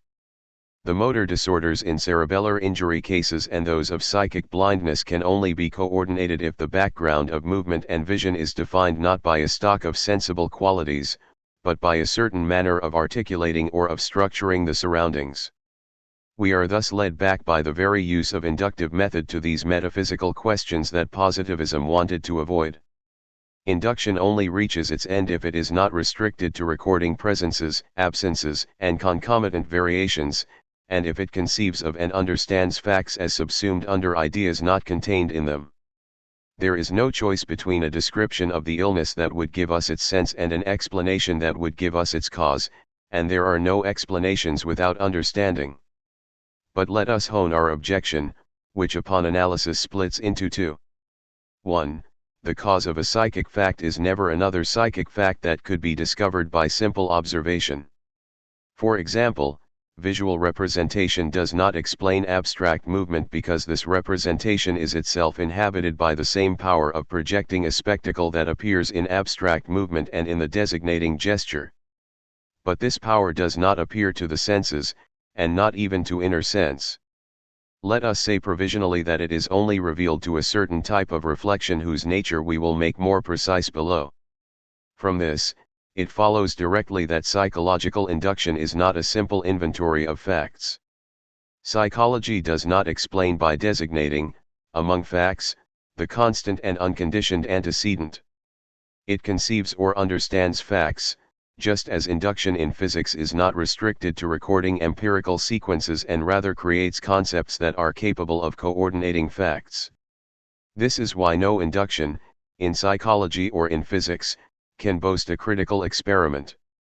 Since the explanation is invented, not discovered, it is never given with the fact, it is always a probable interpretation. So far we have merely applied to psychology what has been fully established with regard to induction in physics 43, and our first objection weighs against the empiricist manner of conceiving induction and against Mill's methods. 2. Now, we will see that this first objection overlaps with the second. In psychology, it is not only empiricism that needs to be rejected, but rather the inductive method and causal thought in general. The object of psychology is of such a nature that it could not be determined by relations of function to variable. Let us establish these 2 points in some detail. 1. We observe that Schneider's motor disorders are accompanied by an extensive deficiency in visual knowledge. We are thus tempted to consider psychic blindness as a differential case of pure tactile behavior, and, since the consciousness of bodily space and of abstract movement, which aims at virtual space, are almost completely missing for him, we are inclined to conclude that touch in itself gives us no experience of objective space. 44 We will say, then, that touch is not by itself apt to offer a background to movement, that is, to lay out before the moving subject his point of departure and his point of arrival in a strict simultaneity. The patient attempts to provide a kinesthetic background for himself through preparatory movements, and he succeeds in this way at noting the position of his body at the outset and in beginning the movement. Nevertheless, this kinesthetic background is labile. It cannot, like a visual background, reveal to us the trajectory of the moving object in relation to its point of departure and point of arrival during the entire duration of its movement. This kinesthetic background is disrupted by the movement itself, and it needs to be reconstructed after each phase of movement. This is why, we will say, Schneider's abstract movements have lost their melodic character, why they are built out of fragments placed end to end, and why they often derail along the way. Schneider's missing practical field is nothing other than the visual field. 45. But in order to be justified in linking motor disorders and visual disorders in psychic blindness, or the function of projection to vision as its constant and unconditioned antecedent for the normal subject, we would have to be certain that only the visual givens were affected by the illness, and that all other behavioral conditions, and particularly tactile experience, remained what they were for the normal subject. Can this be confirmed? Here is where we will see that the facts are ambiguous, that no critical experiment is possible, and that no explanation is final. If we observe that a normal subject is capable of executing abstract movements with his eyes closed, and that his tactile experience is sufficient to govern motricity, then one might always respond that the tactile givens of the normal subject have in fact received their objective structure from the visual givens, according to the previous schema of training of the senses. If we observe that a blind man is capable of localizing the stimuli on his body and of executing abstract movements, notwithstanding the fact that there are examples of preparatory movements among the blind, one might still respond that the frequency of associations has communicated the qualitative coloration of kinesthetic impressions to the tactile impressions, and has welded them into a quasi-simultaneity. 46 And yet, several facts leave the impression of a primary alteration of tactile experience even in the behavior of the patients in question. 47 For example, one subject who knows how to knock on a door can no longer perform the action if the door is hidden or if it is simply out of reach. In this latter case, the patient cannot execute the gesture of knocking on the door, or of opening it, even if his eyes are open and focused on the door. 48 How could visual deficiencies be blamed here, when the patient has a visual perception of the goal available that ordinarily suffices to more or less orient his movements? Have we not revealed a primary disturbance of touch? Clearly, in order for an object to trigger a movement it must be included in the motor field of the patient, and the disorder consists in a shrinking of the motor field, from now on limited to the actually tangible objects and to the exclusion of that horizon of possible touching that surrounds them for the normal subject. This deficiency would ultimately be related to a function deeper than vision, and also deeper than touch, as a sum of given qualities. It would concern the subject's living region, that opening up to the world that ensures that objects currently out of reach nevertheless count for the normal subject, that they exist as tactile for him and remain part of his motor universe. According to this hypothesis, When patients observe their hand and the goal throughout the entire duration of the movement 49, we must not see this as the mere magnification of a normal procedure, and in fact this recourse to vision could only be made necessary through the collapse of virtual touching. If, however, we remain on a strictly inductive level, this interpretation, which puts touch into question, remains optional. One can still prefer, with Goldstein, another interpretation. In order to knock, the patient needs a goal within reach, precisely because vision, which is deficient for him, no longer suffices to provide a solid background for the movement.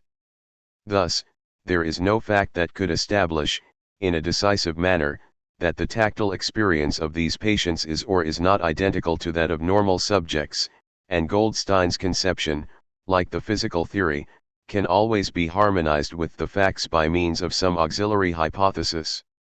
Just as in physics, no strictly exclusive interpretation is possible in psychology. Nevertheless, if we look more closely, we will see that the impossibility of a critical experiment is grounded in psychology on peculiar reasons. It comes from the very nature of the object under investigation, behavior, and this impossibility has much more decisive consequences. Given a set of theories in which none are absolutely excluded and of which none are rigorously established by the facts, physics can all the same choose according to the degree of plausibility, that is, according to the number of facts that each one succeeds in coordinating without weighing itself down with auxiliary hypotheses believed to respond to the needs of the case. In psychology, this criterion leads us into error. We have just seen that no auxiliary hypothesis is necessary to explain the impossibility of the knocking gesture in front of the door through the visual disorder. Not only do we never reach an exclusive interpretation, a deficiency of virtual touching or a deficiency of the visual world, but moreover we must necessarily deal with equally probable interpretations, because visual representations, abstract movement, and virtual touching are only different names for a single central phenomenon. Psychology, then, does not find itself in the same situation as physics, that is, confined to the probability of inductions. It is incapable of choosing, even according to plausibility, between hypotheses that nevertheless remain incompatible from the strictly inductive point of view. For an induction, even a merely probable one, to remain possible, the visual representation or the tactile perception must cause the abstract movement, or they must in the end both be effects of another cause. The 3 or 4 terms must be able to be considered from the outside, and one must be able to discover correlative variations in them. But, if they were not separable, if each of them presupposed the others, then the failure would not be the failure of empiricism or of the attempts to find critical experiments, it would be the failure of inductive method or of causal thought in psychology. Thus, we arrive at the second point we wanted to establish. 2. If, as Goldstein acknowledges, the coexistence of the tactile givens with the visual givens modifies the normal subject's tactile givens profoundly enough for them to be able to serve as the background of abstract movement, then the tactile givens of the patient, cut off from this visual support, will not be able to be directly identified with those of the normal subject. Tactile and visual givens, says Goldstein, are not juxtaposed for the normal subject, the former owe to the nearness of the latter a qualitative nuance that they have lost for Schneider.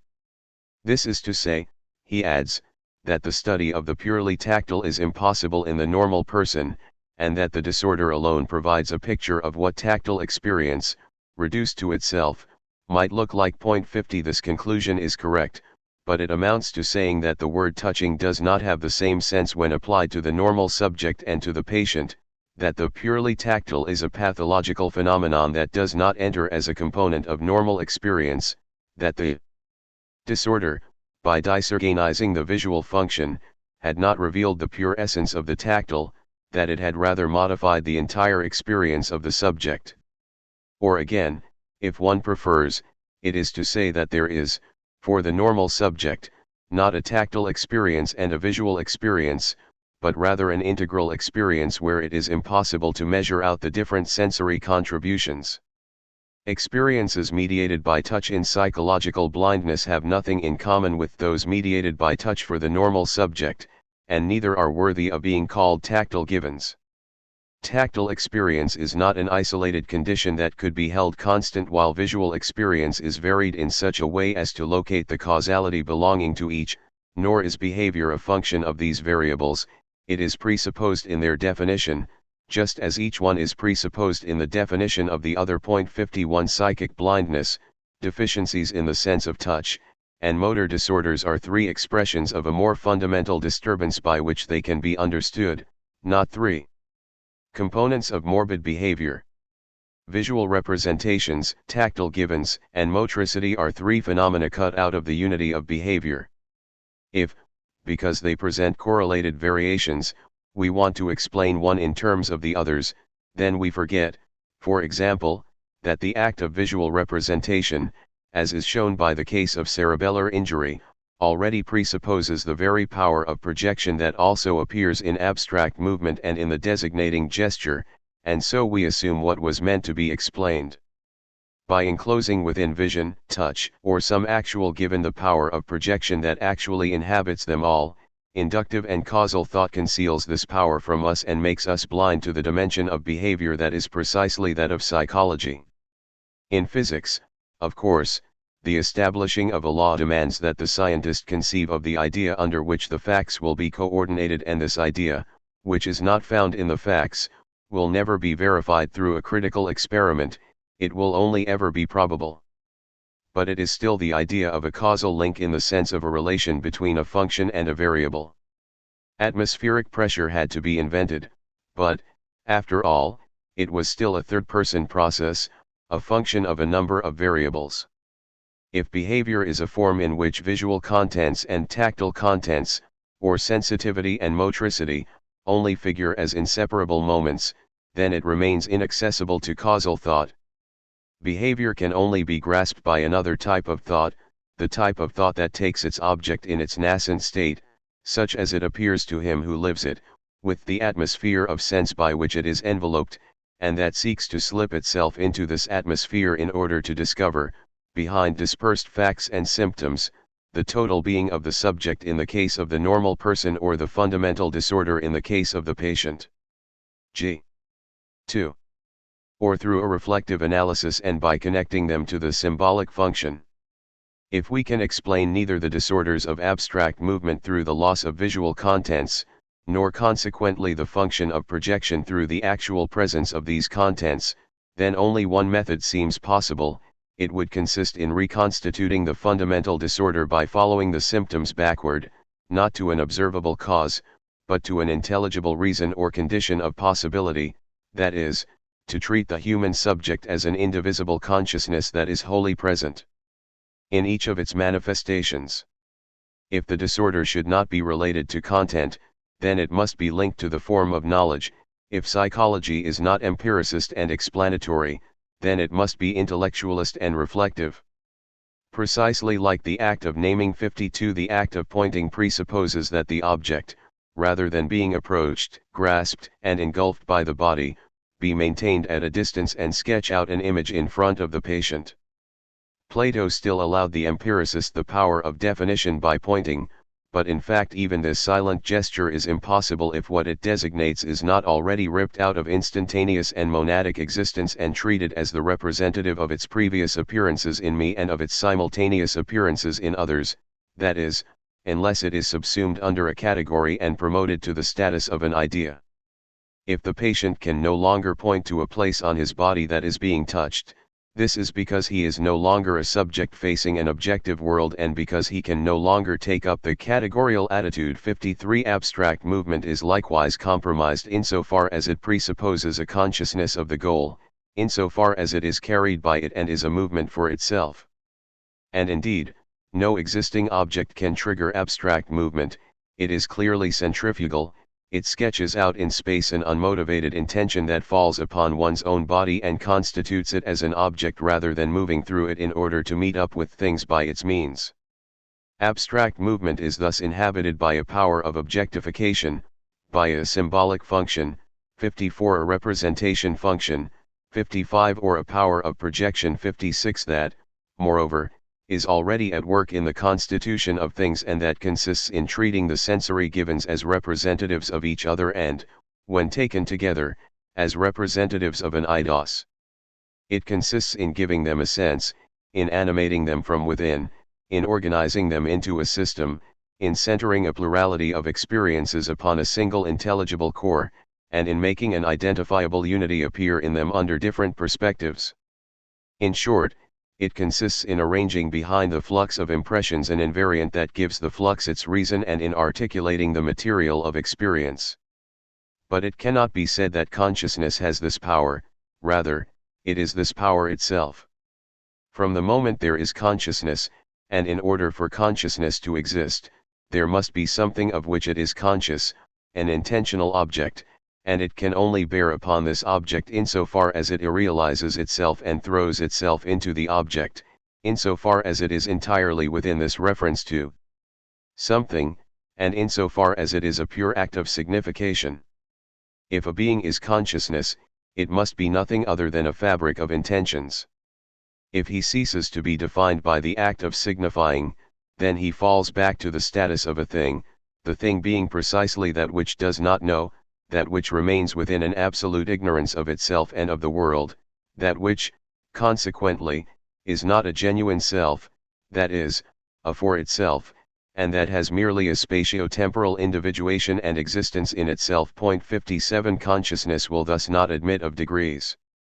If the patient no longer exists as a consciousness, then he must exist as a thing. Either movement is movement for itself, in which case the stimulus is not the cause but rather the intentional object, or movement breaks apart and scatters throughout existence in itself, it becomes an objective process in the body whose phases are successive but unknown to each other. The privilege of concrete movements in the disorder would be explained because they are reflexes in the classical sense. The patient's hand finds the mosquito's location on his body because the pre-established nervous circuits direct the reaction to the place of stimulation. The movements involved in his regular work are preserved because they depend upon firmly established conditioned reflexes. They subsist despite the psychic deficiencies because they are movements in themselves. The distinction between concrete and abstract movement, between Griffin and Zijan, would be the distinction between physiology and psychology, between existence in itself and existence for itself. 58. We will see that the first distinction, far from mapping onto the second, is in fact incompatible with it. Every physiological explanation tends to be generalized.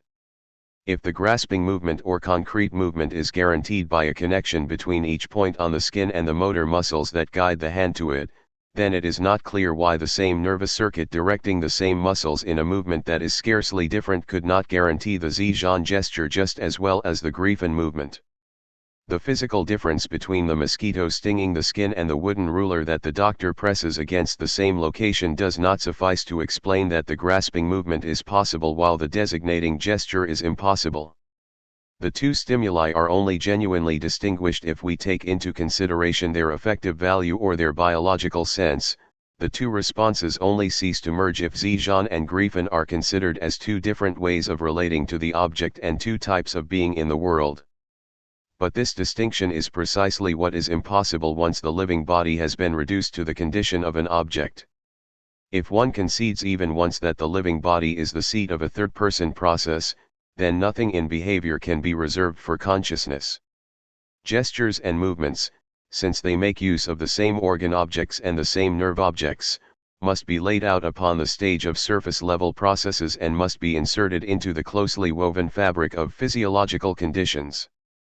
When the patient, engaging in his work, lifts his hand toward a tool that is on the table, does he not shift the segments of his arm exactly as he would have to in order to execute an abstract movement of extension?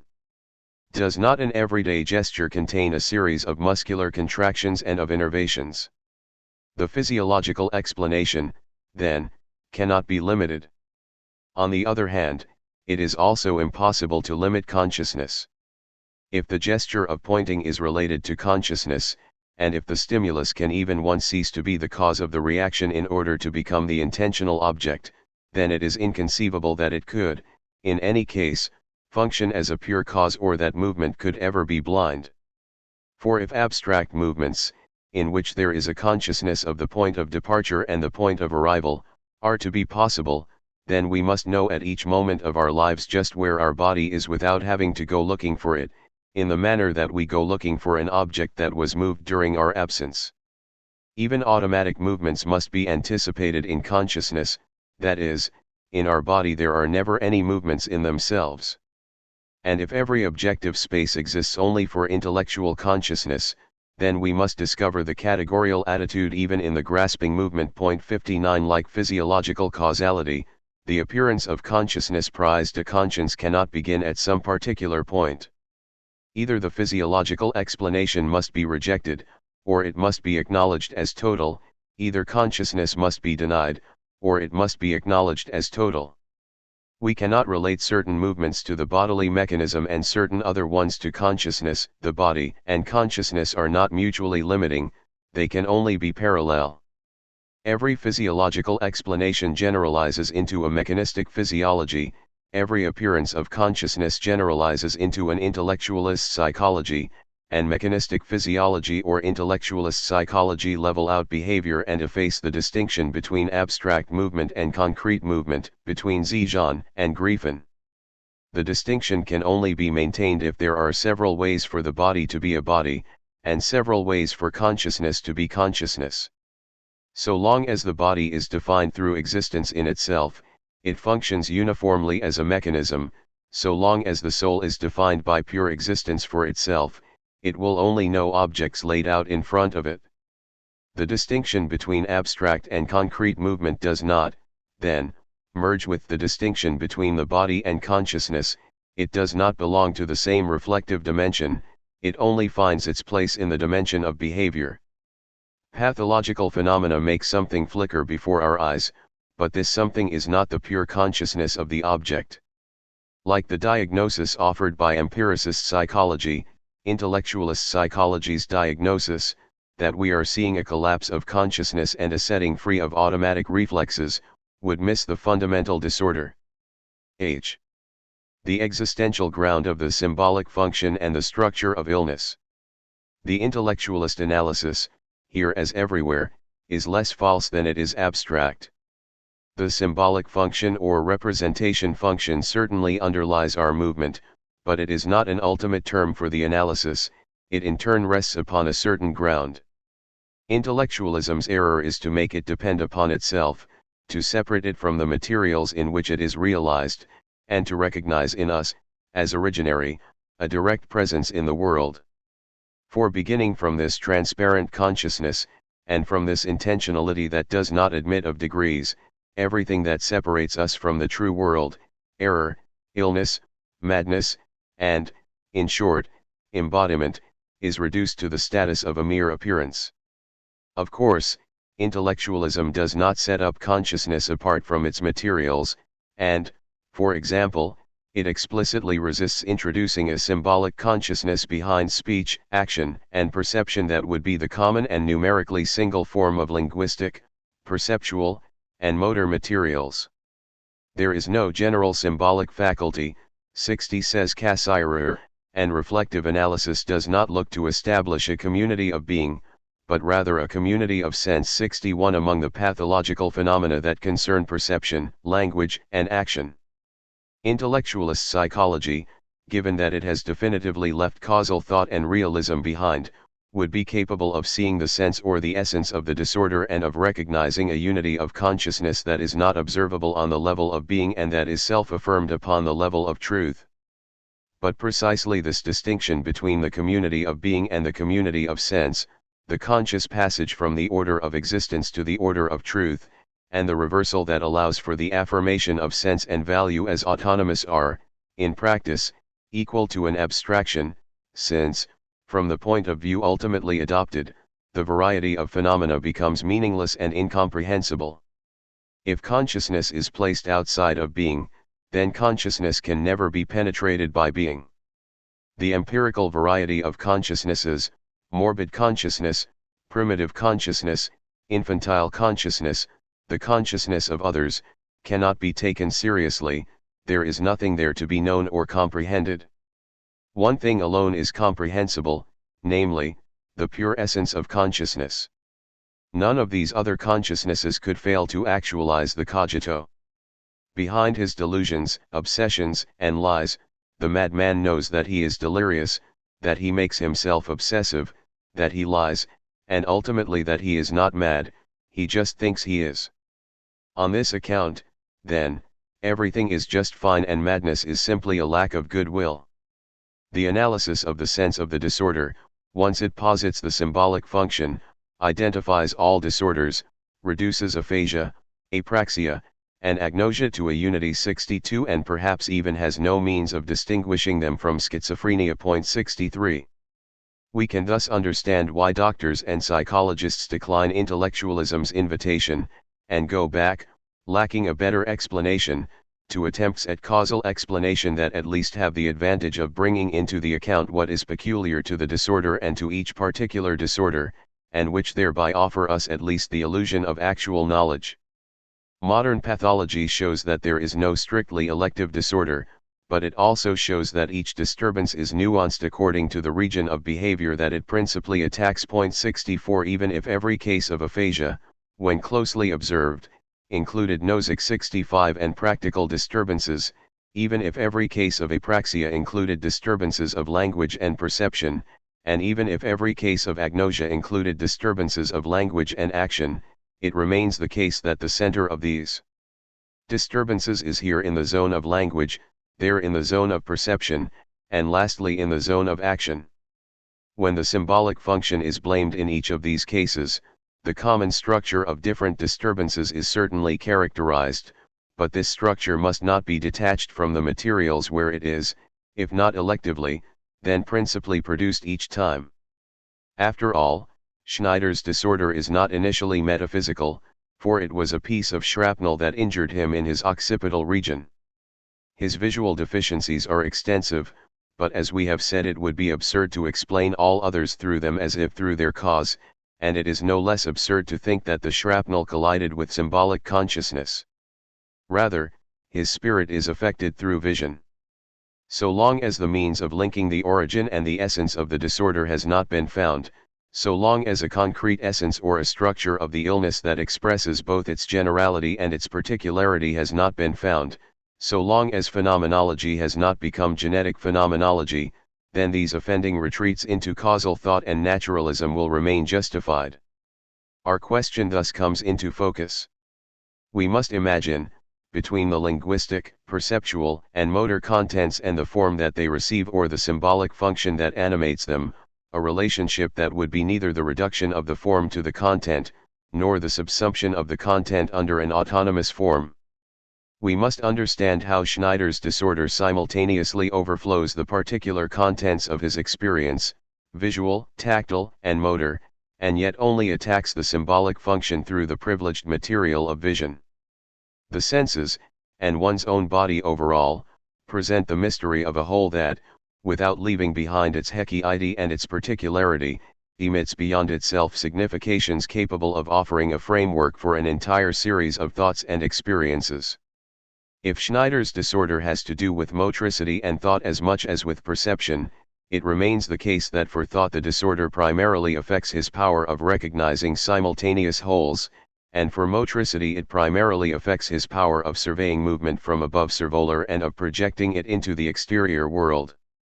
Thus, mental space and practical space are, in a way, destroyed or damaged, and the words themselves are a sufficient indication of the genealogy of the disorder in vision. The visual disorder is not the cause of other disorders, nor of the particular disorder affecting thought. But neither is it a simple consequence of them. Visual contents are not the cause of the function of projection, but no more is vision a simple opportunity for the spirit to deploy a power that is in itself unconditioned. Visual contents are taken up, utilized, and sublimated to the level of thought through a symbolic power that transcends them, but this power can only be constituted on the basis of vision. Phenomenology calls the relation between matter and form a relation of Fundierungfounding. The symbolic function does not depend on vision as its ground because vision is its cause, but because vision is this gift of nature that spirit had to make use of beyond all expectations, to which it had to give a radically new sense and upon which nevertheless it depended, not merely in order to become embodied, but even in order to exist at all. Form absorbs content to the point that content ultimately appears as a mere mode of form, and the historical preparations of thought appear as a ruse of reason disguised as nature. But reciprocally, even in its intellectual sublimation, content remains radically contingent as the initial institution or founding 66 of knowledge and action, as the first grasp of being or of value whose concrete richness will never be exhausted by knowledge or action, and whose spontaneous method they will everywhere renew. We must restore this dialectic between form and matter, or rather, since reciprocal action is nothing more than a compromise with causal thought and a contradictory formulation, we must describe the milieu where this contradiction is conceivable, in other words, existence, or the perpetual taking up of fact and chance by a reason that neither exists in advance of this taking up, nor without it. 67. If we wish to see what underlies the symbolic function itself, we must first understand that even intelligence does not fit well with intellectualism. What compromises thought for Schneider is not that he is incapable of perceiving the concrete givens as exemplars of a unique eidos, or of subsuming them under a category, rather, it is that he can only link them through an explicit subsumption. We observe, for example, that the patient does not understand analogies as simple as, fur is to the cat what feathers are to the bird, or light is to a lamp what heat is to a stove, or again, the eye is to light and color what the ear is to sounds. He similarly fails to understand terms in their usual metaphorical sense, such as the foot of the chair or the head of the nail, even though he knows what part of the object these words designate. Sometimes normal subjects with the same education do not know how to explain the analogy any better than the patient, but this is for opposite reasons. It is easier for the normal subject to understand the analogy than it is for him to analyze it, whereas the patient only succeeds in understanding it when he has made it explicit through a conceptual analysis. He seeks a common material property from which he could deduce the identity of the two relations as if from a middle term. 68. For example, he reflects upon the analogy between the eye and the ear and clearly only understands it when he can say, the eye and the ear are both sense organs, thus, they must produce something similar. If we were to describe the analogy as the apperception of two given terms under one concept that coordinates them, then we would be giving as normal a procedure that is nothing other than pathological and that represents the detour through which the patient must go in order to offer a substitution for a normal understanding of the analogy. This freedom in the choice of a tertium comparationis 69 is, for the patient, the opposite of the intuitive determination of the image for the normal subject. The normal person grasps a specific identity in the conceptual structures. For him, the living processes of thought are symmetrical and match. This is how the normal subject catches the essence of the analogy, and one can always wonder if a subject does not remain capable of understanding even when this comprehension is not adequately expressed through the formulation and the explicit account of it that he offers. 70. Living thought, then, does not consist in the act of subsuming under a category.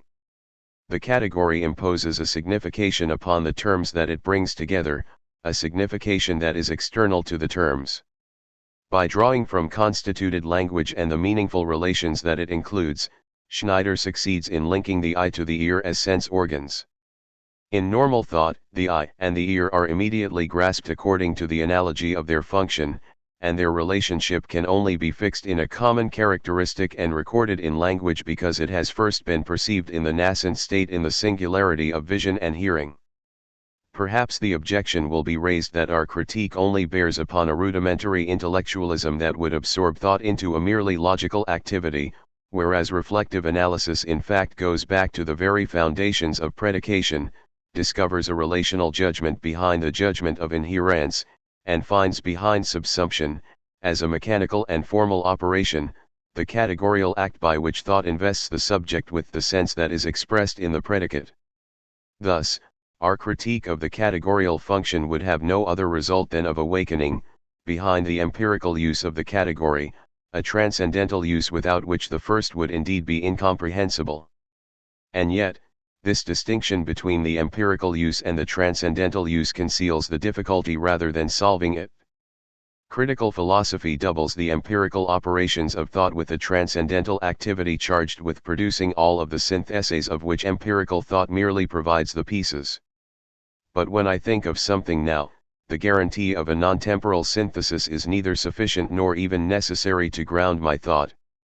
It is now, in the living present, that the synthesis must be produced, otherwise thought would be cut off from its transcendental premises. Thus, it cannot be said that when I think I place myself back into the eternal subject I never ceased being, for the genuine subject of thought is the one who produces the present conversion and resumption, and it is he who communicates his life to the non-temporal phantom. We must, then, attempt to understand how temporal thought is secured upon itself and how it produces its own synthesis. If the normal subject immediately understands that the relation between the eye and vision is the same as the relation between the ear and hearing, this is because the eye and the ear are given to him immediately as ways of reaching a single world, and because he possesses a pre-predicative evidentness of a unique world, such that the equivalence of the sense organs and their analogy is read upon the things and can be lived prior to being conceived. The Kantian subject posits a world, but, in order to be able to affirm a truth, the actual subject must first have a world or be in the world, that is, he must hold a system of significations around himself whose correspondences, relations, and participations do not need to be made explicit in order to be utilized. When I move about in my house, I know immediately and without any intervening discourse that to walk toward the bathroom involves passing close to the bedroom, or that to look out the window involves having the fireplace to my left. In this small world, each gesture or each perception is immediately situated in relation to 1,000 virtual coordinates. When I chat with a close friend, each of his words and each of mine contain, beyond what they signify for everyone else, a multitude of references to the principal dimensions of his personality and of mine, without our needing to evoke our previous conversations. These acquired worlds, which give my experience its secondary sense, are themselves cut out of a primordial world that grounds the primary sense of my experience. Similarly, there is a world of thoughts, a sedimentation of our mental operations, which allows us to count on our acquired concepts and judgments, just as we count upon the things that are there and that are given as a whole, without our having to repeat their synthesis at each moment. This is how for us there can be a sort of mental panorama with its accentuated regions and its confused regions, a physiognomy of questions, and intellectual situations such as research, discovery, and certainty. But this word sedimentation must not trick us. This contracted knowledge is not an inert mass at the foundation of our consciousness. For me, my apartment is not a series of strongly connected images. It only remains around me as my familiar domain if I still hold in my hands or in my legs its principal distances and directions, and only if a multitude of intentional threads run out toward it from my body. Likewise, my acquired thoughts are not an absolute acquisition, they feed off my present thought at each moment, they offer me a sense, but this is a sense that I reflect back to them. In fact, the acquisition that is available to us expresses, at each moment, the energy of our present consciousness. Sometimes it becomes weaker, such as happens with fatigue, and then my world of thought becomes impoverished and is reduced even to one or two obsessive ideas. Sometimes, on the contrary, I am directed toward all of my thoughts, and each word that is spoken in front of me thus engenders questions or ideas, regroups and reorganizes the mental panorama, and appears with a precise physiognomy. The acquired, then, is only truly acquired if it is taken up in a new movement of thought, and a thought is only situated if it itself assumes its situation. The essence of consciousness is to provide itself with one or many worlds, to make its own thoughts exist in front of itself like things, and sketching out these landscapes and abandoning them indivisibly demonstrates its vitality. The structure world, with its double moment of sedimentation and spontaneity, is at the center of consciousness, and it is through a certain leveling out of the world that we will be able to understand Schneider's intellectual, perceptual, and motor disorders simultaneously and without thereby reducing them to each other. Existential analysis of perceptual disorders and intellectual disorders. The classical analysis of perception 71 separates within perception the sensible givens and the signification that they receive through an act of the understanding. From this point of view, perceptual disorders must be either sensory deficiencies or gnosic disorders. Schneider's case reveals, however, deficiencies that have to do with the junction of sensitivity and signification, and which reveal the existential conditioning of both. If the patient is shown a fountain pen such that the clip is not visible, the phases of recognition are as follows: the patient says, "It's black, blue, and bright." There is a white patch, it is oblong. It has the form of a stick. It could be some kind of instrument. It shines. It reflects light. It might also be a colored piece of glass. The pen is then brought closer to the patient and the clip is turned toward him. He continues, "It must be a pencil or a fountain pen." He touches his vest pocket. This is where it goes, for writing something down. 72 Language clearly intervenes in each phase of the recognition by providing possible significations for what is actually seen, and the recognition clearly progresses by following the connections of language, from oblong to the form of a stick, from stick to instrument, then to instrument for writing something down, and finally to fountain pen. The sensory givens are limited to suggesting these significations in the manner that a fact suggests to the physicist an hypothesis. The patient, like the scientist, verifies immediately and makes his hypothesis more precise by cross-checking the facts. He proceeds blindly toward the hypothesis that coordinates them all. This process brings to light, by contrast, the spontaneous method of normal perception, that sort of life of significations that renders the concrete essence of the object immediately readable and that only allows its sensory properties to appear through it. For Schneider, this familiarity, this communication with the object is interrupted. For the normal person, the object is speaking parlant and meaningful, the arrangement of colors immediately means something, whereas for the patient the signification must be brought in from elsewhere through a genuine act of interpretation. Reciprocally, for the normal person, the subject's intentions are immediately reflected in the perceptual field, they polarize it, put their stamp on it, or finally, effortlessly give birth there to a wave of significations. For the patient, the perceptual field has lost this plasticity. If he is asked to construct a square out of 4 triangles identical to one that he is shown, he responds that it is impossible and that one can only construct 2 squares out of 4 triangles. The doctor insists by showing him that a square has 2 diagonals and can always be divided into 4 triangles. The patient responds, "Yes, but that is because the parts necessarily fit together. When a square is divided into 4, then if the parts are brought together appropriately, the result must be a square." 73 So he knows what a square and a triangle are, and the relation between these two significations does not escape him, at least after the doctor's explanations, and he understands that every square can be divided into triangles, but he fails to conclude that every, right isosceles, triangle can serve to construct a square with 4 times the surface area, because the construction of the square demands that the given triangles be assembled differently and that the sensory givens become the illustration of an imaginary sense. All things considered, the world no longer suggests any significations to him and, reciprocally, the significations that he considers are no longer embodied in the given world. We shall conclude, in short, that the world no longer has a physiognomy for him. 74 This is what helps us to understand the strangeness of his drawings. Schneider never draws according to the model, Nachzeichnen traces, perception is never directly continued into movement. He palpates the object with his left hand, recognizes certain particularities, a corner, a right angle, articulates his discovery, and finally traces an object freehand corresponding to the verbal articulation. 75 The translation of the perceived into movement passes through the express significations of language, whereas the normal subject penetrates the object through perception and assimilates its structure.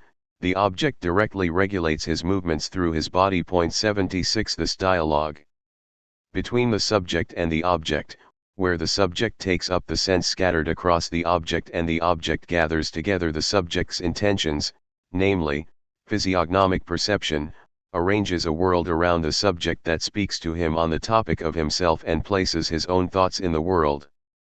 If this function is compromised for Schneider, we can expect that, a fortiori, perception of human events and of others will present deficiencies, for they presuppose the same taking up of the exterior in the interior and of the interior by the exterior. And indeed, if the patient is told a story, rather than grasping it as a melodic whole with its strong and weak beats and with its characteristic rhythm or flow, he only retains it as a series of facts that must be recorded one by one. This is why he only understands the story if pauses are included in the narration and are used to summarize briefly the essential aspects of what has just been recounted. When he retells the story in turn, it is never according to the narration that had just been given. Nacherzählen in a retelling he accentuates nothing, he only understands the progress of the story to the extent that he recounts it, and the narration is seemingly reconstituted piece by piece. 77 For the normal subject, then, the story has an essence that appears as the narration advances, without any explicit analysis, and that subsequently guides the reproduction of the narration. The story is, for him, a certain human event, recognizable by its style, and the normal subject understands here because he has the power of living, beyond his immediate experience, the events indicated by the narration. In general, nothing is present for the patient other than what is given immediately. Another's thought, since he never experiences it directly, will never be present to him. 78 Another's words are for him signs that he must decode one by one, whereas for the normal subject these words are the transparent envelope of a sense in which he could live. For Schneider, words, like events, are not the motive of a taking up or of a projection, but merely the opportunity for a methodical interpretation. Another person, like an object, says nothing to him and, although the phantoms that appear to him are certainly not devoid of the intellectual signification that is obtained by analysis, they are devoid of the primordial signification obtained through coexistence. Disorders that are properly intellectual, those of judgment and of signification, will not be able to be considered as ultimate deficiencies, and will now have to be put back into the same existential context. Consider number blindness, 79 for example. It was possible to show that the patient, who is capable of counting, adding, subtracting, multiplying, or dividing with regard to objects placed in front of him, cannot, however, imagine the number. All of these results are obtained through ritual procedures with which he has no meaningful relation. He knows the series of numbers by heart and recites it mentally while noting on his fingers the objects to be counted, added, subtracted, or divided. The number has but a membership in the series of numbers, it has no signification as a fixed size, as a group, or as a determinate measure. 80 of two numbers, the greater is the one that comes after in the series of numbers. When he is asked to complete the equation 5 plus 4 minus 4, he executes the operation in 2 steps without noticing anything peculiar. He simply agrees, if it is pointed out to him, that the number 5 remains. He does not understand that doubling half of a number is this very same number. 81. Should we thus conclude that he has lost number as a category or as a schema?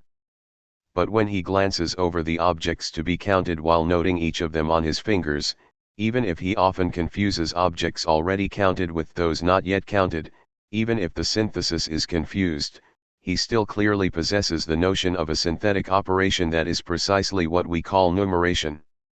And reciprocally, for the normal subject the series of numbers as a kinetic melody, more or less devoid of authentically numerical sense, is most often substituted for the concept of number. Number is never a pure concept whose absence would allow us to define Schneider's mental state, it is a structure of consciousness that includes the more and the less. The genuine act of counting requires of the subject that his operations, as they unfold and cease to occupy the center of his consciousness, not cease to be there for him and rather constitute a ground upon which subsequent operations are established. Consciousness trails behind itself the completed syntheses, they remain available, they could be reactivated, and as such they are taken up and transcended in the total act of numeration. What is called pure number or authentic number is only a promotion or an extension through repetition of the constitutive movement of every perception. For Schneider, the conception of number is affected only insofar as it presupposes eminently the power of deploying a past in order to go toward a future. This existential basis of intelligence is affected much more than intelligence itself, for, as has been shown 82, Schneider's general intelligence is intact. His responses may be slow, but they are never meaningless. They are those of a mature and reflective man who is interested in the doctor's experiments. Beneath intelligence, understood as an anonymous function or as a categorical operation, we must acknowledge a personal core that is the patient's being and his power of existing. Here is where the disorder resides. Schneider would still like to form political or religious opinions, but he knows that it is useless to try. He must now be content with general beliefs and without being able to express them. 83 He never sings nor whistles on his own. 84 We will see below that he never takes the initiative sexually. He never goes out for a walk, but always to run an errand, and he does not recognize Professor Goldstein's house when walking by it because he has not gone out with the intention of going there. 85 Just as he needs to gain a hold on his own body through preparatory movement prior to executing movements that are not traced out in advance in a familiar situation, so too a conversation with another person fails to constitute for him a situation that is meaningful in itself and that might solicit impromptu responses. He can only speak according to a plan settled in advance. He cannot give himself over to the inspiration of the moment in order to find the necessary thoughts in response to a complex situation in the conversation, and this is the case whether it is a question of new points of view or of old ones. 86 There is something meticulous and serious in all of his behavior, which comes from the fact that he is incapable of playing. To play is to place oneself momentarily in an imaginary situation, to amuse oneself in changing one's milieu. The patient, however, cannot enter into a fictional situation without converting it into a real situation. He does not distinguish between a riddle and a problem. 87 For Schneider, the possible situation is at each moment so narrow that two regions of the milieu, if they do not have something in common for him, cannot simultaneously become a situation. 88 If someone is speaking to him, he does not hear the noise of another conversation in the next room. If someone brings a dish to the table, he never wonders where the dish came from. He declares that one sees only in the direction that one looks, and only the objects upon which one focuses. 89 The future and the past are for him nothing but the shriveled up continuations of the present. He has lost our power of seeing according to the temporal vector. 90 He cannot survey his past from above and unhesitatingly meet up with it by going from the whole to the parts. Rather, he reconstitutes it by beginning with a fragment that has maintained its sense and that serves him as a fulcrum. 91 When he complains about the weather, he is asked if he feels better during the winter. He responds, "I can't say now. For the moment, I can't say anything." 92. J. The intentional arc. Asterisk. Thus, all of Schneider's disorders can be reduced to a unity, but this is not the abstract unity of the representation function. Schneider is bound to the actual, and he lacks freedom. 93 He lacks the concrete freedom that consists in the general power of placing oneself in a situation. We discover beneath intelligence and beneath perception a more fundamental function, a vector moving in every direction, like a searchlight, by which we can orient ourselves toward anything in ourselves or outside of ourselves, and by which we can have a behavior with regard to this object. 94 But again, the comparison to a searchlight is not a good one, since it takes for granted the given objects upon which intelligence projects its light, whereas the core function we are speaking of here, prior to making us see or know objects, first more secretly brings them into existence for us. So let us say instead, by borrowing a term from another work 95, that the life of consciousness, epistemic life, the life of desire, or perceptual life, is underpinned by an intentional arc that projects around us our past, our future, our human milieu, our physical situation, our ideological situation, and our moral situation, or rather, that ensures that we are situated within all of these relationships. This intentional arc creates the unity of the senses with intelligence, and the unity of sensitivity and motricity. And this is what goes limp in the disorder. The study of a pathological case has thus allowed us to catch sight of a new mode of analysis, existential analysis, that goes beyond the classical alternatives between empiricism and intellectualism, or between explanation and reflection. If consciousness were a sum of psychic facts, then each disturbance should be elective. If consciousness were a representation function or a pure power of signifying, then it could exist or not exist, and everything else along with it, but it could not cease to exist after having existed, nor could it become ill, that is, it could not be altered.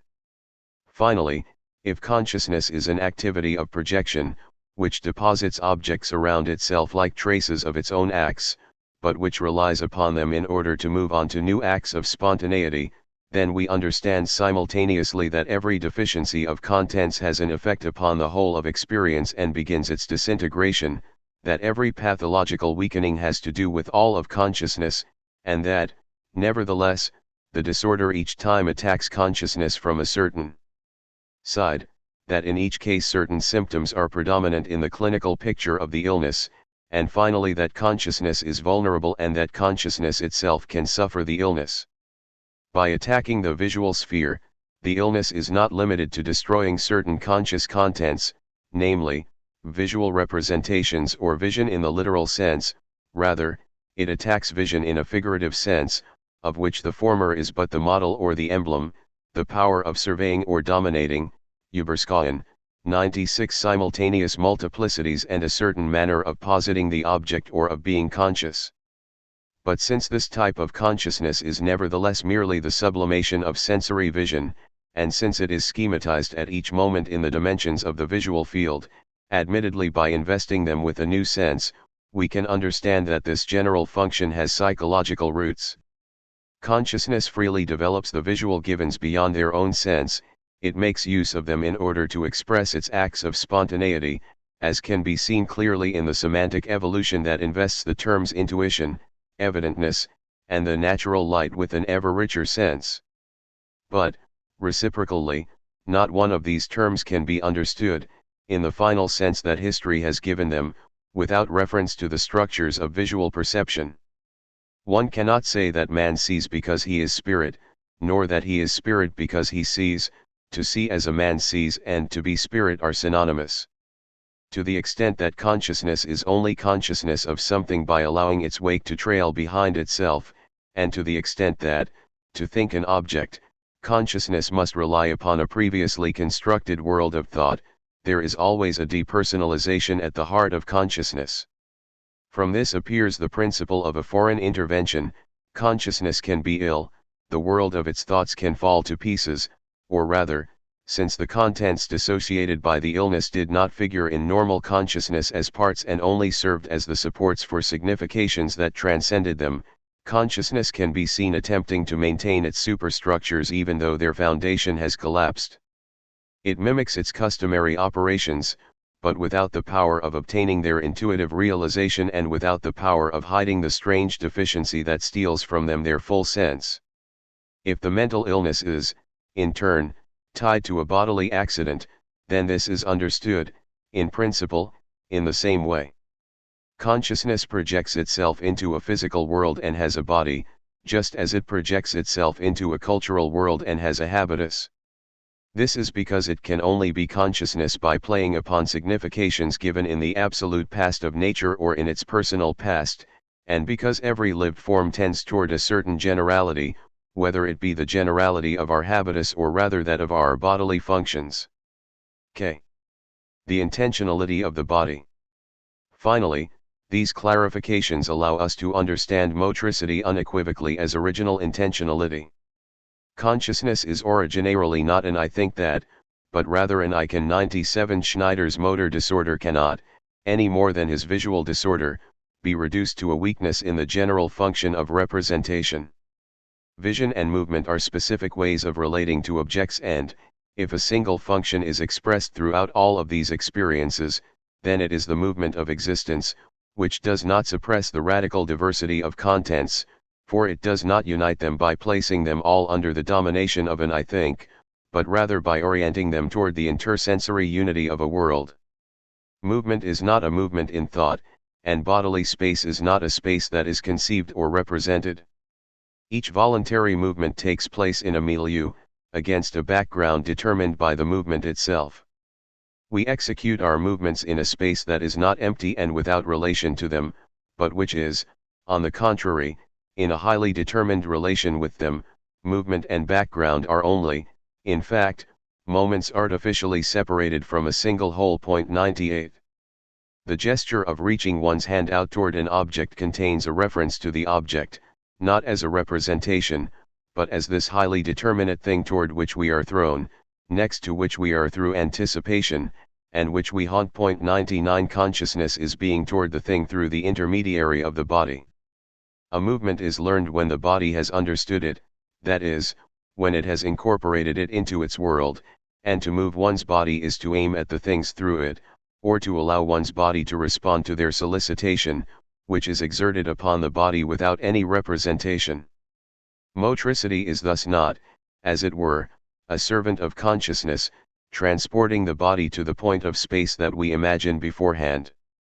For us to be able to move our body toward an object, the object must first exist for it, and hence our body must not belong to the region of the in itself. Objects no longer exist for the arm of the person suffering from apraxia, and this is what renders his arm immobile. Cases of pure apraxia, where the perception of space is intact, where even the intellectual notion of the gesture to be performed does not seem confused, and where nevertheless the patient does not know how to reproduce a triangle 100, or cases of constructive apraxia, where the subject exhibits no nosic disorder, except that which has to do with the localization of stimuli upon the body, and yet is not capable of reproducing a cross, AV, or an O101, all of these cases show clearly that the body has its world and that objects or space can be present to our knowledge without being present to our body. L. The body is not in space, it inhabits space. Thus, we must not say that our body is in space, nor for that matter in time. It inhabits space and time. If my hand executes a complicated movement in the air, I do not have to add together all the movements in one direction and subtract the movements in the other in order to know its final position.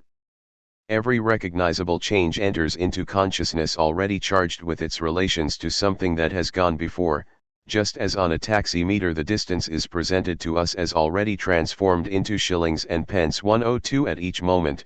Previous postures and movements constantly provide a standard of measure. This has nothing to do with the visual or motor memory of the hand's starting point. Cerebral lesions can leave the visual memory intact while suppressing the consciousness of movement, and, as for motor memory, it clearly could not determine the present position of the hand if the perception of where it was born had not itself included an absolute consciousness of the here, without which one would be sent from memory to memory and would never have a present perception. Just as it is necessarily here, the body necessarily exists now, it can never become past. Even if we cannot preserve the living memory of the illness when we are healthy, nor the living memory of our body as a child when we have become an adult, these gaps in memory do nothing but express the temporal structure of our body. At each moment in a movement, the preceding instant is not forgotten, but rather is somehow fit into the present, and, in short, the present perception consists in taking up the series of previous positions that envelop each other by relying upon the current position. But the imminent position is itself enveloped in the present, and through it so too are all of those positions that will occur throughout the movement. Each moment of the movement embraces its entire expanse and, in particular, its first moment or kinetic initiation inaugurates the link between a here and a there, between a now and a future that the other moments will be limited to developing. Insofar as I have a body and insofar as I act in the world through it, space and time are not for me a mere summation of juxtaposed points, and no more are they, for that matter, an infinity of relations synthesized by my consciousness in which my body would be implicated. I am not in space and in time, Nor do I think space and time, rather, I am of space and of time. 103 My body fits itself to them and embraces them. The scope of this hold measures the scope of my existence, however, it can never in any case be total. The space and time that I inhabit are always surrounded by indeterminate horizons that contain other points of view. The synthesis of time, like that of space, is always to be started over again. The motor experience of our body is not a particular case of knowledge, rather, it offers us a manner of reaching the world and the object, a praktognosia, 104 that must be recognized as original, and perhaps as originary. My body has its world, or understands its world without having to go through representations, or without being subordinated to a symbolic or objectifying function. Certain patients, if they stand next to the doctor and observe his movements in a mirror, can imitate the doctor's movements and raise their right hand to their right ear and their left hand to their nose. But they cannot do so if they are in front of him. Head explained the patient's failure through the inadequacy of his formulation. The imitation of the gesture would be mediated through a verbal translation. In fact, the formulation can be precise without the imitation being successful, and the imitation can be successful without any formulation at all. Certain authors in this field 105 thus introduce, if not a verbal symbolism, then at least a general symbolic function, a capacity for transposing of which imitation would be, like perception or objective thought, merely a particular case. But it is clear that this general function does not explain adapted action. For these patients are capable not merely of formulating the movement to be accomplished, but moreover of representing it to themselves. They know very well what they have to do, and nevertheless, rather than bringing their right hand to their right ear and their left hand to their nose, they touch one ear with each hand, or even their nose and one eye, or one ear and one eye. 106 What has become impossible is the application and adjustment of the objective definition to their own body. In other words, right hand and left hand, eye and ear are still given to them as absolute locations, but are no longer inserted in a system of correspondence that links them to the homologous parts of the doctor's body and that makes them available for imitation, even when the doctor is facing the patient. To be able to imitate the gestures of someone facing me, I need not know explicitly that the hand appearing to the right of my visual field is my partner's left hand. The patient is precisely the one who resorts to such explanations. In normal imitation, the subject's left hand is immediately identified with his partner's, the subject's action immediately adheres to his model, the subject projects himself into or realizes himself in the model. 107 identifies himself with the model, and the change of coordinates is eminently contained in this existential operation. This is because the normal subject has his body not only as a system of current positions, but also, and consequently, as an open system of an infinity of equivalent positions in different orientations. What we call the body schema is precisely the system of equivalences, this immediately given invariant by which different motor tasks are instantly transposable. This is to say that the body schema is not merely an experience of my body, but rather an experience of my body in the world, and that it gives a motor sense to the verbal instructions. The function destroyed in the disorders of apraxia is thus surely a motor function. In cases of this genre, it is not the symbolic or significative function in general that is affected, but rather a much more originary function, one that has a motor characteristic, namely, the capacity for motor differentiation of the dynamic body schema. 108. The space through which normal imitation moves is not, in contrast to concrete space with its absolute locations, an objective space or a space of representation founded upon an act of thought. It is already sketched out in the structure of my body, it is my body's inseparable correlate. Taken in its pure state, motricity already possesses the elementary power of sense-giving, Sinjbung. 109 Even if, in what follows, thought and the perception of space are liberated from motricity and from being in space, in order for us to be able to imagine space, it must first be introduced into it through our body, which must have given us the first model of transpositions, equivalences, and identifications that turns space into an objective system and allows our experience to be an experience of objects and to open onto an in itself. Motricity is the primary sphere in which the sense of all significations, der Sinn aller Significationen, is first given in the domain of represented space 110. M. Habit as the motor acquisition of a new signification. Acquiring a habit as the reworking and renewal of the body schema presents significant difficulties for classical philosophies, which are always inclined to conceive of synthesis as intellectual synthesis. It is true, of course, that what links elementary movements, reactions, and stimuli together in habit is not an external association. 111 Every mechanistic theory runs into the fact that the learning process is systematic. The subject does not weld individual movements to individual stimuli, but rather acquires the power of responding with a certain type of solution to a certain form of situation. The situations may differ widely from case to case.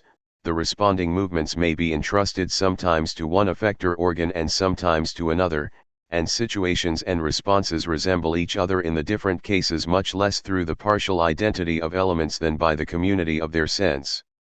Must we thus place an act of the understanding at the origin of the habit that would first organize the habit's elements only to later withdraw from it? 112 For example, in learning the habit of a certain dance, do we not find the formula of the movement through analysis and then recompose it, taking this ideal sketch as a guide and drawing upon already acquired movements, such as walking and running? But in order for the new dance to integrate particular elements of general motricity, it must first have received, so to speak, a motor consecration. The body, as has often been said, catches, coppert, and understands the movement. The acquisition of the habit is surely the grasping of a signification, but it is specifically the motor grasping of a motor signification. But what exactly does this mean? Without any explicit calculation, a woman maintains a safe distance between the feather in her hat and objects that might damage it. She senses where the feather is, just as we sense where our hand is. 113 If I possess the habit of driving a car, then I enter into a lane and see that I can pass without comparing the width of the lane to that of the fender, just as I go through a door without comparing the width of the door to that of my body. 114 The hat and the automobile have ceased to be objects whose size and volume would be determined through a comparison with other objects. They have become voluminous powers and the necessity of a certain free space. Correlatively, the subway door and the road have become restrictive powers and immediately appear as passable or impassable for my body and its appendages. The blind man's cane has ceased to be an object for him, it is no longer perceived for itself, rather, the cane's furthest point is transformed into a sensitive zone, it increases the scope and the radius of the act of touching and has become analogous to a gaze. In the exploration of objects, the length of the cane does not explicitly intervene nor act as a middle term. The blind man knows its length by the position of the objects, rather than the position of the objects through the cane's length. The position of objects is given immediately by the scope of the gesture that reaches them and in which, beyond the potential extension of the arm, the radius of action of the cane is included. If I want to become habituated to a cane, I try it out, I touch some objects and, after some time, I have it in hand, I see which objects are within reach or out of reach of my cane. This has nothing to do with a quick estimate or a comparison between the objective length of the cane and the objective distance of the goal to be reached. Places in space are not defined as objective positions in relation to the objective position of our body, but rather they inscribe around us the variable reach of our intentions and our gestures. To habituate oneself to a hat, an automobile, or a cane is to take up residence in them, or inversely, to make them participate within the voluminosity of one's own body. Habit expresses the power we have of dilating our being in the world, or of altering our existence through incorporating new instruments. 115 One can know how to type without knowing how to indicate where on the keyboard the letters that compose the words are located. Knowing how to type, then, is not the same as knowing the location of each letter on the keyboard, nor even having acquired a conditioned reflex for each letter that is triggered upon seeing it. But if habit is neither a form of knowledge nor an automatic reflex, then what is it? It is a question of a knowledge in our hands, which is only given through a bodily effort and cannot be translated by an objective designation. The subject knows where the letters are on the keyboard just as we know where one of our limbs is, a knowledge of familiarity that does not provide us with a position in objective space. The movement of his fingers is not presented to the typist as a spatial trajectory that can be described, but merely as a certain modulation of motricity, distinguished from every other through its physiognomy. The question is often presented as if the perception of the letter written on the paper came to awaken the representation of the same letter, which in turn evoked the representation of the movement necessary to reach it on the keyboard. But this language is mythological.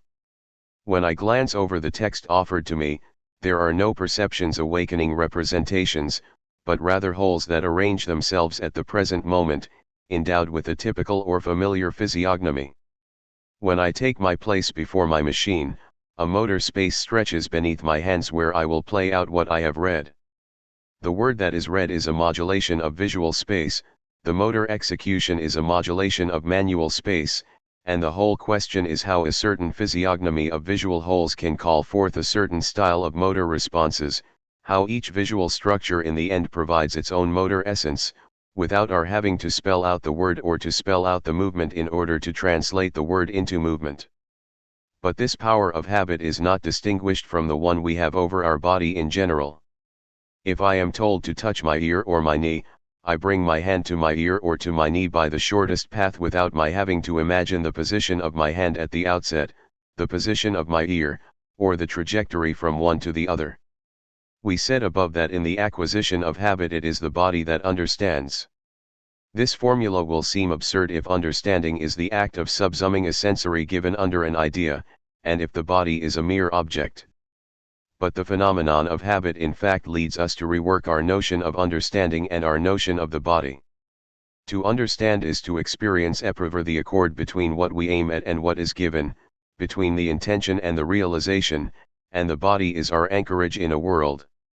When I bring my hand toward my knee, I experience at each moment of the movement the realization of an intention that did not aim at my knee as an idea, or even as an object, but rather as a present and real part of my living body, and ultimately as a point of passage in my perpetual movement toward a world. When the typist executes the necessary movements on the keyboard, these movements are guided by an intention, but this intention does not posit the keys as objective locations. The subject who learns to type literally incorporates the space of the keyboard into his bodily space. The example of instrumentalists demonstrates even more clearly how habit resides neither in thought nor in the objective body, but rather in the body as the mediator of a world. It is said that an experienced organist 116 is capable of playing an organ with which he is unfamiliar and that has additional or fewer keyboards, and whose stops are differently arranged than the stops on his customary instrument. He needs but an hour of practice to be ready to execute his program. Such a brief apprenticeship prohibits the assumption that new conditioned reflexes are simply substituted for the already established collection, unless, that is, they together form a system and if the change is global, but this would be to go beyond the mechanistic theory since in that case the reactions would be mediated by a total hold on the instrument.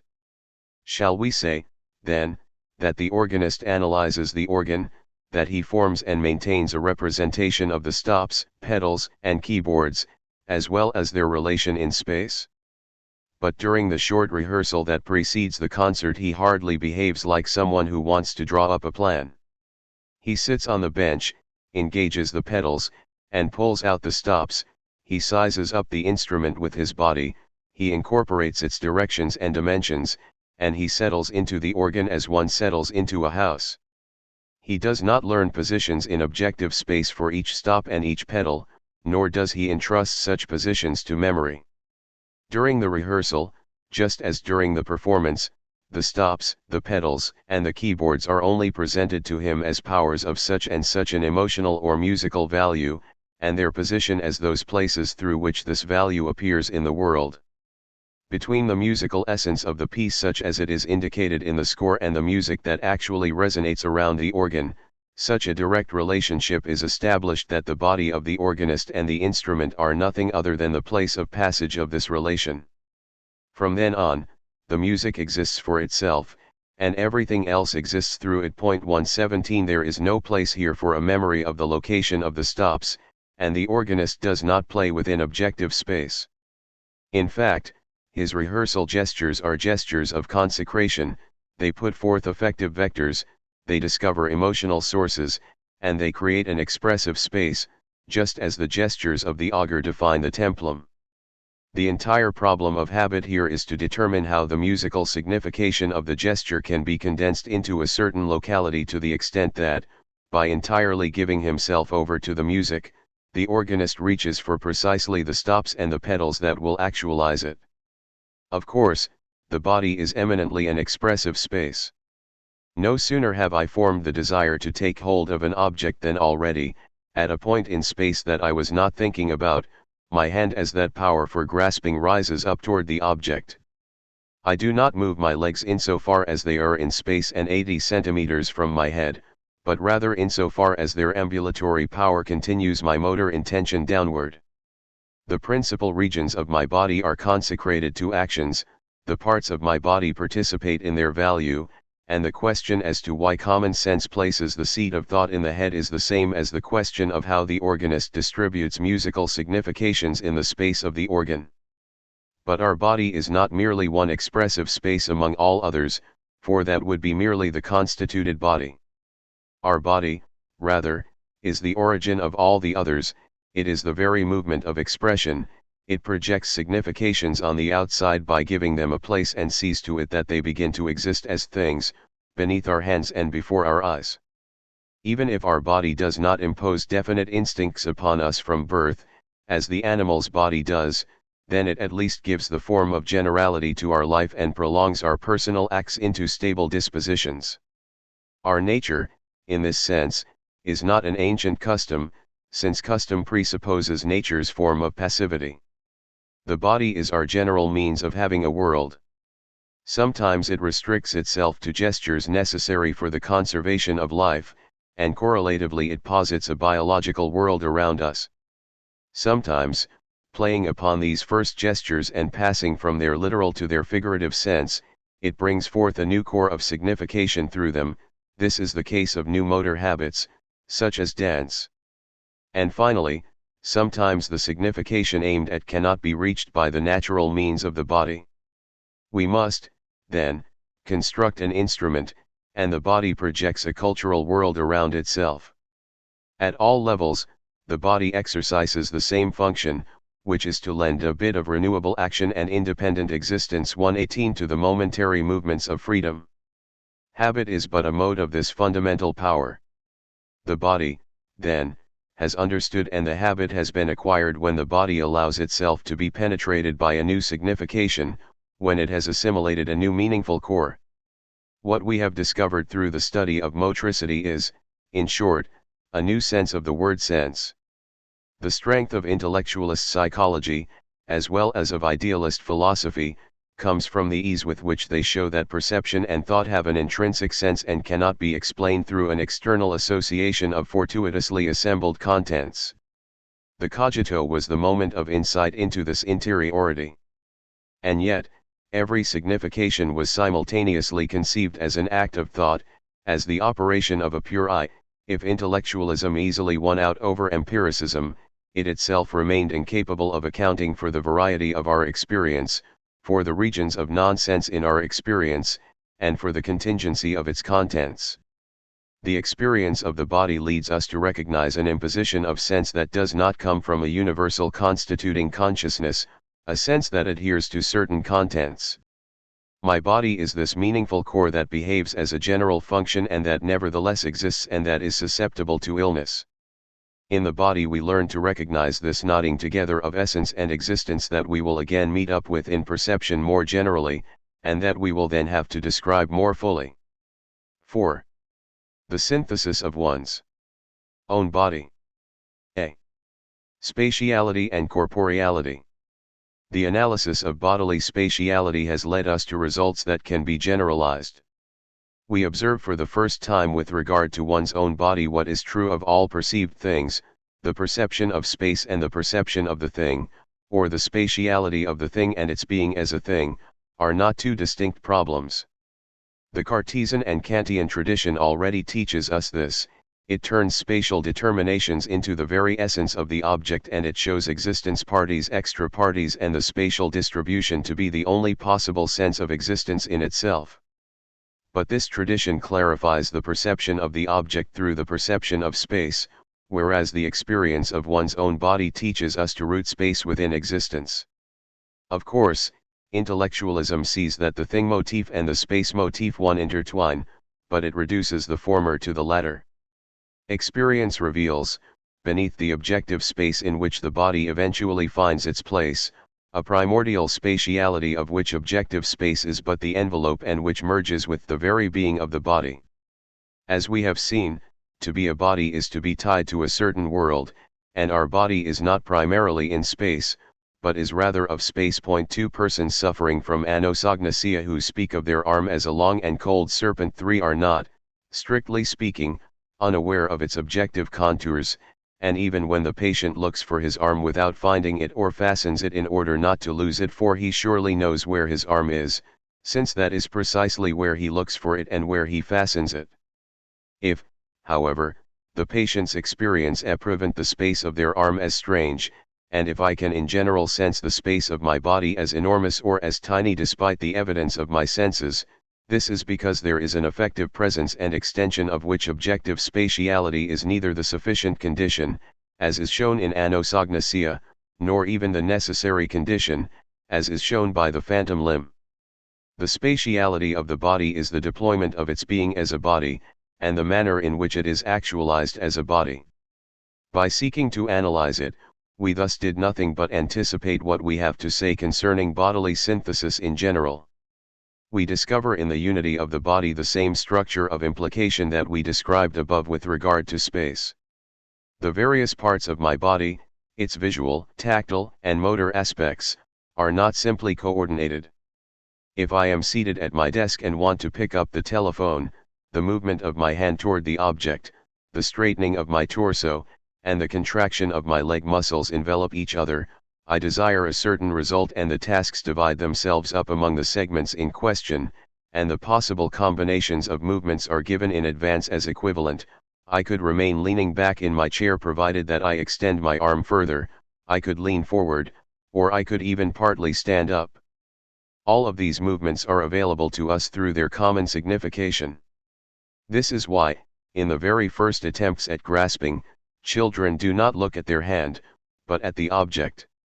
The different segments of the body are only known through their functional value, and their coordination is not learned. Similarly, when I am seated at my table, I can instantly visualize the parts of my body that it conceals from me.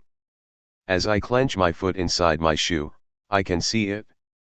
I have this power even for parts of my body that I have never seen.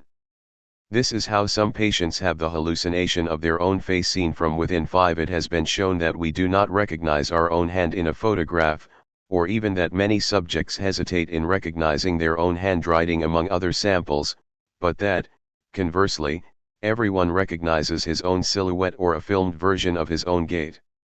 Thus, we do not recognize through vision what we have nevertheless often seen, and conversely we recognize immediately the visual representation of what is invisible in one's own body. 6. In autoscopy 7, the double seen by the subject is not always recognized through certain visible details, rather, the subject has the absolute feeling that he is seeing himself and consequently claims that he sees his double. 8. We all see ourselves as if through an inner eye that, from a few meters away, gazes at us from our head to our knees. 9. So the connection between the segments of our body, or between our visual and our tactile experience, is not produced gradually and through accumulation. I do not translate the givens of touch into the language of vision, nor vice versa. I do not assemble the parts of my body one by one. Rather, this translation and this assemblage are completed once and for all in me, they are my body itself. Shall we thus say that we perceive our body through its law of construction, just as we know in advance all of the possible perspectives of a cube from its geometrical structure? But, to say nothing still of external objects, one's own body teaches us a mode of unity that is not the subsumption under a law. Insofar as it is in front of me and offers its systematic variations for observation, the external object lends itself to a mental examination of its elements, and it can, at least as a first approximation, be defined as the law of their variations. But I am not in front of my body, I am in my body, or rather I am my body. Point 10. Thus, neither its variations nor their invariant can be explicitly posited. I do not simply contemplate the relations between the segments of my body and the correlations between my visual body and my tactile body, rather, I am myself the one who holds these arms and these legs together, the one who simultaneously sees them and touches them. The body is, to adopt Leibniz's term, the effective law of its changes. If one can still speak of an interpretation in the perception of one's own body, then it would be necessary to say that it interprets itself.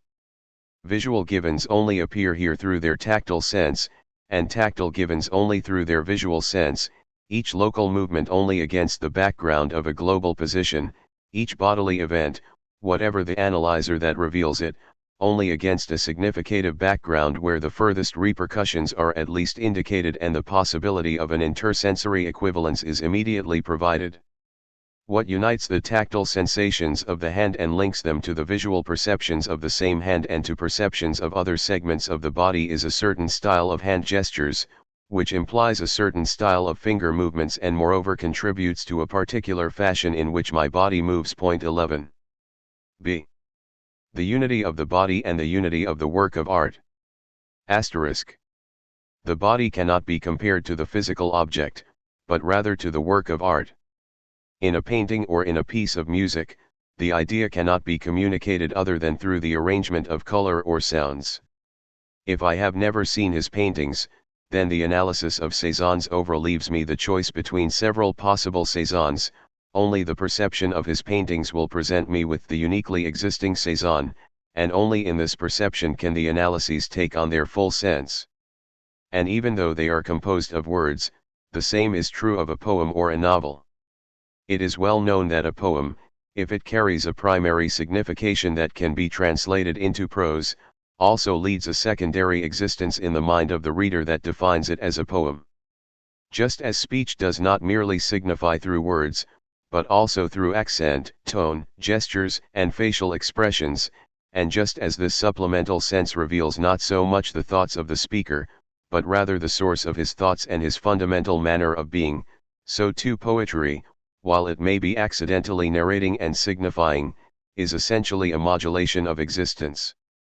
The poem is distinguished from the cry because the cry employs our body such as nature gave it to us, that is, as poor in expressive means, whereas the poem employs language, and even a specialized language, such that the existential modulation, rather than dissolving in the very instant that it is expressed, finds in the poetic apparatus the means to make itself eternal.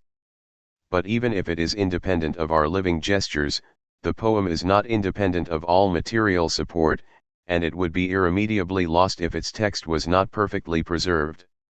Its signification is not free and does not reside in the heaven of ideas, it is locked up between the words on some fragile piece of paper. In this sense, like every work of art, the poem too exists in the manner of a thing and does not eternally subsist in the manner of a truth. As for the novel, although it can be summarized, and although the novelist's thought can be abstractly formulated, this notional signification is drawn from a larger signification, just as the description of a person is drawn from the concrete appearance of his physiognomy.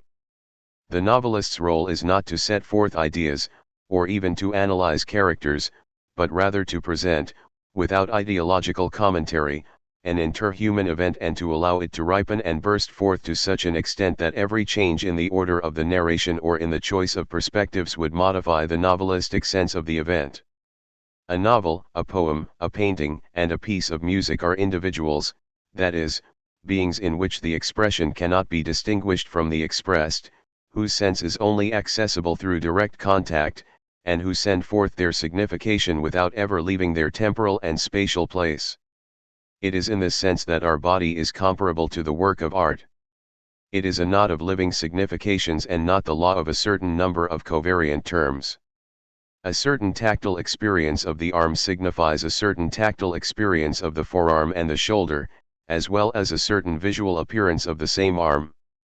This is not because the different tactile perceptions in themselves, or the different tactile and visual perceptions together, all participate in a single intelligible arm, in the manner that all perspectival views of a cube participate in the idea of the cube, but rather because the arm seen and the arm touched, just like the different segments of the arm itself, together perform a single gesture.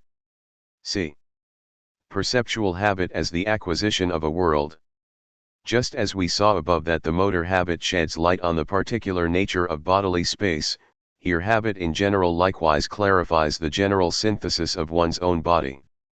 And, just as the analysis of bodily spatiality anticipated that of the unity of one's own body, we can similarly extend what we have said about motor habits to all habits.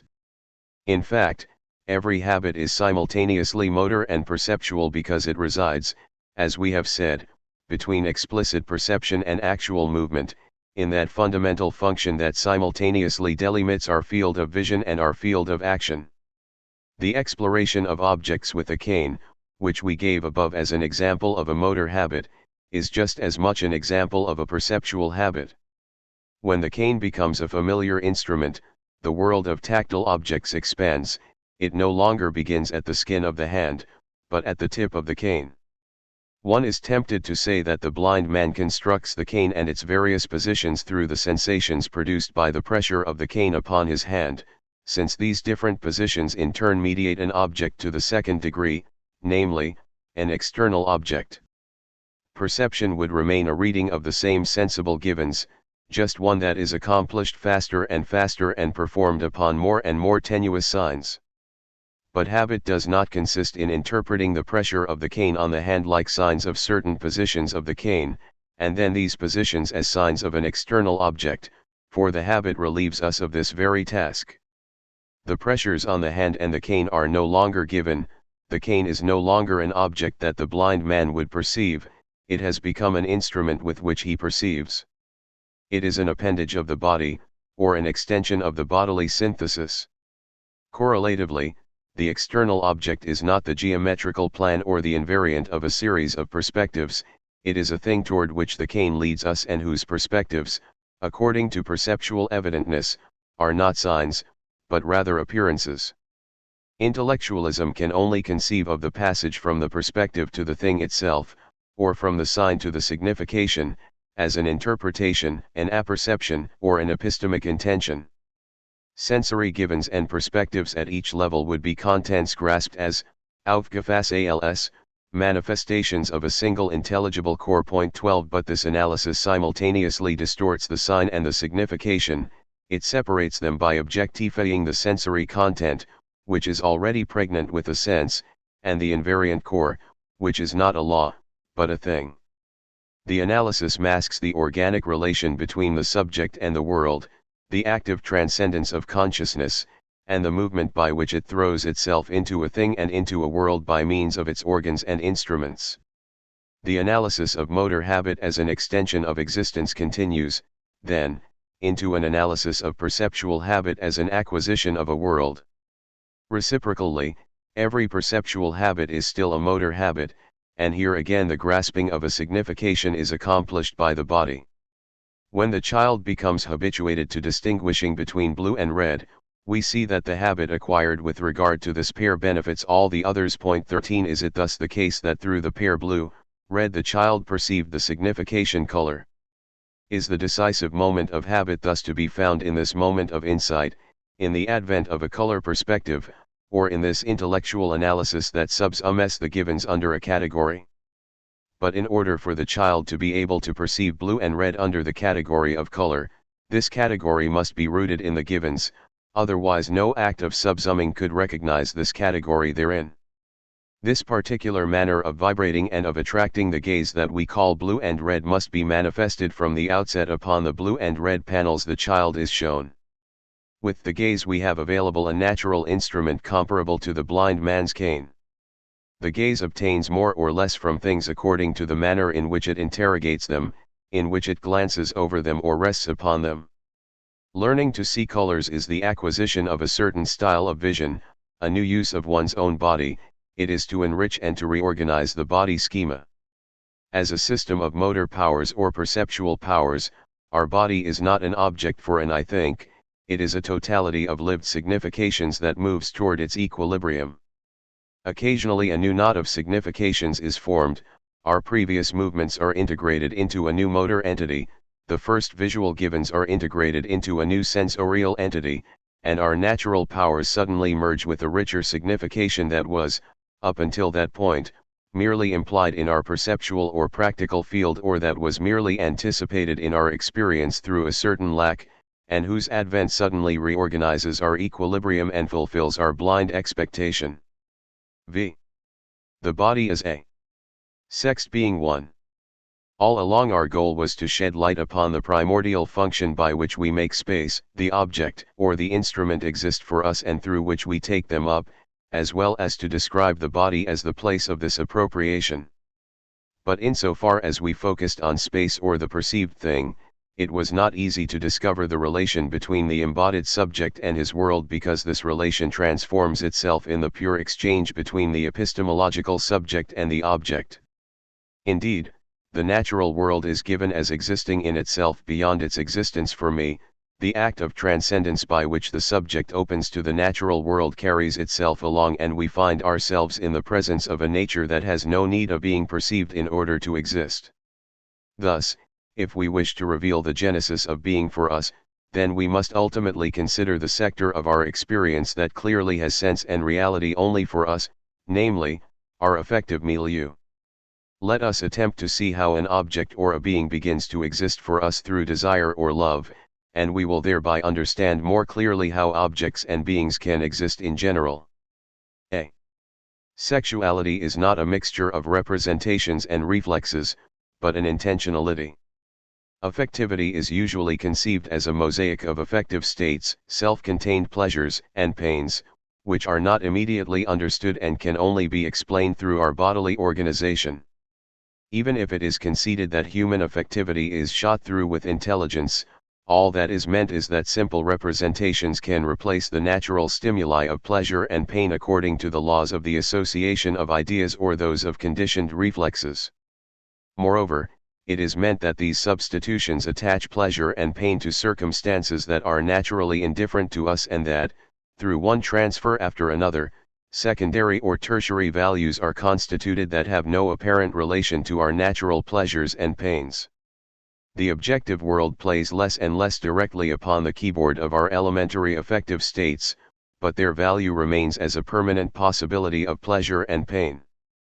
Apart from the experience of pleasure and pain, of which there is nothing to be said, the subject defines himself through his power of representation, and affectivity is not recognized as an original mode of consciousness. If this conception were correct, then every sexual incapacity would have to be reduced either to the loss of certain representations or to a weakening of pleasure. We will see that this is not the case. Consider one particular patient who no longer seeks the sexual act of his own volition. Point to obscene pictures, conversations on sexual topics, and the perception of a body fail to arouse any desire in him. The patient hardly ever kisses, and the kiss has no value of sexual stimulation for him. Reactions are strictly local and never begin without contact. If foreplay is interrupted at that point, the sexual cycle does not seek to be continued. During intercourse, intromissio is never spontaneous. If his partner reaches orgasm first and moves away, the nascent desire fades away. Things happen at each moment as if the subject did not know what to do. There are no active movements, except for a few instants prior to orgasm, which is itself quite brief. Nocturnal emissions are rare, and are never accompanied by dreams. Shall we attempt to explain this sexual inertia, as we earlier attempted to explain the loss of kinetic initiation, by the disappearance of visual representations? But it will be difficult to maintain that there is no tactile representation of sexual acts, and it would thus remain a question as to why tactile stimulations, and not merely visual perceptions, have lost most of their sexual signification for Schneider. If we attempt now to presuppose a general breakdown of representation, as much tactile as visual, then the concrete appearance that this wholly formal deficiency adopts in the domain of sexuality would remain to be described. For the infrequency of nocturnal emissions, for example, is not ultimately explained by the weakness of representations, which is more the effect than the cause, and seems to indicate rather an alteration of sexual life itself. Shall we assume, then, some weakening of normal sexual reflexes or of states of pleasure? But this case would be more appropriate for showing that there are no sexual reflexes and no pure states of pleasure. For, as we recall, all of Schneider's disorders result from an injury isolated to the occipital region. If sexuality for humans were an autonomous reflex mechanism, and if the sexual object affected some anatomically defined organ of pleasure, then the cerebral wound should have the effect of freeing these automatic reflexes and be expressed by an accentuated sexual behavior. B. Being in a sexual situation. Asterisk. Pathology reveals a living zone between automatic reflexes and representation in which the sexual possibilities of the patient are elaborated, as we saw above in terms of his motor, perceptual, and even intellectual possibilities. There must be an immanent function in sexual life that guarantees its unfolding, and the normal extension of sexuality must rest upon the internal powers of the organic subject. There must be an eros or a libido that animates an original world, gives external stimuli a sexual value or signification, and sketches out for each subject the use to which he will put his objective body. For Schneider, it is the very structure of erotic perception or experience that is altered. For the normal person, a body is not perceived merely as just another object. This objective perception is inhabited by a more secret one. The visible body is underpinned by a strictly individual sexual schema that accentuates erogenous zones, sketches out a sexual physiognomy, and calls forth the gestures of the masculine body, which is itself integrated into this affective totality. For Schneider, however, a feminine body has no particular essence. Above all, he says, it is the personality that makes a woman attractive, for, when it comes to their bodies, they are all the same. Close bodily contact only produces a vague feeling or the knowledge of something indeterminate, which is never enough to launch sexual behavior or to create a situation calling for a definite mode of resolution. Perception has lost its erotic structure both spatially and temporally. The patient has lost the power of projecting before himself a sexual world, of putting himself into an erotic situation, or, once the situation is underway, of sustaining it or of following it through to satisfaction. In fact, lacking an intention, a sexual initiative that calls forth a cycle of movements and states, that articulates them and that finds in them its realization, the very word satisfaction no longer means anything to him. If tactile stimuli themselves, which the patient adeptly uses elsewhere, have lost their sexual signification, this is because they have, so to speak, ceased speaking to his body, ceased situating it within the relation of sexuality, or, in other words, because the patient has ceased posing to his surroundings that silent and permanent question that defines normal sexuality. Schneider and the majority of impotent subjects are not immersed in what they do. But distraction or inopportune representations are effects, not causes, and if the subject perceives the situation indifferently, this is first of all because he does not live it and because he is not committed to it. Here we can detect a mode of perception that is distinct from objective perception, a genre of signification distinct from intellectual signification, and an intentionality that is not the pure consciousness of something. Erotic perception is not a cogitatio that intends a cogitatum. Through one body it aims at another body, and it is accomplished in the world, not within consciousness. For me, a scene does not have a sexual signification when I imagine, even confusedly, its possible relation to my sexual organs or to my states of pleasure, but rather when it exists for my body, for this always ready power of tying together the given stimuli into an erotic situation and for adapting a sexual behavior to it. There is an erotic comprehension that is not of the order of the understanding, given that the understanding comprehends by seeing an experience under an idea, whereas desire comprehends blindly by linking one body to another. Even when it comes to sexuality, which nevertheless has long been taken as the model for bodily function, we are not faced with a peripheral automatic reflex, but rather with an intentionality that follows the general movement of existence and that weakens along with it. Just as he is generally no longer within an affective or an ideological situation, Schneider can no longer place himself in a sexual situation. Faces are neither pleasant nor unpleasant, and people only take on these qualities if he has a direct exchange with them, and then only according to the attitude that they adopt toward him, or the attention and the concern that they show him. The sun and the rain are neither joyful nor sad, his mood depends only upon elementary organic functions, the world is effectively neutral. Schneider rarely expands his social milieu, and, when he does establish new friendships, they at times end badly. Upon analysis, we see that this is because they never emerge from a spontaneous movement, but rather from an abstract decision. He would like to be able to think about politics or religion, but he never even tries. He knows that these regions are no longer accessible to him, and we have seen that, generally speaking, he never executes an authentic act of thought, and he substitutes the manipulation of signs and the technique of using fulcra 3 for the intuition of number or the grasping of significations. We will, all at once, discover sexual life as an original intentionality as well as the vital roots of perception, motricity, and representation, by grounding all of these processes upon an intentional arc that weakens for the patient and that for the normal subject gives experience its degree of vitality and fecundity. C. Psychoanalysis. Sexuality, then, is not an autonomous cycle. It is internally linked to the whole thinking and acting being, and these three sectors of behavior manifest a single typical structure, they are in a reciprocal expressive relation. Here we connect with the most durable acquisitions of psychoanalysis.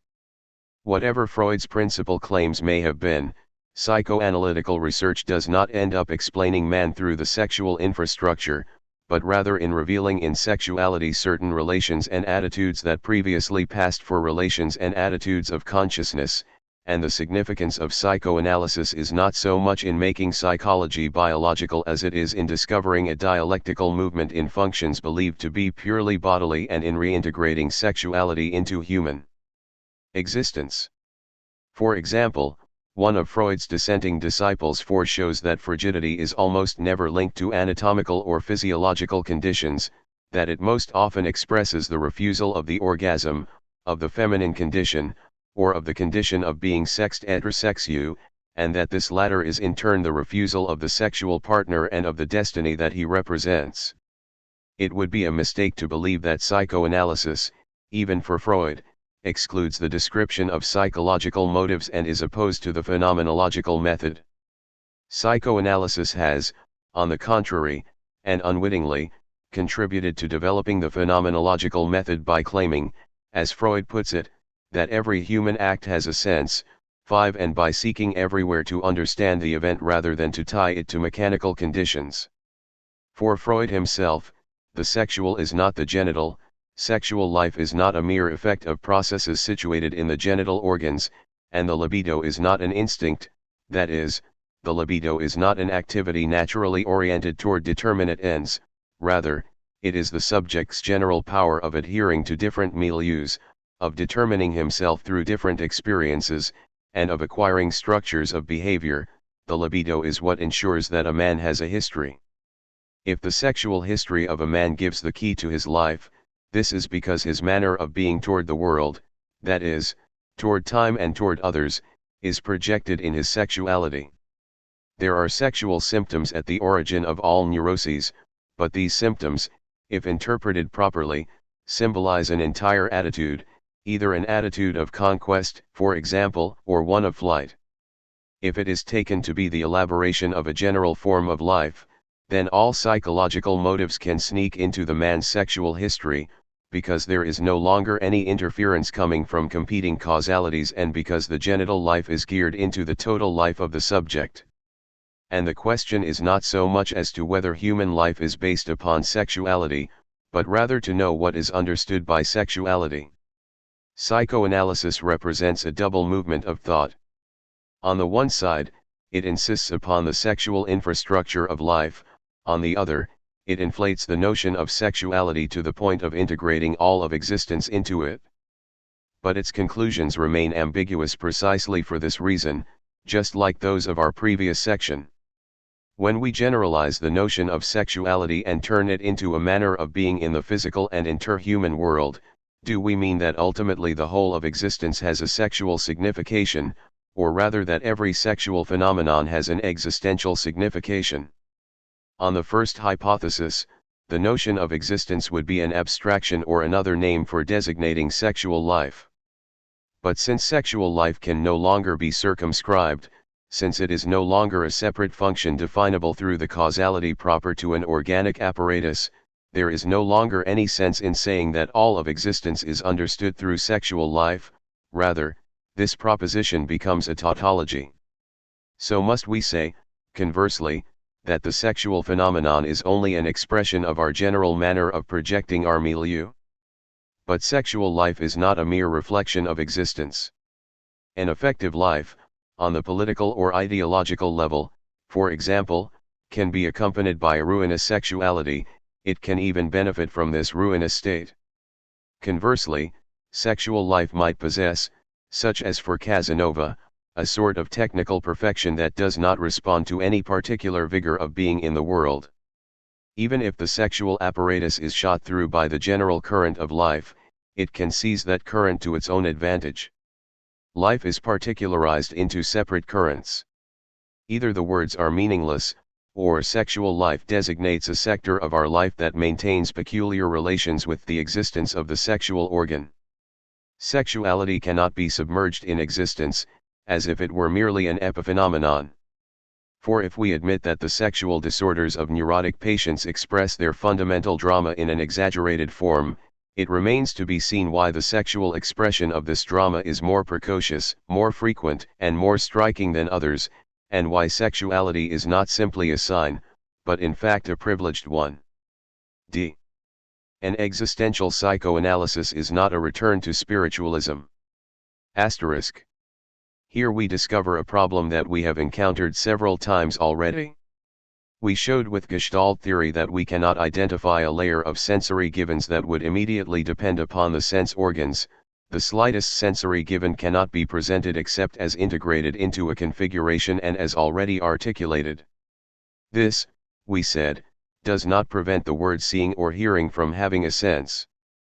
We have pointed out elsewhere that specialized regions of the brain, such as the optical zone, never function in isolation. This, we said, does not prevent the visual or auditive side from dominating in the clinical picture of the illness according to the region in which the lesions are situated. Finally, we just claimed that biological existence gears into human existence and is never indifferent to its particular rhythm. This, we will now add, does not prevent living, Leben, from being a primordial operation from which it becomes possible to live, Erleben, 7 such and such a world, nor does it keep us from having to eat and breathe prior to perceiving and reaching a relational life, nor of having to be directed toward colors and lights through vision, toward sounds through hearing, and toward the other person's body through sexuality, prior to reaching the life of human relations. Thus vision, hearing, sexuality, and the body are not merely points of passage, instruments, or manifestations of personal existence. Personal existence takes them up and gathers in them their given and anonymous existence. Thus, when we say that bodily or carnal life and the psyche are in a reciprocal relation of expression, or that the bodily event always has a psychical signification, these formulas need to be explained. Valid as they are for the exclusion of causal thought, nevertheless they do not mean that the body is the transparent envelope of spirit l'esprit. To return to existence as if to the milieu in which the communication between the body and the mind l'esprit are comprehended is not to return to consciousness or spirit, and existential psychoanalysis must not serve as a pretext for a restoration of spiritualism. We will understand this better by clarifying the notions of expression and signification, which belong to the world of language and of constituted thought, that we have just applied uncritically to the relations between the body and the psyche and whose correction must be learned through our bodily experience. E. In what sense does sexuality express existence? By accomplishing it. Consider the case of a young woman whose mother has forbidden her from seeing the young man she loves, and who loses her ability to sleep, her appetite, and ultimately her ability to speak. 8. A first manifestation of this aphonia 9 is found to have occurred in the course of her childhood, following an earthquake, and later a return of the aphonia follows a severe fright. A strictly Freudian interpretation would blame the oral stage of the development of sexuality. But what is fixated on the mouth is not merely sexual existence, but more generally the relations with others of which speech is the vehicle. If the emotion chooses to express itself by aphonia, this is because speech is, among all bodily functions, the most tightly linked to communal existence, or, as we will say, to coexistence. Aphonia, then, represents a refusal of coexistence, just as a fit of hysterics is, for other patients, a means of fleeing the situation. The patient breaks with the relational life of the familial milieu. More generally, she tends to break with life itself. If she can no longer swallow food, this is because swallowing symbolizes the movement of existence that allows itself to undergo events and assimilate them. The patient is literally unable to swallow the prohibition that has been imposed upon her. 10. In the subject's childhood, fear was expressed by aphonia because the imminence of death violently interrupted coexistence and reduced the subject to her own personal lot. The symptom of aphonia reappears because the maternal prohibition brings back, figuratively, the same situation, and moreover because by closing off the subject's future it leads her back to favored behaviors. These motivations were able to exploit in this patient a particular sensitivity of the throat and the mouth, which could be linked to the history of her libido and to the oral phase of sexuality. Thus, we discover through the sexual signification of the symptoms, sketched out subtly, what they signify more generally in relation to past and future, self and others, that is, in relation to the fundamental dimensions of existence. But if the body constantly expresses the modalities of existence, we will see that this is not in the same manner as the stripes signify an officer's rank or as a number designates a house. The sign here does not only indicate its signification, but is also inhabited by it.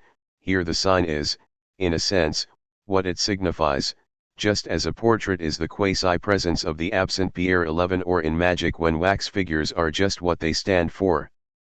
The patient does not mime with her body a drama that occurred in her consciousness. By losing her voice, she does not express an inner state on the outside, nor does she put on a show, like the head of state who shakes the hand of the conductor of a train or who embraces a peasant, or like a vexed friend who refuses to speak to me. To have lost one's voice is not to keep quiet, one only keeps quiet when one can speak. Of course, aphonia is not a form of paralysis, and the proof is that, when treated by psychological medications and left free by her family to again see the young man she loves, the young woman regains her speech. Yet neither is it a deliberate or voluntary silence. It is known how the theory of hysteria was led to transcend, with the notion of Pythiatism 12, the alternative between paralysis, or anesthesia, and simulation. If the hysteric is a pretender, he above all deceives himself, such that it is impossible to compare what he truly experiences or thinks and what he expresses on the outside. Pythiatism is an illness of the cogito, it is consciousness become ambivalent, and not a deliberate refusal to confess what one knows. Similarly here, the young woman never stops speaking, rather, she loses her voice as one loses a memory. Again, as psychoanalysis shows, the lost memory is not in fact lost by accident, it is only lost insofar as it belongs to a certain region of my life that I refuse, insofar as it has a certain signification, and, like all significations, this one only exists for someone. Forgetting, then, is an act. I hold this memory at a distance, as I look away from a person whom I do not want to see. Nevertheless, as psychoanalysis again shows so marvelously, although resistance certainly presupposes an intentional relation with the memory that is resisted, It does not place it in front of us as an object, nor does it explicitly reject it, rather, it aims at a region of our experience, a certain category, a certain class of memories. The subject who has forgotten that a certain book, which was a gift from his wife, is in a certain drawer, and who then finds it once he is reconciled with her 13 had not lost the book absolutely, but neither did he know where it was. Everything involving his wife no longer existed for him, he had closed his life off from her, he had suddenly pushed to the side all behaviors that related to her, and he thus found himself somehow prior to both knowledge and ignorance, and prior to voluntary assertion and voluntary negation. Thus, in hysteria and repression, we can be ignorant of something while knowing it because our memories and our body, rather than being given to us through singular and determinate acts of consciousness, are enveloped by generality. Through this generality we still have them, but just enough to hold them off at a distance from ourselves. We thereby discover that sensory messages or memories are only explicitly grasped or known by us given a general adhesion to the zone of our body and of our life that they concern. This adhesion or refusal places the subject into a definite situation and delimits his immediately available mental field, just as the acquisition or the loss of a sensory organ offers or subtracts an object of the physical field from his direct grasp. It cannot be said that the factual situation thus created is the simple consciousness of a situation, for this would be to say that the forgotten memory, the forgotten arm, or the forgotten leg is laid out before my consciousness, present and close to me, just like the preserved regions of my past or of my body. No more can aphonia be considered voluntary. The will presupposes a field of possibles among which I choose. Here is Pierre, I can choose to speak to him or not. If, however, I lose my power of speech, then Pierre no longer exists for me as a desired or rejected interlocutor. The entire field of possibilities collapses, and I even cut myself off from the mode of communication and signification that is silence. Of course, we could speak here of hypocrisy or bad faith. But then it would be necessary to distinguish a psychological hypocrisy and a metaphysical hypocrisy. The former deceives others by hiding from them thoughts that are explicitly known by the subject. This is an easily avoidable accident. The latter deceives itself by means of generality. It ends up then in a state or a situation that is not a destiny, but that is not posited and desired. It is discovered even in the sincere or authentic man each time he pretends to be what he is without remainder. This is a part of the human condition. When the fit of hysterics is at its height, even if the subject sought it as a means of escaping an embarrassing situation and plunges into it as if into a shelter, he scarcely hears any longer, he scarcely sees any longer, and he has almost become this spastic and breathless existence struggling on a bed. The intensity of indifference is such that it becomes an indifference toward X, an indifference toward life, and an absolute indifference. For every moment that goes by, freedom degrades and becomes less likely. Even if it is never impossible and can always derail the dialectic of bad faith, it is still the case that a single night's sleep has the same power. Whatever can be overcome by this anonymous force must be of the same nature as it, and we must then admit that indifference or aphonia, to the extent that they endure, become solid like things, that they make themselves into a structure, and that the decision that interrupts them comes from beneath the level of the will. The patient cuts himself off from his voice, just as certain insects sever their own leg. He literally remains without a voice. Correlatively, clinical psychology does not act upon the patient by making him know the origin of his illness. Sometimes a touch of the hand ends the convulsions and restores the patient's power of speech. 14 And the same gesture, having become a ritual, will subsequently suffice to overcome new attacks. In any case, even if the realization remained purely cognitive in psychological treatment, the patient could not accept the sense of his disorders that have been revealed to him without the personal relationship that he has established with the doctor, without the confidence and friendship felt toward him, and without the change of existence that results from this friendship. The symptom and the recovery are worked out at a deeper level than that of objective orthetic consciousness. Moreover, the situation of aphonia can be compared to sleep. I lie down in my bed, on my left side, With my knees drawn up, I close my eyes, breathe slowly, and distance myself from my projects. But this is where the power of my will or consciousness ends. Just as the faithful in Dionysian mysteries invoke the god by imitating the scenes of his life, I too call forth the visitation of sleep by imitating the breathing and posture of the sleeper. The god is there when the faithful no longer distinguish themselves from the role they are playing, when their body and their consciousness cease to be opposed to their particular opacity and are entirely dissolved into the myth. Sleep arrives at a particular moment, it settles upon this imitation of itself that I offered it, and I succeed in becoming what I pretended to be, that unseeing and nearly unthinking mass, confined to a point in space and no longer in the world except through the anonymous vigilance of the senses. This last link is surely what makes waking up possible. Things will return through these half-open doors, or the sleeper will return through them to the world. The patient, who broke with coexistence, can similarly still perceive the sensible envelope of the other person and abstractly conceive of the future by means of a calendar, for example. In this sense, the sleeper is never completely enclosed in himself, never fully asleep, and the patient is never absolutely cut off from the intersubjective world, never fully sick. But the return to the real world for the sleeper and the patient is made possible by merely impersonal functions, namely, sense organs and language.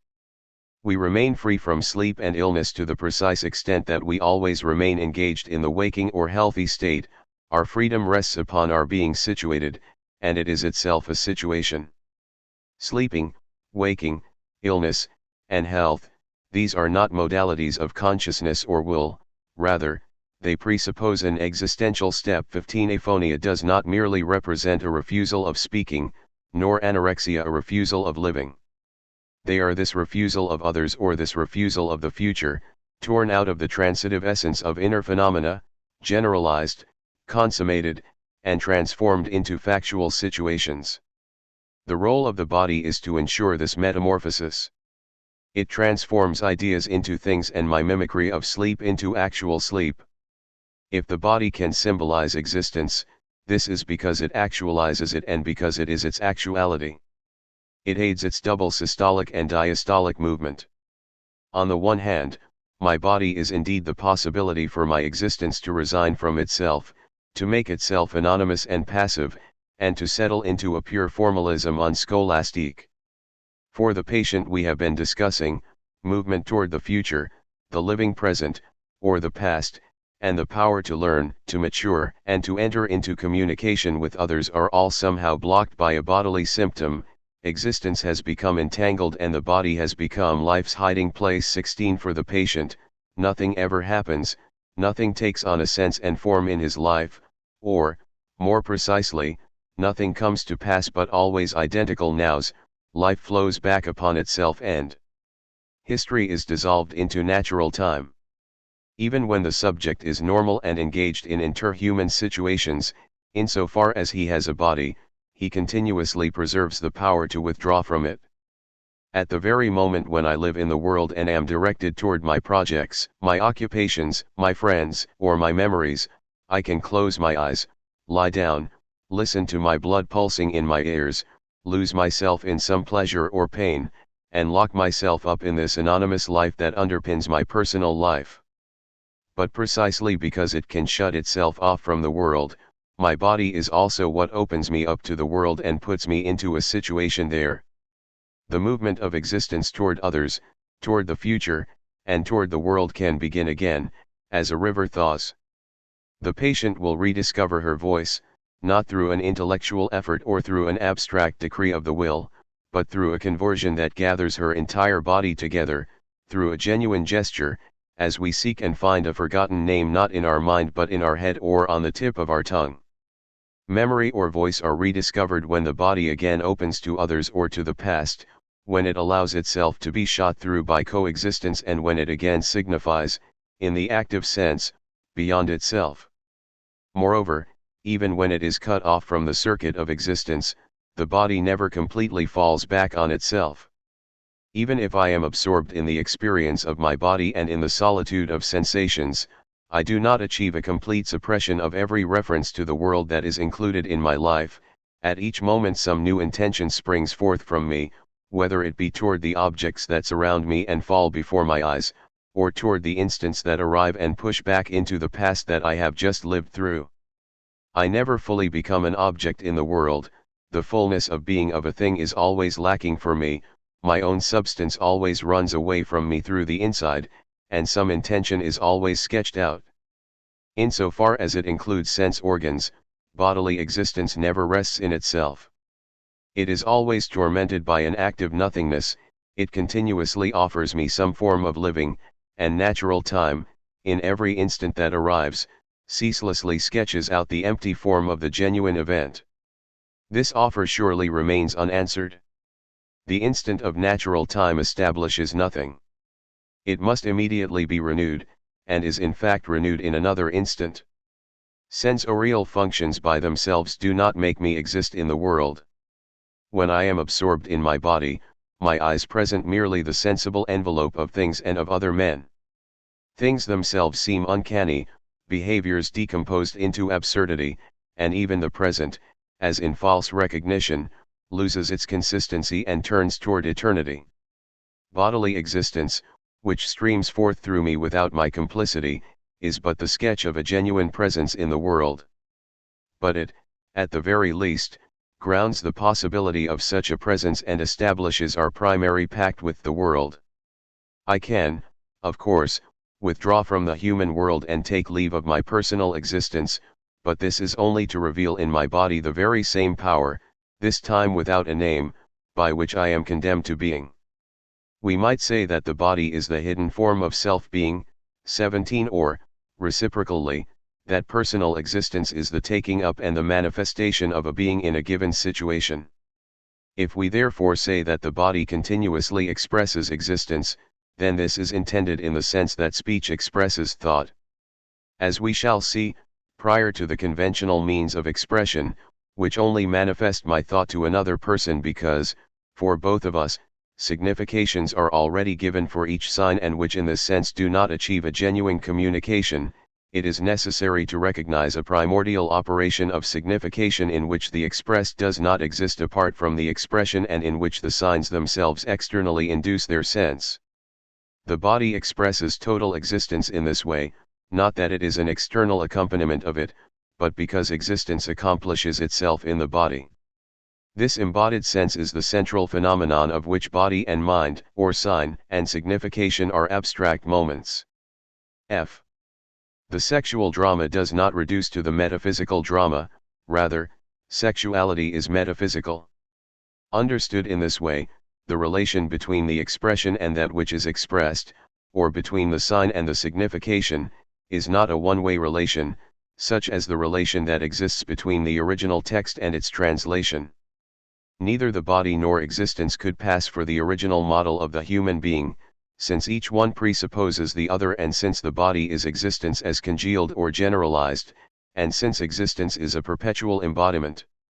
In particular, when it is said that sexuality has an existential signification or that it expresses existence, this should not be understood as if the sexual drama was, in the final analysis, merely a manifestation or symptom of an existential drama. 18 The same reason that prevents us from reducing existence to the body or to sexuality also prevents us from reducing sexuality to existence.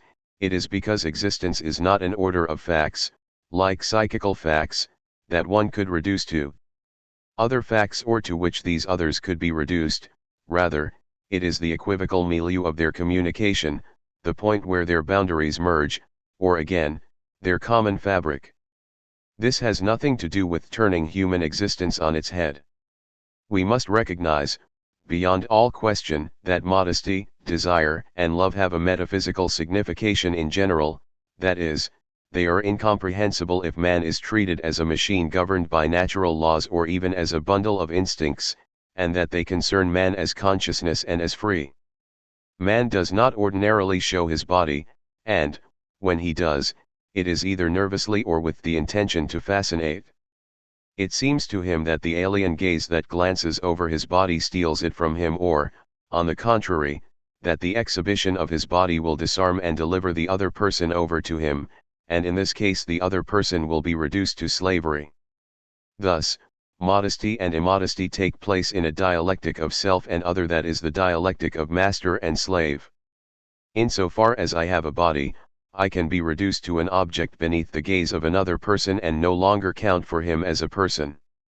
Or again, to the contrary, I can become his master and gaze upon him in turn. But this mastery is a dead end, since, at the moment my value is recognized by the other's desire, the other person is no longer the person by whom I wanted to be recognized, he is now a fascinated being, without freedom, and who as such no longer counts for me. To say that I have a body is thus a way of saying that I can be seen as an object and that I seek to be seen as a subject, that another person can be my master or my slave, such that modesty and immodesty express the dialectic of the plurality of consciousnesses and that they in fact have a metaphysical signification. The same could be said of sexual desire. If sexual desire cannot bear the presence of a third-party witness, and if it perceives an overly natural attitude or overly detached words from the desired being as a mark of hostility, this is because it wants to fascinate, whereas the third-party observer or the desired being, if too free in spirit, escapes this fascination. We do not attempt, then, to possess a body, but rather a body animated by a consciousness, and, as Alon says, one does not love a madwoman, except insofar as one loved her before her madness. The importance attached to the body and the paradoxes of love are linked, then, to a more general drama drawn from the metaphysical structure of my body, at once an object for others and a subject for me. The violence of sexual pleasure would not suffice to explain the place that sexuality holds in human life, or, for example, the phenomenon of eroticism, if sexual experience were not like a passive experience, given to everyone and always available, of the human condition in its most general moments of autonomy and dependence. The embarrassments and anxieties of human behavior are thus not explained by linking them to the sexual concern, since this latter already contains them. But reciprocally, sexuality is not reduced to something other than itself by linking it to the ambiguity of the body. For, as an object before thought, the body is not ambiguous. It only becomes ambiguous in the experience we have of it, preeminently in sexual experience, and through the fact of sexuality. To treat sexuality as a dialectic is not to reduce it to a knowledge process, nor to reduce the history of a man to the history of his consciousness. The dialectic is not a relation between contradictory yet inseparable thoughts, it is the tension from one existence to another existence that negates it and without which it can nevertheless not be sustained. Metaphysics, the emergence of a beyond nature, is not localized on the level of knowledge, it begins with the opening to an other, it is everywhere and already contained within the distinctive development of sexuality. Of course we have, following Freud, generalized the notion of sexuality. So how can we speak of a distinctive development of sexuality? How can we characterize a content of consciousness as sexual? Indeed, we cannot. G. Sexuality cannot be transcended. Asterisk. Sexuality hides from itself under a mask of generality, it ceaselessly attempts to escape from the tension and the drama that it institutes. But again, from where do we draw the right to say that it hides itself from itself, as if it remained the subject of our life? Must we not simply say that it is transcended and submerged in the more general drama of existence? Here there are two errors to avoid. The first is to fail to recognize in existence any content beyond its manifest content spread out in distinct representations, as do philosophies of consciousness. The second is to double this manifest content with a latent content, also made up of representation, as do psychologies of the unconscious. Sexuality is neither transcended in human life nor represented at its core through unconscious representations. It is continuously present in human life as an atmosphere. The dreamer does not begin by representing the latent content of his dream to himself, that is, the content that will be revealed through the second telling and with the aid of adequate images, nor does he begin by perceiving clearly the stimulations of a genital origin as genital in order to subsequently translate this text into a figurative language. But for the dreamer, who is detached from waking language, such a genital stimulation or such a sexual drive is immediately this image of a wall being scaled or a cliff being climbed that is found in the manifest content. Sexuality is diffused throughout images that retain from it only certain typical relations, only a certain affective physiognomy. The dreamer's penis becomes the serpent represented in the manifest content. Point 19. What we have just said of the dreamer is also true of that always obscure part of ourselves that we sense beneath our representations, that individual haze through which we perceive the world. This haze contains confused forms and privileged relations, which are not at all unconscious, and of which we know unquestionably that they are seedy, that they have a relation to sexuality, without explicitly evoking that relation. Sexuality emanates like an odor or a sound from the bodily region that it occupies most specifically. Here we discover the general function of tacit transposition that we have already recognized in the body when studying the body schema. When I bring my hand toward an object, I implicitly know that my arm stretches out. When I move my eyes, I take account of their movement without gaining an explicit consciousness of it, and I understand through this movement that the upheaval of the visual field is only apparent. Similarly, sexuality can motivate privileged forms of my experience without being the object of an explicit act of consciousness.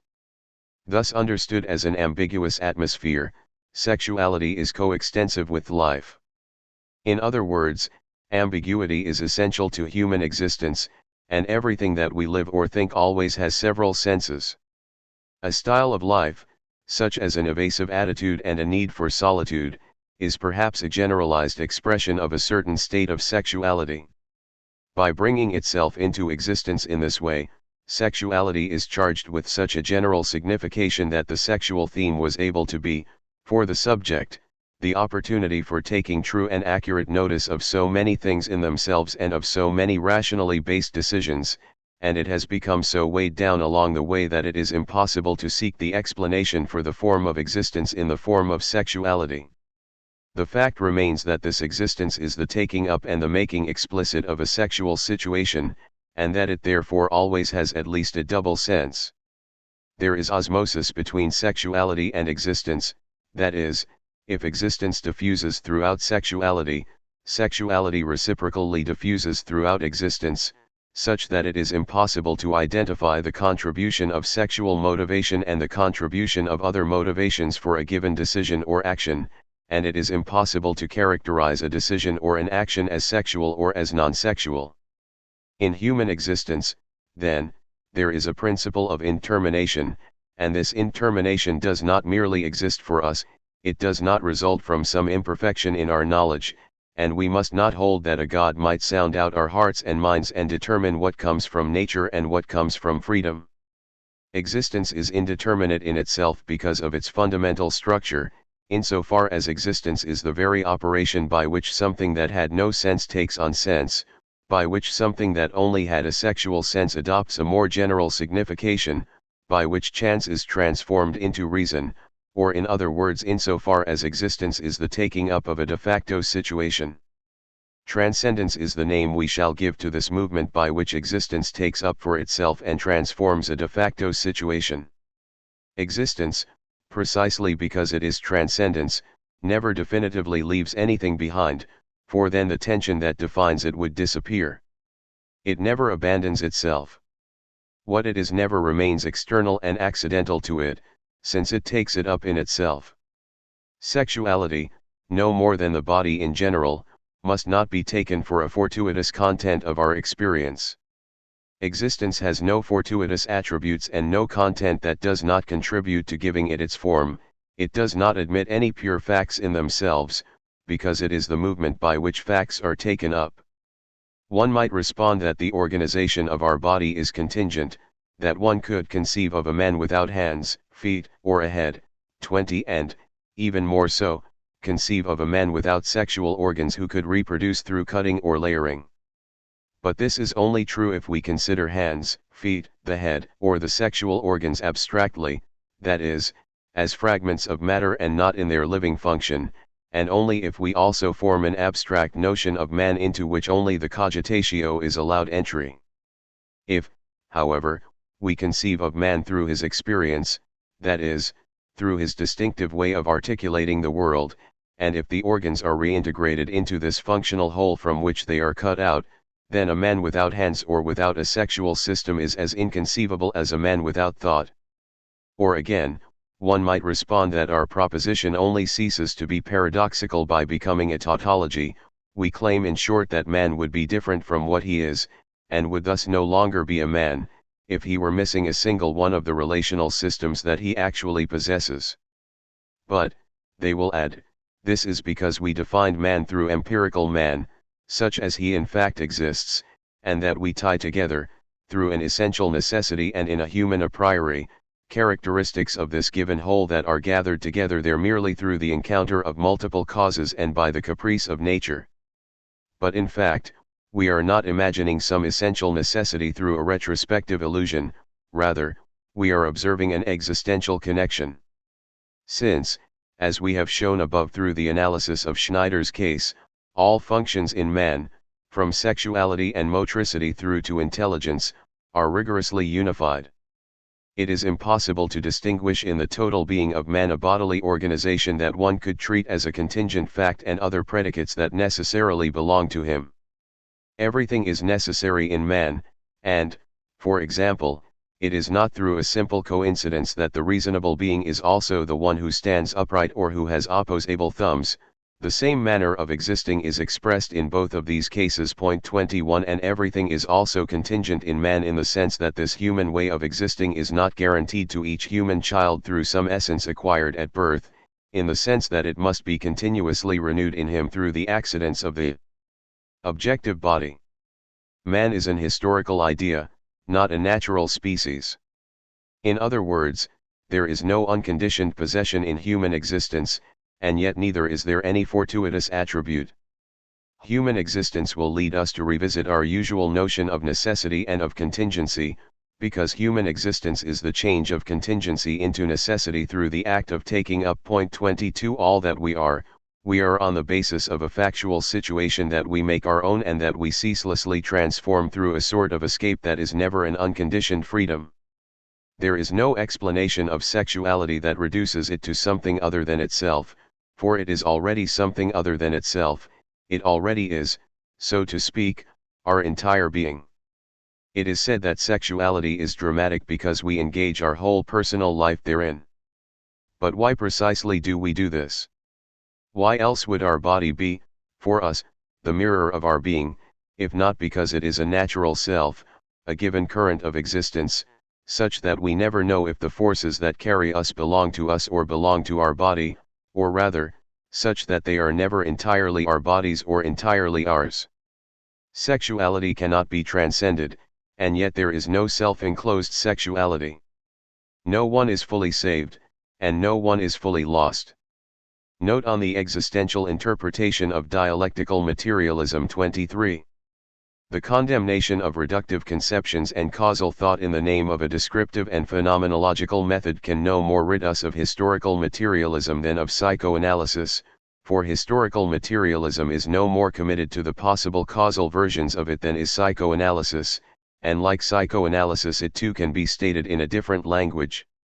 Historical materialism consists just as much in rendering economics historical as it does in rendering history economic.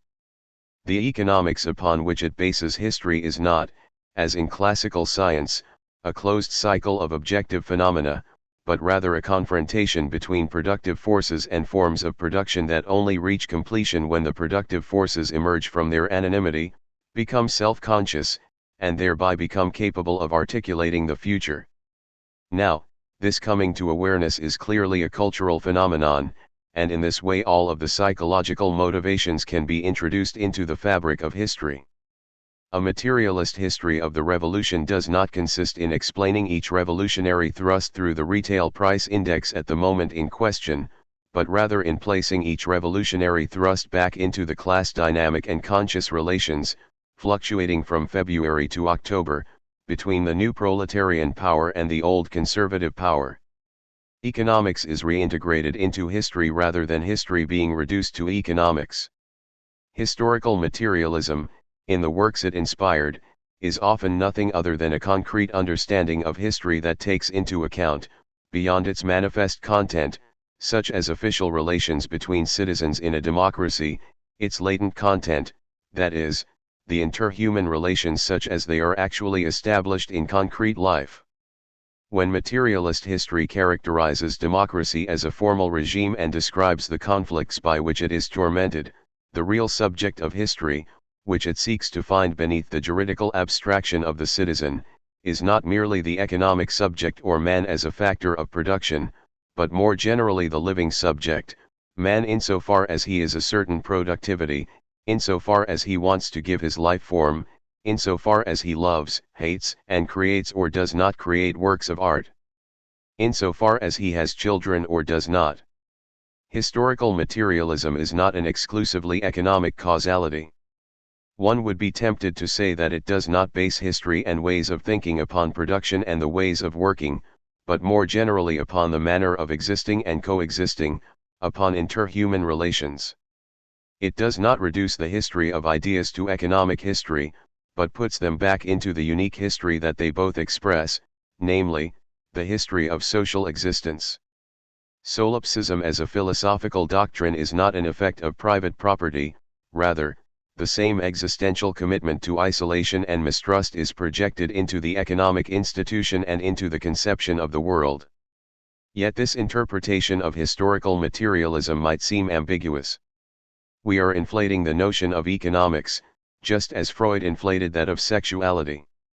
We are introducing, in addition to the processes of production and the struggle of economic forces against economic forms, the constellation of psychological and moral motives that co-determine this struggle. But does not the word economics thereby lose all identifiable sense? If economic relations are not expressed in the mode of mitsane being with, then is not the mode of mitsane expressed in economic relations, 24 when we relate private property, as does solipsism, to a certain structure of mitsane, do we not again make history walk on its head? And must we not choose between the following two positions, either the drama of coexistence has a purely economic signification, or the economic drama dissolves into a more general drama and has only an existential signification, which thus leads back to spiritualism. The notion of existence, if properly understood, allows us to leave precisely this alternative behind, and what we said above about the existential conception of expression and signification must again be applied here. An existential theory of history is ambiguous, but it cannot be reproached for this ambiguity, for the ambiguity is in the things. History only presses closer to economics insofar as the revolution approaches, and just as an illness in an individual life subjects the man to the vital rhythms of his body, the relations of production show through and are explicitly perceived as decisive in a revolutionary situation, such as in the movement of a general strike. Again, as we have just seen, the outcome depends upon the manner in which the opposing forces conceive of each other.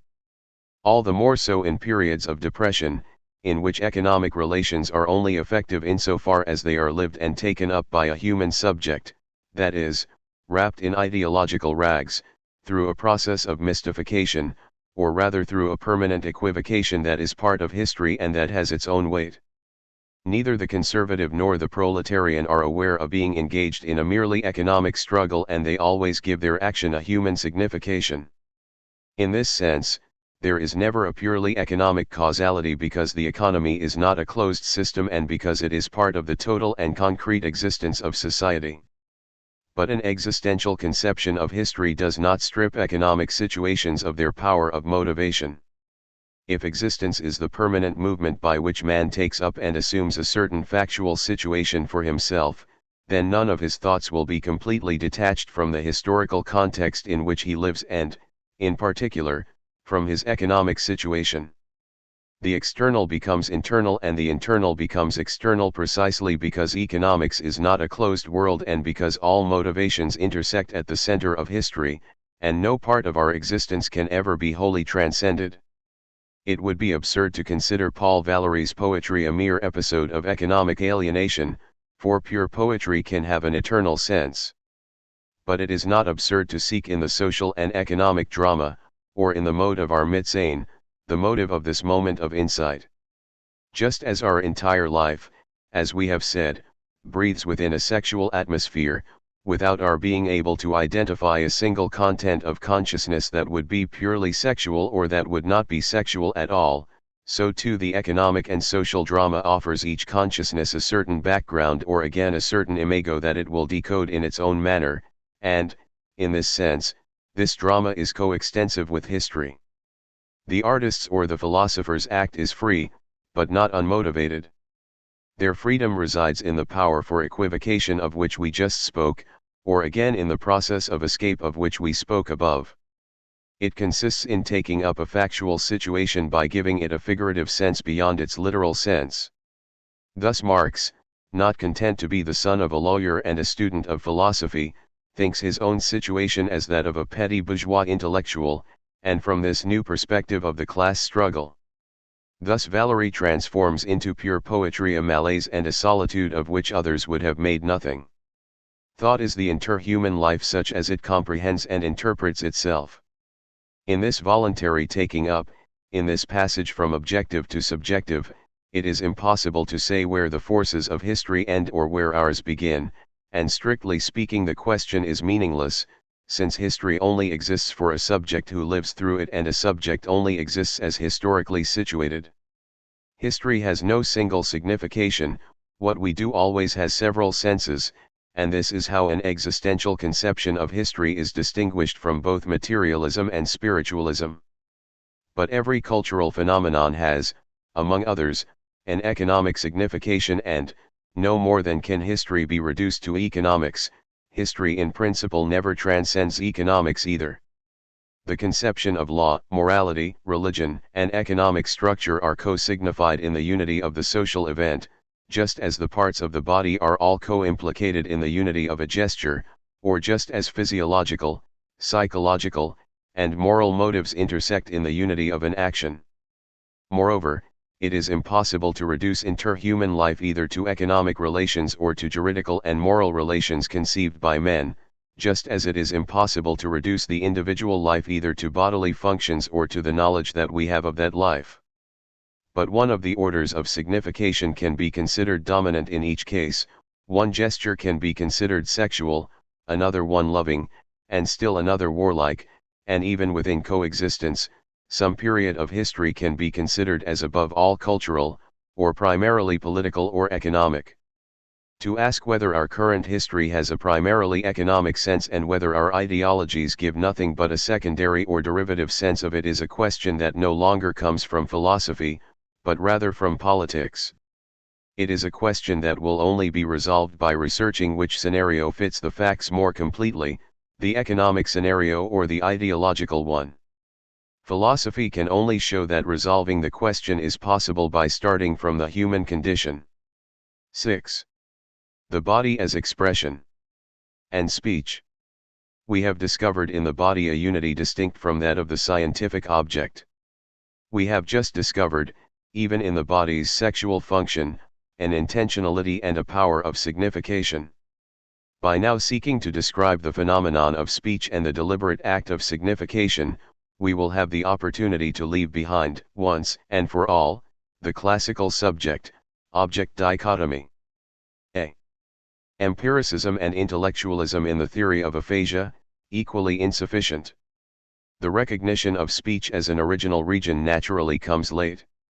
Here as everywhere, the relation of having avoir, which is nevertheless visible in the very etymology of the word habited one is at first masked by relations from the domain of being être, or, as we might also put it, by intraworldly and ontic relations. Point 2. The possession of language is understood at first as the simple actual existence of verbal images, that is, of traces left in us by words that were spoken or heard. It is of little importance whether the traces are bodily or are deposited in an unconscious psyche, and in both cases the conception of language is the same in that there is no speaking subject. Whether stimuli trigger, according to the laws of the nervous system, the stimulations capable of provoking the articulation of the word, or whether states of consciousness bring about the appearance of the appropriate verbal image in virtue of acquired associations. In both cases speech takes place in a circuit of third-person phenomena. There is no one who speaks, there is but a flow of words that occurs without any intention to speak governing it. The sense of the words is assumed to be given with the stimuli or with the states of consciousness to be named. The sonorous or articulatory configuration of the word is given along with the cerebral or psychical traces. Speech is not an action, for it does not manifest the inner possibilities of the subject. Man can speak in the way an electric lamp can become incandescent. Since there are selective disorders that attack spoken language to the exclusion of written language, or writing to the exclusion of speech, and since language can be decomposed into fragments, this would be because it is constituted by a series of independent contributions and because speech, in the general sense, is a being that comes from reason. The theory of aphasia and of language seemed to be completely transformed when it became necessary to distinguish, beyond anarthria 3, which affects word articulation, a true aphasia, which never occurs without some intellectual disorder, and beyond automatic language, which is in fact a motor phenomenon in the third person, an intentional language, the only one affected in the majority of cases of aphasia. The individuality of the verbal image was, in effect, dissociated. What the patient had lost, and what the normal person possessed, was not a certain stock of words, but rather a certain manner of using them. The same word that remains available to the patient on the level of automatic language escapes him on the level of spontaneous language. The same patient who easily finds the word no to express a negative answer to the doctor's questions, that is, when the word signifies a present and lived negation, cannot pronounce it when engaged in an exercise without any effective or vital importance. Thus, behind the word we discover an attitude or a function of speech that conditions it. The distinction had to be made between the word as an instrument of action and the word as a means of disinterested denomination.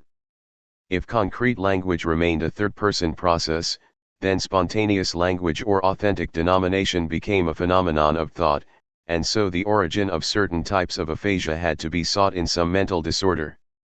For example, an amnesia of color names, placed back into the overall behavior of the patient, appeared as a particular manifestation of a more general disorder. The same patients who fail to name the colors presented to them are equally incapable of classifying them according to a given rule.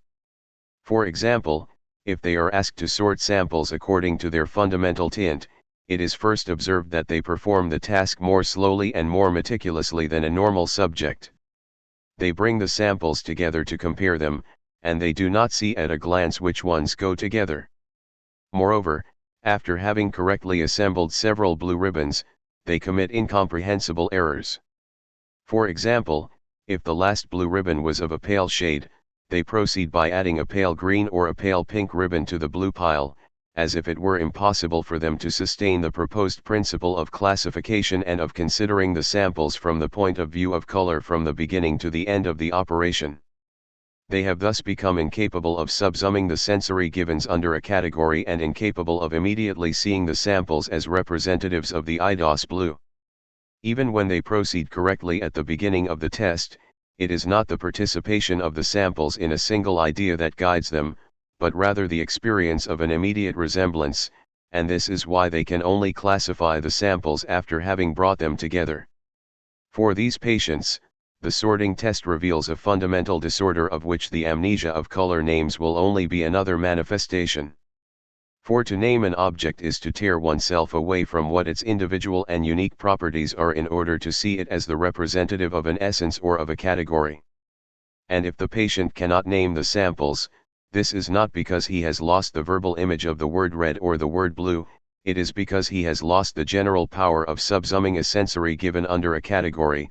It is because he has fallen back from the categorial attitude into the concrete attitude. For these analyses, and other similar ones, lead us it would seem to the extreme opposite of the theory of verbal images, since language now appears as conditioned by thought. b. Language has a sense. In fact, we will see once again that there is a kinship between empirical or mechanistic psychologies and intellectualist psychologies, and the problem of language cannot be solved by going from thesis to antithesis. A moment ago, the reproduction of the word and the awakening of the verbal image was the key.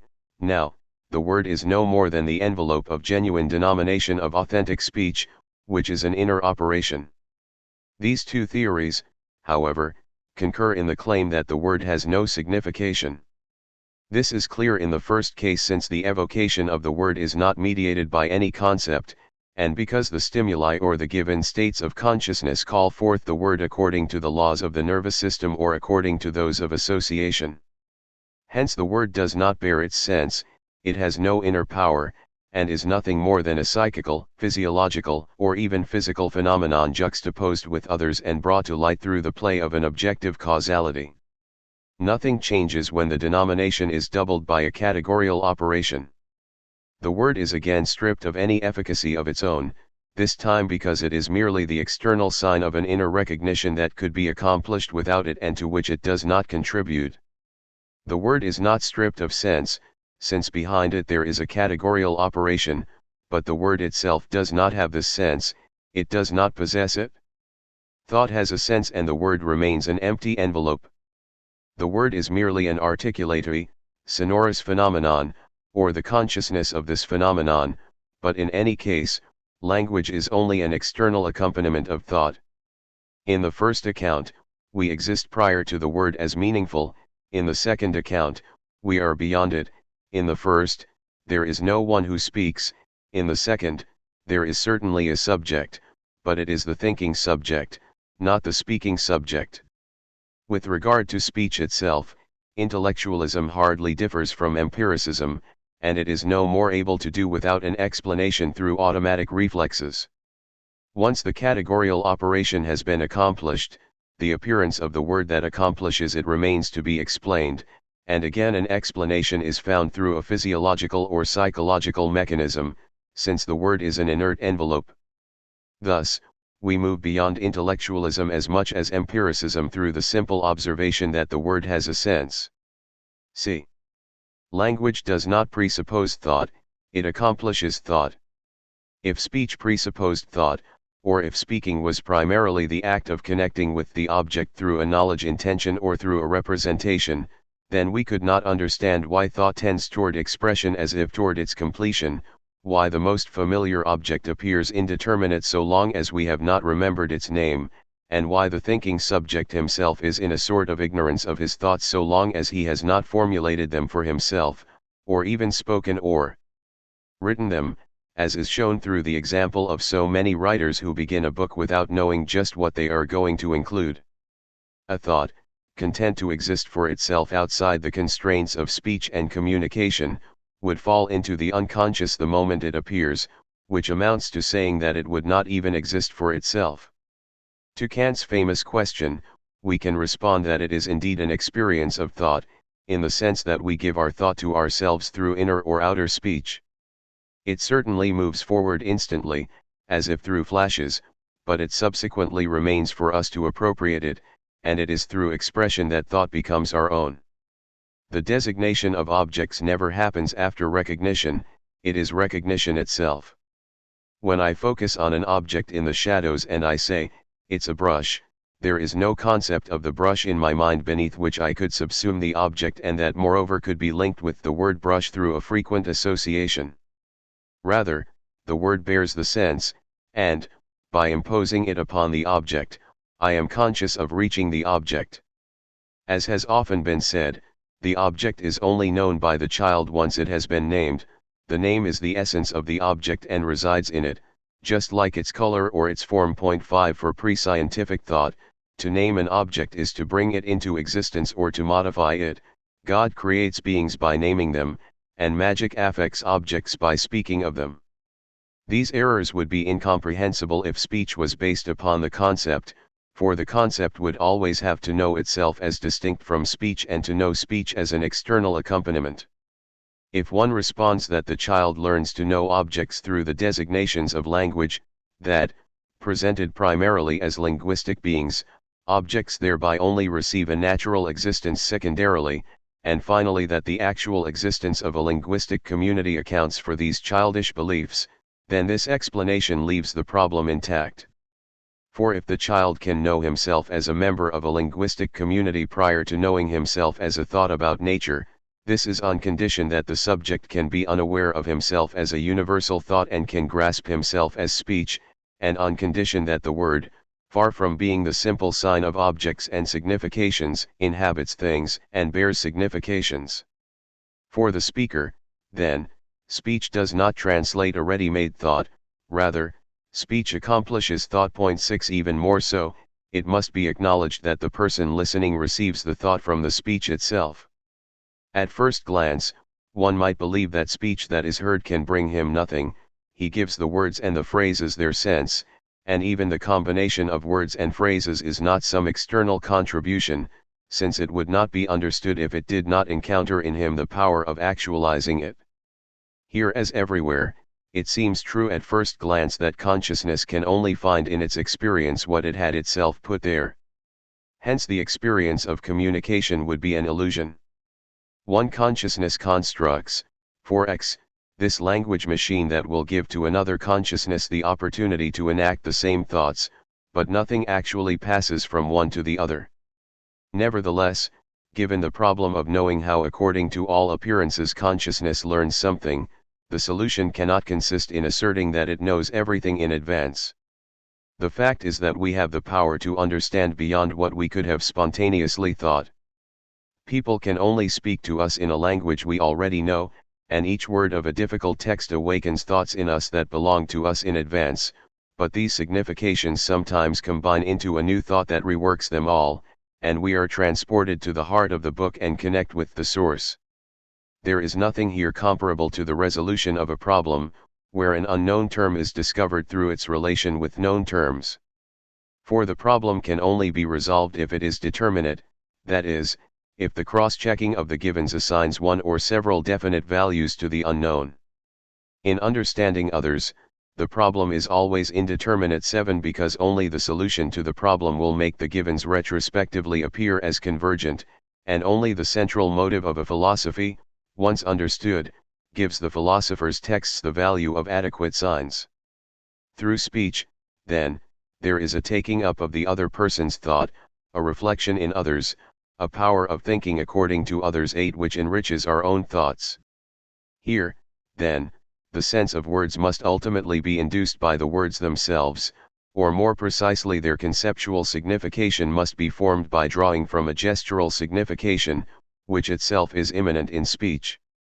And just as, when in a foreign country, I begin to understand the sense of words by their place in a context of action and by participating in everyday life, so too a philosophical text that remains poorly understood nevertheless reveals to me at least a certain style, whether Spinozistic, critical, or phenomenological, which is the first sketch of its sense. I begin to understand a philosophy by slipping into this thought's particular manner of existing, by reproducing the tone or the accent of the philosopher in question. In short, every language teaches itself and imports its meaning sense into the listener's mind. A piece of music or a painting that is not immediately understood ultimately creates its own public, so long as it truly says something, which is to say, by secreting its own signification. In the case of prose or poetry, the power of speech is less visible because we have the illusion of already possessing within ourselves, with the common meaning of words, what will be necessary for understanding any text whatsoever, whereas, to all appearance, the colors of the palette or the brute sounds of the instruments, such as natural perception presents them to us, are insufficient to form the musical sense of a piece of music or the pictorial sense of a painting. But in fact, it is less the case that the sense of a literary work is built from the common meanings of the words than that the literary work contributes to modifying that common meaning. There is, then, either for the person listening or reading, or for the person speaking or writing, a thought in the speech of which intellectualism is wholly unaware. D. Thought in words. If we wish to give an account of this, we must return to the phenomenon of speech and question the usual descriptions that congeal both thought and speech, and that make anything other than external relations between them inconceivable. We must first recognize that, for the speaking subject, thought is not a representation, that is, Thought does not explicitly posit objects or relations. The orator does not think prior to speaking, nor even while speaking. His speech is his thought. The listener similarly does not think about the signs. The thought of the orator is empty while he speaks, and, when a text is read in front of us, and if the expression is successful, we do not have a thought on the margins of the text itself. The words occupy our entire mind, they come to fulfill our expectation exactly, and we experience the necessity of the speech discourse, but we would not have been capable of predicting it, and we are possessed by it. The end of the speech or of the text will be the lifting of a spell. It is then that thoughts about the speech or the text will be able to arise. Previously the speech was improvised and the text was understood without a single thought. The sense was present everywhere, but nowhere was it posited for itself. If the speaking subject does not conceive of the sense of what he says, he no more represents to himself the words he employs. As we have said, knowing a word or a language long does not consist in having available some pre-established neural arrangements.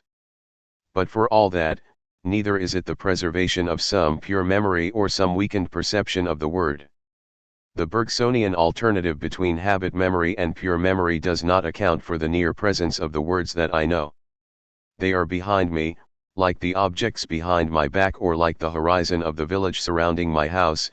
I reckon with them or I count upon them, but I have no verbal image of them. If they persist in me, they do so more in the manner of the Freudian imago, which is much less the representation of a previous perception than a very precise and very general emotional essence detached from its empirical origins. What remains for me of the word I have learned is its sonorous and articulatory style. We must say of the verbal image what we said above of the representation of movement. I have no need of representing to myself external space and my own body in order to move the one within the other. It is enough that they exist for me and that they constitute a certain field of action held around me. Likewise, I have no need of representing to myself the word in order to know it and to pronounce it.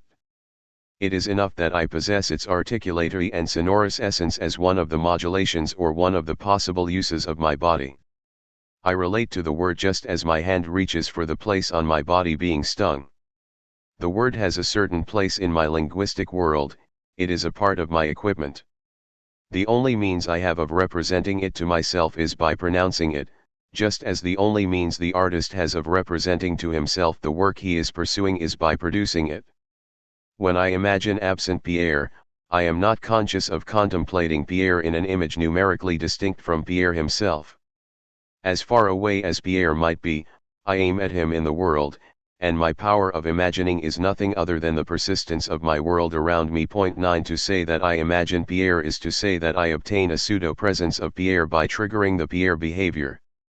Just as imagined Pierre is only one of the modalities of my being in the world, the verbal image too is only one of the modalities of my phonetic gesticulation, given with many others in the overall consciousness of my body.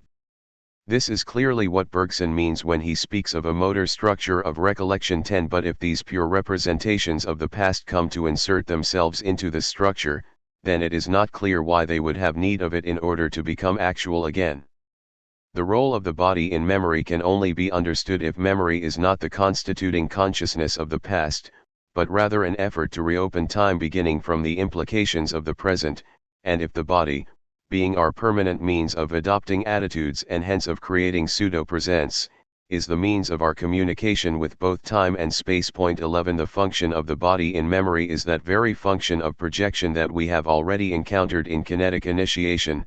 The body converts a certain motor essence into a vocalization, deploys the articulatory style of a word in sonorous phenomena, deploys the previous attitude that it takes up in the panorama of the past, and projects an intention to move into actual movement, all because the body is a natural power of expression. Thought is expression. These remarks allow us to give the act of speaking its true physiognomy.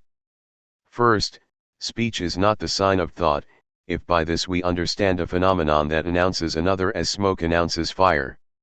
Speech and thought would only admit of this external relation if they were both thematically given. In fact, they are enveloped in each other.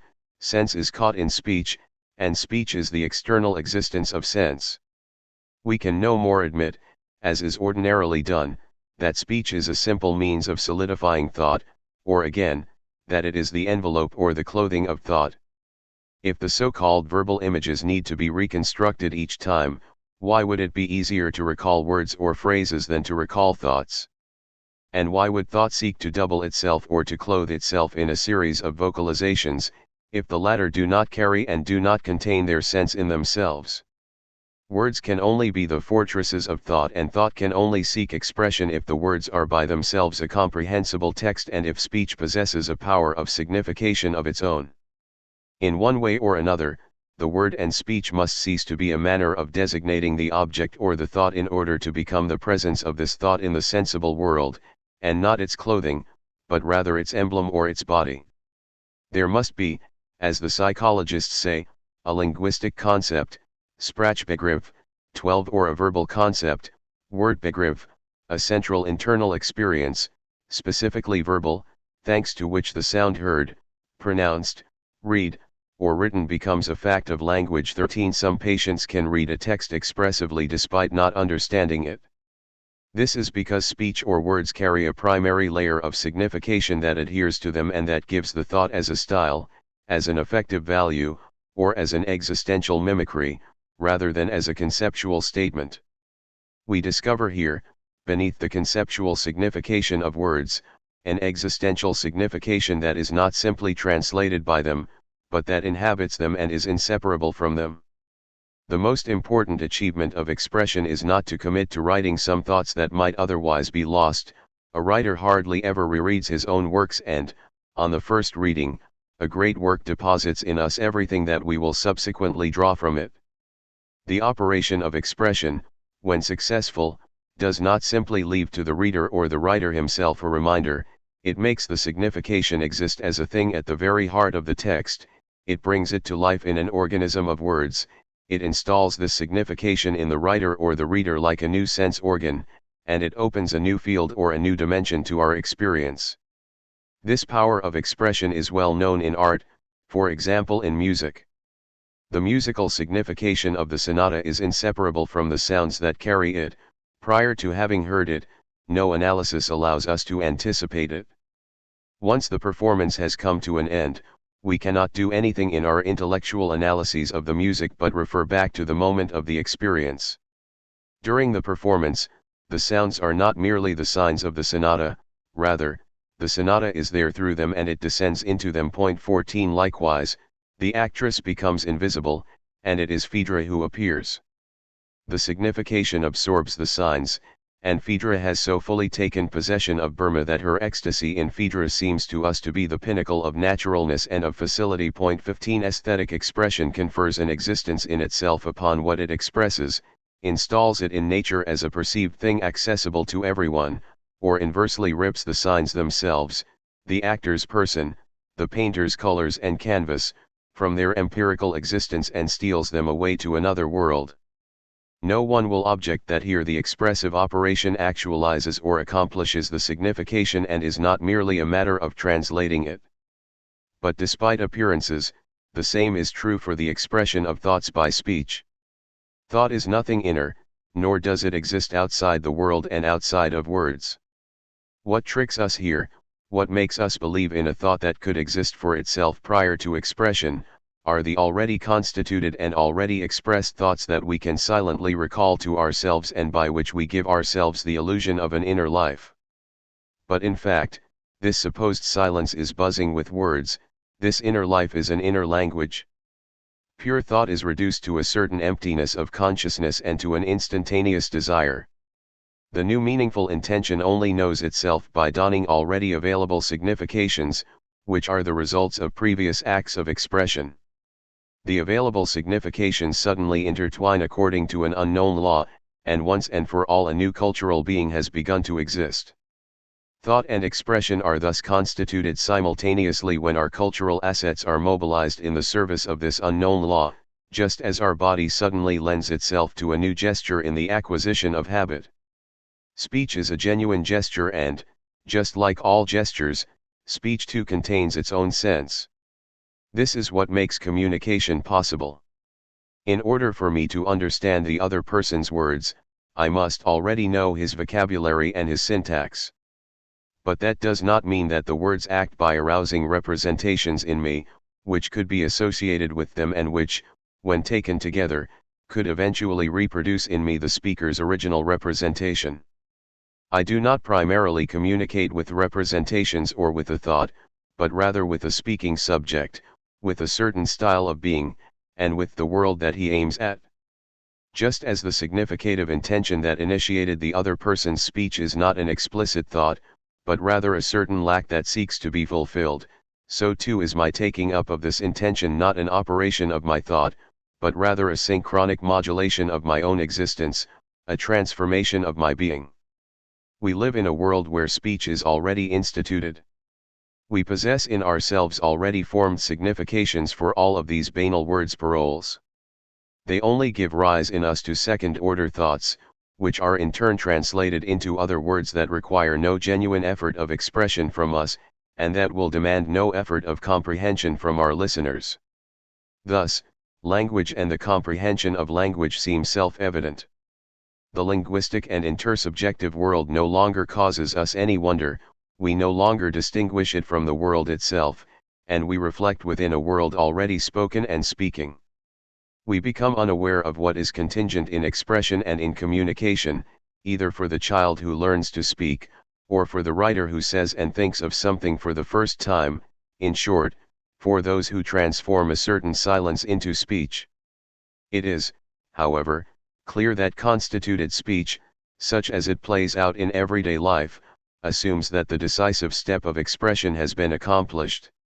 Our view of man will remain superficial so long as we do not return to this origin, so long as we do not rediscover the primordial silence beneath the noise of words, and so long as we do not describe the gesture that breaks the silence.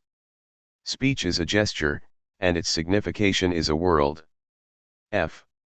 The understanding of gestures. Modern psychology has, of course, shown that the spectator does not look within himself or within his inner experience for the sense of gestures he witnesses. 16 Consider an angry or threatening gesture. In order to understand these gestures, I have no need of recalling the feelings I experienced while I myself performed these same gestures. I have, from the inside, quite a limited knowledge of the gesture of anger, and so an association through resemblance or a reasoning by analogy would be missing a decisive element. And moreover, I do not perceive the anger or the threat as a psychological fact hidden behind the gesture, I read the anger in the gesture. The gesture does not make me think of anger, it is the anger itself. And yet, the sense of the gesture is not perceived like, for example, the color of the rug. If it were presented to me as a thing, then it would not be clear why my understanding of gestures should be restricted, for the most part, to human gestures. I do not understand the sexual gesture of the dog, and even less that of the beetle or the praying mantis. I do not even understand emotions in primitive people, or in milieus too different from my own. If a child accidentally witnesses a sexual scene, he can understand it without having the experience of desire or the bodily attitudes that it expresses, but if the child had not yet reached the degree of maturity at which this behavior becomes a possibility for him, then the sexual scene will remain merely an unusual and disturbing spectacle, it will not make sense. Of course, knowledge of other people often illuminates self-knowledge, the external spectacle reveals to the child the sense of his own impulses by offering them a goal. But the example would pass by unnoticed if it was not found among the child's internal possibilities. The sense of the gestures is not given but rather understood, which is to say taken up by an act of the spectator. The entire difficulty is to conceive of this act properly and not to confuse it with an epistemic operation. Communication or the understanding of gestures is achieved through the reciprocity between my intentions and the other person's gestures, and between my gestures and the intentions which can be read in the other person's behavior. Everything happens as if the other person's intention inhabited my body, or as if my intentions inhabited his body. The gesture eyewitness sketches out the first signs of an intentional object. This object becomes present and is fully understood when the powers of my body adjust to it and fit over it. The gesture is in front of me like a question, it indicates to me specific sensible points in the world and invites me to join it there. Communication is accomplished when my behavior finds in this pathway its own pathway. I confirm the other person, and the other person confirms me. Here the experience of others, which is distorted by intellectualist analyses, must be restored, just as we will have to restore the perceptual experience of the thing. When I perceive a thing such as a fireplace, it is not the concordance of its various appearances that leads me to believe in the existence of the fireplace as the geometrical plan and common signification of all of these perspectives. On the contrary, I perceive the thing in its own clarity, and this is what gives me the assurance of obtaining an indefinite series of concordant perspectives through the unfolding of perceptual experience. The identity of the thing throughout perceptual experience is merely another aspect of the identity of one's own body throughout the exploratory movements, and is thus of the same nature. Just like the body schema, the fireplace is a system of equivalences that are not grounded upon the recognition of some law, but upon the experience à l'épreuve of a bodily presence. I engage myself with my body among things, they coexist with me insofar as I am an embodied subject, and this life among things has nothing in common with the construction of scientific objects. Similarly, I do not understand the other person's gestures through an act of intellectual interpretation. The communication between consciousnesses is not grounded upon the shared sense of their experiences, rather it grounds them in turn. The movement by which I lend myself to the spectacle must be recognized as irreducible. I join with it in a sort of blind recognition that precedes the definition or intellectual elaboration of the sense. Generation after generation understand and accomplish the sexual gestures, such as the caress, prior to the philosopher 17 defining their intellectual signification, which is to enclose the passive body within itself, to sustain the passive body in the sleepy state of pleasure, and to interrupt the incessant movement by which it projects itself into things and toward others. I understand the other person through my body, just as I perceive things through my body. The sense of the gesture thus understood is not behind the gesture, it merges with the structure of the world that the gesture sketches out and that I take up for myself. The sense of the gesture spreads across the gesture itself, just as the signification of the fireplace in perceptual experience is not beyond the sensible spectacle nor beyond the fireplace itself such as my gaze and my movements find it in the world. G. The linguistic gesture. The linguistic gesture, like all others, sketches out its own sense. At first this idea is surprising, but we are nevertheless obliged to adopt it if we wish to understand the origin of language, a problem that is still pressing, despite the agreement among psychologists and linguists to deny it in the name of positive science.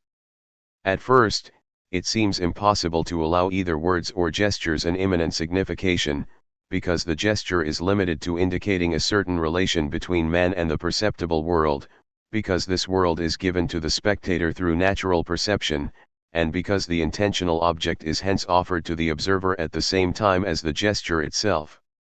The verbal gesture, however, intends a mental landscape that is not straightaway given to everyone, and it is precisely its function to communicate this landscape. But culture here offers what nature does not provide. Available significations, namely, previous acts of expression, establish a common world between speaking subjects to which current and new speech refers, just as the gesture refers to the sensible world. And the sense of the speech is nothing other than the manner in which it handles this linguistic world, or in which it modulates upon this keyboard of acquired significations. I grasp it in an undivided act that is as brief as a cry. Of course, the problem is merely deferred. How are these available significations themselves constituted? Once language is formed, we believe that speech can signify like a gesture against the shared mental background. But do syntactical forms and forms of vocabulary, which are thus presupposed, carry their sense in themselves? We can, for example, see quite clearly what is shared between the gesture and its sense in the expression of emotions and in the emotions themselves. The smile, the relaxed face, and the cheerfulness of the gestures actually contain the rhythm of the action or of this joy as a particular mode of being in the world. And yet, is not the link between the verbal sign and its signification purely accidental, as is attested to by the existence of several languages? And was not the communication of the elements of the language between the first man who spoke and the second necessarily of an entirely different kind than communication through gestures? H. There are neither any natural signs nor any purely conventional signs. Asterisk. This difference is what we usually express by saying that the emotional gesture and gesticulation are natural signs, whereas speech is a conventional sign. But conventions are a recent mode of relation between men, they presuppose an earlier means of communication, and language must be put back into this communicative current. If we consider only the conceptual and final sense of words, it is true that the verbal form, with the exception of the inflections, seems arbitrary. This would no longer hold if we took the emotional sense of the word into account, what we have above called its gestural sense, which is essential in poetry, for example. We would then find that words, vowels, and phonemes are so many ways of singing the world, and that they are destined to represent objects, not through an objective resemblance, in the manner imagined by the naive theory of onomatopoeia, but because they are extracted from them, and literally express their emotional essence. If we could deduct from a vocabulary what was owed to the mechanical laws of phonetics, to the contaminations by foreign languages, to the rationalization of grammarians, and to the imitation of the language itself by itself, we would likely discover a somewhat restricted system of expression at the origin of each language, but this would likely be a system such that, for example, if we use the word nude for night, then it would not be arbitrary that we use lumiere for light. The predominance of vowels in one language, of consonants in another, or systems of construction and syntax would not represent so many arbitrary conventions for expressing the same thought, but rather several ways for the human body to celebrate the world and to finally live it. This is why the full sense of a language is never translatable into another. We can speak several languages, but one of them always remains the one in which we live. In order to wholly assimilate a language, it would be necessary to take up the world it expresses, and we never belong to two worlds at the same time. 18. If there is a universal thought, we reach it by taking up the effort of expression and communication such as it was attempted by one language, by taking up all of the equivocations, all of the shifts in sense out of which a linguistic tradition is made and that measure its power of expression precisely. A conventional algorithm, which, moreover, only has sense in relation to language, will never express anything other than nature without man. Thus, there are, strictly speaking, no conventional signs and no simple notation of a thought that is pure and clear for itself. There are only words into which the history of an entire language is compressed, and which accomplish communication without any guarantee in the midst of incredible linguistic hazards. If it still seems to us that language is more transparent than music, this is because we remain for the most part within constituted language, we provide ourselves with available significations, and we limit ourselves, like the dictionary, to indicating equivalences between our definitions. The sense of a phrase appears intelligible to us throughout, even detachable from this phrase and defined in an intelligible world, because we presuppose as given all of the participations that it owes to the history of the language and that contribute to determining its sense. In music, however, no vocabulary is presupposed, the sense appears tied to the empirical presence of sounds, and this is why music seems unable to speak. But as we have said, the clarity of language is in fact established against an obscure background, and, if we push the research far enough, we find that language itself, in the end, says nothing other than itself, or that its sense is not separable from it. We must, then, seek the first hints of language in the emotional gesticulation by which man superimposes upon the given world the world according to man. This is completely different from the famous naturalistic conceptions that reduce the artificial sign to the natural sign and attempt to reduce language to the expression of emotions. The artificial sign does not reduce to the natural sign because there are no natural signs for man. Nor do we compromise what is specific to language by bringing language and emotional expressions together, so long as it is true that the emotion, as a variation of our being in the world, is already contingent with regard to the mechanical resources contained in our body, and manifests the same powers of articulating stimuli and situations that are at their height in language. We could only speak of natural signs if the anatomical organization of our body made definite gestures correspond to specific states of consciousness. But in fact, the gesticulations of anger or love are not the same for a Japanese person and a Western person. More precisely, the difference between gesticulations covers over a difference between the emotions themselves. It is not merely the gesture that is contingent with regard to bodily organization, it is the very manner of meeting the situation and of living it. When angry, the Japanese person smiles, whereas the Westerner turns red and stamps his foot, or even turns pale and speaks with a shrill voice. Having the same organs and the same nervous system is not sufficient for the same emotions to take on the same signs in two different conscious subjects. What matters is the manner in which they make use of their body, the simultaneous articulation of their body and their world in the emotion.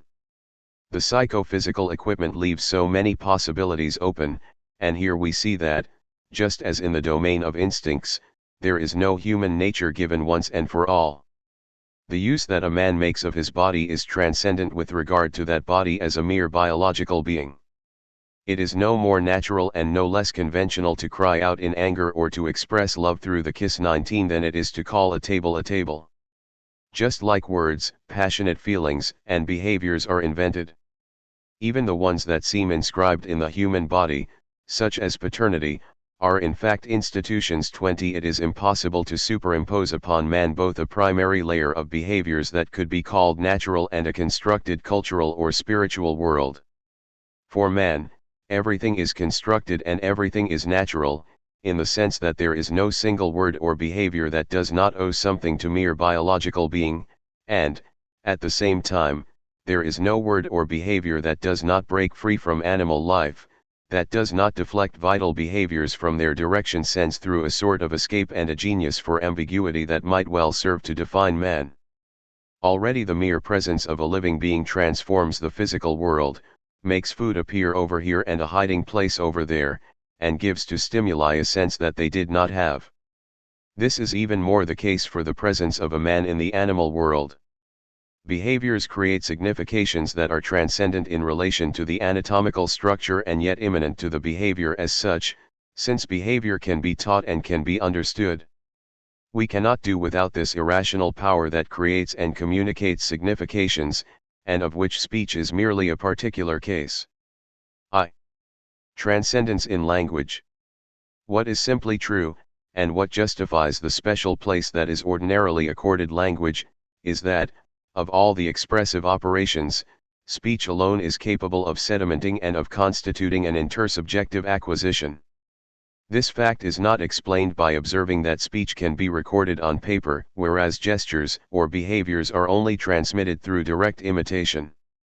For music too can be written, and, even though there can be something of a traditional initiation in music, even though it is perhaps impossible to gain access to atonal music without passing through classical music, each artist takes up the task from the beginning. He has a new world to deliver, while in the order of speech, each writer is aware of intending the same world with which other writers were already concerned. Balzac's world and Stendhal's world are not like planets without communication. Speech installs in us the idea of truth as the presumptive limit of its effort. Speech forgets itself as being a contingent fact, it relies upon itself and, as we have seen, this gives us the ideal of a thought without speech, whereas the idea of a piece of music without sound is absurd. Even if thought without speech is no more than a limit idea and a bit of an absurdity contre sens, even if the sense of a speech act can never in fact be delivered from its inherence in some speech, the fact remains that the expressive operation in the case of speech can be indefinitely reiterated, that one can speak about speech, whereas one cannot paint about painting, and finally that every philosopher has dreamed of a speech that would end everything, whereas the painter or the musician never hopes to exhaust all possible painting or all possible music. There is, then, a privileged place for reason. But precisely in order to understand it, we must begin by placing thought back among the phenomena of expression. J. Confirmation through the modern theory of aphasia. This conception of language extends the best and the most current analyses of aphasia, of which we have only begun to draw upon above. In beginning our study, we saw that after an empiricist phase the theory of aphasia, since Pierre-Marie, 21 seemed to pass over to intellectualism, that it implicated the function of representation, Darstelling's function, or the categorial activity 22 in linguistic disturbances, and that it based speech upon thought. In fact, the theory does not tend toward a new intellectualism. Whether or not these authors are aware of it, they are attempting to formulate what we will call an existential theory of aphasia, that is, a theory that treats thought and objective language as two manifestations of the fundamental activity by which man projects himself toward a world. 23 Consider the amnesia of color names, for example. Through sorting tests they show that a patient with amnesia has lost the general power of subsuming colors under a category, and they relate the verbal deficiency to this same cause. But if we go back to the concrete descriptions, we notice that the categorial activity, prior to being a thought or a knowledge, is a certain manner of relating to the world, and correlatively is a style or a configuration of experience. For a normal subject, the perception of a pile of color samples organizes itself according to the given instruction. The colors that belong to the same category as the model stand out from the background of the others. 24 All of the reds, for example, constitute a group, and the subject merely has to break apart this group in order to gather together all of the samples that belong to it. For the patient, however, each sample is confined within its individual existence. Against the constitution of a group according to a given principle, the samples present a sort of viscosity or inertia. When two objectively similar colors are presented to the patient, they do not necessarily appear to him as similar.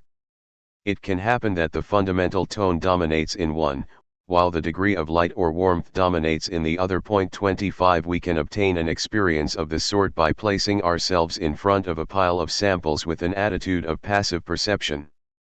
The identical colors assemble before our eyes, but merely similar colors only establish tentative relations between them. The pile appears unstable, it shifts, we observe an incessant changing, a sort of battle between several possible groupings of colors according to different points of view. 26 We are reduced to the immediate experience of relations, coherens or leveness de passans. 27 And such is probably the patient's situation. We were wrong to say that he cannot hold himself to a given principle of classification, and that he goes from one to another. In fact, he never adopts a principle at all. 28 The disorder affects the manner in which colors group together for the observer, the manner in which the visual field is articulated from the point of view of colors. 29 It is not merely thought or knowledge, but the very experience of colors that is in question. One could say, to echo another author, that normal experience includes circles or vortices within which each element is the representative of all the others and carries, as it were, vectors that link it to them. For the patient, consciousness moves within narrower limits, in smaller and more restricted circles than in the case of normal perception. In this case, a movement beginning at the periphery of the vortex would no longer be communicated to its center, but would, in a manner of speaking, remain within the original zone of stimulation or its immediate vicinity. Now comprehensive unities of meaning would no longer be formed within the perceptual world. Each sense impression would still be provided with a vector of meaning, though these vectors would no longer possess a common direction toward very definite main centers, but would diverge in far higher degree than is the case in normal perception. 30. Such is the disorder of thought that is discovered as the basis of amnesia. It clearly has to do less with judgment than with the milieu of experience in which judgment is born, less with spontaneity than with the holds of this spontaneity upon the perceptible world and our power to imagine any intention whatever in the world. In Kantian terms, it affects less the understanding than the productive imagination. The categorial act is thus not an ultimate fact, it is constituted in a certain attitude, Einstellung. Speech, too, is established upon this attitude, such that there could be no question of basing language upon pure thought. Categorical behavior and the possession of meaningful language express one and the same fundamental behavior. Neither could be the cause or the effect of the other. 31. First, thought is not an effect of language. It is true that certain patients, incapable of grouping the colors by comparing them to a given sample, succeed at this through the intermediary of language. 32. They name the model color, and subsequently bring together all of the samples to which the same name fits, without looking at the model. It is also true that abnormal children classify colors together, and even different colors, if they are taught to designate them by the same name. 33. But these are precisely abnormal procedures, they do not express the essential relation between language and thought, but rather the pathological or accidental relation between a language and a thought equally cut off from their living sense. In fact, many patients are capable of repeating the color names without thereby being able to classify them. In the cases of amnesic aphasia, it thus cannot be the lack of the word taken in itself that makes the categorical behavior difficult or impossible. The words must have lost something that normally belongs to them and that makes them appropriate for being employed in relation to the categorical behavior. 34. What, then, have they lost? Is it the word's notional signification? Must we say that the concept has withdrawn from them and consequently turned thought into the cause of language? But when it loses its sense, the word alters even in its perceptible appearance, it becomes empty. 35. The patient with amnesia to whom a color name is given, asking him to choose a corresponding sample, repeats the name as if he were expecting something from it. But the name is no longer useful to him, it says nothing to him, it is bizarre and absurd, just as names are for us when we have repeated them for too long. Patients for whom the words have lost their sense sometimes preserve, at the highest level, the power of associating ideas. 36. The name is thus not detached from previous associations, it has altered itself, like an inanimate body.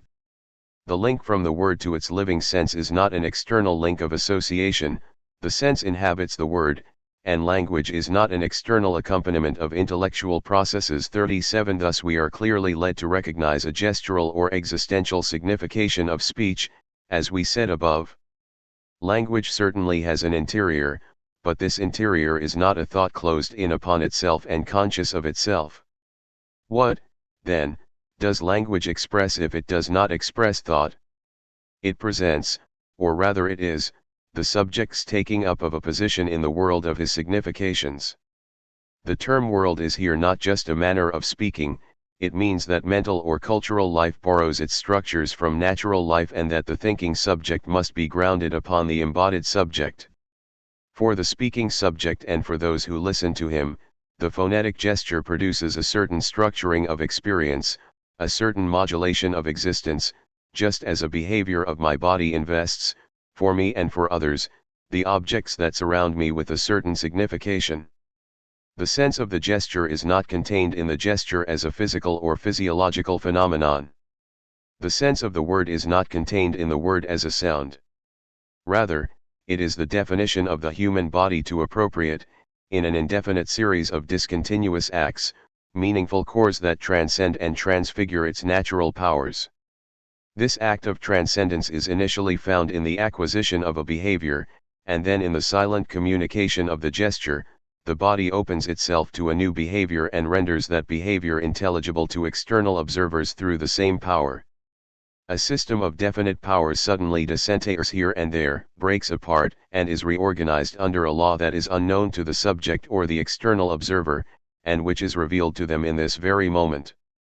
According to Darwin, for example, the knitting of the eyebrows destined to protect the eye from the sun, and the convergence of the eyes destined to permit clear vision become components of the human act of meditation and signify this act for the spectator.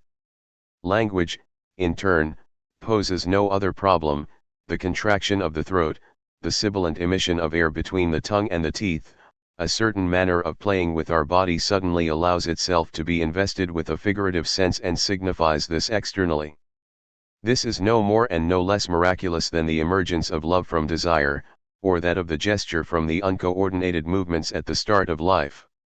For the miracle to happen, the phonetic gesticulation must make use of an alphabet of already acquired significations, and the verbal gesture must be performed in a certain panorama that is shared by the interlocutors, just as the comprehension of other gestures presupposes a perceived world shared by everyone in which the sense of the gesture unfolds and is displayed. But this is not a sufficient condition. If authentic, speech gives rise to a new sense, just as the gesture, if it is an initiating gesture, gives a human sense to the object for the first time. Moreover, significations now acquired must surely have been new significations. Thus, we must recognize as an ultimate fact this open and indefinite power of signifying, that is, of simultaneously grasping and communicating a sense, by which man transcends himself through his body and his speech toward a new behavior, toward others, or toward his own thought. When these authors attempt to conclude the analysis of aphasia through a general conception of language 38, they can be seen even more clearly abandoning the intellectualist language that they had adopted following Pierre Marie and in reaction to Broca's conceptions. Speech can be said to be neither an intellectual operation nor a motor phenomenon, it is entirely motricity and entirely intelligence. What confirms speech's inherence in the body is that the affections of language cannot be reduced to a unity, and that the primary disorder affects sometimes the body of the word, the material instrument of verbal expression, sometimes the physiognomy of the word, the verbal intention, this sort of overall plan from which we succeed in saying or in writing a word precisely, sometimes the immediate sense of the word, what the German authors call the verbal concept, and finally, sometimes the entire structure of the experience, and not merely of linguistic experiences, as in the case of amnesiac aphasia analyzed above. Speech, then, relies upon a stratification of relatively separable powers. But at the same time, it is impossible to find anywhere a linguistic disorder that would be purely motor and that does not, to some extent, affect the sense of language. In pure alexia 39, if the subject can no longer recognize the letters or a word, this is from an absence of the power to articulate the visual givens, to constitute the structure of the word, and to apprehend its visual signification. In motor aphasia, the list of words lost or conserved does not correspond to their objective characteristics, length, complexity, but to their value for the subject. The patient is incapable of pronouncing separately a letter or a word that occurs within a familiar motor sequence due to a lack of the ability to differentiate figure and background and to confer the value of figure freely upon such a word or such a letter. Articulatory and syntactical accuracy are always inversely related, which shows that the articulation of a word is not a simple motor phenomenon and summons the same energies that organize the syntactical order. This is even more the case when disturbances of verbal intention are at issue, as in literal paraphasia 40, in which letters are omitted, moved, or added, and where the rhythm of the word is altered. It is clearly not a case of a destruction of engrams 41 but rather a leveling out of the figure and the background, or an absence of the power for structuring the word and for grasping its articulatory physiognomy. Point 42. If we wish to summarize these two sets of observations, it must be said that every linguistic operation presupposes the apprehension of a sense, but that the sense here and there is somehow specialized. There are different layers of signification, from the visual signification of the word up to its conceptual signification, passing through the verbal concept. We will never understand these two ideas simultaneously if we continue to oscillate between the notions of motricity and intelligence, and if we do not discover a third notion that allows them to be integrated, a function, identical at all levels, that would be at work as much in the hidden preparations of speech as in the articulatory phenomena, a function that bears the entire edifice of language, and that nevertheless solidifies into relatively autonomous processes. We will have the opportunity to see this essential power of speech in cases in which neither thought nor motricity are perceptibly affected, and yet in which the life of language is altered. In the case of Schneider, it happens that vocabulary, syntax, and the body of language appear intact, apart from the fact that the principal propositions dominate there. But the patient does not use these materials in the same way as the normal subject. He hardly speaks unless he is questioned, or, if he takes the initiative of a question, He only ever asks stereotypical questions such as those he asks his children each day when they arrive home from school. He never uses language to express a merely possible situation, and false statements, "the sky is black," are meaningless for him. He can only speak if he has prepared his sentences in advance. 43 It cannot be said that language has become automatic for him. There is no sign of a decline of general intelligence, and words are certainly organized through their sense. But this sense is somehow congealed. Schneider never feels the need to speak, his experience never tends toward speech, it never raises a question, and it never ceases to have the sort of evidentness and self-sufficiency of the real that stifles all interrogation, all reference to the possible, all wonder, and all improvisation. By contrast, we catch sight of the essence of normal language. The intention to speak can only be found in an open experience. It appears, as boiling appears in a liquid, when, in the thickness of being, empty zones are constituted and move outward. From the moment man uses language to establish a living relation with himself or with his contemporaries, language is no longer an instrument, no longer a means. Rather, it is a manifestation, a revelation of inner being and of the psychical link that unites us to the world and to our fellows. As much as the patient's language reveals much knowledge, and as much as it is useful for determinate activities, it is nevertheless completely lacking this productivity that makes up the most profound essence of man and that is perhaps revealed in no creation of civilization with as much clarity as it is revealed in the creation of language itself. 44.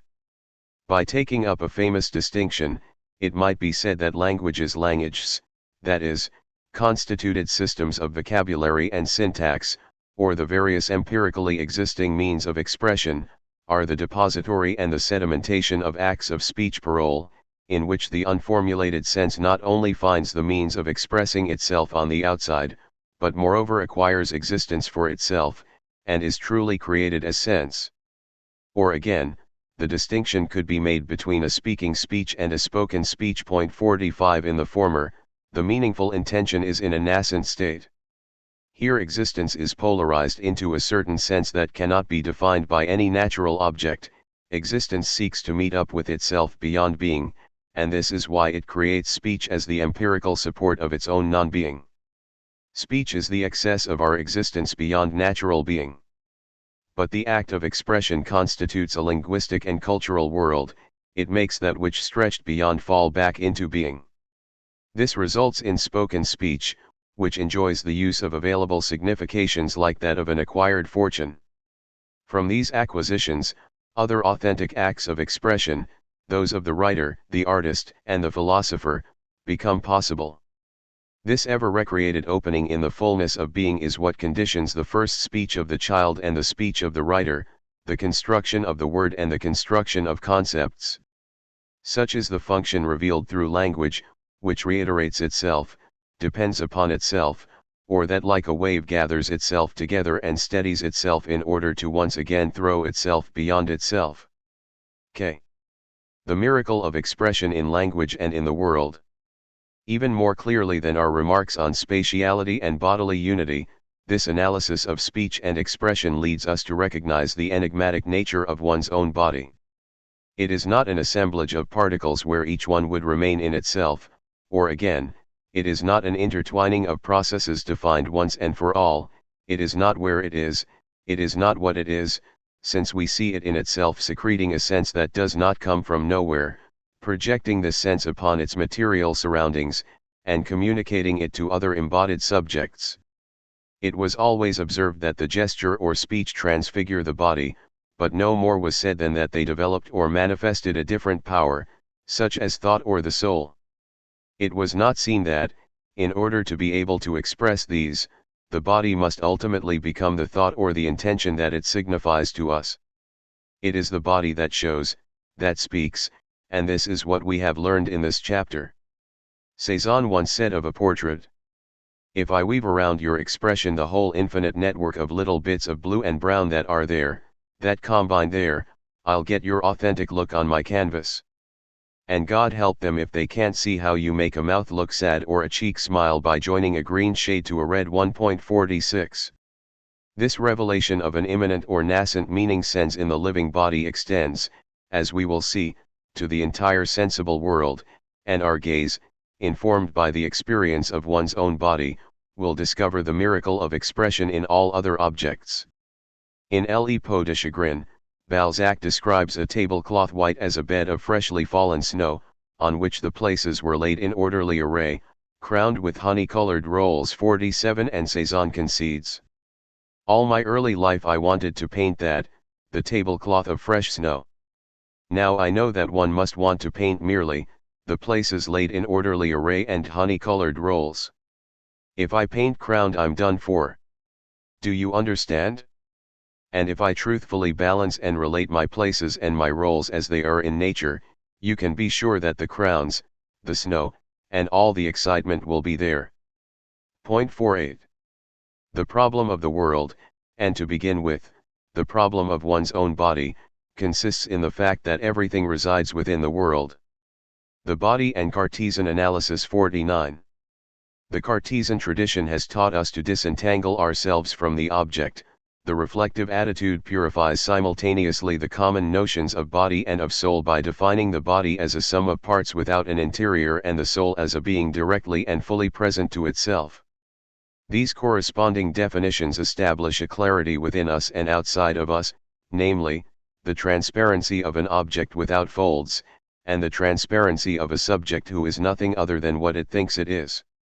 The object is an object through, and consciousness is consciousness through and through. There are two, and only two, senses of the word to exist: one exists as a thing, or one exists as a consciousness.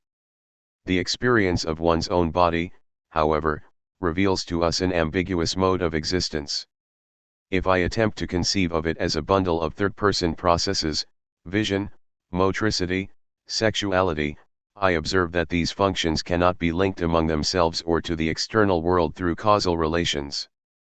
All of them are confusedly taken up and implicated in a single drama.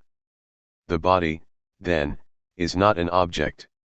For the same reason, the consciousness that I have of it is not a thought, that is, I cannot decompose and recompose this consciousness in order to form a clear idea. Its unity is always implicit and confused. It is always something other than what it is, always sexuality at the same time as freedom, always rooted in nature at the very moment it is transformed by culture. It is never self-enclosed but never transcended. Whether it is a question of the other person's body or of my own, I have no other means of knowing the human body than by living it, that is, by taking up for myself the drama that moves through it and by merging with it. Thus, I am my body, at least to the extent that I have an acquisition, and reciprocally my body is something like a natural subject, or a provisional sketch of my total being. The experience of one's own body, then, is opposed to the reflective movement that disentangles the object from the subject and the subject from the object, and that only gives us thought about the body or the body as an idea, and not the experience of the body or the body in reality. Descartes was well aware of this, for in a famous letter to Elizabeth he distinguishes between the body as it is conceived through its use in life and the body as it is conceived by the understanding. Point 50. But for Descartes, this strange knowledge that we have of our body thanks to the mere fact that we are our body remains subordinated to knowledge through ideas, because behind man, such as he in fact is, stands God as the rational author of our factual situation. Supported by this transcendent guarantor, Descartes can blandly accept our irrational condition, for we are not the ones required to bear reason, and, once we have recognized reason as the foundation of things, all that remains for us is to act and to think in the world. Point 51. But if our union with the body is substantial, how could we experience a pure soul in ourselves and, from there, accede to an absolute spirit? Prior to posing this question, let us see clearly all that is implied by the rediscovery of one's own body. It is not merely one object among all others that resists reflection and remains, so to speak, glued to the subject. Obscurity spreads to the perceived world in its entirety. Part 2. The perceived world. Introduction to Part 2. The theory of the body is already a theory of perception. One's own body is in the world just as the heart is in the organism, it continuously breathes life into the visible spectacle, animates it and nourishes it from within, and forms a system with it. When I walk around my apartment, the different aspects under which it presents itself to me could not appear as profiles of a single thing if I did not already know that each of them represented the apartment as seen from here or as seen from over there, nor if I were unaware of my own movement and of my body as identical throughout the phases of this movement.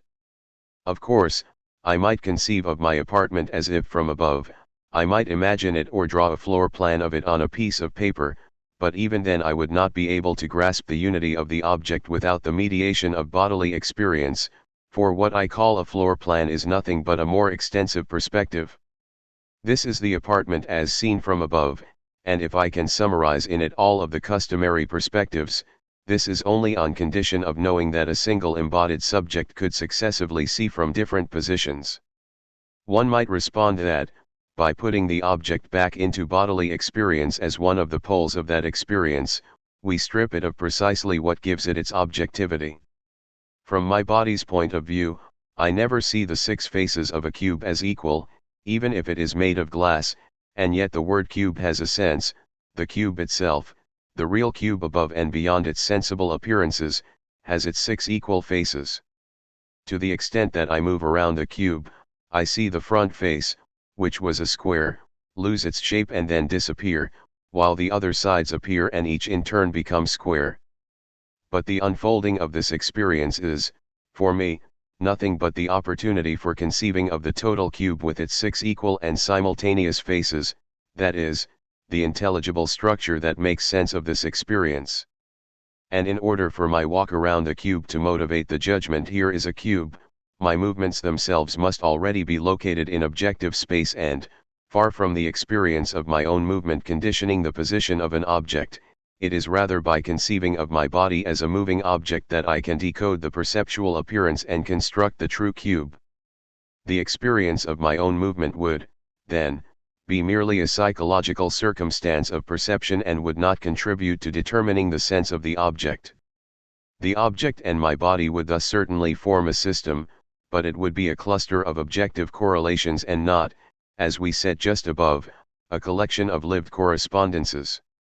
The unity of the object would be conceived of, but not experienced as, the correlate of the unity of our body. But can the object be thus detached from the actual conditions under which it is given to us? The notions of the number 6, of a side, and of equality can be brought together discursively and linked together in a formula as the definition of the cube. But this definition poses a question more than it offers something to conceive. We only emerge from blind and symbolic thought by seeing the singular spatial being that bears all of these predicates together. This involves drawing in thought this particular form that encloses a fragment of space between 6 equal faces. Now, if the words enclose and between have a sense for us, they must borrow it from our experience as embodied subjects. In space itself, and without the presence of a psychophysical subject, there is no direction, no inside, and no outside. A space is enclosed between the sides of a cube as we are enclosed between the walls of our room. To be able to conceive of the cube, we take up a position in space, sometimes on its surface, sometimes inside it, and sometimes outside of it, and from then on we see it in perspective. The cube with 6 equal sides is not merely invisible, but is even inconceivable. This is the cube such as it would be for itself, but the cube is not for itself, since it is an object. Reflective analysis releases us from a first dogmatism, which consists in taking for granted that the object exists in itself or absolutely, without wondering what the object is. But there is another dogmatism, which consists in taking for granted the presumptive signification of the object without wondering how it enters into our experience. Reflective analysis replaces the absolute existence of the object with the thought about an absolute object, and, by attempting to view the object from above or by attempting to conceive of the object from nowhere, reflective analysis destroys the object's internal structure. If there is for me a cube with 6 equal faces and if I can indeed meet up with the object, this is not because I constitute it from within, but rather because through perceptual experience I plunge into the thickness of the world. The cube with 6 equal faces is the limit idea through which I express the carnal presence of the cube that is there before my eyes and beneath my hands in its perceptual evidentness. The sides of the cube are not projections of it, they are nothing other than sides. When I see them, one after the other and according to perspectival appearance, I do not construct the idea of a geometrical plan that would account for these perspectives, rather, the cube is already there in front of me and unveils itself through them. I have no need of taking an objective view of my own movement and of bringing it into the account in order to reconstitute the true form of the object behind its appearance. The account is already settled, the new appearance has already entered into composition with the lived movement and is offered as the appearance of a cube. The thing and the world are given with the parts of my body, not through a natural geometry, but in a living connection comparable, or rather identical, to the living connection that exists among the parts of my body itself. External perception and the perception of one's own body vary together because they are two sides of a single act. The attempt has long been made to explain Aristotle's famous illusion by assuming that the unusual position of the fingers makes the synthesis of their perceptions impossible. The right side of the middle finger and the left side of the index finger do not ordinarily work together, and if the two are touched at the same time, then there must be two marbles. In fact, the perceptions from the two fingers are not merely disconnected, they are inverted. The subject attributes to the index finger that which is touched by the middle finger, and vice versa, as can be shown by applying two distinct stimuli to the fingers, such as a point and a ball. 1 Aristotle's illusion is primarily a disturbance of the body schema. What makes the synthesis of the two tactile perceptions into a single object impossible is not so much that the position of the fingers is unusual or statistically rare, but because the right side of the middle finger and the left side of the index finger cannot work together toward a synergetic exploration of the object, and because the crossing of the fingers, as a forced movement, goes beyond the motor possibilities of the fingers themselves and cannot be intended in a movement project. The synthesis of the object is thus accomplished here through the synthesis of one's own body, the former being the response or the correlative to the latter. To perceive a single marble and to have two fingers available as a single organ are, literally, the same thing. The disturbance of the body schema can even be expressed directly in the external world without the contribution of any stimulus. In autoscopy 2, prior to seeing himself, the subject always passes through a state of dreaming, musing, or anxiety, and the image of himself that appears on the outside is merely the other side of this depersonalization. 3 The patient feels himself in his double, who is nevertheless outside of himself, just as I feel the substance of my body escaping through my head and crossing the limits of my objective body when an ascending elevator stops abruptly. The patient senses the approach of this other, whom he has never seen with his own eyes, in his own body, just as the normal subject recognizes that someone behind him is staring at him because of a certain burning on his neck. 4 Reciprocally, a certain form of external experience implies and entails a certain consciousness of one's own body. Many patients speak of a sixth sense that would seem to give them their hallucinations. Stratton's subject 5, whose visual field was objectively inverted, at first sees everything upside down. By the third day of the experiment, when objects have begun to regain their orientation, he is overcome by an odd sensation, as if he were looking at the fire out the back of his head. 6 This is because there is an immediate equivalence between the orientation of the visual field and the consciousness of one's own body as the power of this field, such that the experimental upheaval can be expressed indifferently by the reversal of the phenomenal objects or by a redistribution of the sensory functions in the body. If a subject focuses in order to see something far off, he has a double image of his own finger, and of all nearby objects. If his finger is then touched or pricked, he perceives a double contact or a double prick. 7 Diplopia is thus extended into a doubling of the body. Every external perception is immediately synonymous with a certain perception of my body, just as every perception of my body is made explicit in the language of external perception. Now if, as we have seen, the body is not a transparent object and is not given to us, in the manner that the circle is given to the geometer, through the law of its constitution, and if the body is rather an expressive unity that we can only learn to know by taking it up, then this structure will spread to the sensible world. The theory of the body schema is implicitly a theory of perception. We have learned to again sense our bodies, we have discovered, beneath objective and detached knowledge of the body, this other knowledge that we have of it because it is always with us and because we are bodies. It will be necessary to similarly awaken the experience of the world such as it appears to us insofar as we are in the world through our bodies, and insofar as we perceive the world with our bodies. But by re-establishing contact with the body and with the world in this way, we will also rediscover ourselves, since, if one perceives with his body, then the body is a natural myself and, as it were, the body is the subject of perception. I. Sensing. A. Who is the subject of perception? Objective thought is unaware of the subject of perception. This is because it takes the world as ready-made or as the milieu of every possible event and treats perception as one of these events.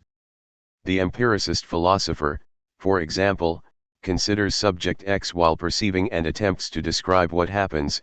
There are sensations, which are the subject's states or manners of being and, as such, they are genuinely mental things. The perceiving subject is the place of these things, and the philosopher describes sensations and their substratum, as one might describe the fauna of a distant land, without noticing that he himself also perceives, that he is a perceiving subject, and that perception such as he lives it denies everything that he says about perception in general. For, seen from within, perception owes nothing to what we otherwise know about the world, about stimuli such as described by physics, and about sense organs as described by biology. It is not primarily presented as an event in the world to which the category of causality, for instance, might be applied, but rather as a recreation or a reconstitution of the world at each moment. If we believe in the world's past, in the physical world, in stimuli, and in the organism such as it is represented by textbooks, this is first of all because we have a present and real perceptual field, a surface of contact with the world or a perpetual rooting in it. It is because the world ceaselessly bombards and besieges subjectivity just as waves surround a shipwreck on the beach. All knowledge is established within the horizons opened up by perception. Since perception is the flaw in this great diamond, there can be no question of describing it as one of the facts that happens in the world, for the picture of the world will always include this lacuna that we are and by which the world itself comes to exist for someone. Intellectualism certainly represents a step forward in the coming to awareness. In intellectualism, that place outside of the world, which the empiricist philosopher merely implied, and where he tacitly placed himself in order to describe the event of perception, now receives a name, it now figures explicitly within the description. This place is the transcendental ego. Hence, all of the theses of empiricism are reversed.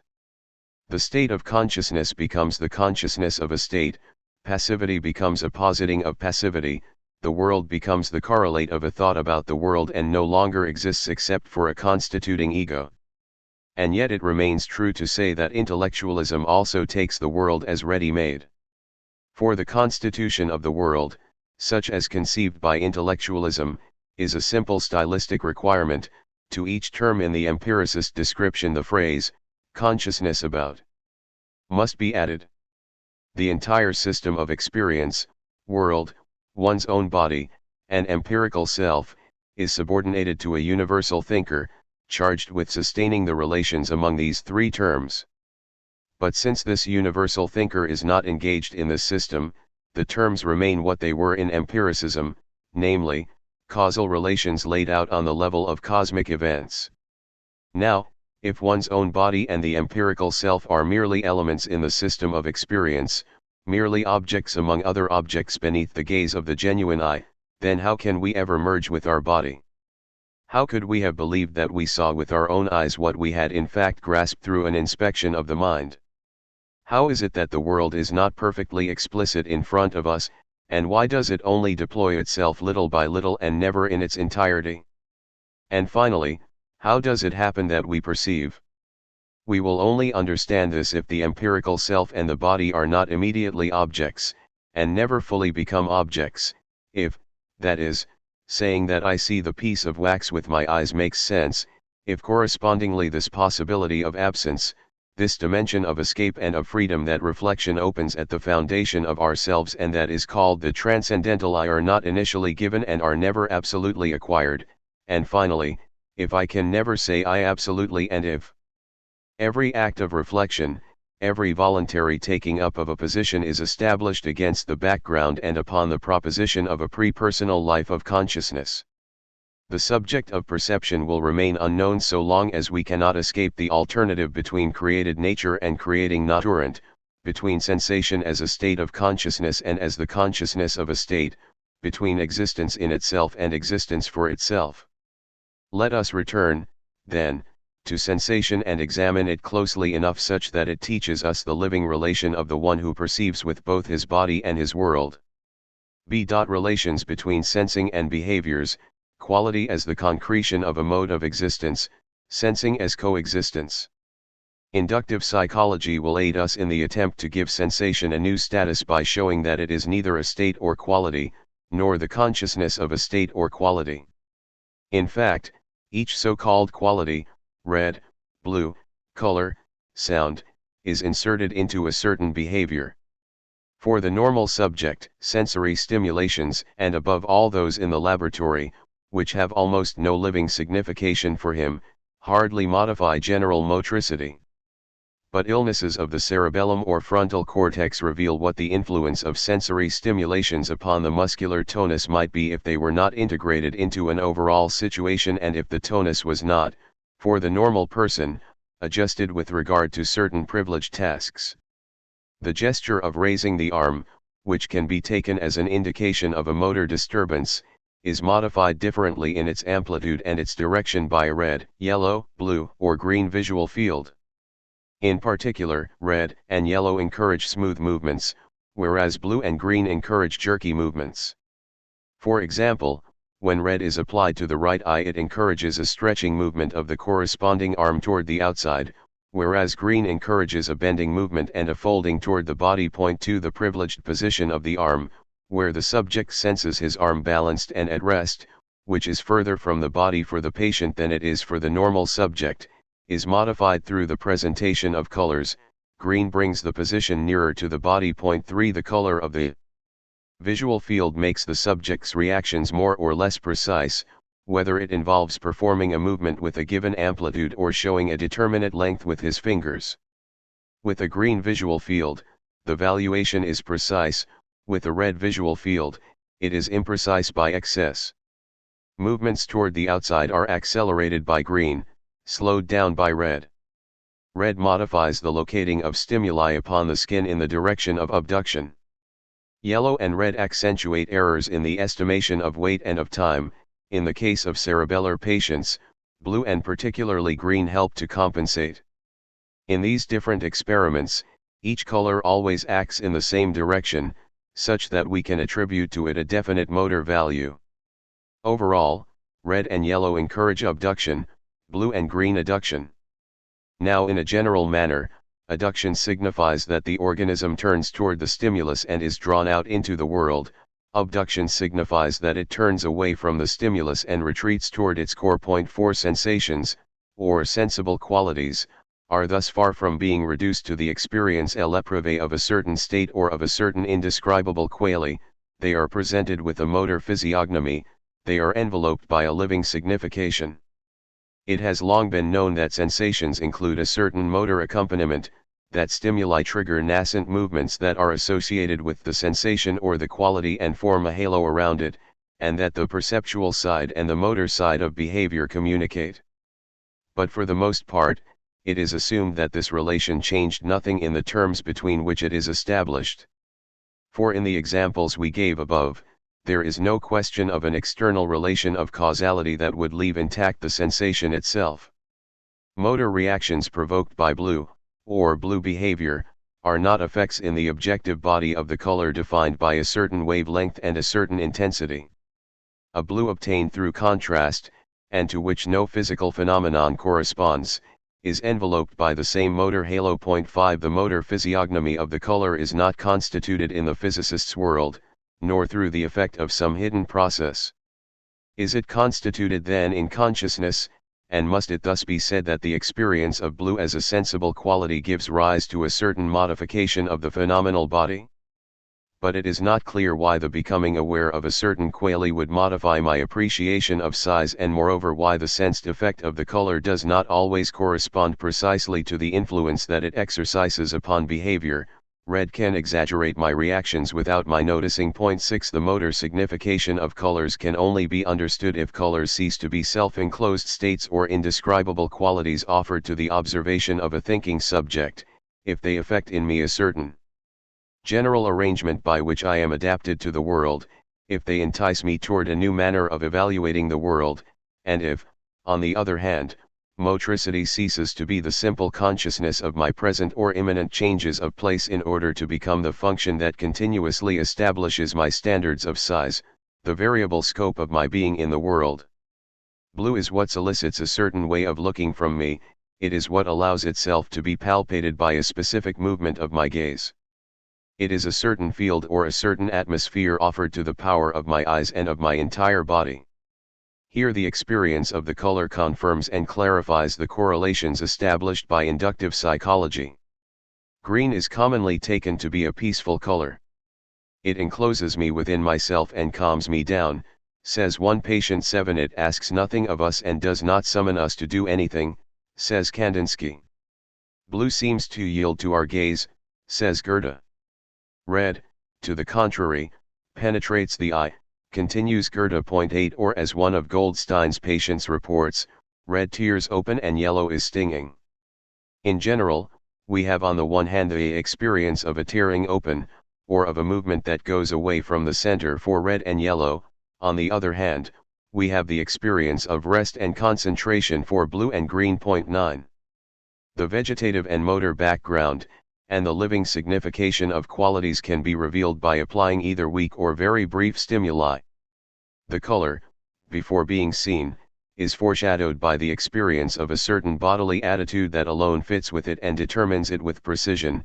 There is a slippage from high to low in my body, thus it cannot be green, it can only be blue, but I do not in fact see blue, says one subject. Point 10. And another subject says, I clenched my teeth and so know that it is yellow. 11. If a luminous stimulus is gradually increased, beginning from a subliminal value, there is at first an experience of a certain disposition of the body, and suddenly the sensation enters and spreads through the visual domain. 12. Just as, when looking closely at the snow, I break down its apparent whiteness, which reduces into a world of reflections and transparencies, so too we can discover a micromelody within a sound, and the sonorous interval is nothing other than the final articulation of a certain tension experienced at first in the whole body. Point 13. The representation of a color is made possible for subjects who have lost 256 the ability by displaying any real color in front of them.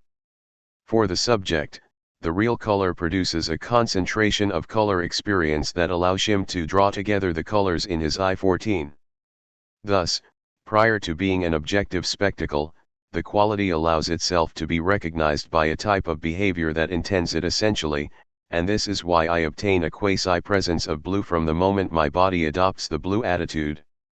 We must not, then, wonder how and why red signifies effort or violence, why green signifies rest and peace. Rather, we must again learn to live these colors as our body does, as concretions of peace and violence. When we say that red augments the scope of our reactions, we must not understand this as if it were a question here of two distinct facts, a sensation of red and some motor reactions.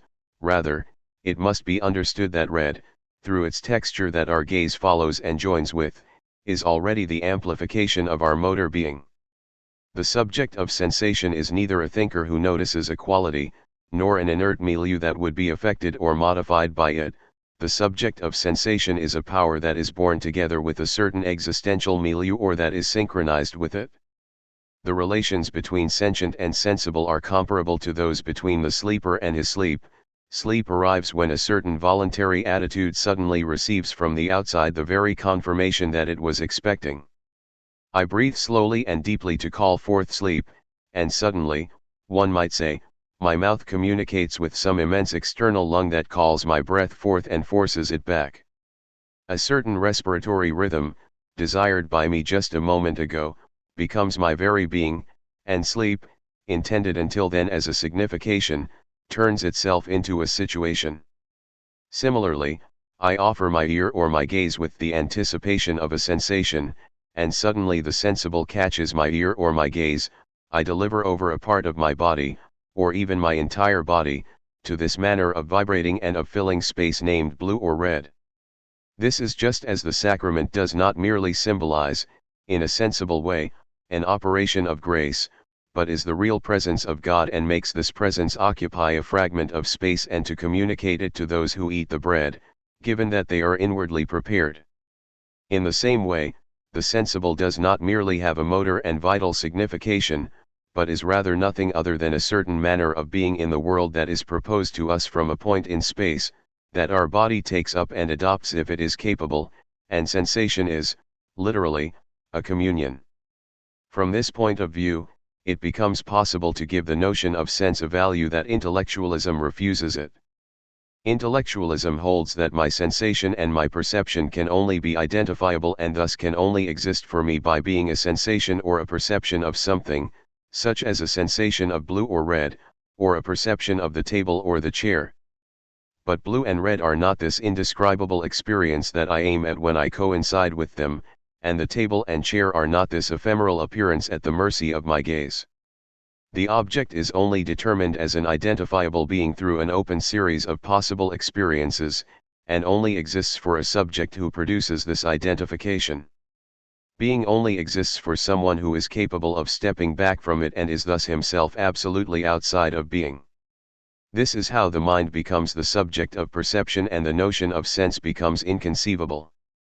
If seeing or hearing means becoming detached from the impression in order to install it in thought, or ceasing to exist in order to know, then it would be absurd to say that I see with my eyes or that I hear with my ears, for my eyes and ears are still beings of the world and surely incapable as such of organizing that zone of subjectivity prior to the world in which the world will be seen or heard. I cannot even reserve some power of knowing for my eyes or ears by turning them into the instruments of my perception, for this notion is ambiguous. They are only instruments of bodily stimulation, and not of perception itself. There is no middle ground between the in itself and the for itself, and, given that my senses are multiple, they are not myself and can only be objects. I say that my eyes see, that my hand touches, and that my foot hurts, but these naive expressions do not convey my genuine experience. They already present me with an interpretation of it that detaches it from its original subject. Because I know that light strikes my eyes, that contact is made by the skin, and that my shoe hurts my foot, I distribute the perceptions that belong to my soul into my body, I place perception within the perceived. But this is nothing but the spatial and temporal wake of conscious acts. If I consider them from within, I find a single knowledge that has no location, a soul that has no parts, and there is no difference between thinking and perceiving, or between seeing and hearing. Can we hold to this perspective? If it is true that I do not see with my eyes, how could I ever have been ignorant of this truth? Did I not know what I was saying, had I not reflected? But how then could I have not reflected? How could the inspection of the mind, how could the operation of my own thought, have been hidden from me, given that my thought is by definition for itself? If reflection wants to justify itself as reflection, that is, as progress toward the truth, then it must not limit itself to replacing one view of the world by another, rather, it must show us how the naive view of the world is included and transcended in the reflective view. Reflection must clarify the unreflected view that it replaces, and it must show the possibility of this succession in order to be able to understand itself as a beginning. To say that it is still me who conceives of myself as situated in a body and as furnished with five senses is clearly only a verbal solution. Since I am reflecting, I cannot recognize myself in this embodied I, since embodiment then remains in principle an illusion and the possibility of this illusion remains incomprehensible. We must again question the alternative between the for itself and the in itself that threw the senses back into the world of objects and disengaged subjectivity, understood as an absolute non-being, from all bodily inherence. This is what we are doing by defining sensation as coexistence or as communion. The sensation of blue is not the knowledge or the positing of a certain identifiable quality throughout all of the experiences that I have of it, in the manner that the geometer's circle is the same in Paris and in Tokyo. Sensation is certainly intentional, that is, it does not remain in itself like a thing, it intends and signifies beyond itself. But the term that it intends is only recognized blindly through the familiarity of my body with it, it is not constituted in full clarity, it is reconstituted or taken up through a knowledge that remains latent and that leaves to it its opacity and its hekiity. Sensation is intentional because I find in the sensible the proposition of a certain existential rhythm, abduction or adduction, and because, taking up this proposition, and slipping into the form of existence that is thus suggested to me, I relate myself to an external being, whether it be to open myself up to it or to shut myself off from it. If qualities radiate a certain mode of existence around themselves, if they have a power to enchant, or if they have what we called earlier a sacramental value, this is because the sensing subject does not posit them as objects, but sympathizes with them, makes them its own, and finds in them his momentary law. See. Consciousness ensnared in the sensible. Asterisk. Let us be more precise. The sensing being le-sentent and the sensible are not opposite each other like two external terms, and sensation does not consist of the sensible invading the sensing being. My gaze subtends color, the movement of my hand subtends the form of the object, or rather my gaze pairs off with the color and my hand with the hard and the soft. In this exchange between the subject of sensation and the sensible, it cannot be said that one acts while the other suffers the action, nor that one gives sense to the other. Without the exploration of my gaze or my hand, and prior to my body synchronizing with it, the sensible is nothing but a vague solicitation. If a subject attempts to experience a determinate color, such as blue, while seeking to adopt with his body an attitude that works for red, an inner battle ensues, a sort of spasm, which ceases as soon as he adopts the bodily attitude that corresponds to blue. 15. Thus, a sensible that is about to be sensed poses to my body a sort of confused problem. I must find the attitude that will provide it with the means to become determinate and to become blue, I must find the response to a poorly formulated question. And yet, I only do this in response to its solicitation. My attitude is never sufficient to make me truly see blue or truly touch a hard surface. The sensible gives back to me what I had lent to it, but I receive